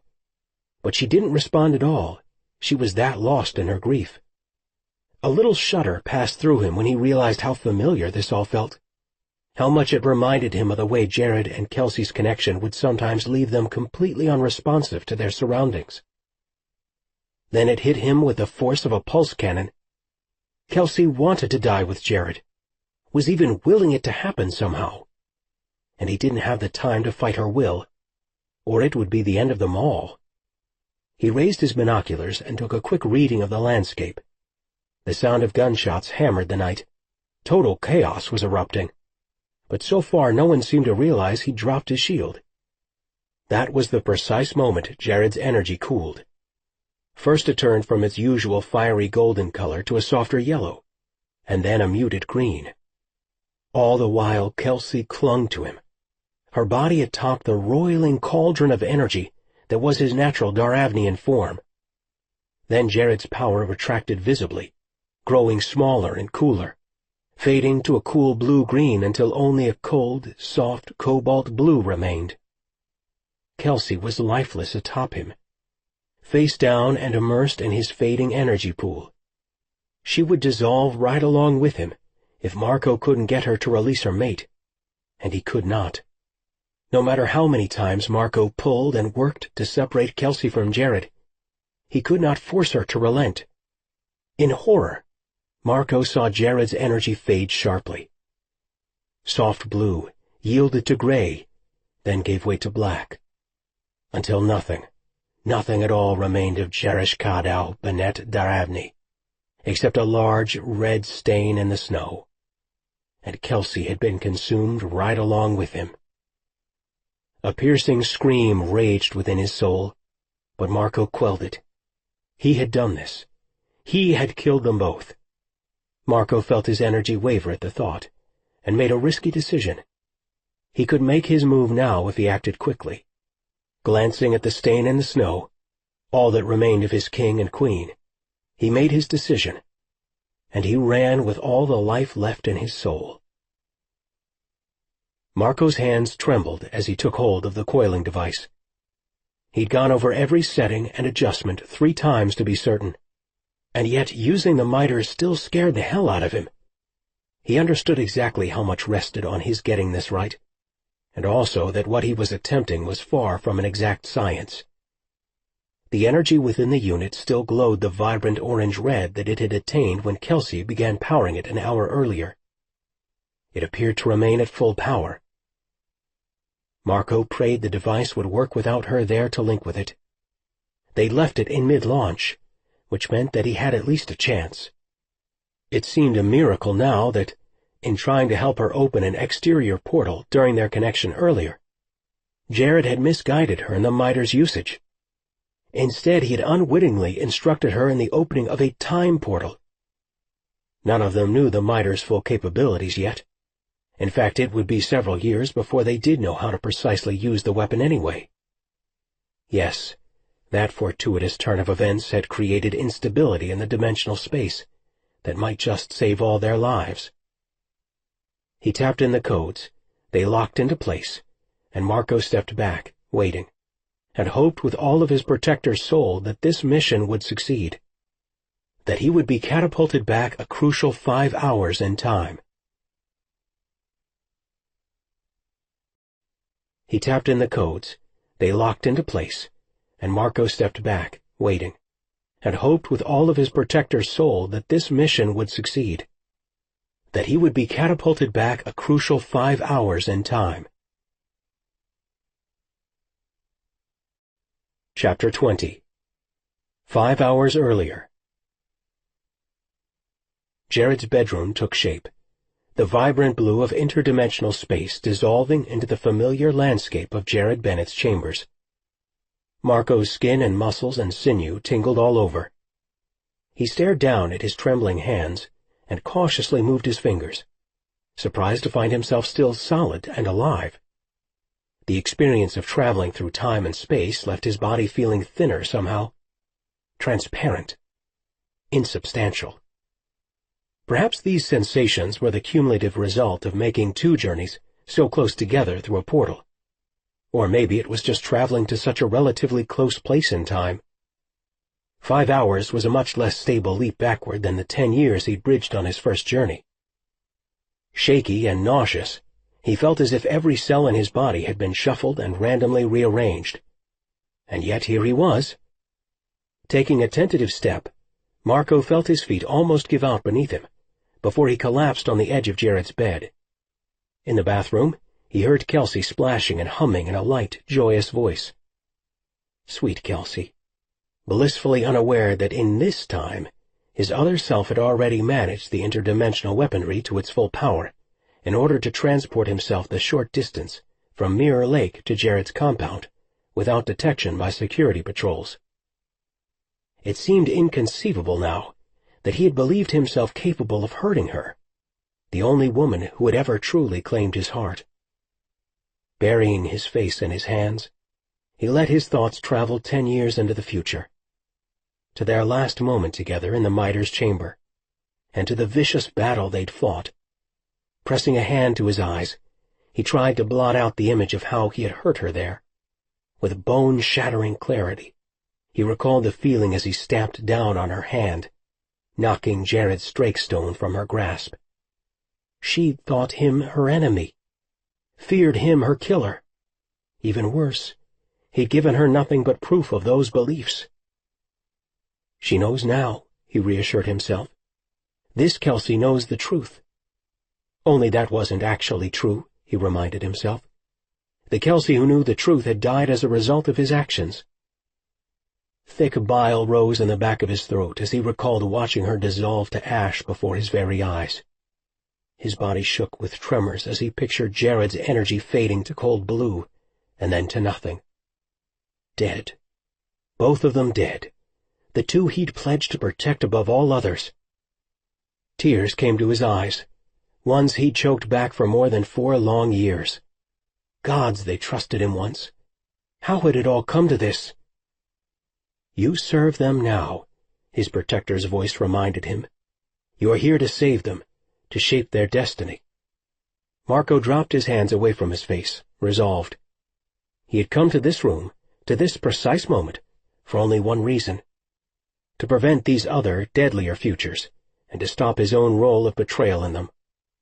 A glance at Jared's bedside alarm clock revealed the time: 12:04 a.m. Only 12 minutes left.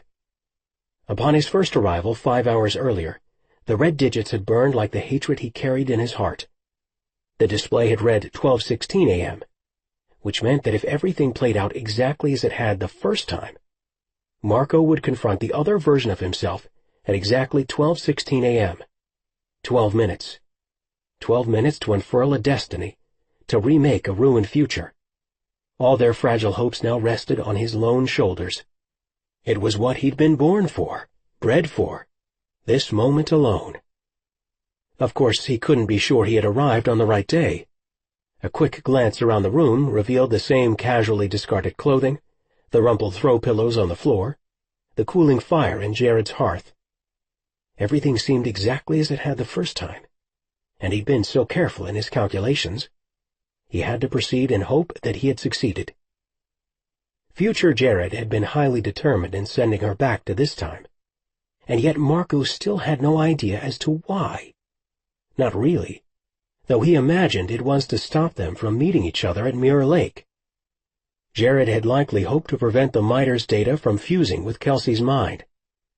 But gods, when had Jared gotten so stupid?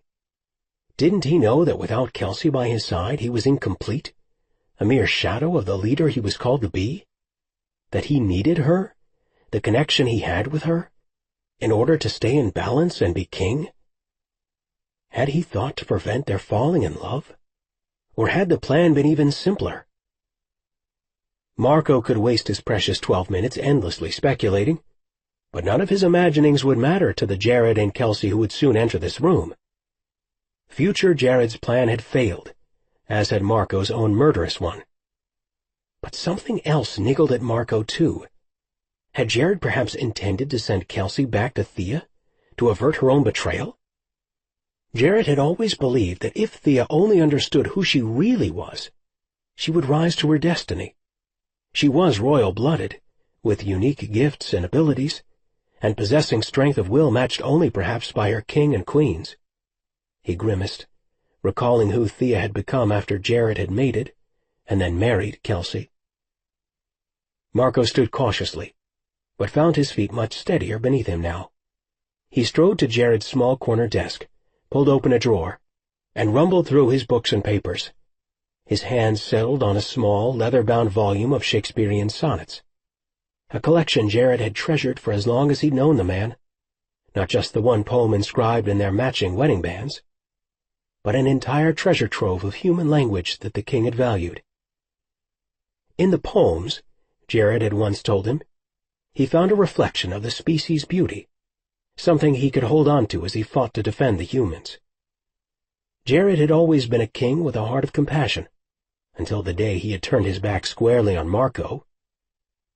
Marco shoved the book aside and rummaged through the drawer quickly, seeking a decent sheet of paper.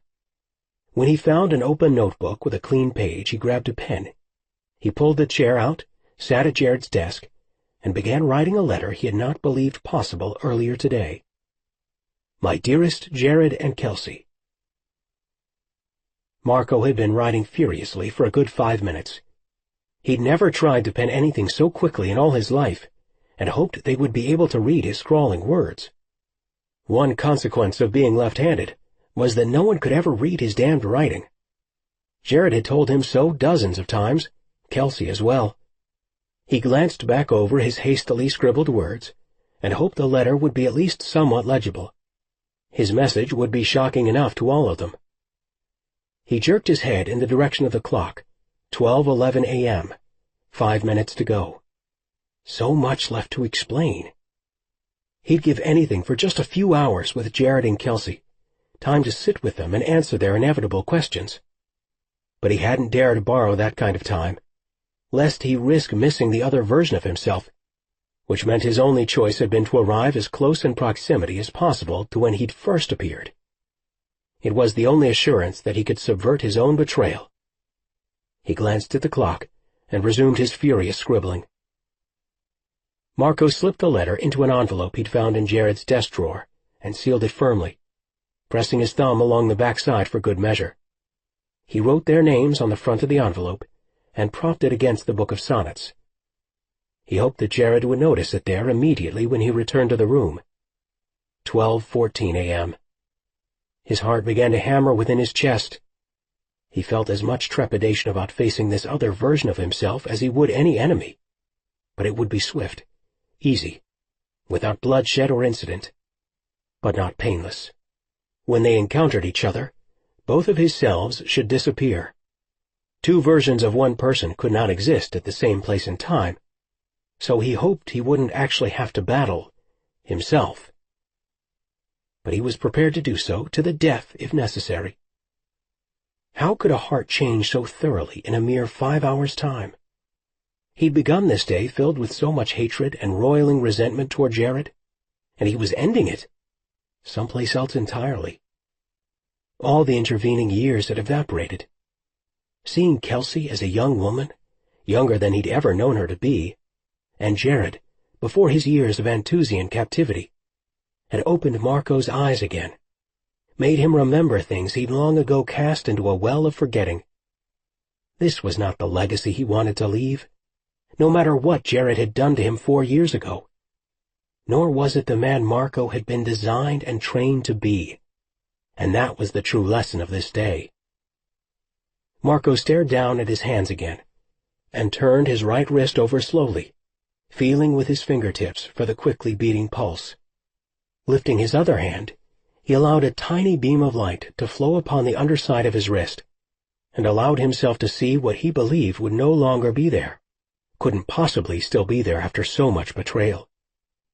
And yet it leaped to life just as it had 8 years ago, when he'd first explained to Jared who he was. A holographic image appeared in the air just above his wrist. It was Marco's seal, marking him as a royal protector. He wasn't the only one. There were a number of them. but his mark proclaimed his place in an elite and ancient line, branding him for life as primary protector to the royal family. He stared at the swirling pattern where it hovered in the air just above his wrist. Magenta, gold, purple. Such beautiful colors. Royal colors. And he smiled softly to himself.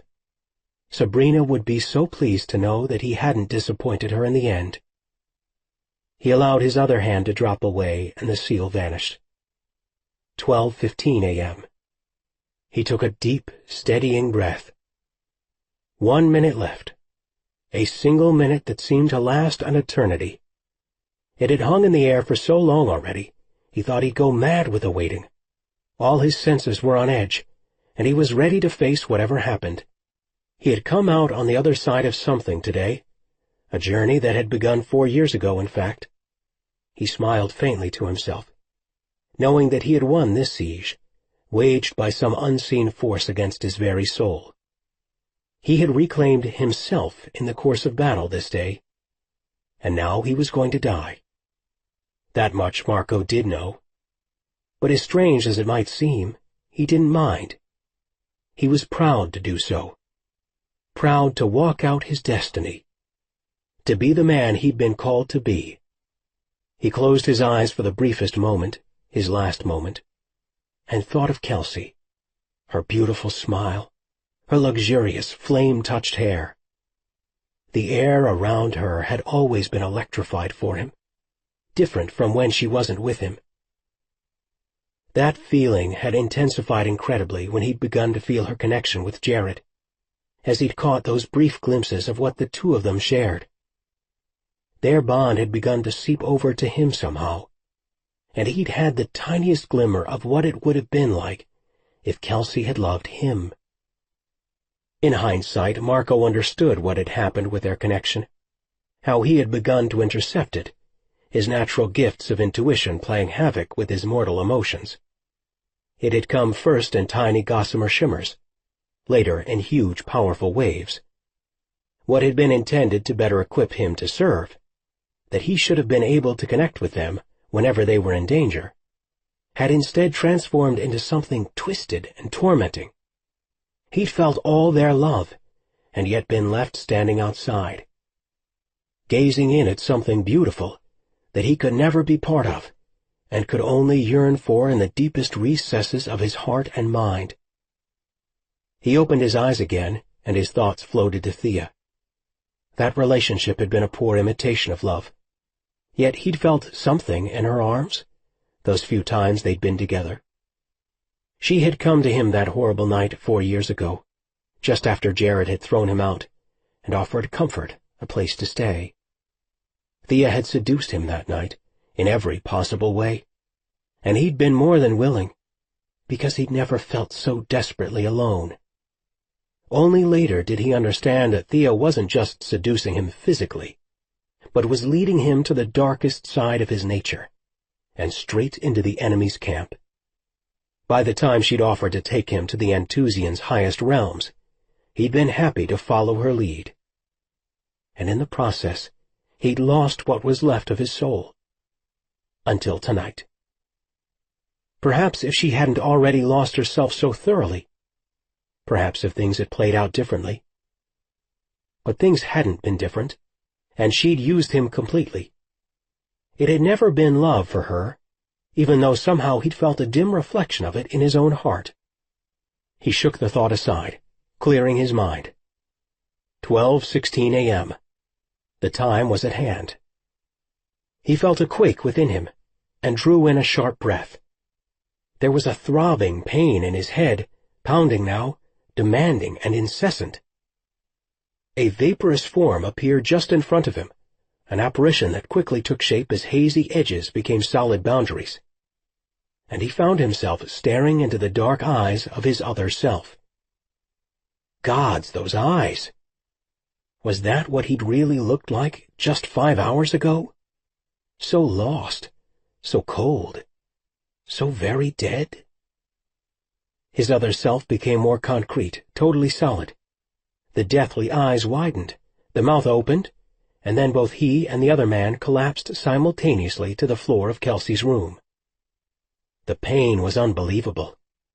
His other self reached a hand out to him weakly, as Marco struggled for breath, gasping over and over in a desperate effort to fill his lungs. But he couldn't seem to draw in any air at all.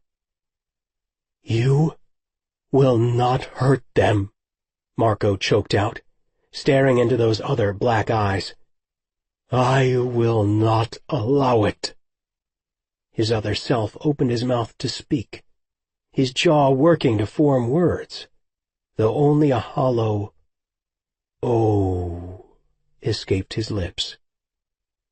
The man staggered to his knees, crying out, and again opened his mouth to speak, but before he could, he disappeared before Marco's very eyes.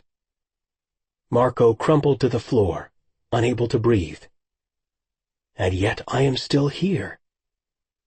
He clutched at the floor, clutching at life itself, aching to go back and change so many choices. His head hammered with excruciating pain. Why was he still here? Shouldn't he have disappeared at the same moment as his other self?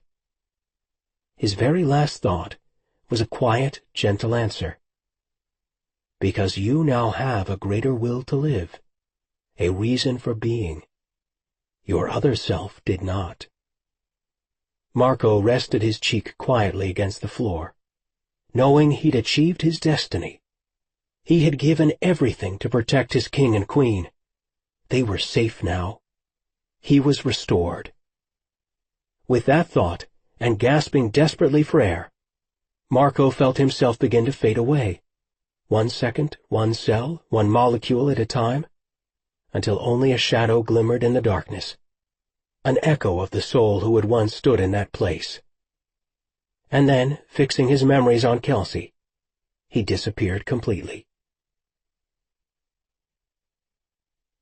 Cell, 1 molecule at a time, until only a shadow glimmered in the darkness, an echo of the soul who had once stood in that place.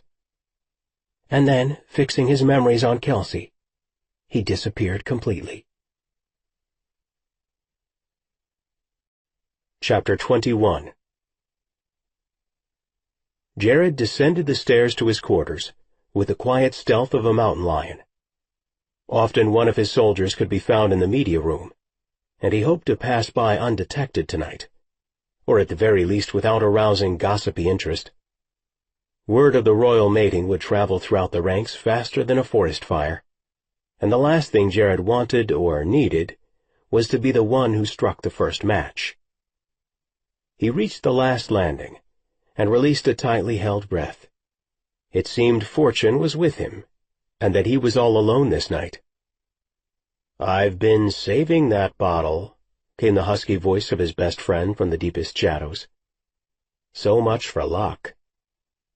Jared paused on the landing, staring into the dark media room. "I'm good for it," he replied with a sheepish grin. "Pretty tacky to go swiping the thing, don't you think? Especially since I've been saving it for your victory day?" Scott's irritation was undisguised. Jared took a step inside the media room toward Scott. "No disrespect intended, Lieutenant." Scott studied him in serious appraisal, leaning back in his chair. "It's not your respect I'm worried about, Jared." Jared folded his arms across his chest. "Then what?" "It's not often I find you slinking about at this hour." Scott's eyes narrowed sharply. "Up to no good."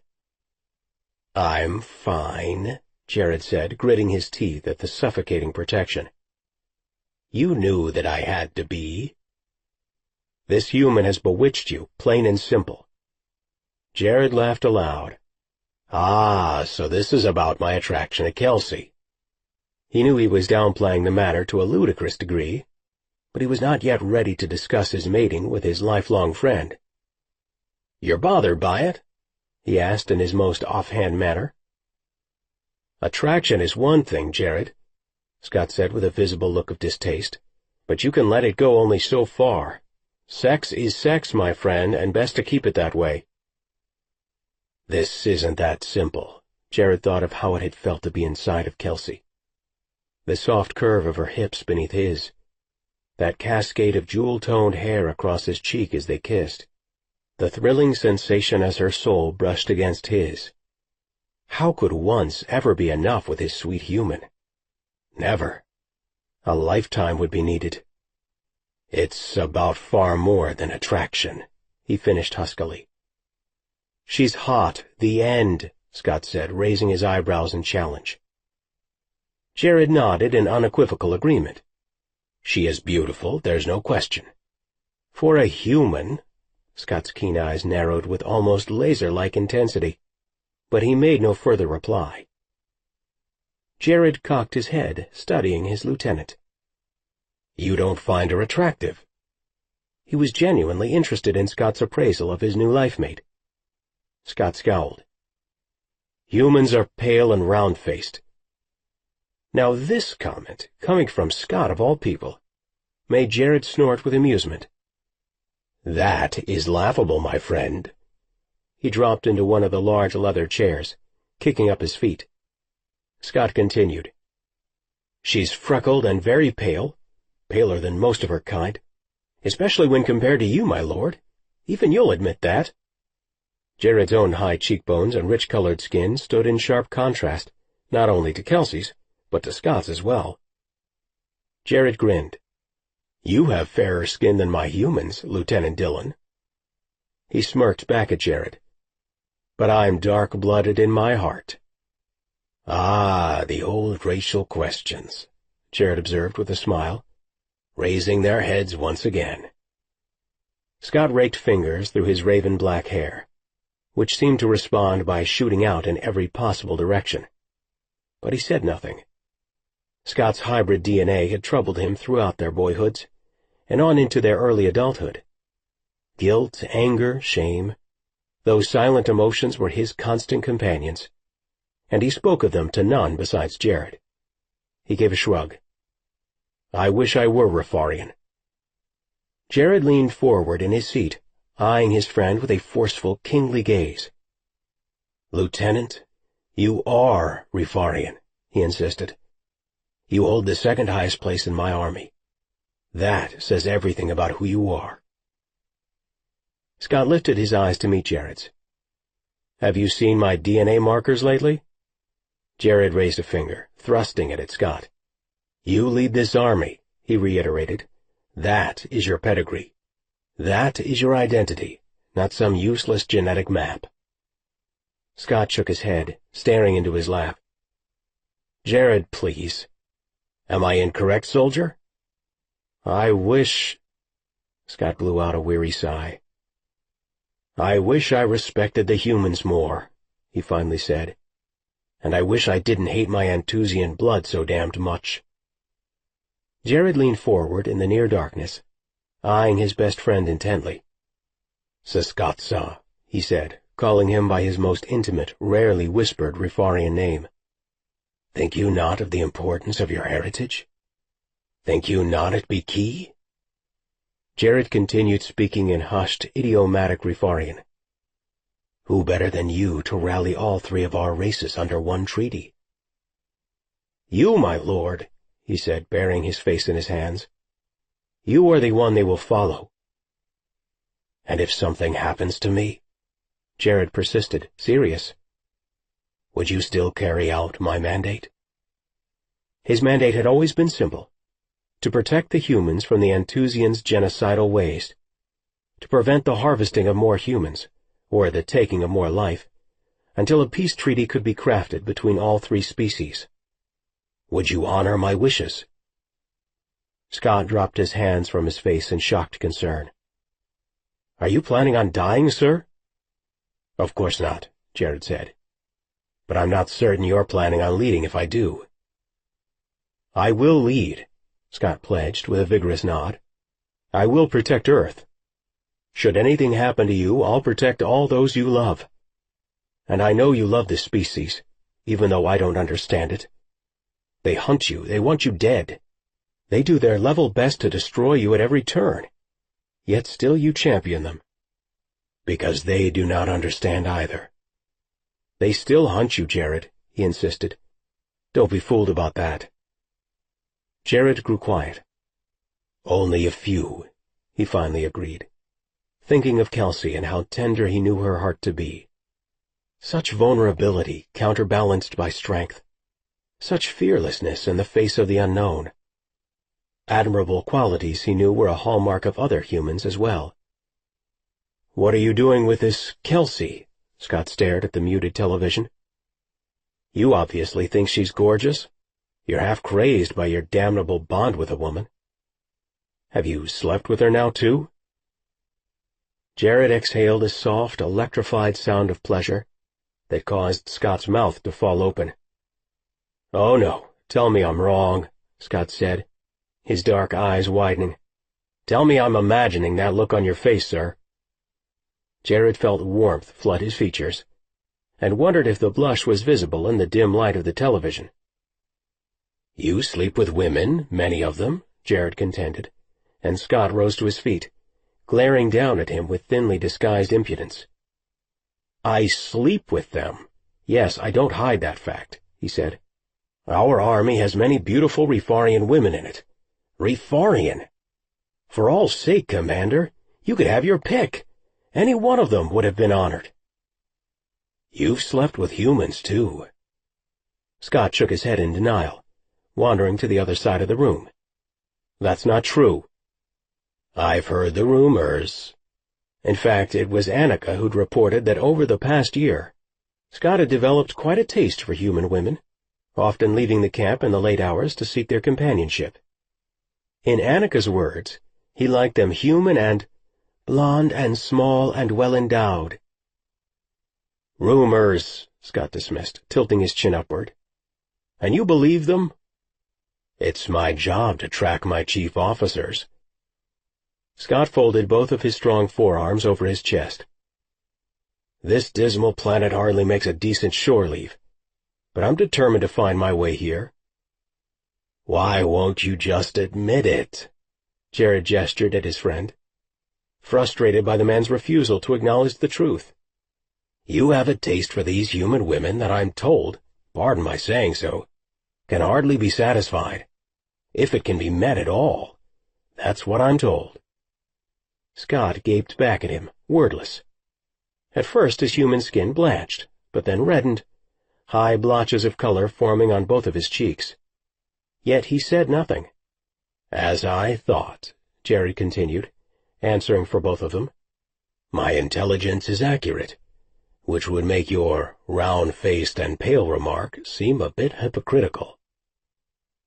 Truth was, Jared had wondered if it might actually be a genetic compulsion that had been driving Scott toward the humans. If his Anthusian mating urges weren't coupling with his human DNA, trying to pair him physically with his similar kind here on Earth. "Human women are delectable as hell," Scott spit, his eyebrows furrowing with dissatisfaction. "But I won't pretend I like that fact." Jared beamed in victory.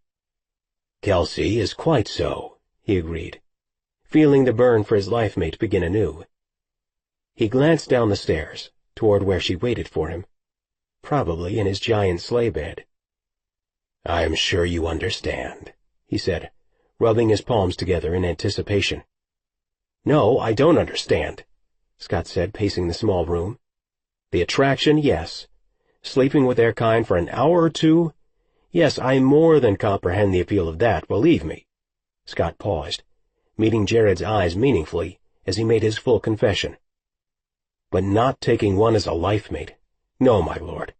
That I do not understand at all. Not when you're titled and destined to lead the Refarian people." "Our destiny is woven together with the human one," Jared answered, gently rebuking his lieutenant. Scott knew the prophecies, understood them as well as Jared did, if not better, given his dedication to the mystic's teachings. "You know this, soldier." "I know this," Scott grumbled, shaking his head. "But there is no edict about your mate, Jerishkadau." "Yes, there is a prophecy." Scott's black eyebrows shot up in unmasked curiosity. "Go on, my lord." "I will share it sometime," he promised, feeling his heart thunder at the memory. The mystics had whispered over him the night they'd left Refaria on the royal battlecruiser. Boarding the craft, they'd entered his small quarters on the lower deck and whispered their thoughts. Then, as recently as last spring, they had spoken over him via the council chamber, proclaiming cryptic predictions of a fire child. The elders, gathered for the prophesying, had immediately interpreted these prophecies to mean a royal heir from a meeting with Thea, whose natural state was so similar to Jared's own. Jared, on the other hand, remembered the secret prophecies from 6 years earlier, and believed this promise of a fire child was a reference to the results of a love mating. Scott tapped his foot impatiently. "My lord," he prompted, "you were saying?" Jared deliberated about telling Scott something so personal, but in the end his deep trust for the man won out. In a quiet voice he admitted, 6 years ago, on the battlecruiser, the mystics spoke over me. They foretold a love match." "You never told me there was a word about your mate," he breathed, dropping onto the sofa across from Jared. Scott was nothing if not curious about everything the mystics had to offer them. Jared bowed his head, his voice filling with emotion. "It was private, for me only." On one hand, he had never believed himself capable of mating, had viewed his life as too dangerous for companionship, and been resolved to remain unfettered by that kind of attachment. But in the most secret chambers of his heart, he had longed for the words to be true. Not even the council elders knew. "If they'd known, they would have pressed you even harder for Thea," Scott observed, obviously trying to guess Jared's motives for keeping the word secret. Jared snorted with sarcasm. "Hardly." Scott planted both hands on his knees, leaning almost out of his seat. "Did the mystics foretell a human?" "They foretold love." Jared swore that naked envy appeared in Scott Dillon's eyes. "You are luckier than I thought." "I mated with Kelsey tonight," he admitted in a hushed voice, verbalizing what Scott surely suspected already. Scott nodded. "I know." Jared's hand moved self-consciously to his chest. The smooth skin, exposed at the robe's opening, still burned hot. One glance down and he could see that the glow had only intensified over the past hour. The longer the bond had simmered between him and Kelsey, the brighter the mating aura over his skin burned. "I should have dressed," he muttered, tugging the robe tighter about his chest. "No, my lord, you wear them mating well," Scott observed, assuming a formal tone. "I wish you every happiness, sir." Jared watched Scott sink backward into the sofa opposite him, his shoulders slumping into a weary posture, as if the whole conversation had taken all his energy and siphoned it. Jared whispered, "And I wish you approved." Scott's black gaze grew wistful. "I wish I had someone of my own." "You will, when the day comes." "Oh, Jared, please." He yielded a bitter laugh. "I'm cranky and difficult, and none of the women in this camp, the smart ones at least, will have a thing to do with me." He reached for the champagne bottle that stood on the table between them, turning it in his hands reflectively. "I'm good in bed. That gets me about an hour's worth of human attention. If I'm lucky, that is." "You run from yourself," Jared whispered, knowing it was truer than Scott could ever understand. "Who can follow that hard?" Scott laughed. "You're sounding pretty prophetic yourself now, Jared." Then Scott blessed him with one of his warmest, rarely seen smiles, and tossed the champagne cheerfully into Jared's waiting hands. "1,000 years of happiness for my king and his mate," he thundered, and it even sounded like he meant it. 1,000 years, Jared agreed, accepting the traditional Refarian blessing over a mating union. Scott watched as his king strode down the steps, a proud, cocksure measure to his naturally confident gait. A king walked like a king, no matter what he tried to call himself. But Jared Bennett was the most humble, powerful man he'd ever known. That kind of power his king carried in his genes equated to that of a mini-nuclear reactor. Yet his commander would as soon go hiking for 3 days in the backwoods as call himself ruler of any people. Still, he radiated all that power, all that heritage and purebred Rifarian bloodline. And yet the one thing Scott Dillon would trade his life for was what he'd just seen in his best friend's eyes: true love. The man had found and claimed a life mate, whereas Scott had forsaken that hope years ago, long before they'd even left Rifaria. He was wed to soldiering and warfare and the nomadic way of life. Even within the ranks, he had no prospects of finding a suitable mate, not when he'd heard the gossip and realized the hard truth of his reality. None of his fellow soldiers considered him the least bit physically appealing. Among the Rifarian ranks, he was the one with the round face and the pale skin and the low cheekbones and the wide-set eyes. Scott caught his reflection in the long mirror that graced the hallway opposite the media room. The man gazing back at him had large, doleful eyes, almost black, he'd been told, and black hair to match, worn a fraction too long for a soldier. But Jared never complained, understanding that the long hair helped him blend in outside of camp, and so he dressed like a local, wearing knit caps and his hair long on the nape. And, not surprisingly, given his Anthusian human genetic heritage, Scott appeared fully human, both in dress and physicality. Like the humans, his face grew ruddy when the wind kicked up, blotches of red standing out in stark contrast to his fair skin, like bloodstains on the wintry mountains.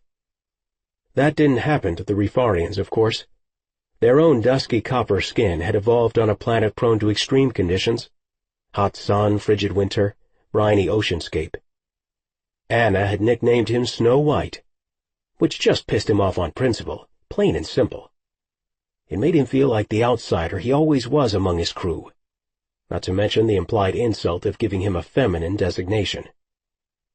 Anna, the same woman he'd once tried to kiss on a recon mission, who had instead laughed in his face. Was he hideous? He stared at himself in the mirror. He didn't think so. He just didn't look like the others in this army. So he'd begun to seek out the company of human women, not because he desired them, but because they wouldn't laugh at him, as Anna had. That had been at first, but then he'd gotten his first taste of the creatures. Lolling his head back against the cushion of the leather sofa, he closed his eyes in aroused appreciation. Humans were delicious. Their crazily gyrating energy, their frenzied bedplay, their emotionalism. He liked to believe that human women were his own well-kept secret, a kind of blessing for having to live among these ranks as an alien. Until now. Now his secret had been revealed because Jared had discovered the delectable allure of human women. Of course Jared would trump him. He always did. Scott thought with an ugly flash of jealousy that he quickly batted away. How could he begrudge Jared Bennett any happiness? His king had no life of his own to speak of. From the moment he'd been born, a baby brought forth in the midst of a bloody, tragic revolution, the Duravnian heir had been required to grow old. No, Scott could not begrudge his beloved king and best friend even one moment of happiness. Still, Scott had gone native, because he had been given no other choice. None of his comrades would have Snow White. He tried to broach something with another woman, a tech down at Base 7. She'd been polite but embarrassed, and told him it didn't seem like a great idea. 2 nights later he'd driven into town on the hunt, determined to go home with a human woman that night. And the shocking thing wasn't that he'd been successful, but rather just how easy his conquest had been. Julie, she'd been named, a leggy girl with straight blonde hair that had fascinated him almost as much as the sex had. After he'd left her sated in bed that night, a new craving had been birthed inside of Scott, one that could seemingly never be satisfied. But why had Jared chosen to mate with a human? Upon meeting Kelsey Wells, he'd had no idea about human powers when it came to mating, even for the briefest unions. Or was it the sway of the soul bond over the man, working its subtle mysticism? No, the look in Jared's eyes had been unmistakable. The prophecies were true. Jared had made a love match. Was it really possible, then, that Scott might still have a chance of finding love on this forsaken outpost of a planet? Scott gazed at his reflection in the mirror, and felt his racially inherited need for humans flame hot yet again. Curses on his mixed blood and his human Enthusian hybridization, he swore, even as another part of him wished it weren't too late to head back out on the prowl once again. Racially inherited need for humans flame hot yet again. Curses on his mixed blood and his human Enthusian hybridization, he swore, even as another part of him wished it weren't too late to head back out on the prowl once again. Chapter 22. Stepping out of the bathroom, wrapped in only a plush towel, Kelsey wriggled her toes on the hardwood. The cabin floor was cold against her bare feet, and she'd give anything for her thermal-lined bedroom slippers. But then again, they weren't exactly the sexiest items in her wardrobe. Now that she'd taken to the bed of a king, she'd have to start thinking like a royal lover. Mentally, she searched her drawers back in Laramie, fingering cotton panties and simple camisoles. What she wouldn't do for that foam green thong from Victoria's Secret right about now? Well, considering that Jared had already ruined one pair of her panties tonight with just the flick of his wrist, he might very well incinerate her little green thong thing. Thong thing. It sounded like a creature from another planet, or a bad B-grade sci-fi movie, where Amazonian red-headed women dominated alien lords by simple use of their magnetizing lingerie. She giggled to herself. Yeah, one day real soon, she just might have to see how Jared reacted to the attack of the thong thing. She was still giggling when, stepping in front of his hearth, she shivered despite the radiating heat.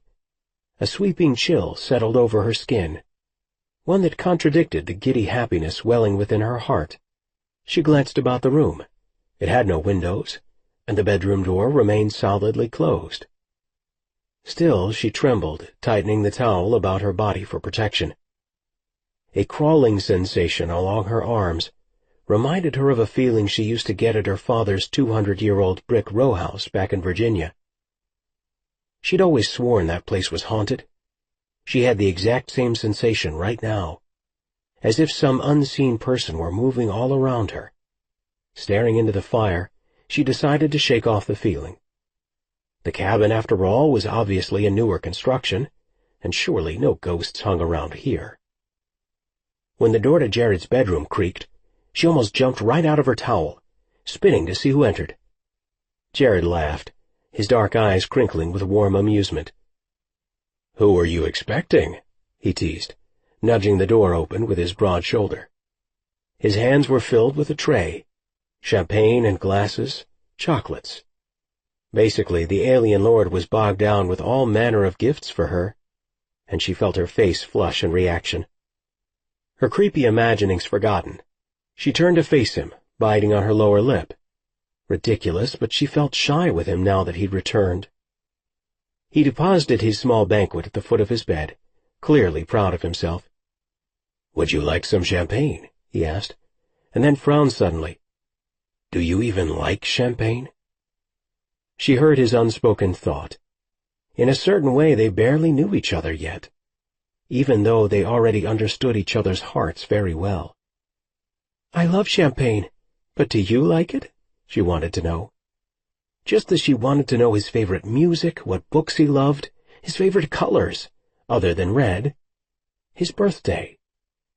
Her questions about the man were endless. He fingered the label of the champagne absently. "Ah, yes, I have a weakness for many human things." She raised a flirtatious eyebrow. "Quite obviously." His eyes darkened, turning dusky with sexual heat. "Yes, humans." He paused, letting his gaze slide down the length of her body. "Humans are special to me. They've always been." "All humans?" The hunger in his gaze intensified. "One in particular now."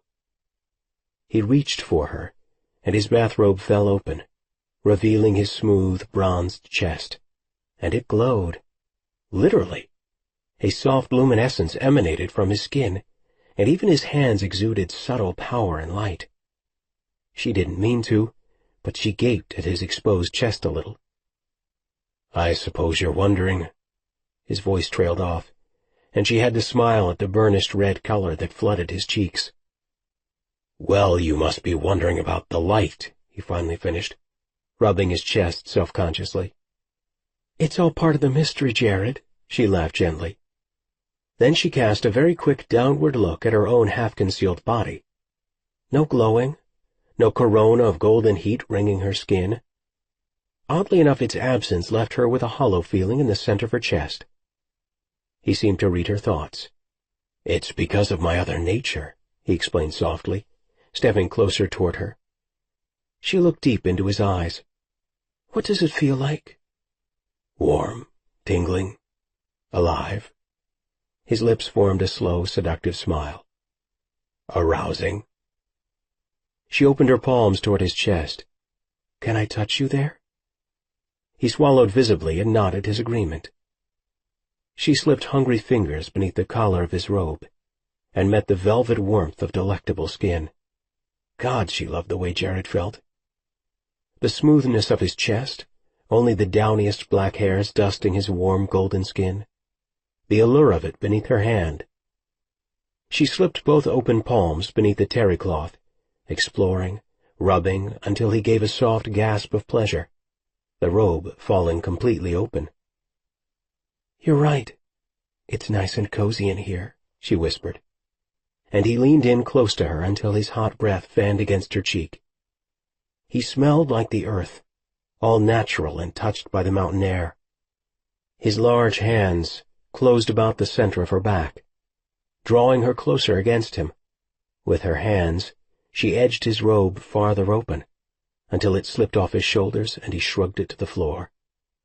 Before her he stood, a glorious warrior gleaming with otherworldly power and barely restrained sexual heat, and she found herself transfixed by the sheer beauty of the man she'd taken as a life-mate.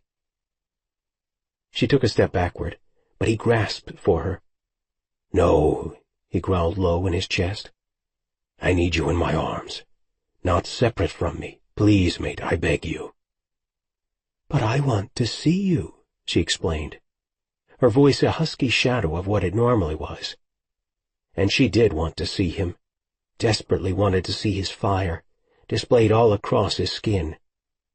But what met her gaze, as she staggered backward momentarily, was the hardened length of him, jutting out toward her with the same kind of devouring hunger she glimpsed on his face. With a single, graceful motion, he spun her back into his arms, and with a possessive kiss he took her, until his warm chest pressed hard against her collarbone, until her towel slipped to her ankles, until she felt swimmy and weak-legged from the rippling sensuality of his embrace. God, she had never wanted a man so much in her entire life. The shattering passion they'd shared earlier had already managed to multiply many, many times over. "Look at me, Kelsey." He cupped one hand behind her head, tipping her face upward toward him. "You needn't fear me, not ever." "I don't," she said, but the look in his eyes was so fevered. She knew this mattered to him. She lifted a hand to his face, feeling the sandpaper of new stubble beneath her hand. "Jared, I would never be afraid of you." "But you're trembling," he whispered in a soft voice. "Look at you." And she was trembling, but definitely not from fear. "Trust me, Jared. It's not fear that's making me shake," she answered with an awkward laugh. Dang it, even her voice was all fluttery. His dark eyes narrowed, his face warming visibly. "It is desire," he said in a knowing voice. "Yes, I understand this feeling." "Besides, you don't scare me. If you did, I would have run at the beginning." He bowed his head, clearly wrestling with something. "Perhaps you felt compelled then." "Compelled to what?" she asked incredulously. To love you? To follow you any place you'd lead me? His mouth turned upward in a sideways, grudging smile. Well, when you put it that way. Why does this keep coming up? She asked, wanting him reassured once and for all. I feel so safe with you, Jared. You always make me feel that way. I am fearsome, Kelsey. You have seen it. He bowed his head again, his jaw tightening. But he said no more, and instead lifted both hands to cup her shoulders. Heat radiated from his palms. Genuine power. And really she could understand another woman potentially fearing him, but not when his wilder nature was tempered by such uncompromising strength and goodness. No, what I've seen is a man who is beautiful, she told him. Handsome. So many things I never even dreamed about. My heart's desire, Jared. That's what you are. He dropped his hands from her shoulders. For so many years I didn't believe I'd find a woman like you, he whispered, emotion glinting in his dark eyes. I didn't remember you, so I couldn't let myself hope, not with my life the way it is.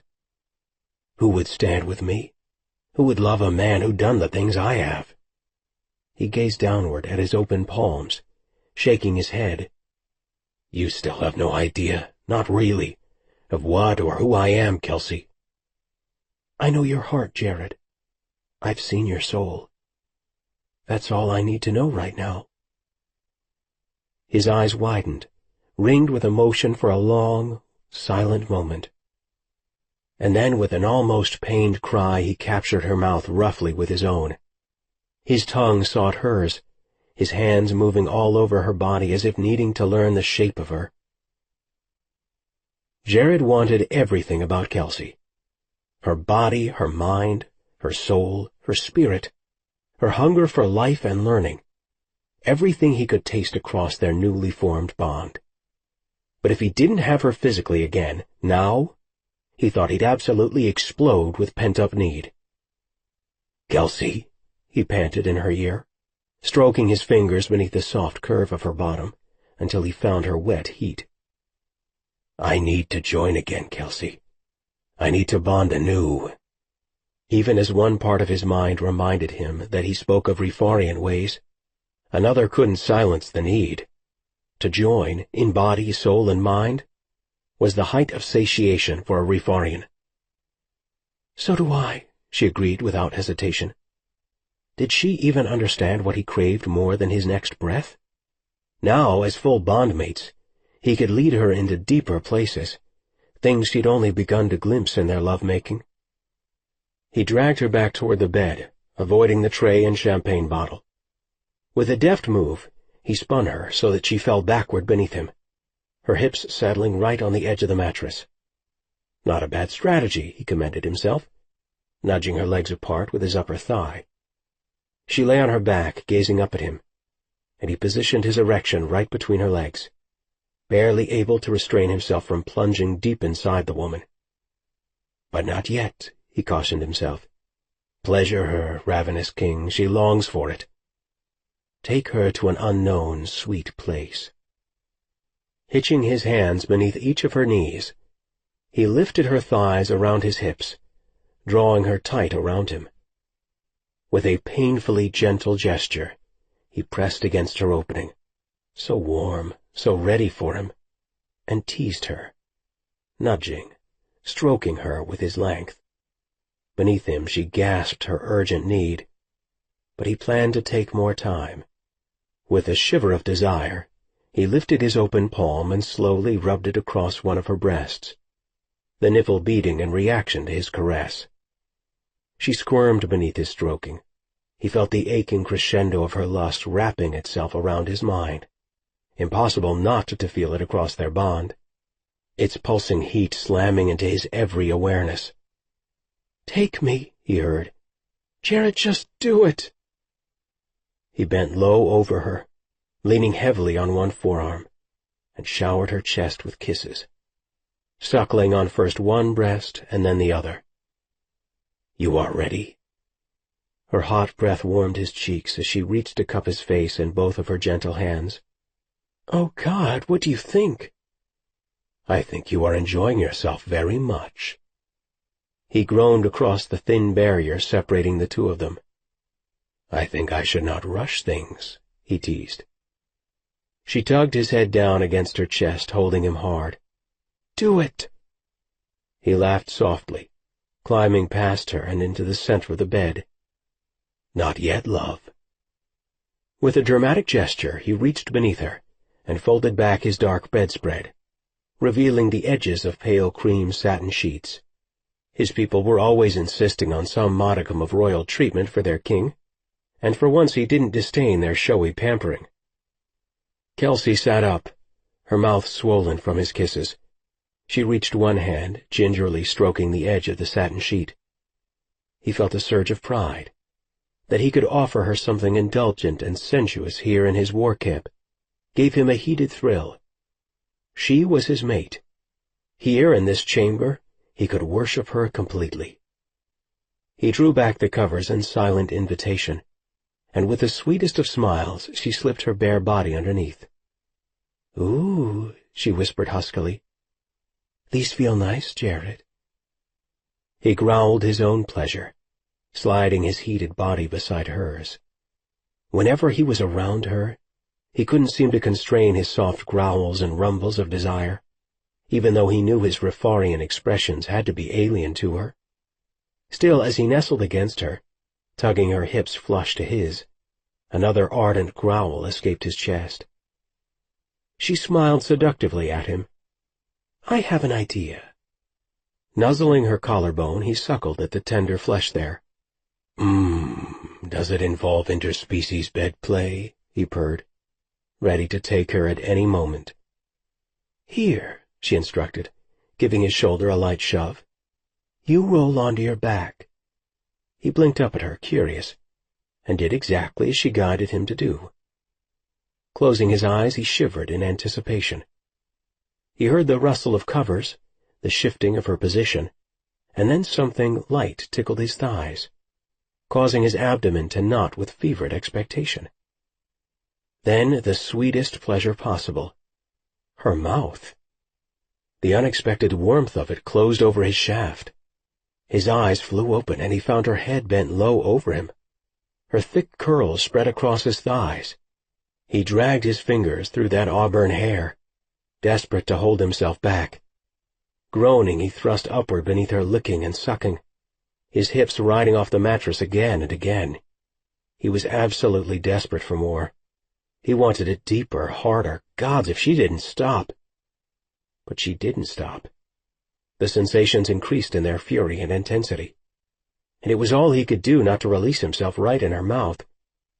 "Kelsey," he nearly begged, writhing convulsively as her warm mouth drew in even more of him. In all his days, no woman had ever pleasured him quite so intensely. No woman, not even in bed, would dare be so intimate with the king. "Kels, please, love, please, please." What was he even begging her to do? To stop or to take him deeper still? Even he wasn't sure what he really wanted. With an agonizing gesture, he tugged at her arm and she released him. Sitting upright, she blinked in confusion, and he explained shakily, "You must." "Danger zone?" she teased, rubbing her mouth with the back of her hand. His only reply was a trembling groan of delight. This lit her up, from the inside out. Leaning onto her side next to him, she began her next temptation. She took him within her hand and began rubbing him back and forth until he nearly came right within her palm. "Kelsey!" He placed a stilling hand over hers. Gods, it killed him to stop her. That heated friction she was creating. The back and forth over his erection and the soft folds of his skin. A low growl rumbled out of his chest, and he squeezed his eyes shut. Sucking in burning gasps of air, he wrestled to still the tremors that shook his whole body. He cursed low in Rifarian, shaking his head. To even lay hold of any English seemed impossible, so he reached for her, pulling her right against his side. "Ol Bashita," he groaned, sure that if she so much as touched him again down there, He would let loose everything he had. Labashta? She repeated, almost getting the word right. He groaned, leaning back into the pillows, smiling. No good translation, he managed, then flipped her onto her back. The words meant roughly, hot-blooded, fast-handed woman. That was one phrase he'd definitely be keeping to himself. Why did you want me to stop? Her voice was pure innocence, as she slipped that highly arousing hand between his legs once again. In response, he released such a thunderous cry, he feared the whole camp would know their king was being scandalously pleasured. Then again, it was hardly a scandal to bed your wife, was it? Because I don't want to spend my seed, myself, outside of you, he gasped hungrily, pulling her scent into his body. I want inside. Outside is good, but... He groaned at his inability to express himself in human words. She studied him in surprise. Don't Rifarian men like being touched? She asked, suddenly unsure of her seduction routine. What if it were somehow painful for him? Or too much? She'd never seen a man respond so strongly to her touch. We like everything, he blurted. And she laughed until he flushed in shock at his own bald remark. With a self-conscious gesture, he lifted his hand to his head, rubbing his open palm over the short, spiky hairs. Everything, huh? She whispered, languidly moving closer. Just precisely what qualifies as everything, my lord? Am I your king now? He panted as she hovered over him, turning her head first one way and then another, as she studied him. For if I'm your king, he said, then I may instruct you as to my pleasuring, may I not? She cocked both eyebrows up in mock surprise, enjoying his flustered reaction to her flirtatious sexuality. Is that what you did before I came along? You issued royal orders for this sort of thing? He shook his head, swallowing visibly. No, love. She closed one hand around his shaft again, slowly stroking and rubbing, increasing her friction, until with a shiver he arched back into the pillows and growled with pleasure. She'd never met a more physically sensitive man in all her life. It had to be a Rifarian thing. Earlier they'd been so focused on other activities that she hadn't really recognized his extreme reactions to her touch.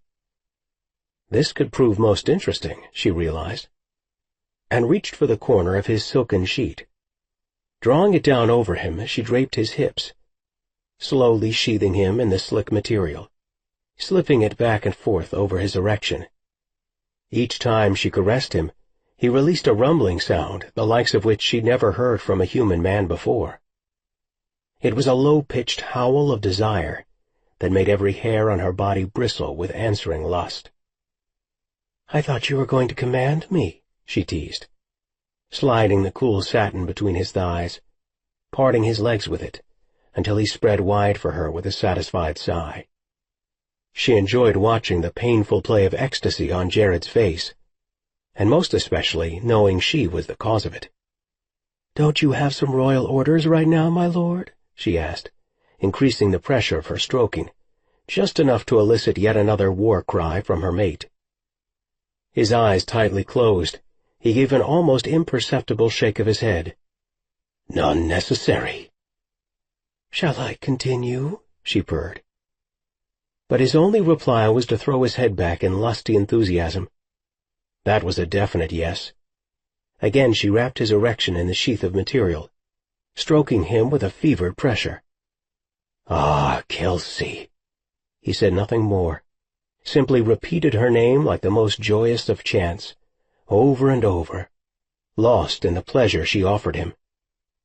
At last he clasped her by the wrist, shaking his head. Stop, love, he cried out. You must cease. Or he would obviously spill himself all over that satin sheet, and never get inside of her. She understood, and she had to agree with his assessment of their predicament. She lay there on her side, her head propped up on one elbow, feeling mightily pleased with herself. So, Jared, "What else should I know about your people?" she asked in a throaty voice. She was only partly joking. Opening his muscled, dark arms to her, he wrapped her against his side. "Not now," he said. Now this had her curious. Apparently there was something more she needed to know, but with both of his large, golden-skinned hands he grasped her, urging her closer. "Please, mate," he moaned in a tight voice. "Let me bed you." With a flash of barely concealed energy, he pushed her down into the mattress. In that half-second, he moved from being the pleasured to being her master. God, he was heavy. She hadn't felt the full weight of his large, solid frame either of their earlier times of making love. But now, oh God, she thought, feeling his hugeness atop her, the alien nearly knocking the breath out of her lungs. Easing himself between her legs, Jared settled his hips atop hers.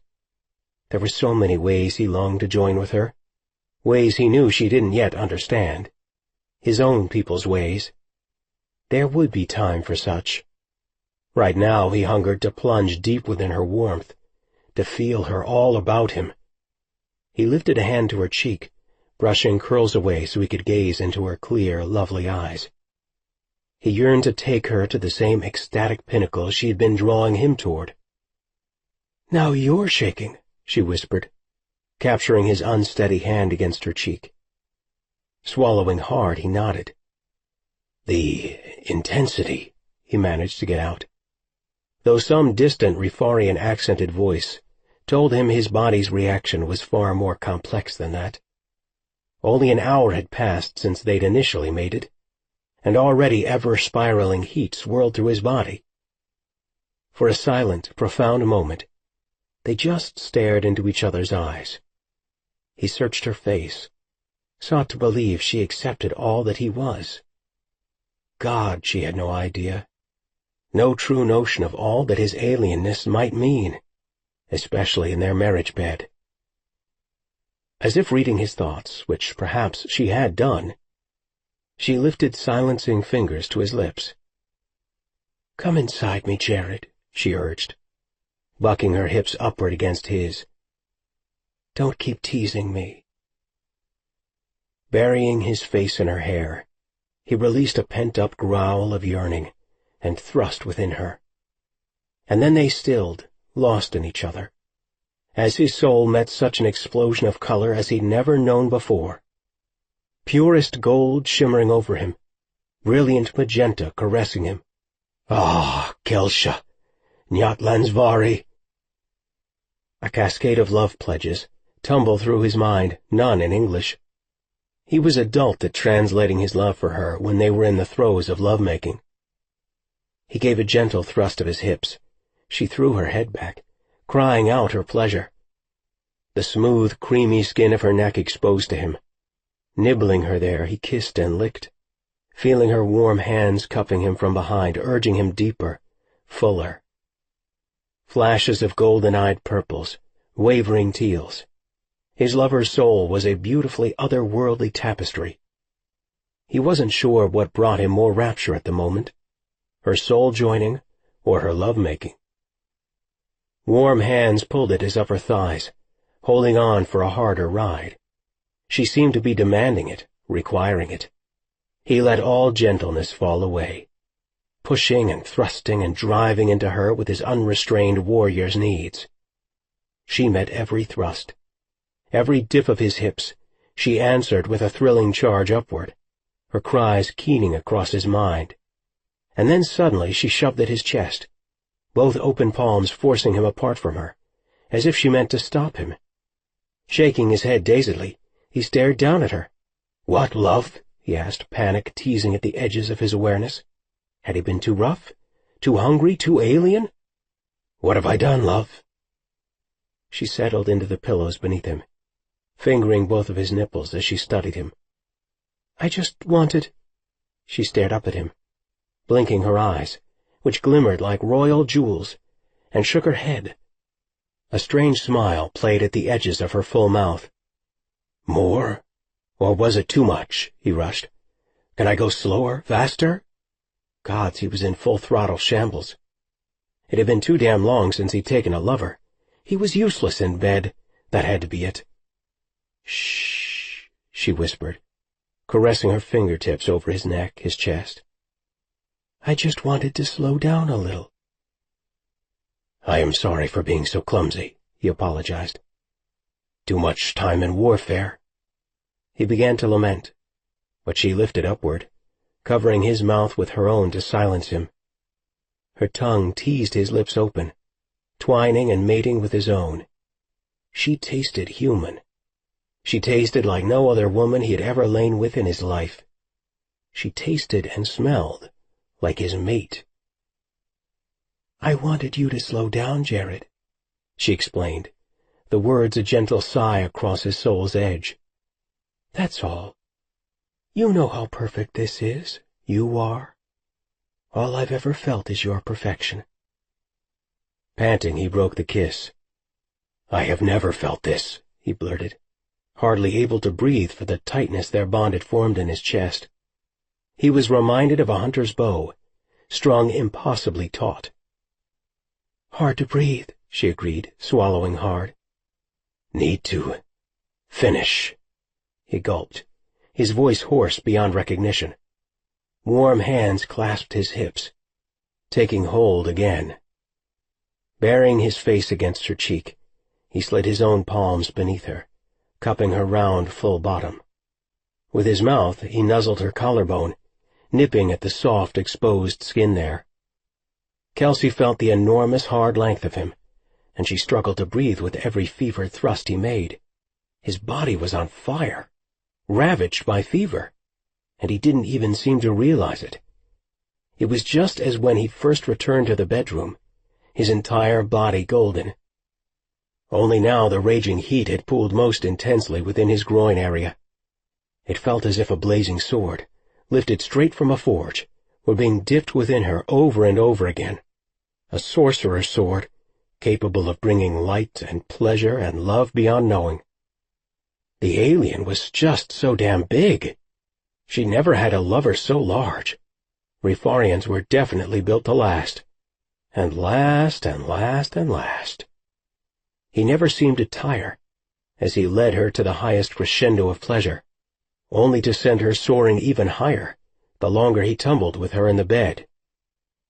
They rolled in each other's arms, panting and crying, real tears at one point in both of their eyes.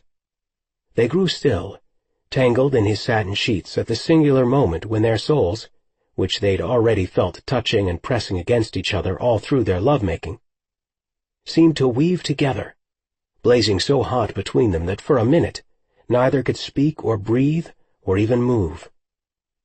"Oh, gods," he finally moaned with a shuddering reaction inside of her, rolling her atop him again. Yet still he forged ahead strongly, hard and full and raging hot, their souls clasping as tightly as their physical bodies did. Atop him, she had a quiet, centered moment to gaze upon her mate, to take in his lean, dark face, colored the golden red of Native American skin, as much as it was the dusky olive of an Italian. Beautiful beyond comparing to any race on this planet. Jared's exotic, Rifarian features made her blood burn, made her feel feral and untamed. Maybe that was what happened with his people in bed. She wasn't sure, and raising herself up slightly, she reached between her own legs to stroke the man while rocking atop him. Now this touch finally did her king in. With one blinding cry of pleasure, he arched his back, pressed his eyes shut, and let loose the rumbling growl of a warrior beast, shuddering all the way up inside her core. He squirmed and bucked upward so hard he lifted her right up with him, murmuring, "Gods, Kels, gods! Never so sweet, so beautiful, never before." "Me neither," she agreed, feeling tears of joy fill her eyes. Collapsing atop him, she lost herself in all the royal colors that sped through her senses. Jared's colors, blazing within her soul. "Me neither," she agreed, feeling tears of joy fill her eyes. Collapsing atop him, She lost herself in all the royal colors that sped through her senses. Jared's colors, blazing within her soul. Chapter 23. Kelsey woke to the remains of a slight champagne headache. She couldn't believe Jared loved champagne. The man had definitely embraced Earth culture. Not only that, but last night, when they'd finally started to drift into a warm, hazy sleep, wrapped in each other's arms, he had unexpectedly bolted upright in bed. "Hang on a second," he'd said with a boyish grin, and fumbling with something on the nightstand, she suddenly saw he had an iPod. An iPod? Jared had an iPod? Her mouth had snapped open, but before she could laugh or tease him or even say anything, Jared had rolled back close to her, encircling her in his strong, warm arms, and Duke Ellington had begun to play from a small speaker in the background.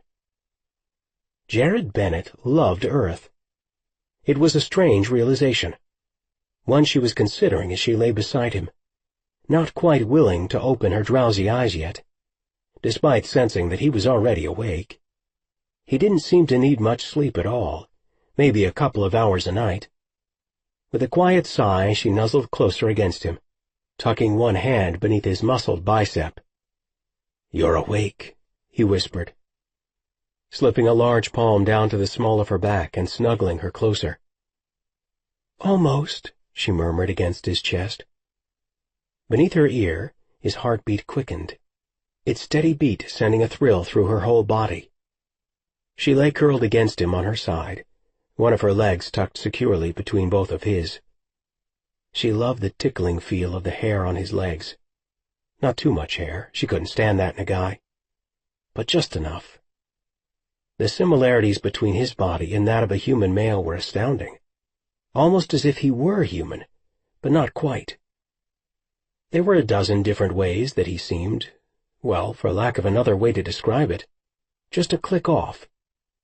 Not quite human in some fundamental way that seemed just beyond her power to explain. "Ah, Kelsey, please wake." She leaned up, blinking at him through sleepy eyes.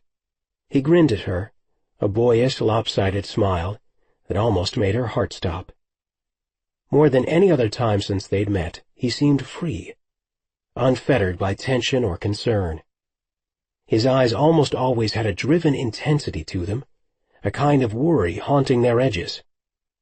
This morning it was as if every single care had been swept away from him. He'd been washed clean, renewed by her love.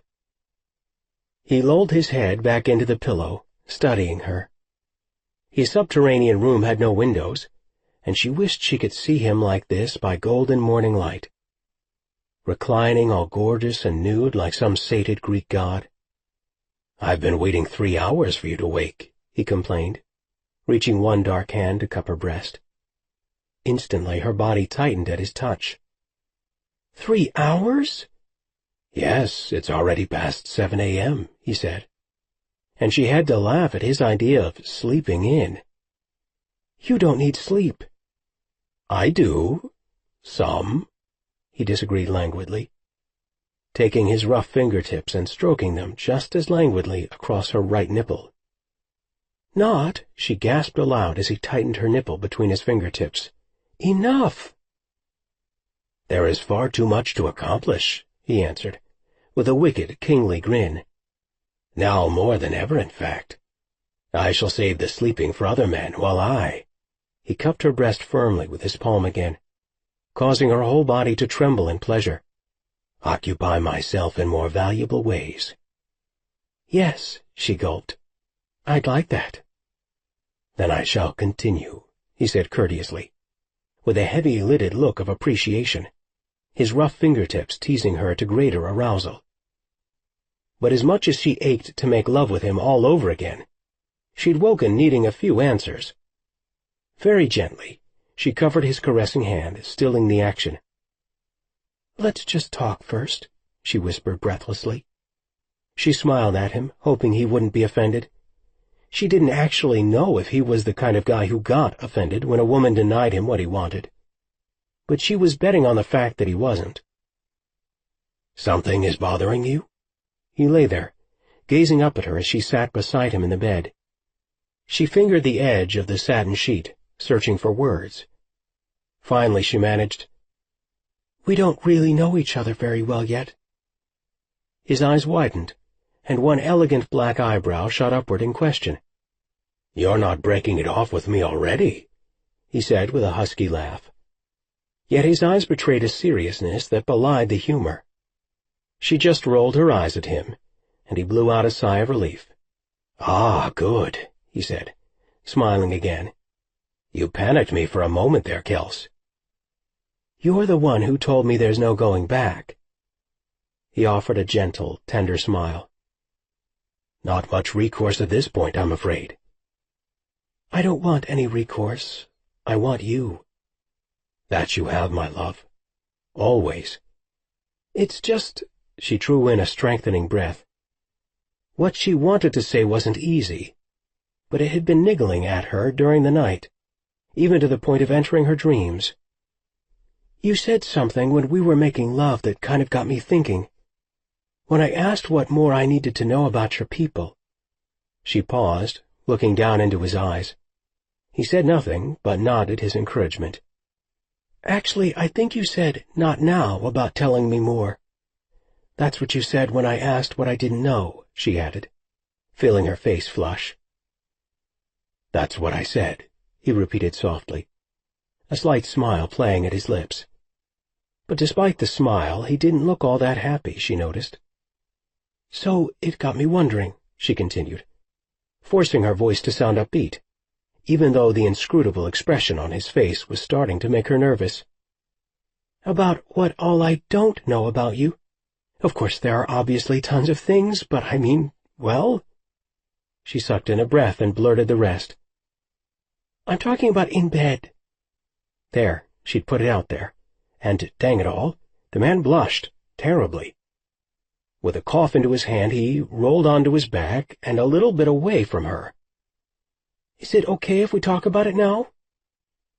Throwing an arm over his head, he blew out a heavy breath and stared at the ceiling. "You may ask me whatever you wish, mate," he said, his voice husky with emotion. "I'd never deny you anything. Never. I love you, and I want you to know everything about me. Gods, I want to know everything about you." His roving gaze lighted on her meaningfully. "Everything. So, yes, of course you should know." "No?" She waved her hand between them, urging him to continue. "No?" "Our species are definitely very different," he allowed, his gaze resting on her for a beat before he stared upward at the ceiling again. Both of his cheeks were still a deep reddish hue. From emotion? Embarrassment? Maybe even from arousal. She couldn't be sure. She wanted to put him at ease, though, because he was way too self-assured to seem unsettled by this. "But we're a lot the same," she reminded him gently. Again his gaze rested on her. "You've seen what I am, both sides of me, and you've seen the change I'm capable of. But you've no idea all the things I've done in this war." "You've already said that." "Or the people I've killed. Killed, with my own hands, Kelsey, and with my own power. If you only understood, truly understood." "Are you trying to scare me?" "I'm trying to make you understand that you don't know what I really am. I am an alien species. Don't fool yourself that I'm human." The coldness from last night had returned, as if he wanted to challenge what she knew him to be, a good man. "You're fighting a war," she said, thinking of her father and all the endless political fracases he'd been involved in. "I'm not naive about all this stuff, Jared. Lives are always sacrificed in war, and it's part of the cost," but he cut her off. "As a Rifarian, my sexuality is different from yours," he blurted in a voice so quiet she nearly missed it. In fact, she leaned closer toward him to be sure she really had heard him. "What?" He set his jaw for a moment, his black eyes narrowing to slits, and then hissed, "I said that my sexuality is different from yours." He closed his eyes in what appeared to be mortification. I don't think so." "Think so?" he cried angrily, his eyes flying open. She lifted the satin sheet that covered the length of his body, and made a point of staring down at his groin area for a long moment. Then she swung her gaze back to his face. "It went in just fine, thank you very much, repeatedly, I might add. Very human in its functions, I've got to say. Or perhaps universal might be more accurate." "Kelsey, it's not the, equipment that I'm speaking of." He groaned, staring up at the wood-beamed ceiling overhead. "Don't you understand?" "Not even remotely." Jared blew out a frustrated sigh and rolled over to the edge of the bed, putting his back to her. In all's name, he'd never found himself in a situation quite so uncomfortable and complicated and sad in his life. He'd lived through quite a host of situations, from being captured by Vekas to losing his virginity at 17, to being lost in his change for a full day once and unable to shift back. That had been more than awkward. To have his soldiers wonder why their commander seemed determined to stay in his energized state.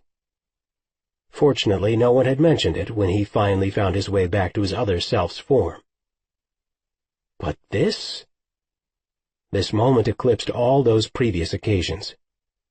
And it didn't help matters that the woman was just so determined, so frank and unconcerned about his royal status. Everybody he knew had been intimidated by him at one point or another. But not Kelsey. Behind him he sensed her waiting, and it only made what he had to tell her all the more horrible. She would hate him. If she'd been angry about his seeing inside of her without her permission, what would she think about this new revelation? Forget the horrid shame of it. She would feel betrayed. She would have to. He should have revealed everything last night before taking her across the bonding threshold. But you loved her. You wanted her. You were afraid of frightening her off. Silence, you idiot, he told himself. You are a fool Marana king, and you never lasted love, so why offer your wretched advice now? She stirred on the bed behind him, edging closer. He raised one hand over his shoulder to halt her progress. "Please," he begged. "I'm lost here, Jared." Well, he thought, that makes two of us. He buried his face in his hands and prayed to all that she'd understand him, and that his genetic differences wouldn't send her shrieking from the bedroom. He reviled the part of himself he was about to unveil to her. It was the one thing about being Daravnian that he'd always loathed. He loved his change. It was peaceful and blissful and sated every craving in the entirety of his nature. But this that he had to tell her, he despised in himself. And yet she had to know. It was only fair that he tell her everything. She would learn it inside their bond soon enough. "I have cycles," he blurted, then lunged to his feet and bolted as far from her as he could possibly get, all the way to the distant side of the room. Keeping his back to her, he stood there like a cornered animal. How appropriate, he thought with a pained laugh. He heard her bare feet, quiet on the hardwood floor as she edged closer to him. Of course she wouldn't let it go, but would pursue him all over the damnable compound until she squeezed out every ounce of truth about his sexual makeup. When she'd almost reached him, he moved again, to the fireplace, where he braced his hands on the mantel. He wished he weren't naked. He felt totally exposed, vulnerable. One warm human hand settled on his back, over his terrible scar of all places. He flinched, but she didn't move, saying, "You saw everything in me, remember? It's only fair that I know whatever this is about you." Her soft, melodious voice was like a balm to all his lifelong wounds. He'd always been exotic, no matter where he went, always different, a warrior, a king, a killer, a changeling. When all he'd secretly wanted for so many years was to be normal and loved, to be common of all things, to be a simple man, a writer or a builder perhaps. But this one touch from an alien woman had him shaking from the crown of his head to the very tips of his toes. "Cycles," he repeated unsteadily. "My kind experience them." Still he refused to face her. The shame was too overwhelming. Gazing into the fireplace, he wrestled to find words, but none seemed to offer themselves. At last it was Kelsey who spoke. "What kind of cycles?" she asked in a soft voice, reaching a hand to stroke his hair. Black hair turning silver. Hair that proved what he was about to tell her. "Jared," Kelsey prompted when he did not answer. "What kind of cycles?" He took a deep breath, stilling breath, and turned to face his mate. "Rifarian mating cycles," he answered in as even a voice as he could muster.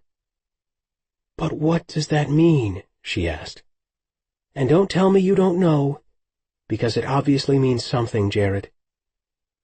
He glanced down at her, standing there just beside him, and slipped one large palm around her waist. "Come closer." She leaned against him, her face open and waiting. In the past few nights he had yearned to cycle with her. For the first time in his life he had opened, ever so slightly, to the idea. Bowing his head, he whispered the truth, a barely audible sound. "Mating urges," he told her. She pressed closer, slipping one arm around his neck to draw him closer toward her. "What?" It took everything inside his brave warrior's heart to meet his love's gaze. But he did so, and their eyes locked in the half-darkness. She'd heard him, she simply hadn't understood. "My line experiences mating cycles." "Body heat, urges," he answered, forcing a clinical tone. "It is the way with my kind. Mating fever, blood fever, it has many names. All mean the same. We rut like animals." He spit the words, unable to mask his horrible self-derision. She frowned, her auburn eyebrows hitching together in a tense line of concentration. Even now he could see the scientist in her making calculations, attempting to comprehend. Finally she nodded, crimson blush creeping upward from her neck into her fair face. "Well, Jared," she said, licking her lips thoughtfully, "that's certainly an interesting detail to your species." "Shameful," he snarled. She slipped both of her arms around his neck, nuzzling closer against him. Instantly he felt more secure with a woman. He felt loved. She laughed softly. "You obviously don't need mating cycles." She glanced meaningfully toward his bed. "I mean honestly, Jared." She lifted a gentle hand to cup his face. "You're on fire when it comes to, well, that." "I appreciate the vote of confidence," he coughed, still feeling an outrageous amount of embarrassment, but somehow breathing easier all the time. "How often?" she asked, cocking her head sideways. "I've no idea, actually," he answered honestly, blowing out a heavy breath. "To date, I have never experienced one, which is—" He paused, wondering how to frame it to her. "Well, more than a bit concerning. It is the only way in which I might sire children. The only time I'm fertile, Kelsey." Here it was, the next revelation, the one she might find unpardonable. "Oh," she said, a soft, swooshing sound of realization. "Oh, that's not good." "Not good," he agreed. "And it doesn't take a scientist to realize that, does it?" "Maybe you have to be mated." He cut her off. "You don't." She tried again, her eyebrows lifting hopefully. "Or of a certain age?" "I passed it long ago." "Or maybe it takes, I don't know, practice," she tried, her voice rising in frustration. "Thea has been through at least 7 cycles already, and she's 4 years younger than me." "Oh, crap," she said, her shoulders sagging a bit. He drew a deep breath. "There's more," he cautioned, praying in his heart that the next revelation would not crush her, or send her fleeing from him. "Okay," she nodded, swallowing visibly. "Go on." He lifted a hand and stroked the length of her curling cascade of auburn hair. So beautiful. More beautiful than he deserved in a life mate. "I am at my peak of fertility right now. That is, if I were to actually cycle. The chance of conception is at its highest point," he answered solemnly. "But very soon I will pass into maturity." "Maturity?" He coughed again, avoiding her gaze. "It's a euphemism among my people. It means I will grow infertile," he explained, reaching a hand to his own hair. "This silver you see? It is a first indication of my maturing."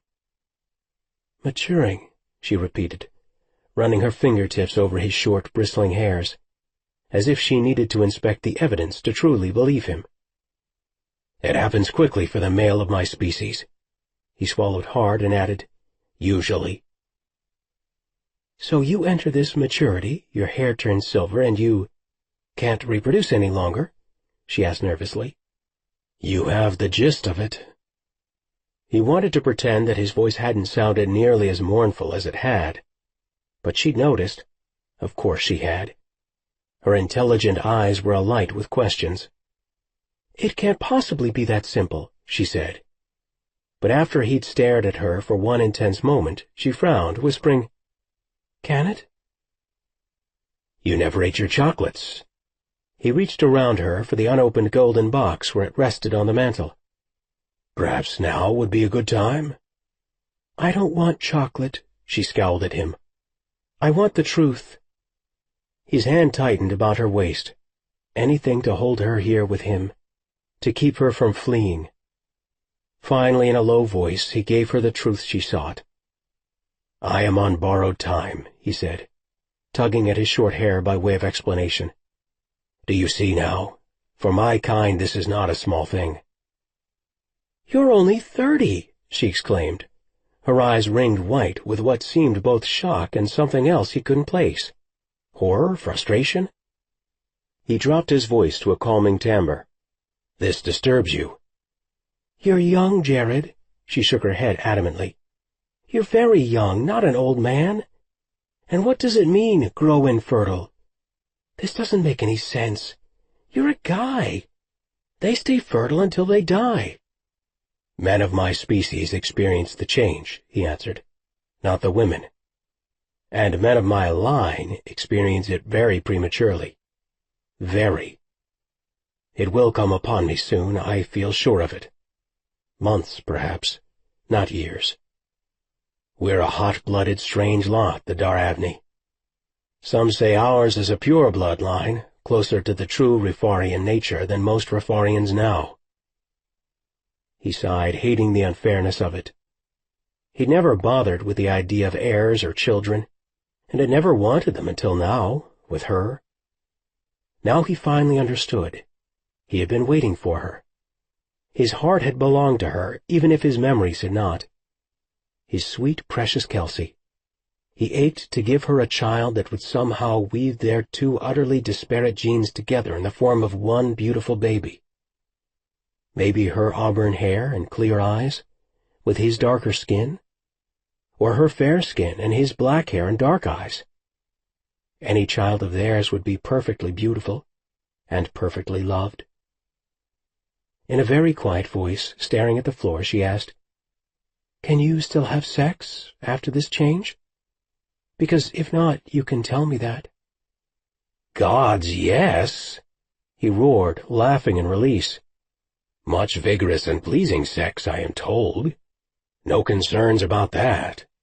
In fact, some say, well, that the desire increases afterward and the joinings become far more passionate." She teased him with her eyes, but he didn't miss how her face had turned a lovely pink shade. "That doesn't sound half bad." He gave her a shy grin. "Maybe it's some sort of gift from the gods to compensate for the loss of, well, the other." Her gaze darted about the room as she thought about what he told her. "But they could bank your sperm," she reflected clinically, the scientist in her coming to the fore. "I mean, couldn't they?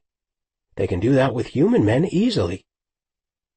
Yes, they can, bank my sperm, he agreed, smiling at her directness even in the midst of such a painful discussion. But it wouldn't remain viable for very long. That makes no sense whatsoever, she exclaimed. With your technology— It's because I'm Duravni. Explain what you mean. The fire can be passed only by natural conception. He hoped she could understand something that even among his own line had always been considered mystical. My other self, the energized one you first met. The only way we pass that along is by the act itself, and that is the part of me that is Arganate Duravni. It is the part of me that requires an heir. Jared, she said, her blue eyes focused, we have no idea if I could even carry a child like that. I'm human and you're— Of an alien species, he finished, his heart swelling with the possibilities, both of joy and of crushing heartbreak. For a moment, holding her about the waist, he noticed the golden-hued darkness of his skin, juxtaposed against the alabaster beauty of her own. There were dark men like himself on her planet, much darker ones even, and fair-skinned ones on his own, but holding Kelsey this close, he noted that even her scent was exotic. Dark to light they stood, as different as any two creatures could be. Yet every cell within his Rafarian body yearned to cycle with the woman, to give her babies and an unbounded future, just as any normal human man might. Glancing downward, he realized that he'd placed a protective hand over her belly, an unconscious gesture of both promise and faith. My heart believes it's possible, Kelsey. Maybe it's illogical, but I have to believe you could carry our child. But what if I can't? She said in a soft voice. How will you produce an heir? He wrapped his arms about her, drawing her flush against his chest. I never worried about it before I met you. The council constantly urged me to mate with— He caught himself halting. Well, to mate. To produce an heir to the throne. She leaned her cheek against his shoulder, sighing. With Thea, she supplied. Yes, with my cousin, he agreed. Because of our bloodline. They won't be pleased about this. She drew in a nervous breath. You are joining with me? She pulled back to look him in the eye. They won't be happy about this at all. But it is my decision, he said firmly. I am the king, and while they advise me, they don't control me. He swore he saw relief wash over her features. Besides, I have a theory as to how our memories were erased. And if my suspicion is correct, it will make winning over the council all the easier. But now that you've made it, producing an heir has to be important to you. Her voice had become plaintive, and he swore she trembled against him.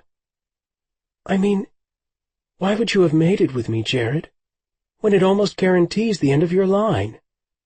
He shook his head emphatically. The line would have ended even if I'd not joined with you, he said. I would never have mated with Thea. But it is important to you now, though, she pressed. Right?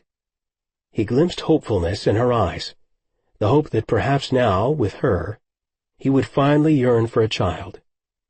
Clearly she still did not understand their predicament, but he would make sure that she did. Kelsey, he whispered fiercely, all the odds are stacked against us, love. Don't you see that? You are human, I am Rifarian. I have never once cycled in all my years, which means it is hardly probable now. It is unlikely that we will ever conceive. That is what I am telling you. Do you understand?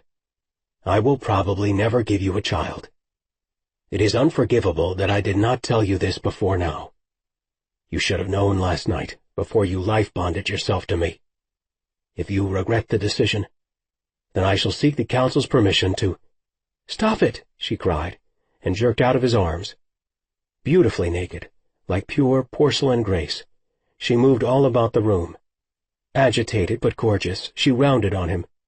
Jared Bennett, she almost shouted. Stop it! We are not parting ways here. I want you. I took you. I accepted our bonding willingly last night." Then silence. She stood before him, her chest heaving, her full, supple breasts rising and falling with every labored breath. "What, precisely, are you saying?" Jared asked after what seemed forever. She flung her hands before her, spreading the fingers wide in an exasperated gesture. "I'm saying to shut up." "And you understand?" he asked, unwilling to relent. "Everything? His non-existent cycles, the terrible odds. Could she really grasp it all?" She stepped close, placing one soft hand on his shoulder. "I understand that whatever it takes, we're going to make sure you have one of these cycles." How did she intend to trigger that which had never come upon him? He loved her for her faith. He blessed her for her determination. But he grieved the unlikelihood of it all. Still he found himself whispering, "How?" "By tempting and coaxing and seducing you into it, Jared," she said, wrapping her arms around his waist. "That's how. We will make this happen. Together." "Together," he repeated in a murmur, searching her face in an effort to find some measure of faith there for himself. He wanted to believe, and that alone had to mean something. "I love you, Jared," she insisted, fire flashing in the depths of her blue eyes, almost turning them golden green. "And nothing will ever change that. Because I love you, I'll do whatever it takes. And I mean whatever it takes." Strange, but he felt a slight thrill chase up his spine at her words, as if she'd just thrown down a sexual gauntlet of sorts. Or maybe what he heard was the first whispered call of something ancient as it stirred in his loins. The very first, distant murmurings of a blood fever, awakened from slumber at long last.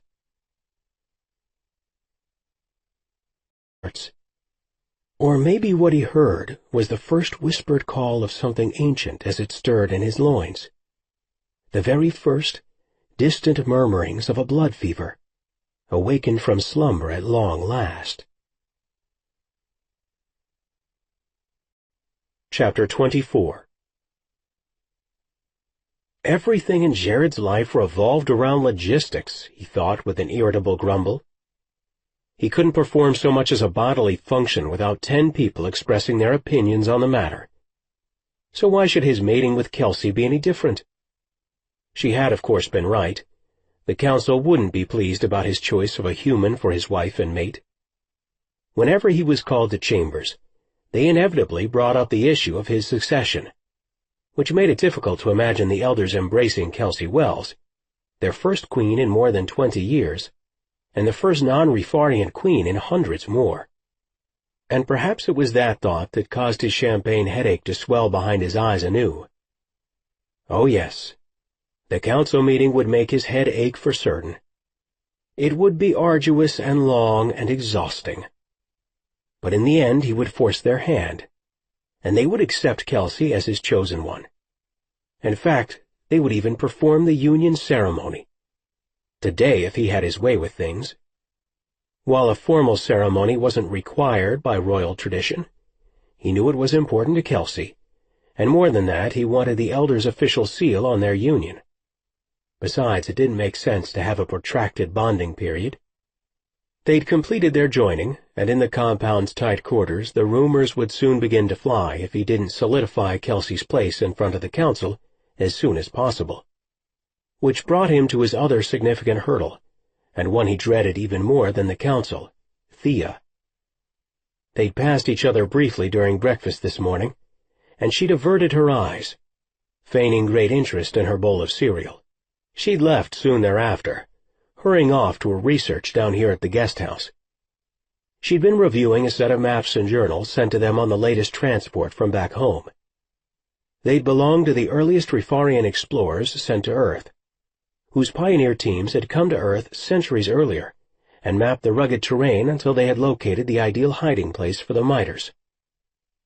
Jared pushed against the wooden door front to the guest house, warped long ago by the elements. It required an extra shove with his shoulder just to get the thing open. Ducking his head so he wouldn't smack it on the low doorframe, he entered and found Thea standing in front of a table with both her hands spread wide. She squinted at the antiquated notations, never so much as acknowledging his entrance. "Hello, Thea." The front door to the small guest house creaked as he closed it behind him. "Cousin?"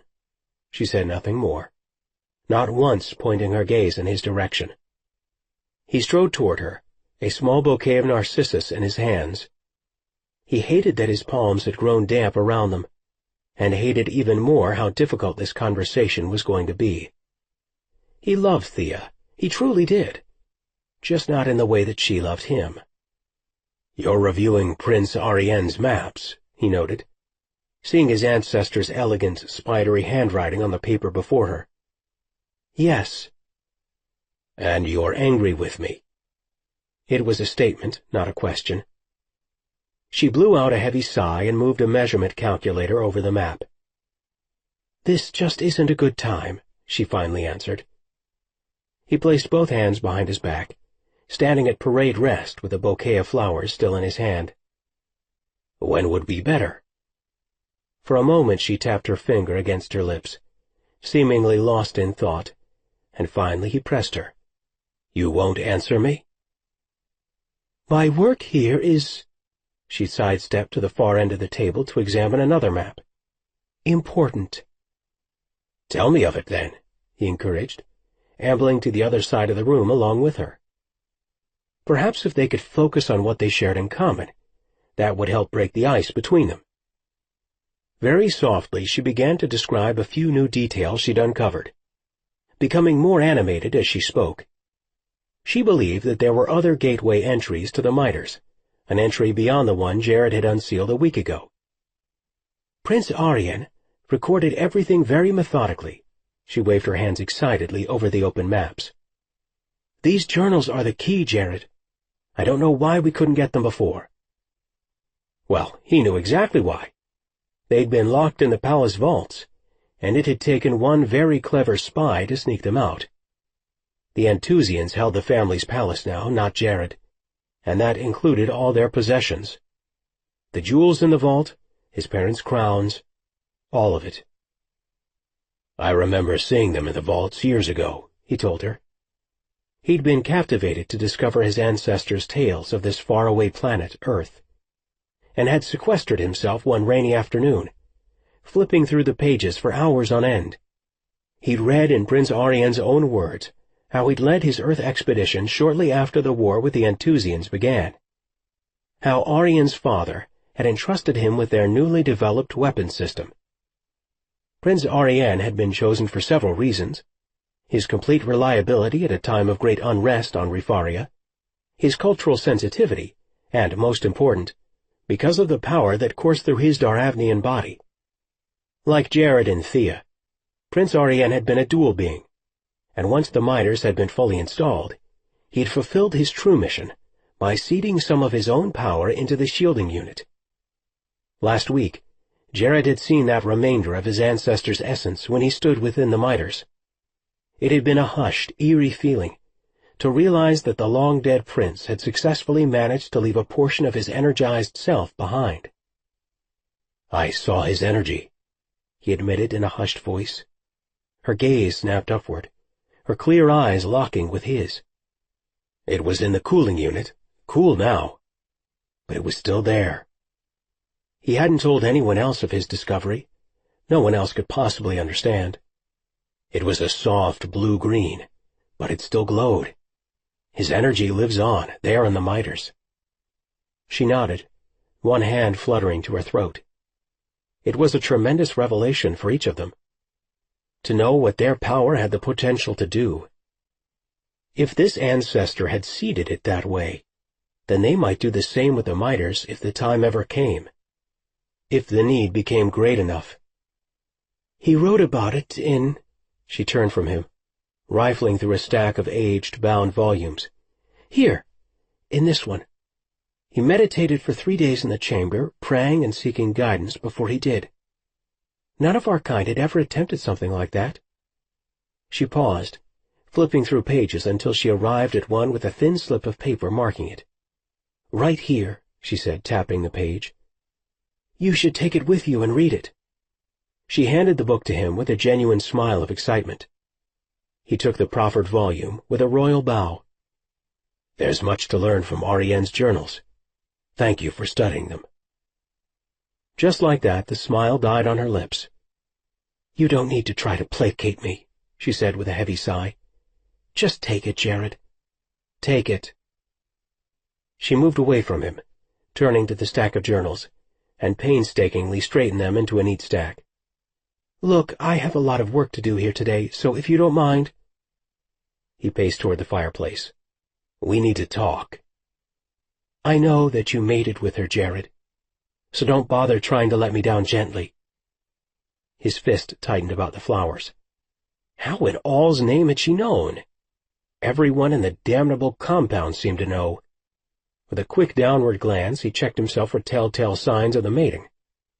The day had turned quite warm already, and he wore only a light turtleneck, the sleeves pushed halfway up his forearms. But one quick inspection confirmed what he already knew. Nothing glowed. The luminescence of his mating with Kelsey had faded by morning, or he would have thought twice about even leaving his chambers. He didn't exactly want to parade the evidence in front of all his soldiers, even if he would soon be formally married. She answered his unvoiced question with a shrug. I knew the moment she arrived that you would mate with her. I just didn't realize how fast it would happen, although I certainly hoped it would be longer. But this morning when you came upstairs, I could tell it had happened. It doesn't show, he argued lightly. Jared, she cut her eyes at him. I'm an intuitive. Trust me, it shows. Your energy has altered. It's surrounding you differently. It shows. And it shows all over her. I'm sorry. It seemed ridiculous to apologize, and yet there was nothing else he could say. He knew it had to hurt her. She kept her focus on the maps, hiding her eyes from him. And for a long stretch of moments they were each silent. Jared dropped the white bouquet on the table between them. Those are for you. I get the flowers and she gets the guy, she said, spearing him with her gaze. He made no answer, for there was none to give. At last Thea spoke again. I won't pretend you're here for my approval. I'd still like to have it. Why bother? Because you matter to me a great deal, cousin. You know that you do. She sniffed in disdain. You matter to me very much, and I also believe that you and Kelsey could be friends, very good friends. I don't see how. Why would it matter to her anyway? She would treasure you. You know that she would, or I wouldn't have mated with her. I'm not sure I like it myself, she admitted, her voice cracking, or have anything in common with a human. She's strong and spirited like you, and filled with life, like our kind is almost forgotten to believe in. I won't accept her or welcome her here, you should know that, Jared. I won't make this easy for you, she said coldly. Not when it's the end of your line. 1,000 years of unbroken succession, Jared. Have you really thought about those consequences? Or at least thought about your people? You have an obligation to them, you know, and you've utterly disregarded it by mating with that human. At last his temper flared. It was one thing if she admitted that he'd hurt her, but quite another to insinuate that he'd failed his people in any way. Disregard my people? He hissed, circling the table. Shirked my obligations? You still have, no, excuse me, had time to provide them an inheritor to your throne. But you chose your own path.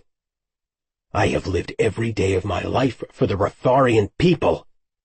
He pressed fists into his thighs to try to quell his hot fury. I never once lived for myself.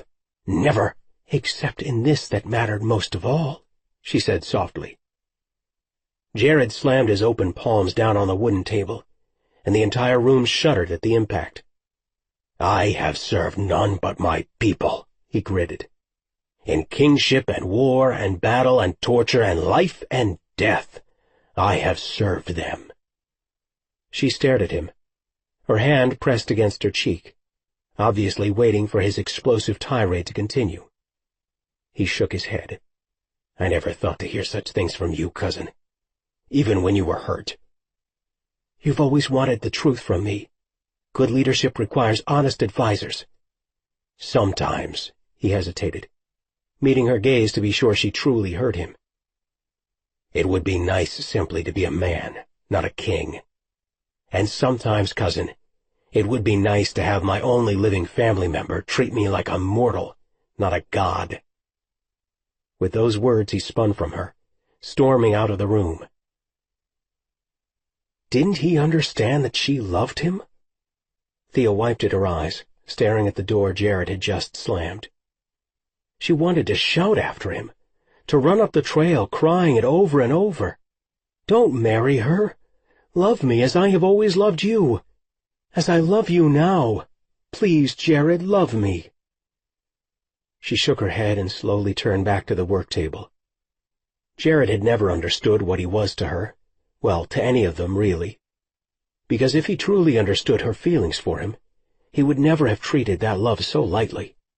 And he certainly would never have disappointed his people. For him to allow his line to end, and in the midst of such war and turmoil? It didn't even seem true to his character. His heart of compassion was one reason they all served him with such ardent devotion. And yet on this one topic he had never relented, not once in all the years they'd fought together, and no matter how much pressure the elders applied, he refused. Plainly, unbendingly, he always refused. She wiped at her eyes again, pacing this way and that about the small lodge room. There had to be some way she could stop this wedding. Perhaps if she spoke with the elders herself. Yes, that was it. She could use her persuasive powers with them, and they would then talk sense into Jared. Reaching for her sweater, she made to leave, and only then did she notice the small bouquet of white flowers that Jared had left behind. She was so upset with him, she'd never bothered to ask about it, and had forgotten until just now, when she noticed it where he'd knelt by the hearth. It was a neat, elegant bouquet of white narcissus, obviously tossed aside in anger. She dropped low and carefully retrieved the haggard blooms, and a wave of intuition whispered in her ear. He'd held them tight in his hand, almost crushing them. He'd been so upset. Closing her eyes, she lifted the tiny flowers to her nose and smelled them. Fresh as the morning air all around these mountains, she thought. And maybe it was the purity of the bouquet, maybe it was the intense separation she felt from her cousin, or maybe it was just realizing that she truly had lost him forever. But she pressed them against her heart and began to sob. Flowers. Why did he have to pick a bouquet of white flowers? When Thea had been but a small girl, her mother had brought her to the capital city of Thirnsk, where the main palace stood in the city center. She'd been 8 that day, much too small for her age, and with unusual fair coloring, qualities that often made her feel alone, even in large groups. Her mother had held her hand tightly as their transport had stopped inside the royal compound at a security checkpoint. Only 2 years had passed since the assassination of Jared's parents, and with the war reaching a bloody crescendo, the palace, the whole city actually, remained under a very high security warning. Their transport was brought below the palace guard station, and at least 7 of the king's military guard questioned them, searching the gifts they'd brought, opening them and ransacking them, much to Thea's youthful disappointment. And even though both she and her mother bore the Dachshundian royal seal on the inside of their wrists, it took retinal scans and other identification before they were finally allowed inside the palace to visit the young king. Thea's heart pounded, and she clutched the only present they hadn't ruined, at least in her tender estimation, a bouquet of white flowers. Sasanaram, they were called, and she'd cut them from her mother's country garden. She was, after all, a country girl. It was her first visit to the sprawling mammoth city where her cousin made his home. Everything she'd seen on the way to the palace had awed her, frightened her, thrilled her. But nothing about that day could possibly compare to finally meeting Jerishkadau, Annette, Daravni.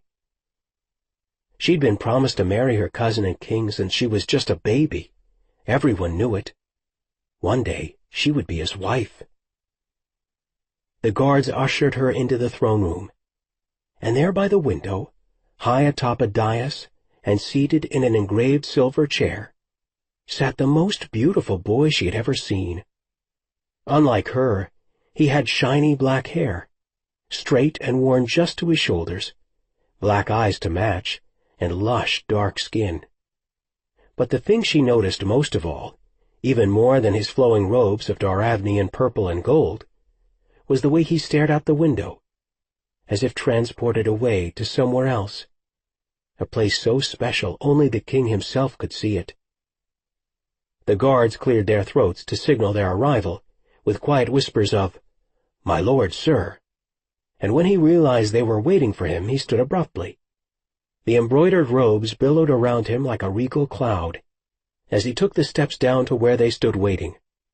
Thea clutched the Sasanaram blooms in her small hands, praying that she'd be able to breathe. He was so beautiful, special. The king. Her fingers trembled, her throat went dry, and from behind her she felt a slight nudge from her mother. "Darling," her mother whispered under her breath, "you must go to him." He continued in his path toward her, a gentle smile on his lean, dark face. But she could think of nothing to say, not a single right thing to do, as he closed the distance that separated them. All her protocol training seemed to fly right out of her mind, until at last he stood just before her. And then, unbelievably, he bowed to her. The Rifarian king placed one fist over his heart and dipped low.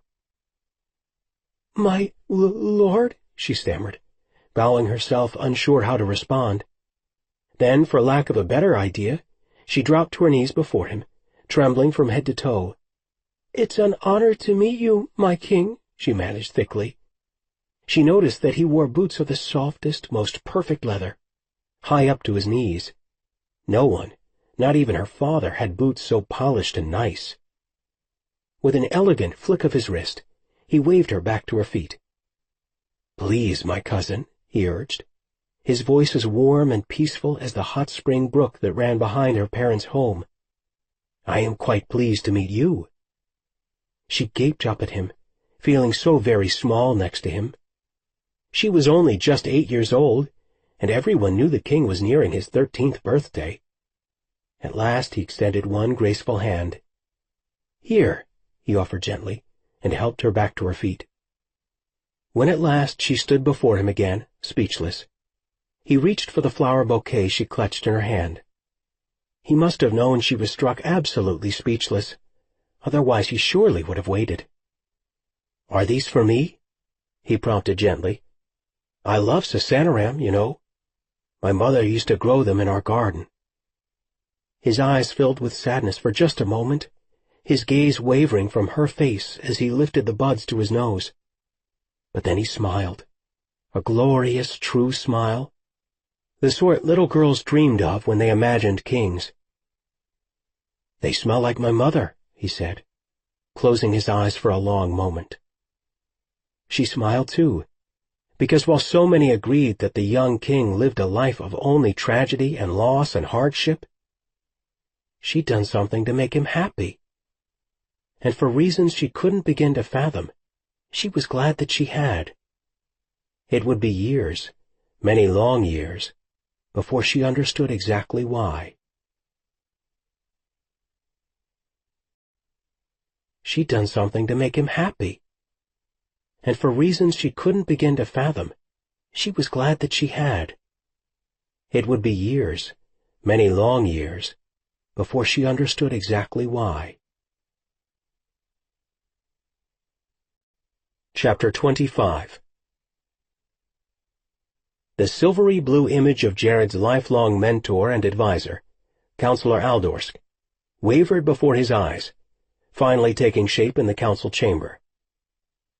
"My lord," the elder said, his deeply lined face breaking into a genuine smile, "are you well?" "Yes, Counselor," Jared answered coolly, "but I've never been better. We've business to discuss." Gray eyebrows shot upward in curiosity. "Just the two of us?" "It is private business, Aldorsk." An imperceptible shadow passed across the elder's features. "As always, I am here to serve you, my king. 14 years ago, you accompanied me on a mission to this planet. I wish to know what happened then, that summer I came of age." Jared hadn't soldiered for so many years without being a preeminent strategist. In this case, he would not hesitate out of respect for his mentor. He pressed forcefully ahead. "And I wish to know why I remember so little of my time here on Earth." "I'm not sure why you don't remember more, my lord," the man's voice quavered, and he blinked rapidly. "You were still quite young." "Oh, Aldorsk," Jared whispered with a melancholy sigh. "I never thought to hear you speak lies to me. Not you. Not ever." For long seconds they regarded each other in silence. Aldorsk knew that Jared had discovered the truth, but clearly wasn't sure just how much of the facts Jared had ferreted out. "You erased my memories of Kelsey Wells, did you not?" Aldorsk dropped his head, made no answer. "Did you not, counselor? Answer me." "Yes, my king," came Aldorsk's hoarse, quiet reply, his eyes still downcast. "I could expel you from this council for treason." Jared had always put people first, except in this one thing, his love for Kelsey. And in return, the man before him, the man he trusted more than any other, had taken that love from him. "I had to protect you. It was my role to watch over you." "You are not my protector. You are my counselor." Aldorsk dared to lift his head, and Jared glimpsed something in his eyes, but only for a moment, before he quietly said, "Sabrina was gone, and you had no other protector in her absence. It had to be me." "So this was not the council's doing?" Jared asked. "I acted alone." Jared sat up in his chair. "I loved Kelsey. If you wanted to protect me, then you should not have stolen her from me. All these years, all this time." Jared sputtered for a moment, dropping his head into his hands. A terrible wave of grief crashed over him, and for a brief moment he recalled sitting with her long ago by the lake, when they'd been on the brink of his awakening. "You have found her?" Aldorsk asked, his voice solemn. Jared dropped his hands away from his face. "Yes, I have found her. I might never have done so if it were up to you. How could you think that was protection? What sort of protection steals love? Takes my heart, when it's beating in my chest, and yanks it out of me." "You were young, so very young. Your awakening was a delicate time. What with the need for an heir—" Jared slammed his fist down on the armrest of the data portal. "A need that remains unmet to this very day." "Looking back, I have come to reconsider my decision, to worry that it wasn't in your long-term best interests. I have had cause to reflect upon that." "State your meaning." Jared ground his back teeth together, the swell of anger almost more than he could bear. "I believe you never married Thea, because your heart recognized that another waited for you. Even if you did not remember, you knew it intuitively." "Marrying Thea has never felt right," he agreed softly. Aldorsk nodded gravely. "The memory tie between you and Kelsey Wells was more powerful than even I realized. I apologize, my king, and I beg your forgiveness. I was wrong, but I did it because I cared for you." "You cared only for the succession." "No," Aldorsk replied quietly. "I cared for you. I have no sons, as you well know. You have always been like my own, Jerishk, and every father makes his share of mistakes." Jared felt his eyes sting, and found it impossible to remain bitter toward the man before him. "I have been an imperfect sovereign, and surrogate. I have failed in many ways, counselor. But you broke part of me in this, and we may never see my cycle and produce the heir you've long wanted me to sire. Perhaps by recovering your memories there is hope, Aldorsk asked, his eyes shining with emotion. Not for Thea, if that's the hope you mention. The counselor smiled sadly. Even hiding your memories of Kelsey didn't change your heart toward your cousin. I have no illusions on that score. Jared slumped back in the data portal, suddenly exhausted by the volatile discussion. Good, then you will champion my marriage to Kelsey before the council, he said with a sigh. It is the least that can be done. Aldorsk shook his head, confused. You plan to— We are life-mated. Already. I need someone to speak for us in chambers today, to support our union. There will be extreme opposition. Jared speared him with a glance. And fervent support from my chief counselor. You can expect nothing less from me. Good, Jared said, finding that all his anger had vanished, replaced instead by determination. After all, nothing could bring back those lost years with Kelsey. And nothing, except perhaps time, could heal those missing memories. Right now he had but one concern, to rally the elders to his side so they would formally sanction his union with Kelsey. Jared's fingers twitched against the arm of his portal chair. It was all he could do to remain in the seat and listen to the council have their say. They'd spoken one after another in turn now for nearly an hour, when all he wanted was to get married and set about the procreation they seemed so eager to describe. And describe and describe. He shifted uncomfortably in the chair, glancing among the wavering holographic images of the elders, and wondered if the sizable bulge in his pants was visible all the way back on Refaria. Nothing quite like an intergalactic erection, he thought, shifting yet again in his seat, while the elders discussed the particulars of his tricky sexuality in a heated volley of possibilities. He pressed a hand to his brow and forced himself to listen. After a few moments, Downey stepped forward, her manner as unassuming as ever. He'd have sworn she hated this procession as much as he did. "My lord, it is just that we need an assurance of your line's succession." She extended her hands in a placating, calming gesture. "With this human woman and your looming infertility—" That was it. Enough was simply enough. "Looming infertility?" he bellowed at the youngest member of the council, nearly rising out of his seat as he did so. "Looming? I am 30, Counselor Downey, young by any species reckoning, and yet you've now exaggerated my problem into a state of such urgency that it is all but towering over me. Are you privy to aspects of my own body that I am not? For last I checked, I was the one living in this form, just as I'm the one who best comprehends its behaviors and my own complicated physiology." Downey bowed her head, trembling visibly, but said nothing. Neither did the other objecting elders, who had spoken so freely all morning. His furious gaze swept over each of them. Aldorsk gave him a small nod of encouragement. He had argued for a full 15 minutes on Jared and Kelsey's behalf, but had been alone in his support of their marriage. "As I thought," Jared said. "None of you dares speculate on what might transpire between the sheets of my own bed." He heard a slight gasp, though from precisely which of his counselors he couldn't be sure. "I have made my choice, and you will marry us this afternoon." Downey's eyes lifted, meeting his.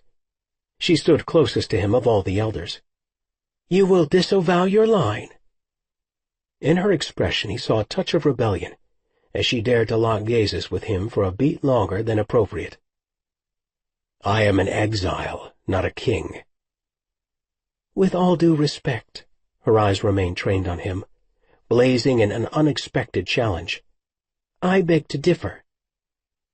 "If I fail to impregnate my wife, then the line will shift to the house of Dashani.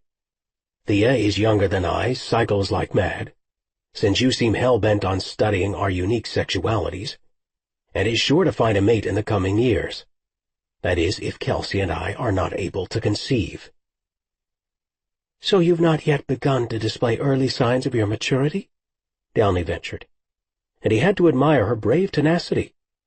Is that what you are suggesting, my lord?" He blew out a frustrated breath. "We've had enough conversations in this chamber that you know better." "And if we were to estimate the time before full maturity has come upon you, would it be another 5 years?" Downey pressed. "Or would even that be far too optimistic?" He growled a furious complaint at her frankness, but said nothing.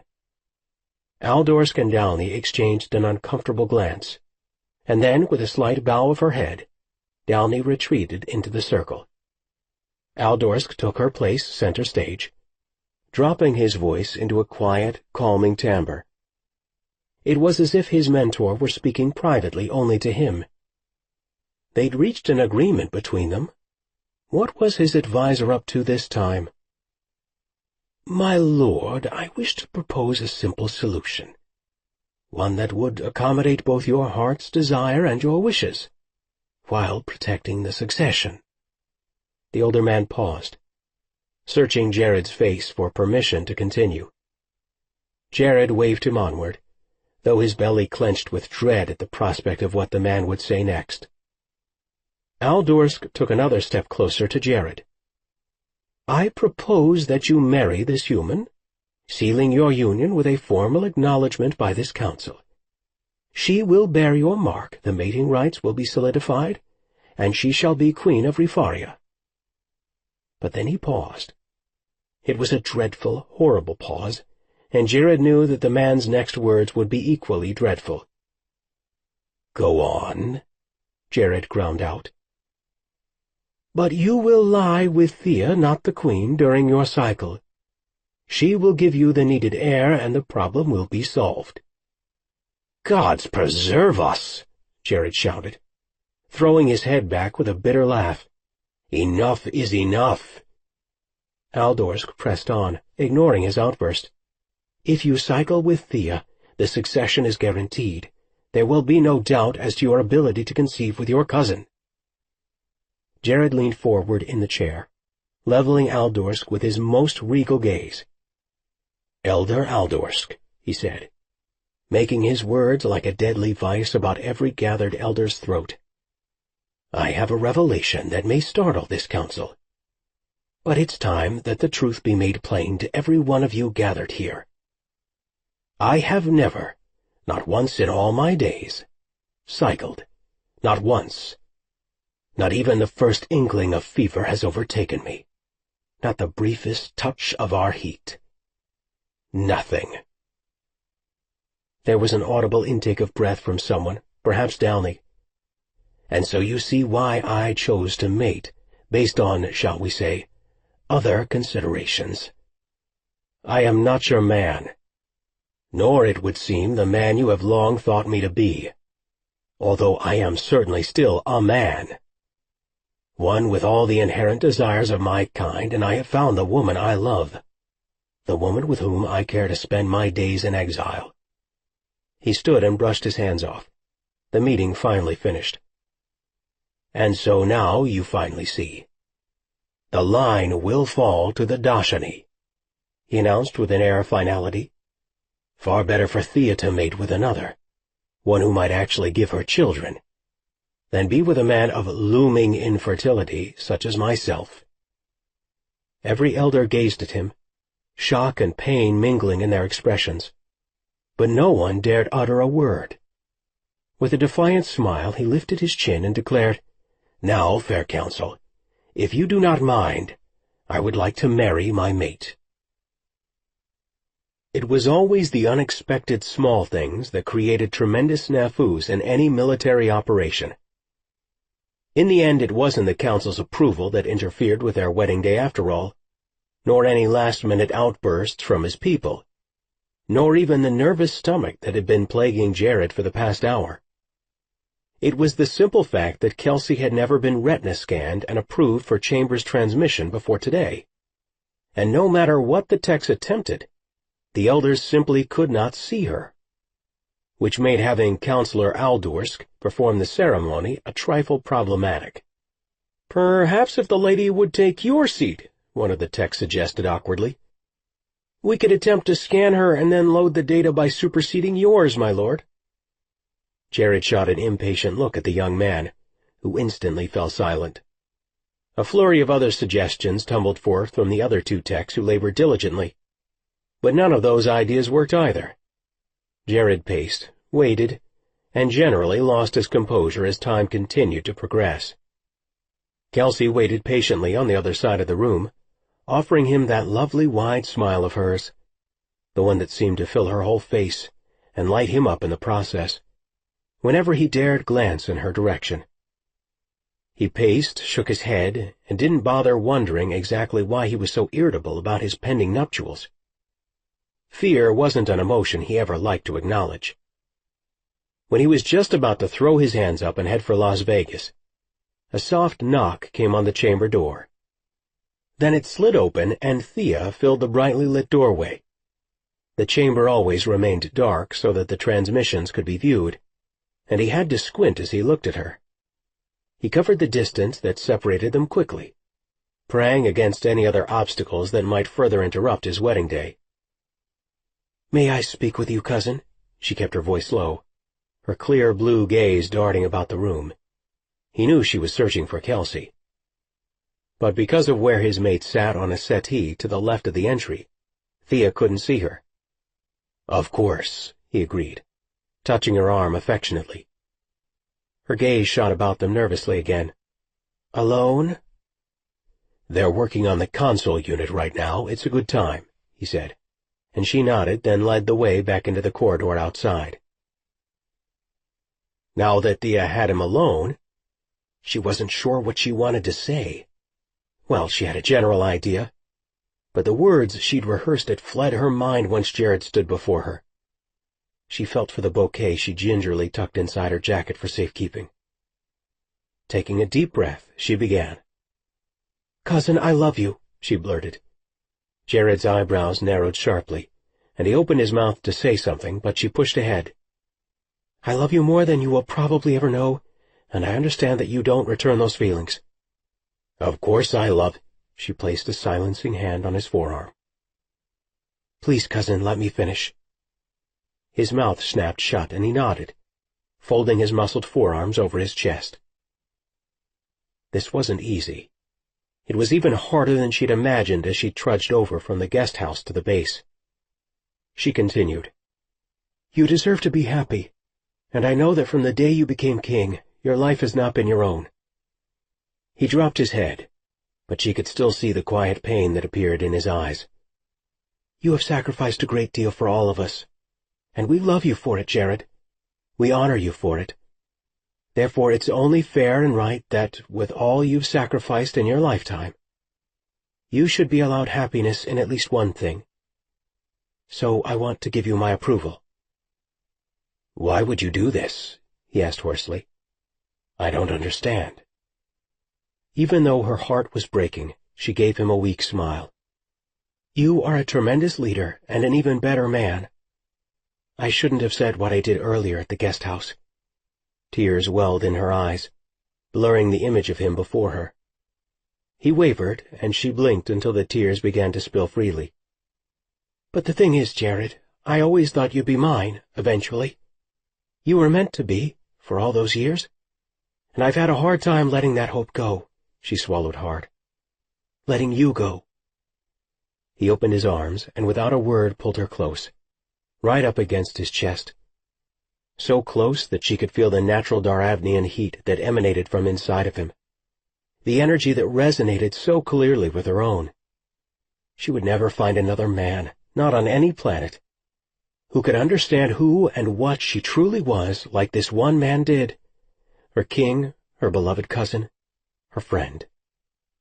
She cried against that strong chest, and one warm hand folded around her back.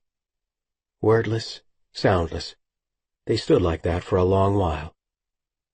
At last, muffled against the top of her head, she heard a quiet pledge from him. Words she'd replay for years and years to come, would rehearse in her head and imagine ending differently. "I will always be yours, Thea," he promised gently. "Just not like you thought I'd be." He released her then, tenderly brushing one of her errant blonde curls away from her cheek. But she wasn't finished yet. She slipped a hand inside her jacket and retrieved the bouquet. "Here, these are for you," she said hoarsely. "For your wedding day." "No, Thea, I brought you those," he tried to argue. "You should have them, to remember your mother today." "My mother? Oh. This is Sanaram." He lifted the bouquet to his nose, closing his eyes just as his younger self had done so many years ago. "I can't believe you remember that." "I want you to be happy, Jared," she said, recalling the first day she'd met him as a young king all those years ago. She'd always believed he was meant to be hers, then and now. But he was even more deserving of happiness. She bowed her head and dropped to her knees. "My lord, this is my wedding gift to you. My approval." She trembled there, kneeling before her king. Her hands grew clammy, the tears stung her eyes anew, and she waited. Waited for him to urge her back to her feet. But all she heard was silence, and still she waited, until there was a soft rustling sound. She glanced upward, and instead found Jared kneeling eye to eye with her. "I predict," he whispered, gathering her hands within one of his, the flowers in his other, "that one day we will assemble here for your own marriage, to a man you love far more than you've ever thought to care for me." "So you're a mystic now?" she laughed, wiping her eyes with the back of her hand. "Times are changing. I feel it. And I feel it for you, too." She wanted to accept his words. She truly did. But deep in heart, she believed the only thing different about today, the only thing that set it apart from every other day they'd fought this endless war, was that Jared Bennett had found love, and it wasn't with her. Did. But deep in heart, she believed the only thing different about today, the only thing that set it apart from every other day they'd fought this endless war, was that Jared Bennett had found love, and it wasn't with her. Chapter 26. They were connected now, and in every conceivable way. Their hearts, their minds, their souls, and spirits. Every aspect of their selves was tuned to a unity of one, even their bodies. Jared held Kelsey so closely in his arms, they might as well have been in the privacy of his bedroom, not in front of 8 council members and his best friend. She almost wondered if he feared she would bolt from the room. The tempo of his heart was frighteningly fast, his chest rising and falling with staccato breaths. When they'd first taken their place before the council, he'd sought their bond by shooting his energy toward her like one of Zeus's mighty thunderbolts, electrifying her on the spot. Damn the guy, but her hair had instantly stood on end with static electricity. He smiled at her sheepishly, and she'd quickly patted down the flyaway hairs, wishing for a cling-free sheet. And then the formal ceremony had begun. She was using the word formal pretty lightly, since she wore only a slinky red dress, sleeveless, well, spaghetti straps kept it from sliding off her body, and backless. It would have qualified as formal on, say, a cruise ship, or at a New Year's Eve party. But it wasn't exactly a wedding dress by any usual standards of the imagination. Kelsey had borrowed it from Annika, who offered no explanation as to why, or how, an alien soldier came to have a postage stamp of an evening gown in her possession. Miraculously, the gauzy fluff of material had fit Kelsey perfectly, and gauging by the way Jared's dark eyes had narrowed to slits upon first seeing her in it, she wondered if the gown's fortuitous appearance in Annika's room might be in no small part because he'd wished it so, and wished it to be in his favorite color, red. As for Jared, he seemed determined to be as devastatingly handsome as he could possibly manage on such short notice. Translation? He wore his military uniform, all black and well-fitted, and sexy as hell. He couldn't have chosen better even if he'd been wearing some kind of kingly formal wear. For a moment she wondered what his traditional garb would have been if they'd been married on his planet, and decided to ask him later, when they were alone. She had no understanding whatsoever of the meaning of the elders' pronouncements over them, but as they rambled on endlessly in Rifarian, Jared's hold on her tightened anxiously. Speaking within their bond, she promised, "I'm not going anywhere." She sensed his confusion, so she explained, "You have a death grip on me." "I need you this close," he whispered across their connection. She sensed an unsteady emotion within her mate. Was it seriously fear? "Yes," came his resonating voice. "Why on earth?" "Because I'm getting married," he cried, the words practically jarring inside her brain. "Sorry," he muttered. "You'd better listen to these people," she cautioned with a quick burst of humor, "because I don't have a clue what's being said." He pressed a kiss against the top of her head. "Traditions, rites, it's boring. Don't worry." "When does it get exciting?" "When I start translating it for you." "Okay. No wonder you're holding on to me with a Vulcan death grip. You're bored, so you're trying to imagine life beyond this moment." "I'm imagining all manner of things with you." "Don't do it." "Do what?" "Try to give me a mid-ceremony orgasm." She laughed and felt him grip her even more frantically. "What are you doing?" she asked as he shifted her in his arms. "Hiding my erection." "It's your own fault, you silly king." And on their banter went, as all the while they kept their faces as neutral and placid as possible. She wasn't sure they ever really listened to any of the ceremony, not until it reached a critical turning point.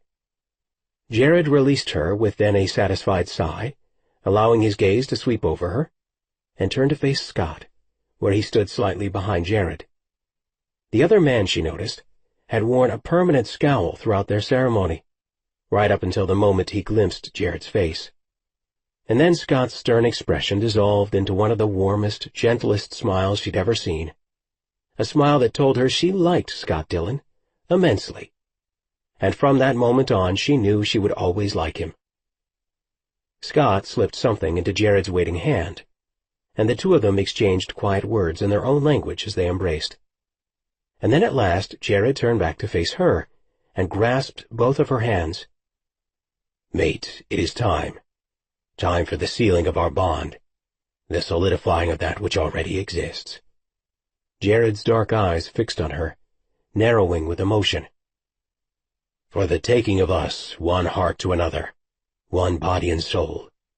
One man, his queen," he finished softly across their bond. "One lover, his life mate. Oh gods, Kelsey, I hardly want them to hear what I wish to say." "It's okay," she promised him, as much within their bond as with her eyes. He nodded, then very slowly continued. "It is the tradition of the Daravni that the royal mark be passed upon the moment of the wedding seal. Our royal mark," he released her hand, exposing the underside of his wrist to her, "that signifies our lineage." He opened his other hand, allowing a warm, golden beam of his energy to fall upon his exposed skin. The now familiar burst of light appeared between them, just above his wrist in the middle of the air. Magenta and blue and gold and red spun and wove together like a mystical helix of energy. His energy, his mark and seal, and even though she'd seen it before, her hand flew to her mouth in sheer amazement. He bore a hidden mark that set him apart from all others of his species, at least the ones who were not of his line. Very slowly, dangerously even, he lifted his dark eyes until their gazes locked. The colors of his emblem reflected in the black depths of his eyes, and she knew he was calling to her, summoning her, making a gift of something exquisite and rare that was a crucial part of himself. What did he want? What was he offering her? She didn't understand and shook her head. "Love," he breathed. "Take it." "Take what?" "I'm giving you my royal emblem. Take it, love. It belongs to you now, not just me. So go on and take it." "How?" Leave it to this man to confound her at such a crucial moment on their wedding day. He bowed his head, a lopsided, charming smile appearing on his lips. How do you want to take it? The words were whispered with all the thrumming seduction he might utter during lovemaking. I don't know, I'm not sure. Actually, you do know, he corrected, his voice husky and teasing. Tell me what you feel inside. You're bursting with it, Kelsey. You just haven't quite figured it out yet. She stared at the floor between them, then swung her gaze about the chamber. One young elder, a woman, gave her an encouraging nod. They all expected her to know this answer, and he hadn't prepared her at all by telling her anything about what was expected. Panicked, she shook her head again. Just tell me. It was hard to conceal her annoyance, and of all things he only smiled more. So did Scott Dillon. So did every other person in the room.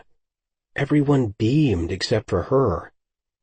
Just tell me, she shouted, staring again at his spinning colors between them, mesmerized by the beauty of such a mark, and knowing that he bore it hidden within his body.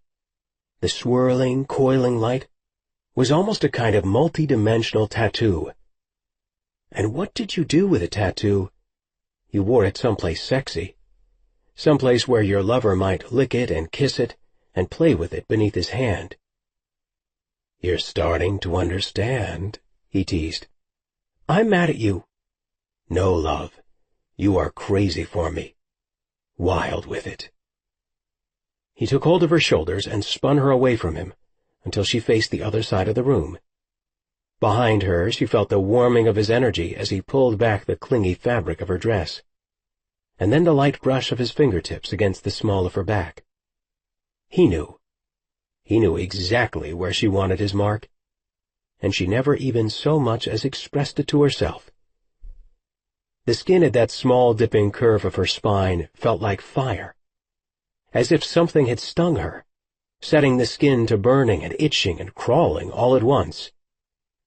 Your mark? She managed to stammer, though her mouth suddenly felt very thick, as though gauze were smothering her words.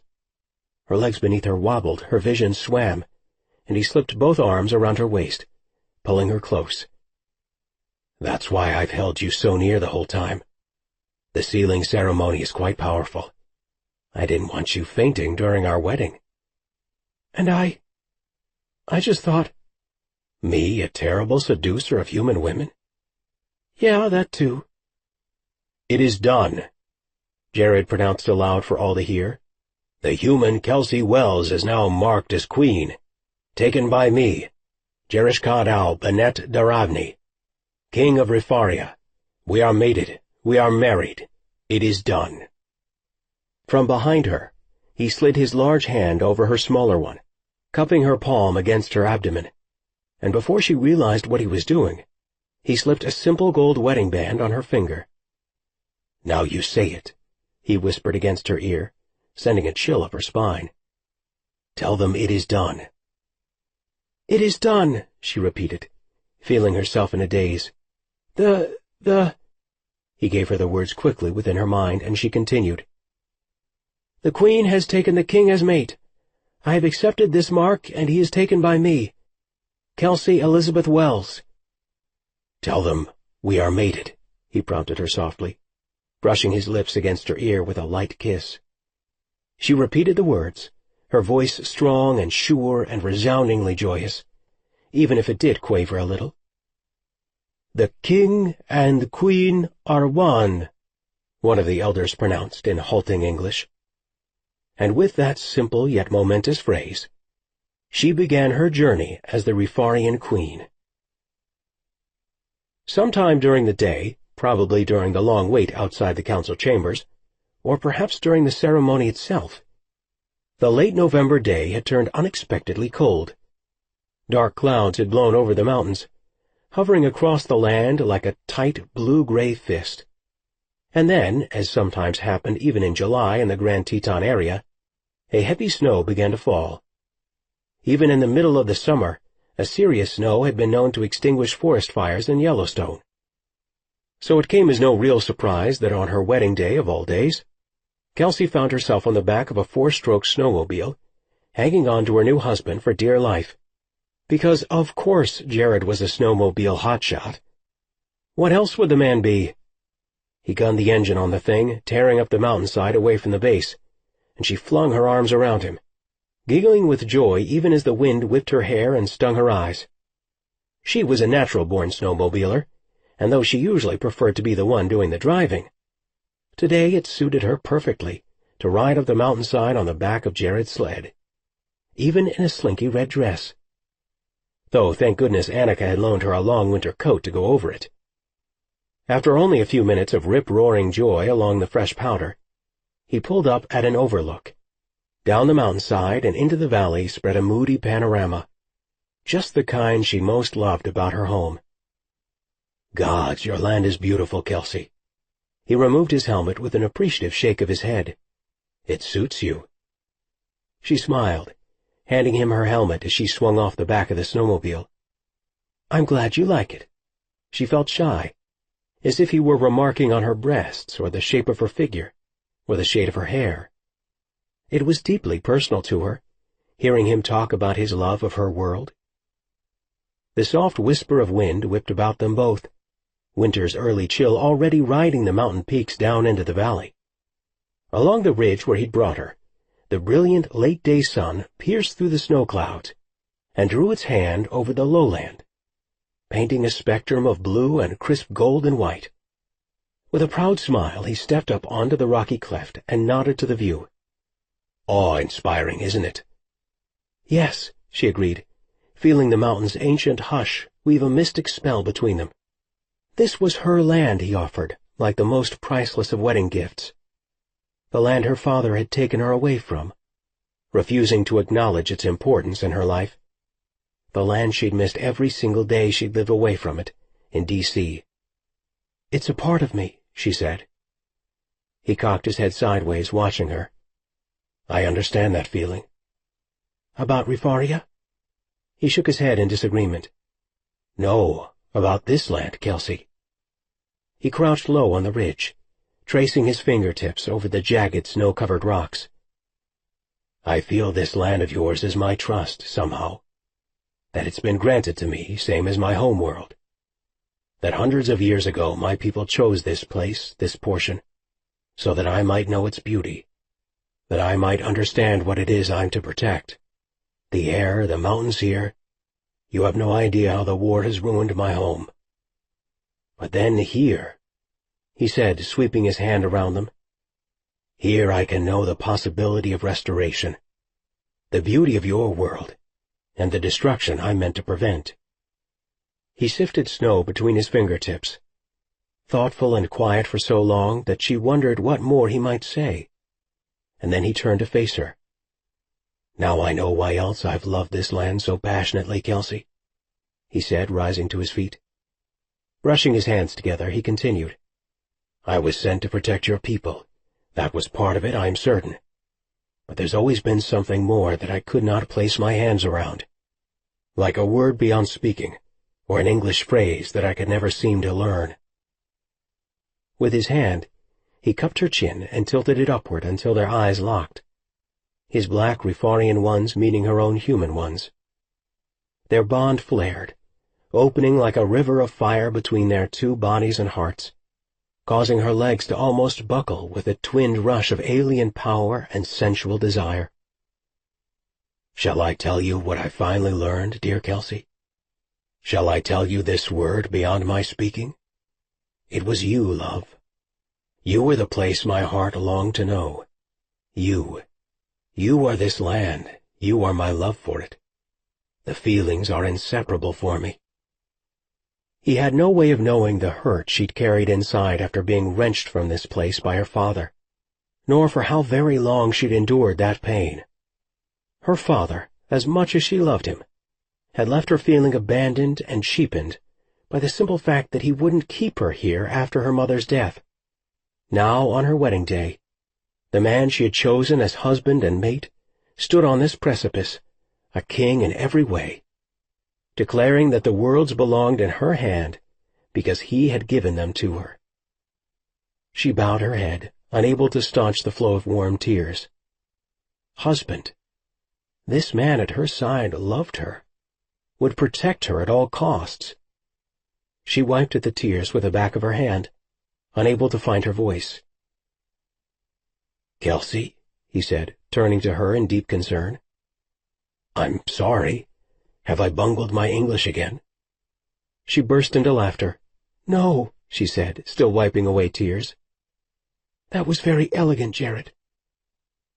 "Perhaps I should have kept to Shakespeare." "You've given me a wonderful wedding gift," she said. "You are worth it," he said, pulling her close against his chest. She felt his heart beating beneath his powerful ribcage.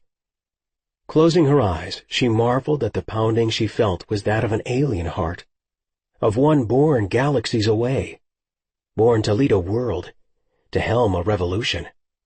And yet it beat so simply when he held her this close. "Actually, I have another gift for you," he promised, his warm breath on her cheek causing a shiver of desire to snake down her spine. "What's that?" she asked, curious. He cocked his head sideways, a most lascivious grin forming on his face. "Ah, no, love. Not here." "Where?" she blurted curiously. His hot gaze swept over her form. "To my chambers," he laughed. "Where else?" It must have been another one of Jared's alien powers that was to blame, because otherwise Kelsey couldn't account for her near instantaneous nakedness once they were inside his bedroom. With a deft move, he had her out of her clothes, flipped onto her belly on his bed, and had begun kissing the small of her back. More than kisses, she amended dreamily, feeling his tongue flick and outline the curve of her spine. He was owning her, branding her, marking her with his mouth the same way he'd apparently marked her with that alien tattoo of his. With every taste of her skin, he was doing exactly what she'd fantasized about while they made their vows.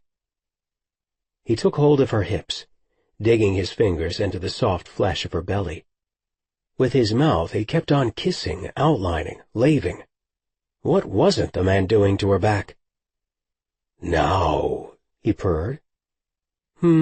She asked dreamily, grinding her hips against the mattress with pure desire for him. He halted his explorations and kept her pinned beneath him, panting against her back breathlessly. "Time to let me see," he cried, moaning softly as his fingers pulled at the skin he'd been showering with kisses one moment before. A thrill shot through her center. She got it now. Jared was crazily turned on by the presence of his royal emblem on her, and that it was in precisely the place she'd longed to have it. "How do you, see it, the royal mark?" She turned her head sideways so that her cheek rested against the mattress, and studied him through her lashes. He hadn't even stripped out of his uniform. A black-clad soldier had her face down on his mattress and was licking her to pieces. He stood there at the mattress edge gazing down at her, cupping her bottom in both his hands. "You amaze me, Kelsey," he whispered in a wondrous voice. "Is the mark showing already?" "Always so curious. One of the many things I love about you, wife." "Well, is it?" she persisted, and he pressed one knee into the mattress, never relinquishing his hold on her hips. "Not until I bring it to light," he purred in a voice electric with promise. "It wasn't revealed during the ceremony, only placed on your body. But it's been there ever since, simply waiting for me to reveal it." "Then do it," she urged breathlessly, aching for him to proceed. "Go on, Jared, please." Surely a little bedroom begging was a given in any marriage. His fingertips trailed down her backbone, touching her with fire. Carefully, painstaking in his slowness, he stroked her bare skin. "I thought I was fulfilling your fantasy." She squirmed as he bent low, pressing his full, warm lips against the small of her back. The rough texture of his tongue flick against her body yet again. "The first part of my fantasy was for you to lick it, kiss it, and whatever else it," she gasped, squirming beneath him. "The second part was to know exactly how it affected you." A low, rumbling growl erupted from his chest, and his heat swept over her bare skin as he cupped his palm over her lower back. The growling became a piercing howl, and then all she heard was his harsh breathing as he pinned her, face down against the mattress again. "It is true," he rumbled in her ear, lapping at her cheek with his tongue. "You are all mine now. No one shall ever take you from me. Mine, mine, mine." Oh, how he loved to possess her. She'd known that from the very first time they made love. "I can't pretend any more, Kelsey," he continued, kissing her behind her ear, slipping both of his palms beneath her hips and holding fast. "I love this belonging. It makes me half crazy, truly it does." She smiled to herself. He had no idea yet, did he? Her smile broadened as she wondered how long it would take her husband to recognize the beautiful change that had begun in him not even 24 hours ago. "I love it too," she agreed huskily. "I don't love this uniform," he complained, easing off of her. "Hey, I have a question," she said. It was something she'd wondered about in the midst of their ceremony. "What would you have worn if we'd gotten married on Rifaria?" She heard the low rumble of sexy laughter. "Not a military uniform, that's for sure." "Then what? Tell me." "No," he said in a slow, seductive voice. "I believe I'll show you."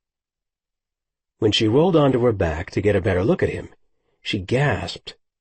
Jared stood before her clad in skin-tight leather pants that outlined his muscled thighs like a second skin. As he moved toward her, the black pants hugged every ridge and furrow and dip in his very masculine body. A white shirt was laced from his navel to the middle of his chest, where it fell open to expose the golden-brown skin there, hinting at the dark peaks of his nipples, just visible through the thin white cotton of the fabric. "That's your traditional wedding outfit?" One dark eyebrow shot upward in question. "Would you have preferred a tuxedo?" She stretched on her back languidly, watching him step closer. "Not on your life." He laughed softly. "Perhaps I should have worn this and not the uniform?" "I would have expired during the ceremony. Besides, I could never have competed with—" She paused, swooshing her hand in the air. "Well, with that." "No, love. You would have held the room in your hand, just as you did today," he said. "Now roll over." That sounded like a command. It was. She sniffed but grinned wickedly to herself as she flipped over onto her stomach again. She felt his warm hand against the skin of her back, his fingers roaming and exploring, almost as if he were searching for something. His leather-clad legs pressed between hers, parting her thighs as he climbed onto the bed, all the while his fingertips were caressing and stroking the small of her back, until he made a soft cry of exultation. "There it is," he said, his voice full of hushed amazement. "Oh, gods, you're beautiful." The skin beneath his hand began to burn, an explosion of fevered fireworks all along her skin. The sensation was at once erotic and wicked, as much as it was majestic. She was marked forever as a Duravney. Brushing his lips against her spine, he breathed, "Mine. Incredible." "I want to see." "Later, but right now." He paused, swallowing audibly. "I just want to look. Besides, I still have that gift for you." "And I still wonder what it is." She felt something warm and solid press into her back, right where she'd been sealed with his royal mark, almost like a heavy, warm stone or coin. "Is that your Strake stone? I already know." "I'm giving it to you. Really giving it to you this time." She felt him remove it from her back, and he pinned her beneath the full length of his hard body. "Only it's more now." How could it be more? It took effort, but she managed to roll over, until she found herself staring up into his dusky eyes. He hovered atop her, bracing himself with his forearms to keep from flattening her beneath the full weight of his body. Without a word, and without ever dropping his gaze, he reached for her hand and slid his strake into her open palm, slowly closing her fingers around it. She drew the stone against her face, awed by the hush that had settled over the two of them. This moment meant far more than the giving of a simple gift. She knew it as surely as she knew the Rifarian heart beating heavily against her own. She knew it just as she recognized that something fundamental had changed within her during their ceremony earlier today. She knew it because of the way her husband's unwavering gaze fixed on her, his near black eyes blazing like midnight suns. "Look at it," he breathed, and she slowly opened her hand that held the stone. I had it set for you," he continued. She'd noticed, before, that he stammered slightly when he was filled with emotion, perhaps because his facility with English became less precise when he was overcome with feeling. She wasn't sure. She gazed into her palm, and gleaming there was a golden ring, not the kind you wore on your finger, but the strake now resided in the center of a polished golden circle, attached to a delicate chain, its obvious power practically setting the golden band afire like an amulet. She'd not imagined it possible for the ebony stone to become even more beautiful, and yet offset against the bright golden circle, it seemed somehow newly radiant and mystical. "It's like a wedding band?" she asked uncertainly. "Yes, love, and it's also a symbol of where it once resided. It came from my father's crown, you see, and it was the only jewel smuggled out of the palace that ties me, well, us now, to our rightful position. It's an emblem of everything we fight for as a people, and all that we believe in for restoration. I wanted you to have it." She pressed it to her lips, tears burning behind her eyelids. "I don't know what to say." "My wife, dumbstruck. I shall mark the date," he teased, but his eyes narrowed with extreme emotion and pleasure. "Why did you choose a ring? I mean, I get that it's like my wedding band, but—" "The ring is a crucial icon to my people. It signifies the cyclical nature of our life, the triumph of good, our rhythms with the universe. Like water. Water is very critical to my people as well. It's not just for sustenance or survival. It's considered arousing to my kind." "Water? No way!" Immediately her mind supplied many very wicked ideas about seducing her new husband in the shower. No wonder he'd been so hot and bothered in the bathtub last night. She stared down at the strake again, and noticed something that she'd not caught on first glance. "It's inscribed. Is it English?" She couldn't tell in the semi-dark of the room. "Yes, just like your ring." He hadn't told her that her ring bore an inscription either. "It's Shakespeare, a sonnet that means a great deal to me, actually." "The one you quoted last night," she whispered, realization dawning. "You had it inscribed inside my ring and in this pendant." He closed his eyes, reciting the poem to her. "For thy sweet love remembered such wealth brings, that then I scorned to change my state with kings." He opened his eyes and slowly began to link the gold chain around her neck, the stone and ring dangling from the end of it, and continued, I wanted to mark our day with something permanent, beautiful, something from your culture." "You don't have a ring from me." "It's not our way to wear one," he explained. "Only males of our species give them." I could get used to a culture where the men are expected to drape their women with jewels." "Not bad, Bennett."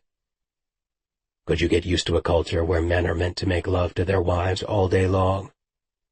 "Aha! You held out on me. Now the truth is revealed." "True, true. We're actually a pleasure race. It's all we do, in fact." He laughed huskily, dipping low to kiss her breastbone right where the strake rested. "Make love, give jewelry, eat and drink. It's quite the thing, you see.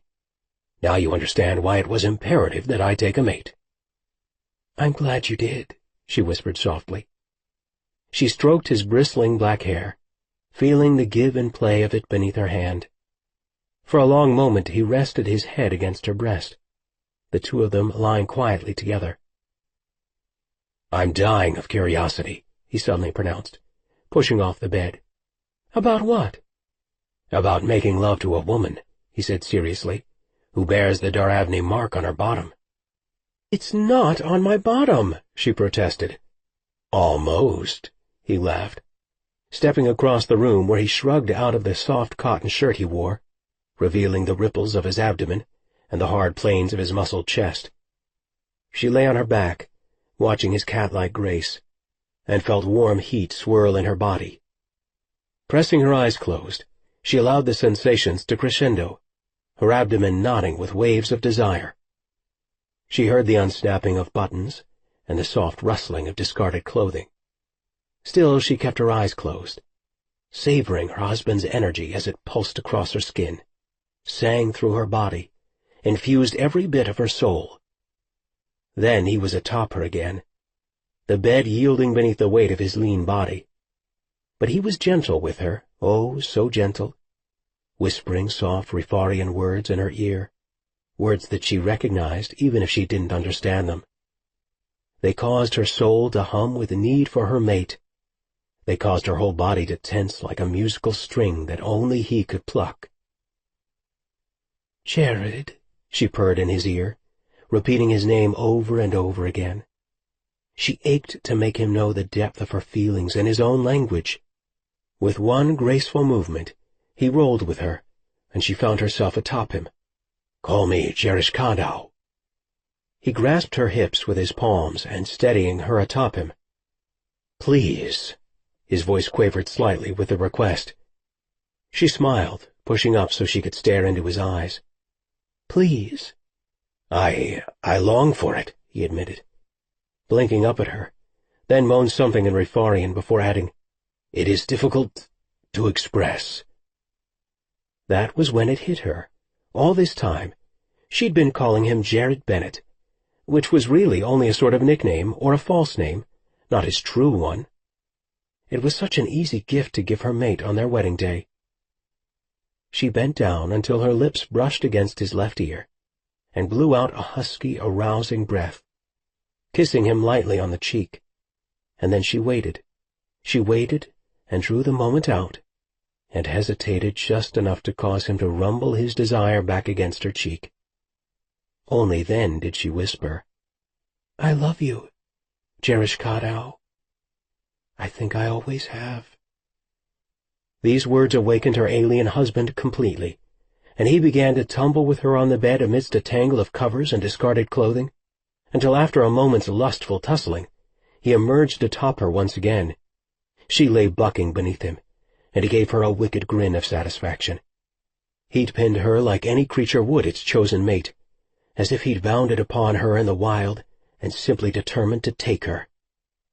"I wish to have you now," he panted breathlessly, kissing her full on the mouth, and then with a playful nuzzle of her cheek added, "And, of course, for you to have me." "The king wishes it?" He bowed his head against hers, and in a voice filled with emotion whispered, "I wish it very much." She cupped his face within her palms, drawing it upward until their eyes locked, and said, "Jerishkadau, I can't deny you anything. All you ever have to do is ask." With that, he thrust into her with a joyous, shivering yelp of pleasure, bathing her with kisses drawn from the very heart of the man's soul. Long into that night they made love, stroking and caressing every inch of each other's bodies. Sometimes they paused at the pure joy of discovering some hitherto unnoticed aspect of the other, perhaps a freckle or scar or luscious curve. Sometimes they stopped because they needed to rest. Never did they stop because their souls required it. No, their souls touched until there was no longer any separation, until they wept in each other's arms at the mystical connection possible between two alien hearts such as theirs. Never did they stop to notice the world around them, for if they had, then surely they would have discovered an envelope, a plain envelope, extraordinary only for its appearance seemingly from nowhere, that lay on the other side of the room waiting for them. But if they'd noticed it, they would have seen that in scrawling, nearly indecipherable handwriting, the envelope read, "My dearest Jared and Kelsey." But they didn't notice it. For that one night, the world consisted of only two people, the King and Queen of Rifaria, which was as it should have been for the newly joined and bonded lovers, lost in a universe of two. There would be time enough for the universe to expand once a new day dawned. This book is over, but the story continues. Keep listening after the credits to hear the beginning of Parallel Heat, book number 2 in the Parallel series, free. This has been an Audible Studios production of Parallel Attraction, Parallel Book 1. Written by Deidre Knight. Narrated by Joel Richards. Producer Mike Charzik. Copyright 2013 by Deidre Knight. Production copyright 2014 by Audible Inc. Audible Studios is a division of Audible Inc. And now, a free preview of Parallel Heat, book number 2 in the Parallel series. Chapter 1. Present Day, New Timeline. The entire camp smelled of sex. The musky, unmistakable scent of mating.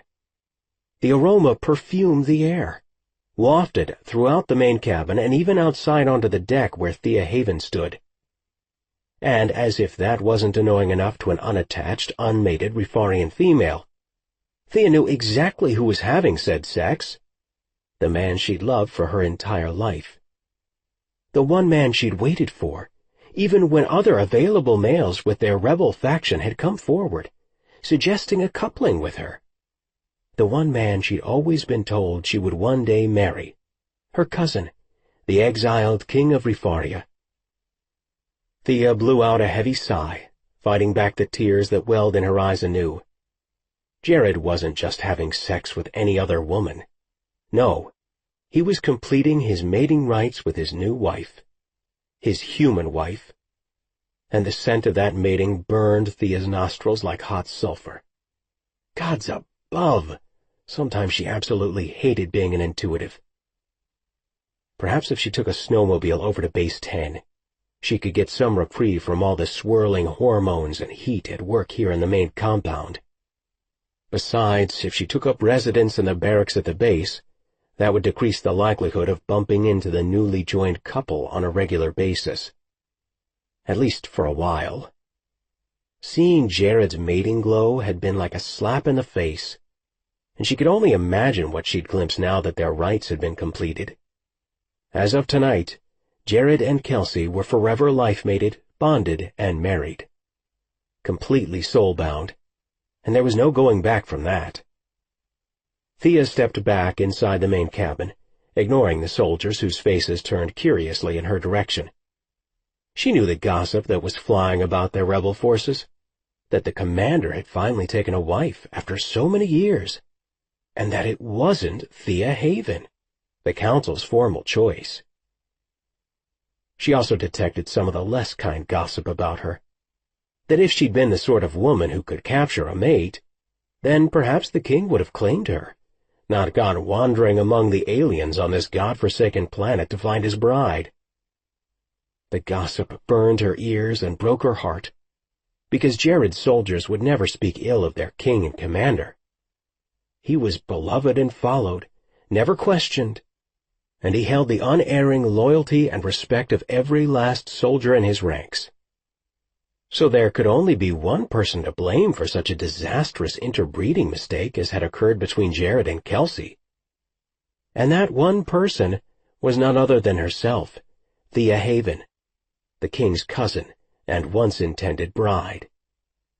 Her shoulders alone bore the blame, and she felt the weight of that unspoken accusation in every gaze that turned upon her as she strode through the cabin toward her quarters, even from all her own subordinate officers. Her rank in the Rifarian army no longer mattered, however, for as of today, she had been officially reclassed and reassigned. Quite simply, she was now the woman who had failed to win the king's heart. "You can't stay over there on a permanent basis," Scott Dillon scowled at her. Thea was Central Intelligence Advisor over Jared's entire army, and Scott was military commander, Jared's second-in-command. "Look, it's just for a while." She pitched her uniform, other casual clothes, and some underwear into her bag. Scott watched the belongings accumulate, never commenting on the intimate articles. "You gave Jared your blessing." Scott cocked an eyebrow, reminding her of the acceptance she'd bestowed upon Jared's union. "I can't deal with being around the two of them, not yet. Seeing them all the time, breakfast, lunch, dinner. It's too much." She'd loved Jared enough that she'd had no choice but to support his union, but it didn't make her anguish any easier. In fact, it only made the thought of seeing the happy couple even harder. "You can't deal with it?" Scott's tone was sharp, corrective. He was her superior officer in every way, and his arch reply underscored that fact. "They are your king and queen, and you serve them. I suggest you remember that fact." She sank onto the side of her small bed, and the tears she'd been fighting all day finally flowed freely. "Scott, please, I know my place. No one can accuse me otherwise." She wiped at the tears. "It's just—" Scott dropped onto his haunches, his large dark eyes becoming even with hers, his momentary irritation quickly replaced by compassion. Scott was, in many ways, like a brother to her. They'd fought side by side for a long time now, from when Thea entered the military at the age of 16. They'd also been outposted together here on Earth for the past 6 years. "Go on," he encouraged with a nod. "What were you going to say?" "He was going to be my husband, not hers," she blurted, the tears starting in earnest. "From the time I was an infant, we were always promised to one another, always. Scott, you of all people know how it was supposed to be." "That was before the war escalated, Thea," he reminded her gently. "Everything changed after that, for all of us." Oh, and it had changed all right. Jared's parents had been murdered when he was still only a boy, placing him on the throne at barely 10 years of age. He had been exiled at 17, become a fierce rebel leader by 18. Somewhere in all that fighting and bloodshed and loss, they'd all lost their innocence too. But more than that, they lost who they were truly meant to be. "So we blame yet one more thing on this war?" She brushed at the tears angrily. "It isn't blame, Thea." Scott shook his head, gazing hard into her eyes. "It's the facts." She rubbed her eyes. "Jared deserves to be happy. I told him so. I want him to be happy. But he's forsaken his throne and marrying that— She shook her head in disbelief. That human." "A human who is now our queen," he rebuked gently. "So you've already pointed out." "And Jared's throne, well, I don't think the old ways should apply while he's in exile," he continued. She threw up her hands in anger. "All the more reason that he should have married me and not her." "But he didn't, Thea," Scott pressed carefully. "He chose Kelsey Wells, who is now his bonded life-mate and wife, and she is therefore your queen. Your queen, Thea. Think about that. You've got to stay here in the main compound and work past these emotions." Thea leapt to her feet and spun from him, pacing the length of her small quarters in agitation.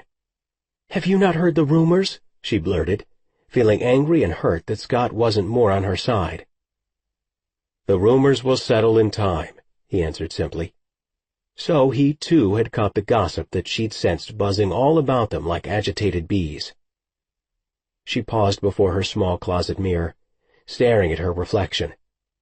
Pale blue eyes stared back. Eyes she'd once heard described as holding no emotion. Maybe all her fellow soldiers thought she was cold and without feeling. Maybe that's why they could be so cruel in their gossip. "They're all blaming me," she whispered heavily. "Of course they are," he said. "We always bear the brunt of his choices. The people love Jared too much to ever condemn him." For a moment she gathered her thoughts. "I need to know, Scott. Do you genuinely support this royal union?" Is that what you're telling me?" Scott rose slowly to his feet and turned away, putting his strong back to her. He braced his hands on the doorframe of her bathroom, clearly considering his answer. As Jared's best friend, she knew he often found it difficult to take a disloyal stance. But he was also a bitterly truthful man. It was one of the things she trusted most in him. "I am not sure how I feel," he sighed. "She is a good woman, a true ally to us and to our commander. And I believe they love one another very deeply, but—" "Say it, Scott," she urged, closing the distance between them. "But," he drew in a somber, heavy breath, "I believe that Jared should have secured the succession. I believe he should have mated with you and produced an heir." She couldn't help feeling a smug sense of satisfaction. "Thank you." He turned toward her again, his black eyebrows hitching upward. "But that does not mean I oppose their union now." She nodded, dropping her gaze to the floor. "Of course not." "It is done. They are joined, and you will stay here in this compound and work things out with them." "Scott!" She'd been so sure he understood her pain. "I won't back down on this point. You stay here and you smooth out the situation, with Jared and with Kelsey." "I don't know that I can," she admitted, feeling her throat constrict painfully. "You never know that our new queen might not prove a friend to you. She is your cousin by marriage now, after all. And time has a way of holding many surprises. And healing many things, Lieutenant," he promised her with a faint smile. "And time has healed your own heart?" she shot back, knowing all the secret, heavy pain that Scott bore on his shoulders. His expression darkened, and for a moment he said nothing, then at last admitted, "I'm a lost cause. We all know it. You, on the other hand, will find a mate in time." "But no one is like me, Scott. There's only one person on this planet who understands what I am, who is like me at all, and now he's joined to another." "You may be surprised what the gods have in store for you yet. No," she thought, "I will die a virgin, without love, without a soulmate, and without my soul's completion." Scott must have read the hopeless expression on her face, because after a moment he patted the front of his jacket pocket, his car keys jangling in answer. "You know what you need, Lieutenant?" he asked, his eyes gleaming mischievously. "Shore leave." She gave a bitter snort. "This despicable planet is our shore leave." "I mean, you need to get off base. You should come to town with me and let your hair down a little." Thea knew precisely how Lieutenant Dillon let his own hair down, by bedding as many human women as he could possibly take, night after night, week after week, year after year. She shook her head. "That's your escape, Scott," she said, "not mine." His black eyebrows quirked upward. "Never know until you try it. These humans are surprisingly enjoyable." "Quite obviously," she frowned. "Come out with me, and let's get your mind off things here. You'll gain a little perspective," he promised, "and this situation might not seem quite so hopeless if you do." Thea stared down at her boots, taking in her military-issue slacks, her decidedly unappealing uniform that was the furthest thing from sexy. She had a few civilian outfits, but nothing stunning, not if she hoped to actually hook up with someone in a human bar. "I don't know, Scott. It feels really strange to me." "Have you ever gone out in town?" he pressed. "Ever done more than a military maneuver or mission off base?" "Never." "My point exactly. Perhaps getting to know these humans might help you understand Jared's position a bit more." "You dislike humans as much as I do," she scoffed. "You just like to sleep with them." He flashed a dark grin.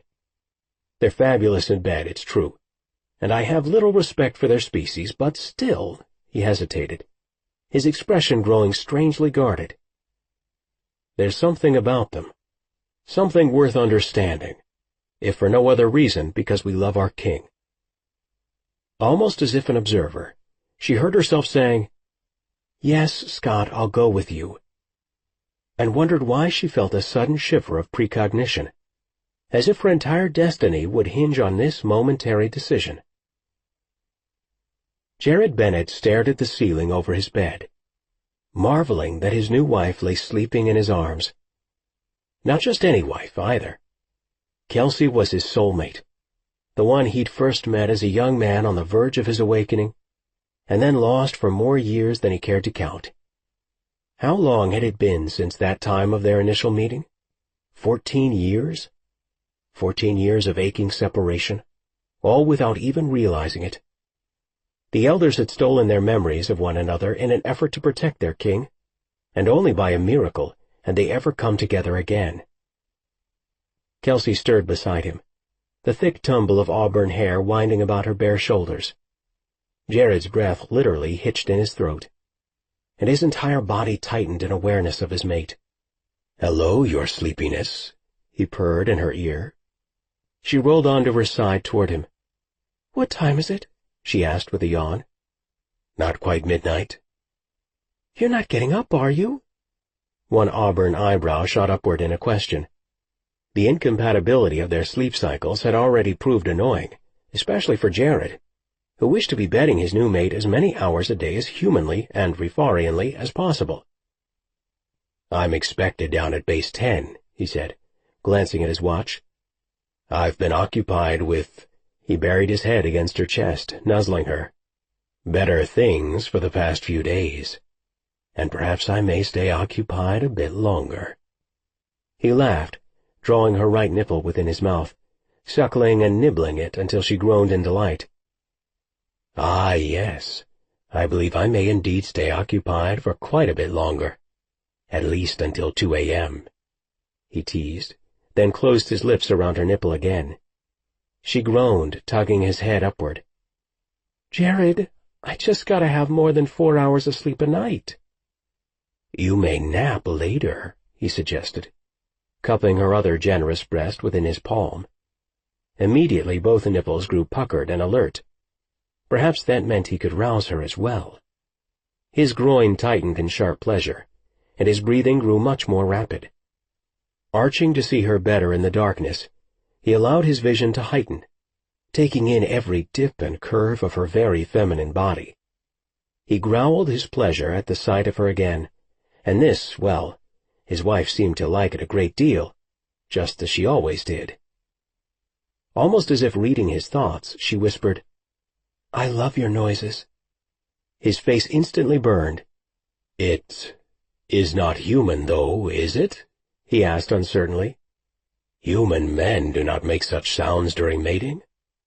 "Well," she leaned on one elbow, assessing him in the darkness. "Not exactly, but that's part of what turns me on about it." She brushed her fingertips through his short hair, regarding him. Inside he felt a yelping cry of hunger, but wrestled to suppress it, this time. He swallowed hard. "My alienness arouses you." "Duh, Jared," she laughed, cupping his face within the palm of her hand, feeling the prickling hairs of his new beard growth. "Don't you think that's obvious by now?" "Yes, obvious. Perhaps." They had discussed the most intimate aspects of his biological nature, his mating cycles, his impending infertility, and although the conversations had caused him a great deal of shame and discomfort, she did seem at ease with their natural differences. "I love you, Jared," she assured him. "I think I loved you from the first, all those years ago. And frankly, your mating cycles, the idea of them, well, it really turns me on." "It does?" he asked breathlessly, his heart hammering hard. Between his legs he felt a rigid tightening, one that she seemed to sense as well, sliding one hand between his thighs, inching it upward until she made contact with his erection. Her hand was cool against the smooth, warm skin, and he quivered in pleasure at the unexpected contrast. He reached for her, ready to roll her beneath him, but she stopped him with her other palm, pushing him onto his back again. "No, Jerishk," she whispered, using his intimate name, the one she'd called him by when they were much younger. "Let me pleasure you. I wish to pleasure my king." With a rumbling sigh of arousal, he let her know how that plan thrilled him. As she took him firmly within her palm, he arched his back, rising into the motion. He felt no inhibition with his mate. Every aspect of self-consciousness faded from his mind whenever they made love. Again and again he bucked his hips upward to meet her, aware that she knelt over him, watching, studying the uninhibited reaction that her stroking elicited from him. His chest rose and fell with unrestrained, panting breaths. Kelsey, meanwhile, increased her friction, rubbing her thumb harshly over his swollen tip. Shaking all over, he swam into the world she created for him, lost himself, felt the tremors begin anew, the same ones he'd felt after the first sealing of their union. Shuddering, trembling, lost, lost, lost. Oh, so lost with his human mate. Fever. That one word sounded in his mind like a pulse flare. Fever. Blood fever. "Oh, gods!" he cried, aching for a release that he couldn't seem to find. "Malishka Strick," he yelled, and didn't bother to interpret for his new wife. "Can't interpret. Not now. Not now." With the speed of a mountain lion, he suddenly had her beneath him, and with even faster speed, he sheathed himself inside her hard and fast. This fever, this heat, he thought, tumbling head first, thoughtlessly into sensations he had never experienced in all his 30 years. He knew he wasn't gentle, but he couldn't possibly hold back as he drove into her again and again, flexing his hips, taking her with the unspent need of a Refarian changeling. "Malishka Strick," he murmured again, unable to stop his most primal mating urge. "Ah, Kelsha, Malishka Strick." "What does that mean?" she asked breathlessly, arching beneath his raging thrusts. "Tell me." Gasping, he buried his face in her hair. It was impossible to translate, impossible even to speak English. He could only moan his need, slipping both hands beneath her full bottom. Malishka Strick, Malishka Strick, Malishka Strick. Beneath him, she ground her hips upward, urging him onward. "Tell me what it means," she begged, and for a moment he stilled inside of her, just gazing into her pale eyes. All facility with human language escaped him, and literally no words came to mind that she would understand. "Ah, Kelsha," he finally managed to stammer, pressing his eyes shut. No translation. No English." How could he possibly explain something as primal as what he felt in her arms at this moment? Impossible, utterly so. Kelsey wrapped her arms around her husband, aching for him every bit as much as he obviously longed for her. But she also felt a secret euphoria. Already, in such a short period of time, something about their love-making had begun to change, and in a very significant way. Perhaps the very act of their bonding had accomplished it. She wasn't sure. But it hardly mattered if her hunch was correct, because whatever he kept murmuring in his own language could only mean one thing. She wondered if he knew. If her husband possibly understood that what was happening here in their wedding chamber was far more than simple lovemaking. She wrapped her thighs around his waist, allowing him to drive in even deeper. Such a large man. He filled her to the hilt, choking the very breath from her lungs. She held him closer than a heartbeat, raising her hips to meet each of his hammering thrusts. Jerishk, love," she whispered huskily, stroking her hands over his warm back, damp with the sheen of their sweat. Beneath her fingertips, she traced the outline of his spine, digging her fingers into his flesh. Again he cried something in Refarian, something she couldn't possibly understand, and then he stopped. Completely, and for just a slight moment he pulled back and stared down into her eyes, his face flushed hot and his eyes wide and unblinking. His whole body shook with tremors, and for a moment she wondered what more would happen within the man as his season took him fully by the throat and demanded its due. I don't believe it," he stammered breathlessly, still staring at her with wild eyes. She gave him a wicked, wifely grin in return, but said nothing. He buried his face against her shoulder and with one last powerful thrust, came inside of her, his glorious burning warmth filling her completely. Nuzzling her, he murmured, "Love, O gods! You know what this means?" "Yes, sweetheart, I do." She brushed a thrilling kiss against her life-mate's cheek in return. "You're in your season." And Kelsey had no doubt that everything they'd already known in their brief time together was about to spin on its very axis. Chapter 2. Thea watched Scott peruse the barroom. He knew his way here extremely well. She'd heard plenty of rumors about her commanding officer, about his late-night visits to Jackson and Teton Village, how he'd come prowling for human-female companionship in the local bars. And he'd owned up to those rumors a while ago, just before dragging her off base to come out with him. Not that Thea could blame the lieutenant. Their mutual life of soldiering was a lonely one, and as second-in-command over their whole army, it was difficult for Scott to find a Rifarian who would consider him as a potential partner. He was under the mistaken impression that the women in their camp found him unattractive. Truth was, the respect they held for him, as well as his ability to intimidate them all, was simply too much for most of the females in their ranks to deal with, so they avoided him on a social level.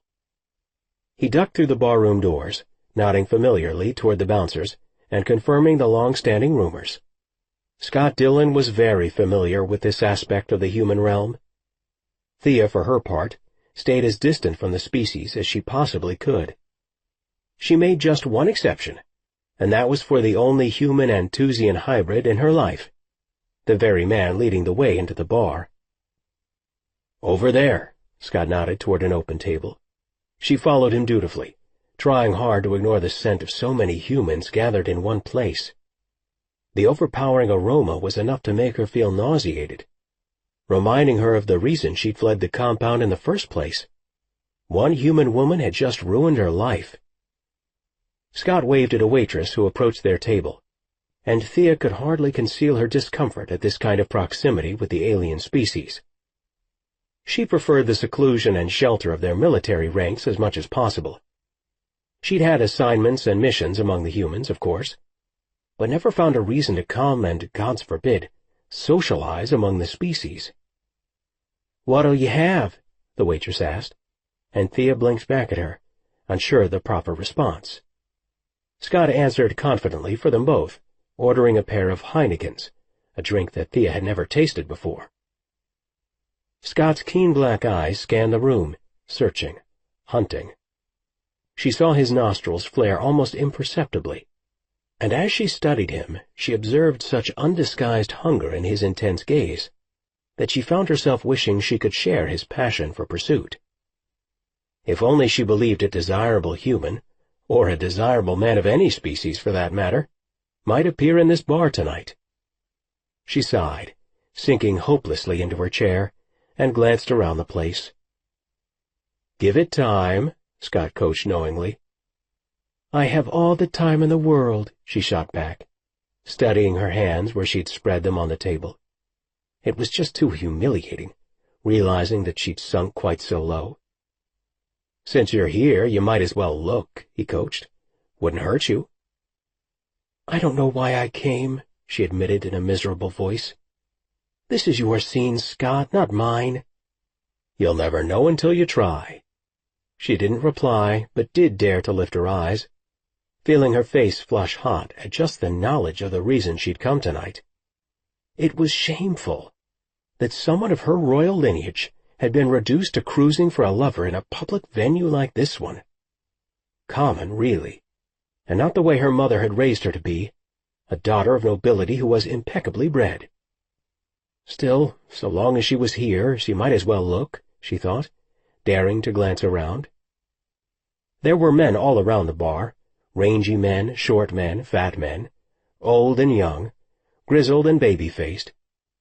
If only she knew how to go about it.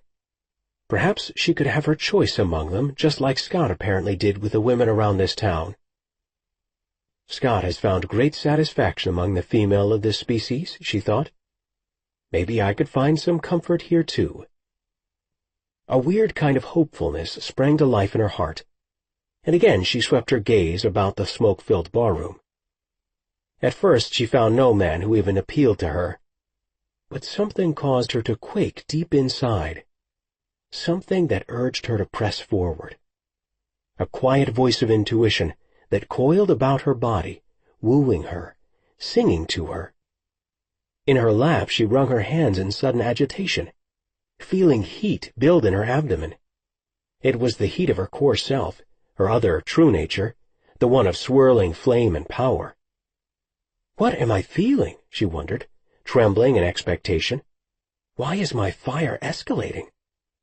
Panicked, she glanced at Scott, but he'd propped his hands behind his head and cocked back in his chair, with a smug look on his face.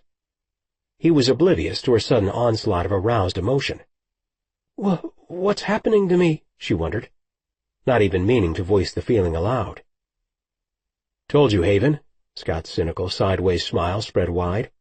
It's a really good bar.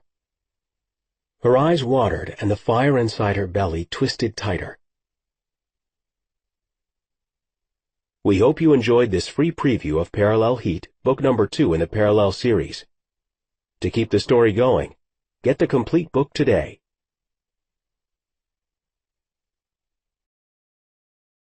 Audible hopes you have enjoyed this program.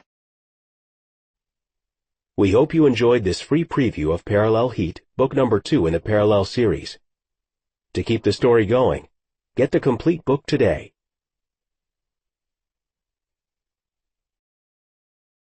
Audible hopes you have enjoyed this program.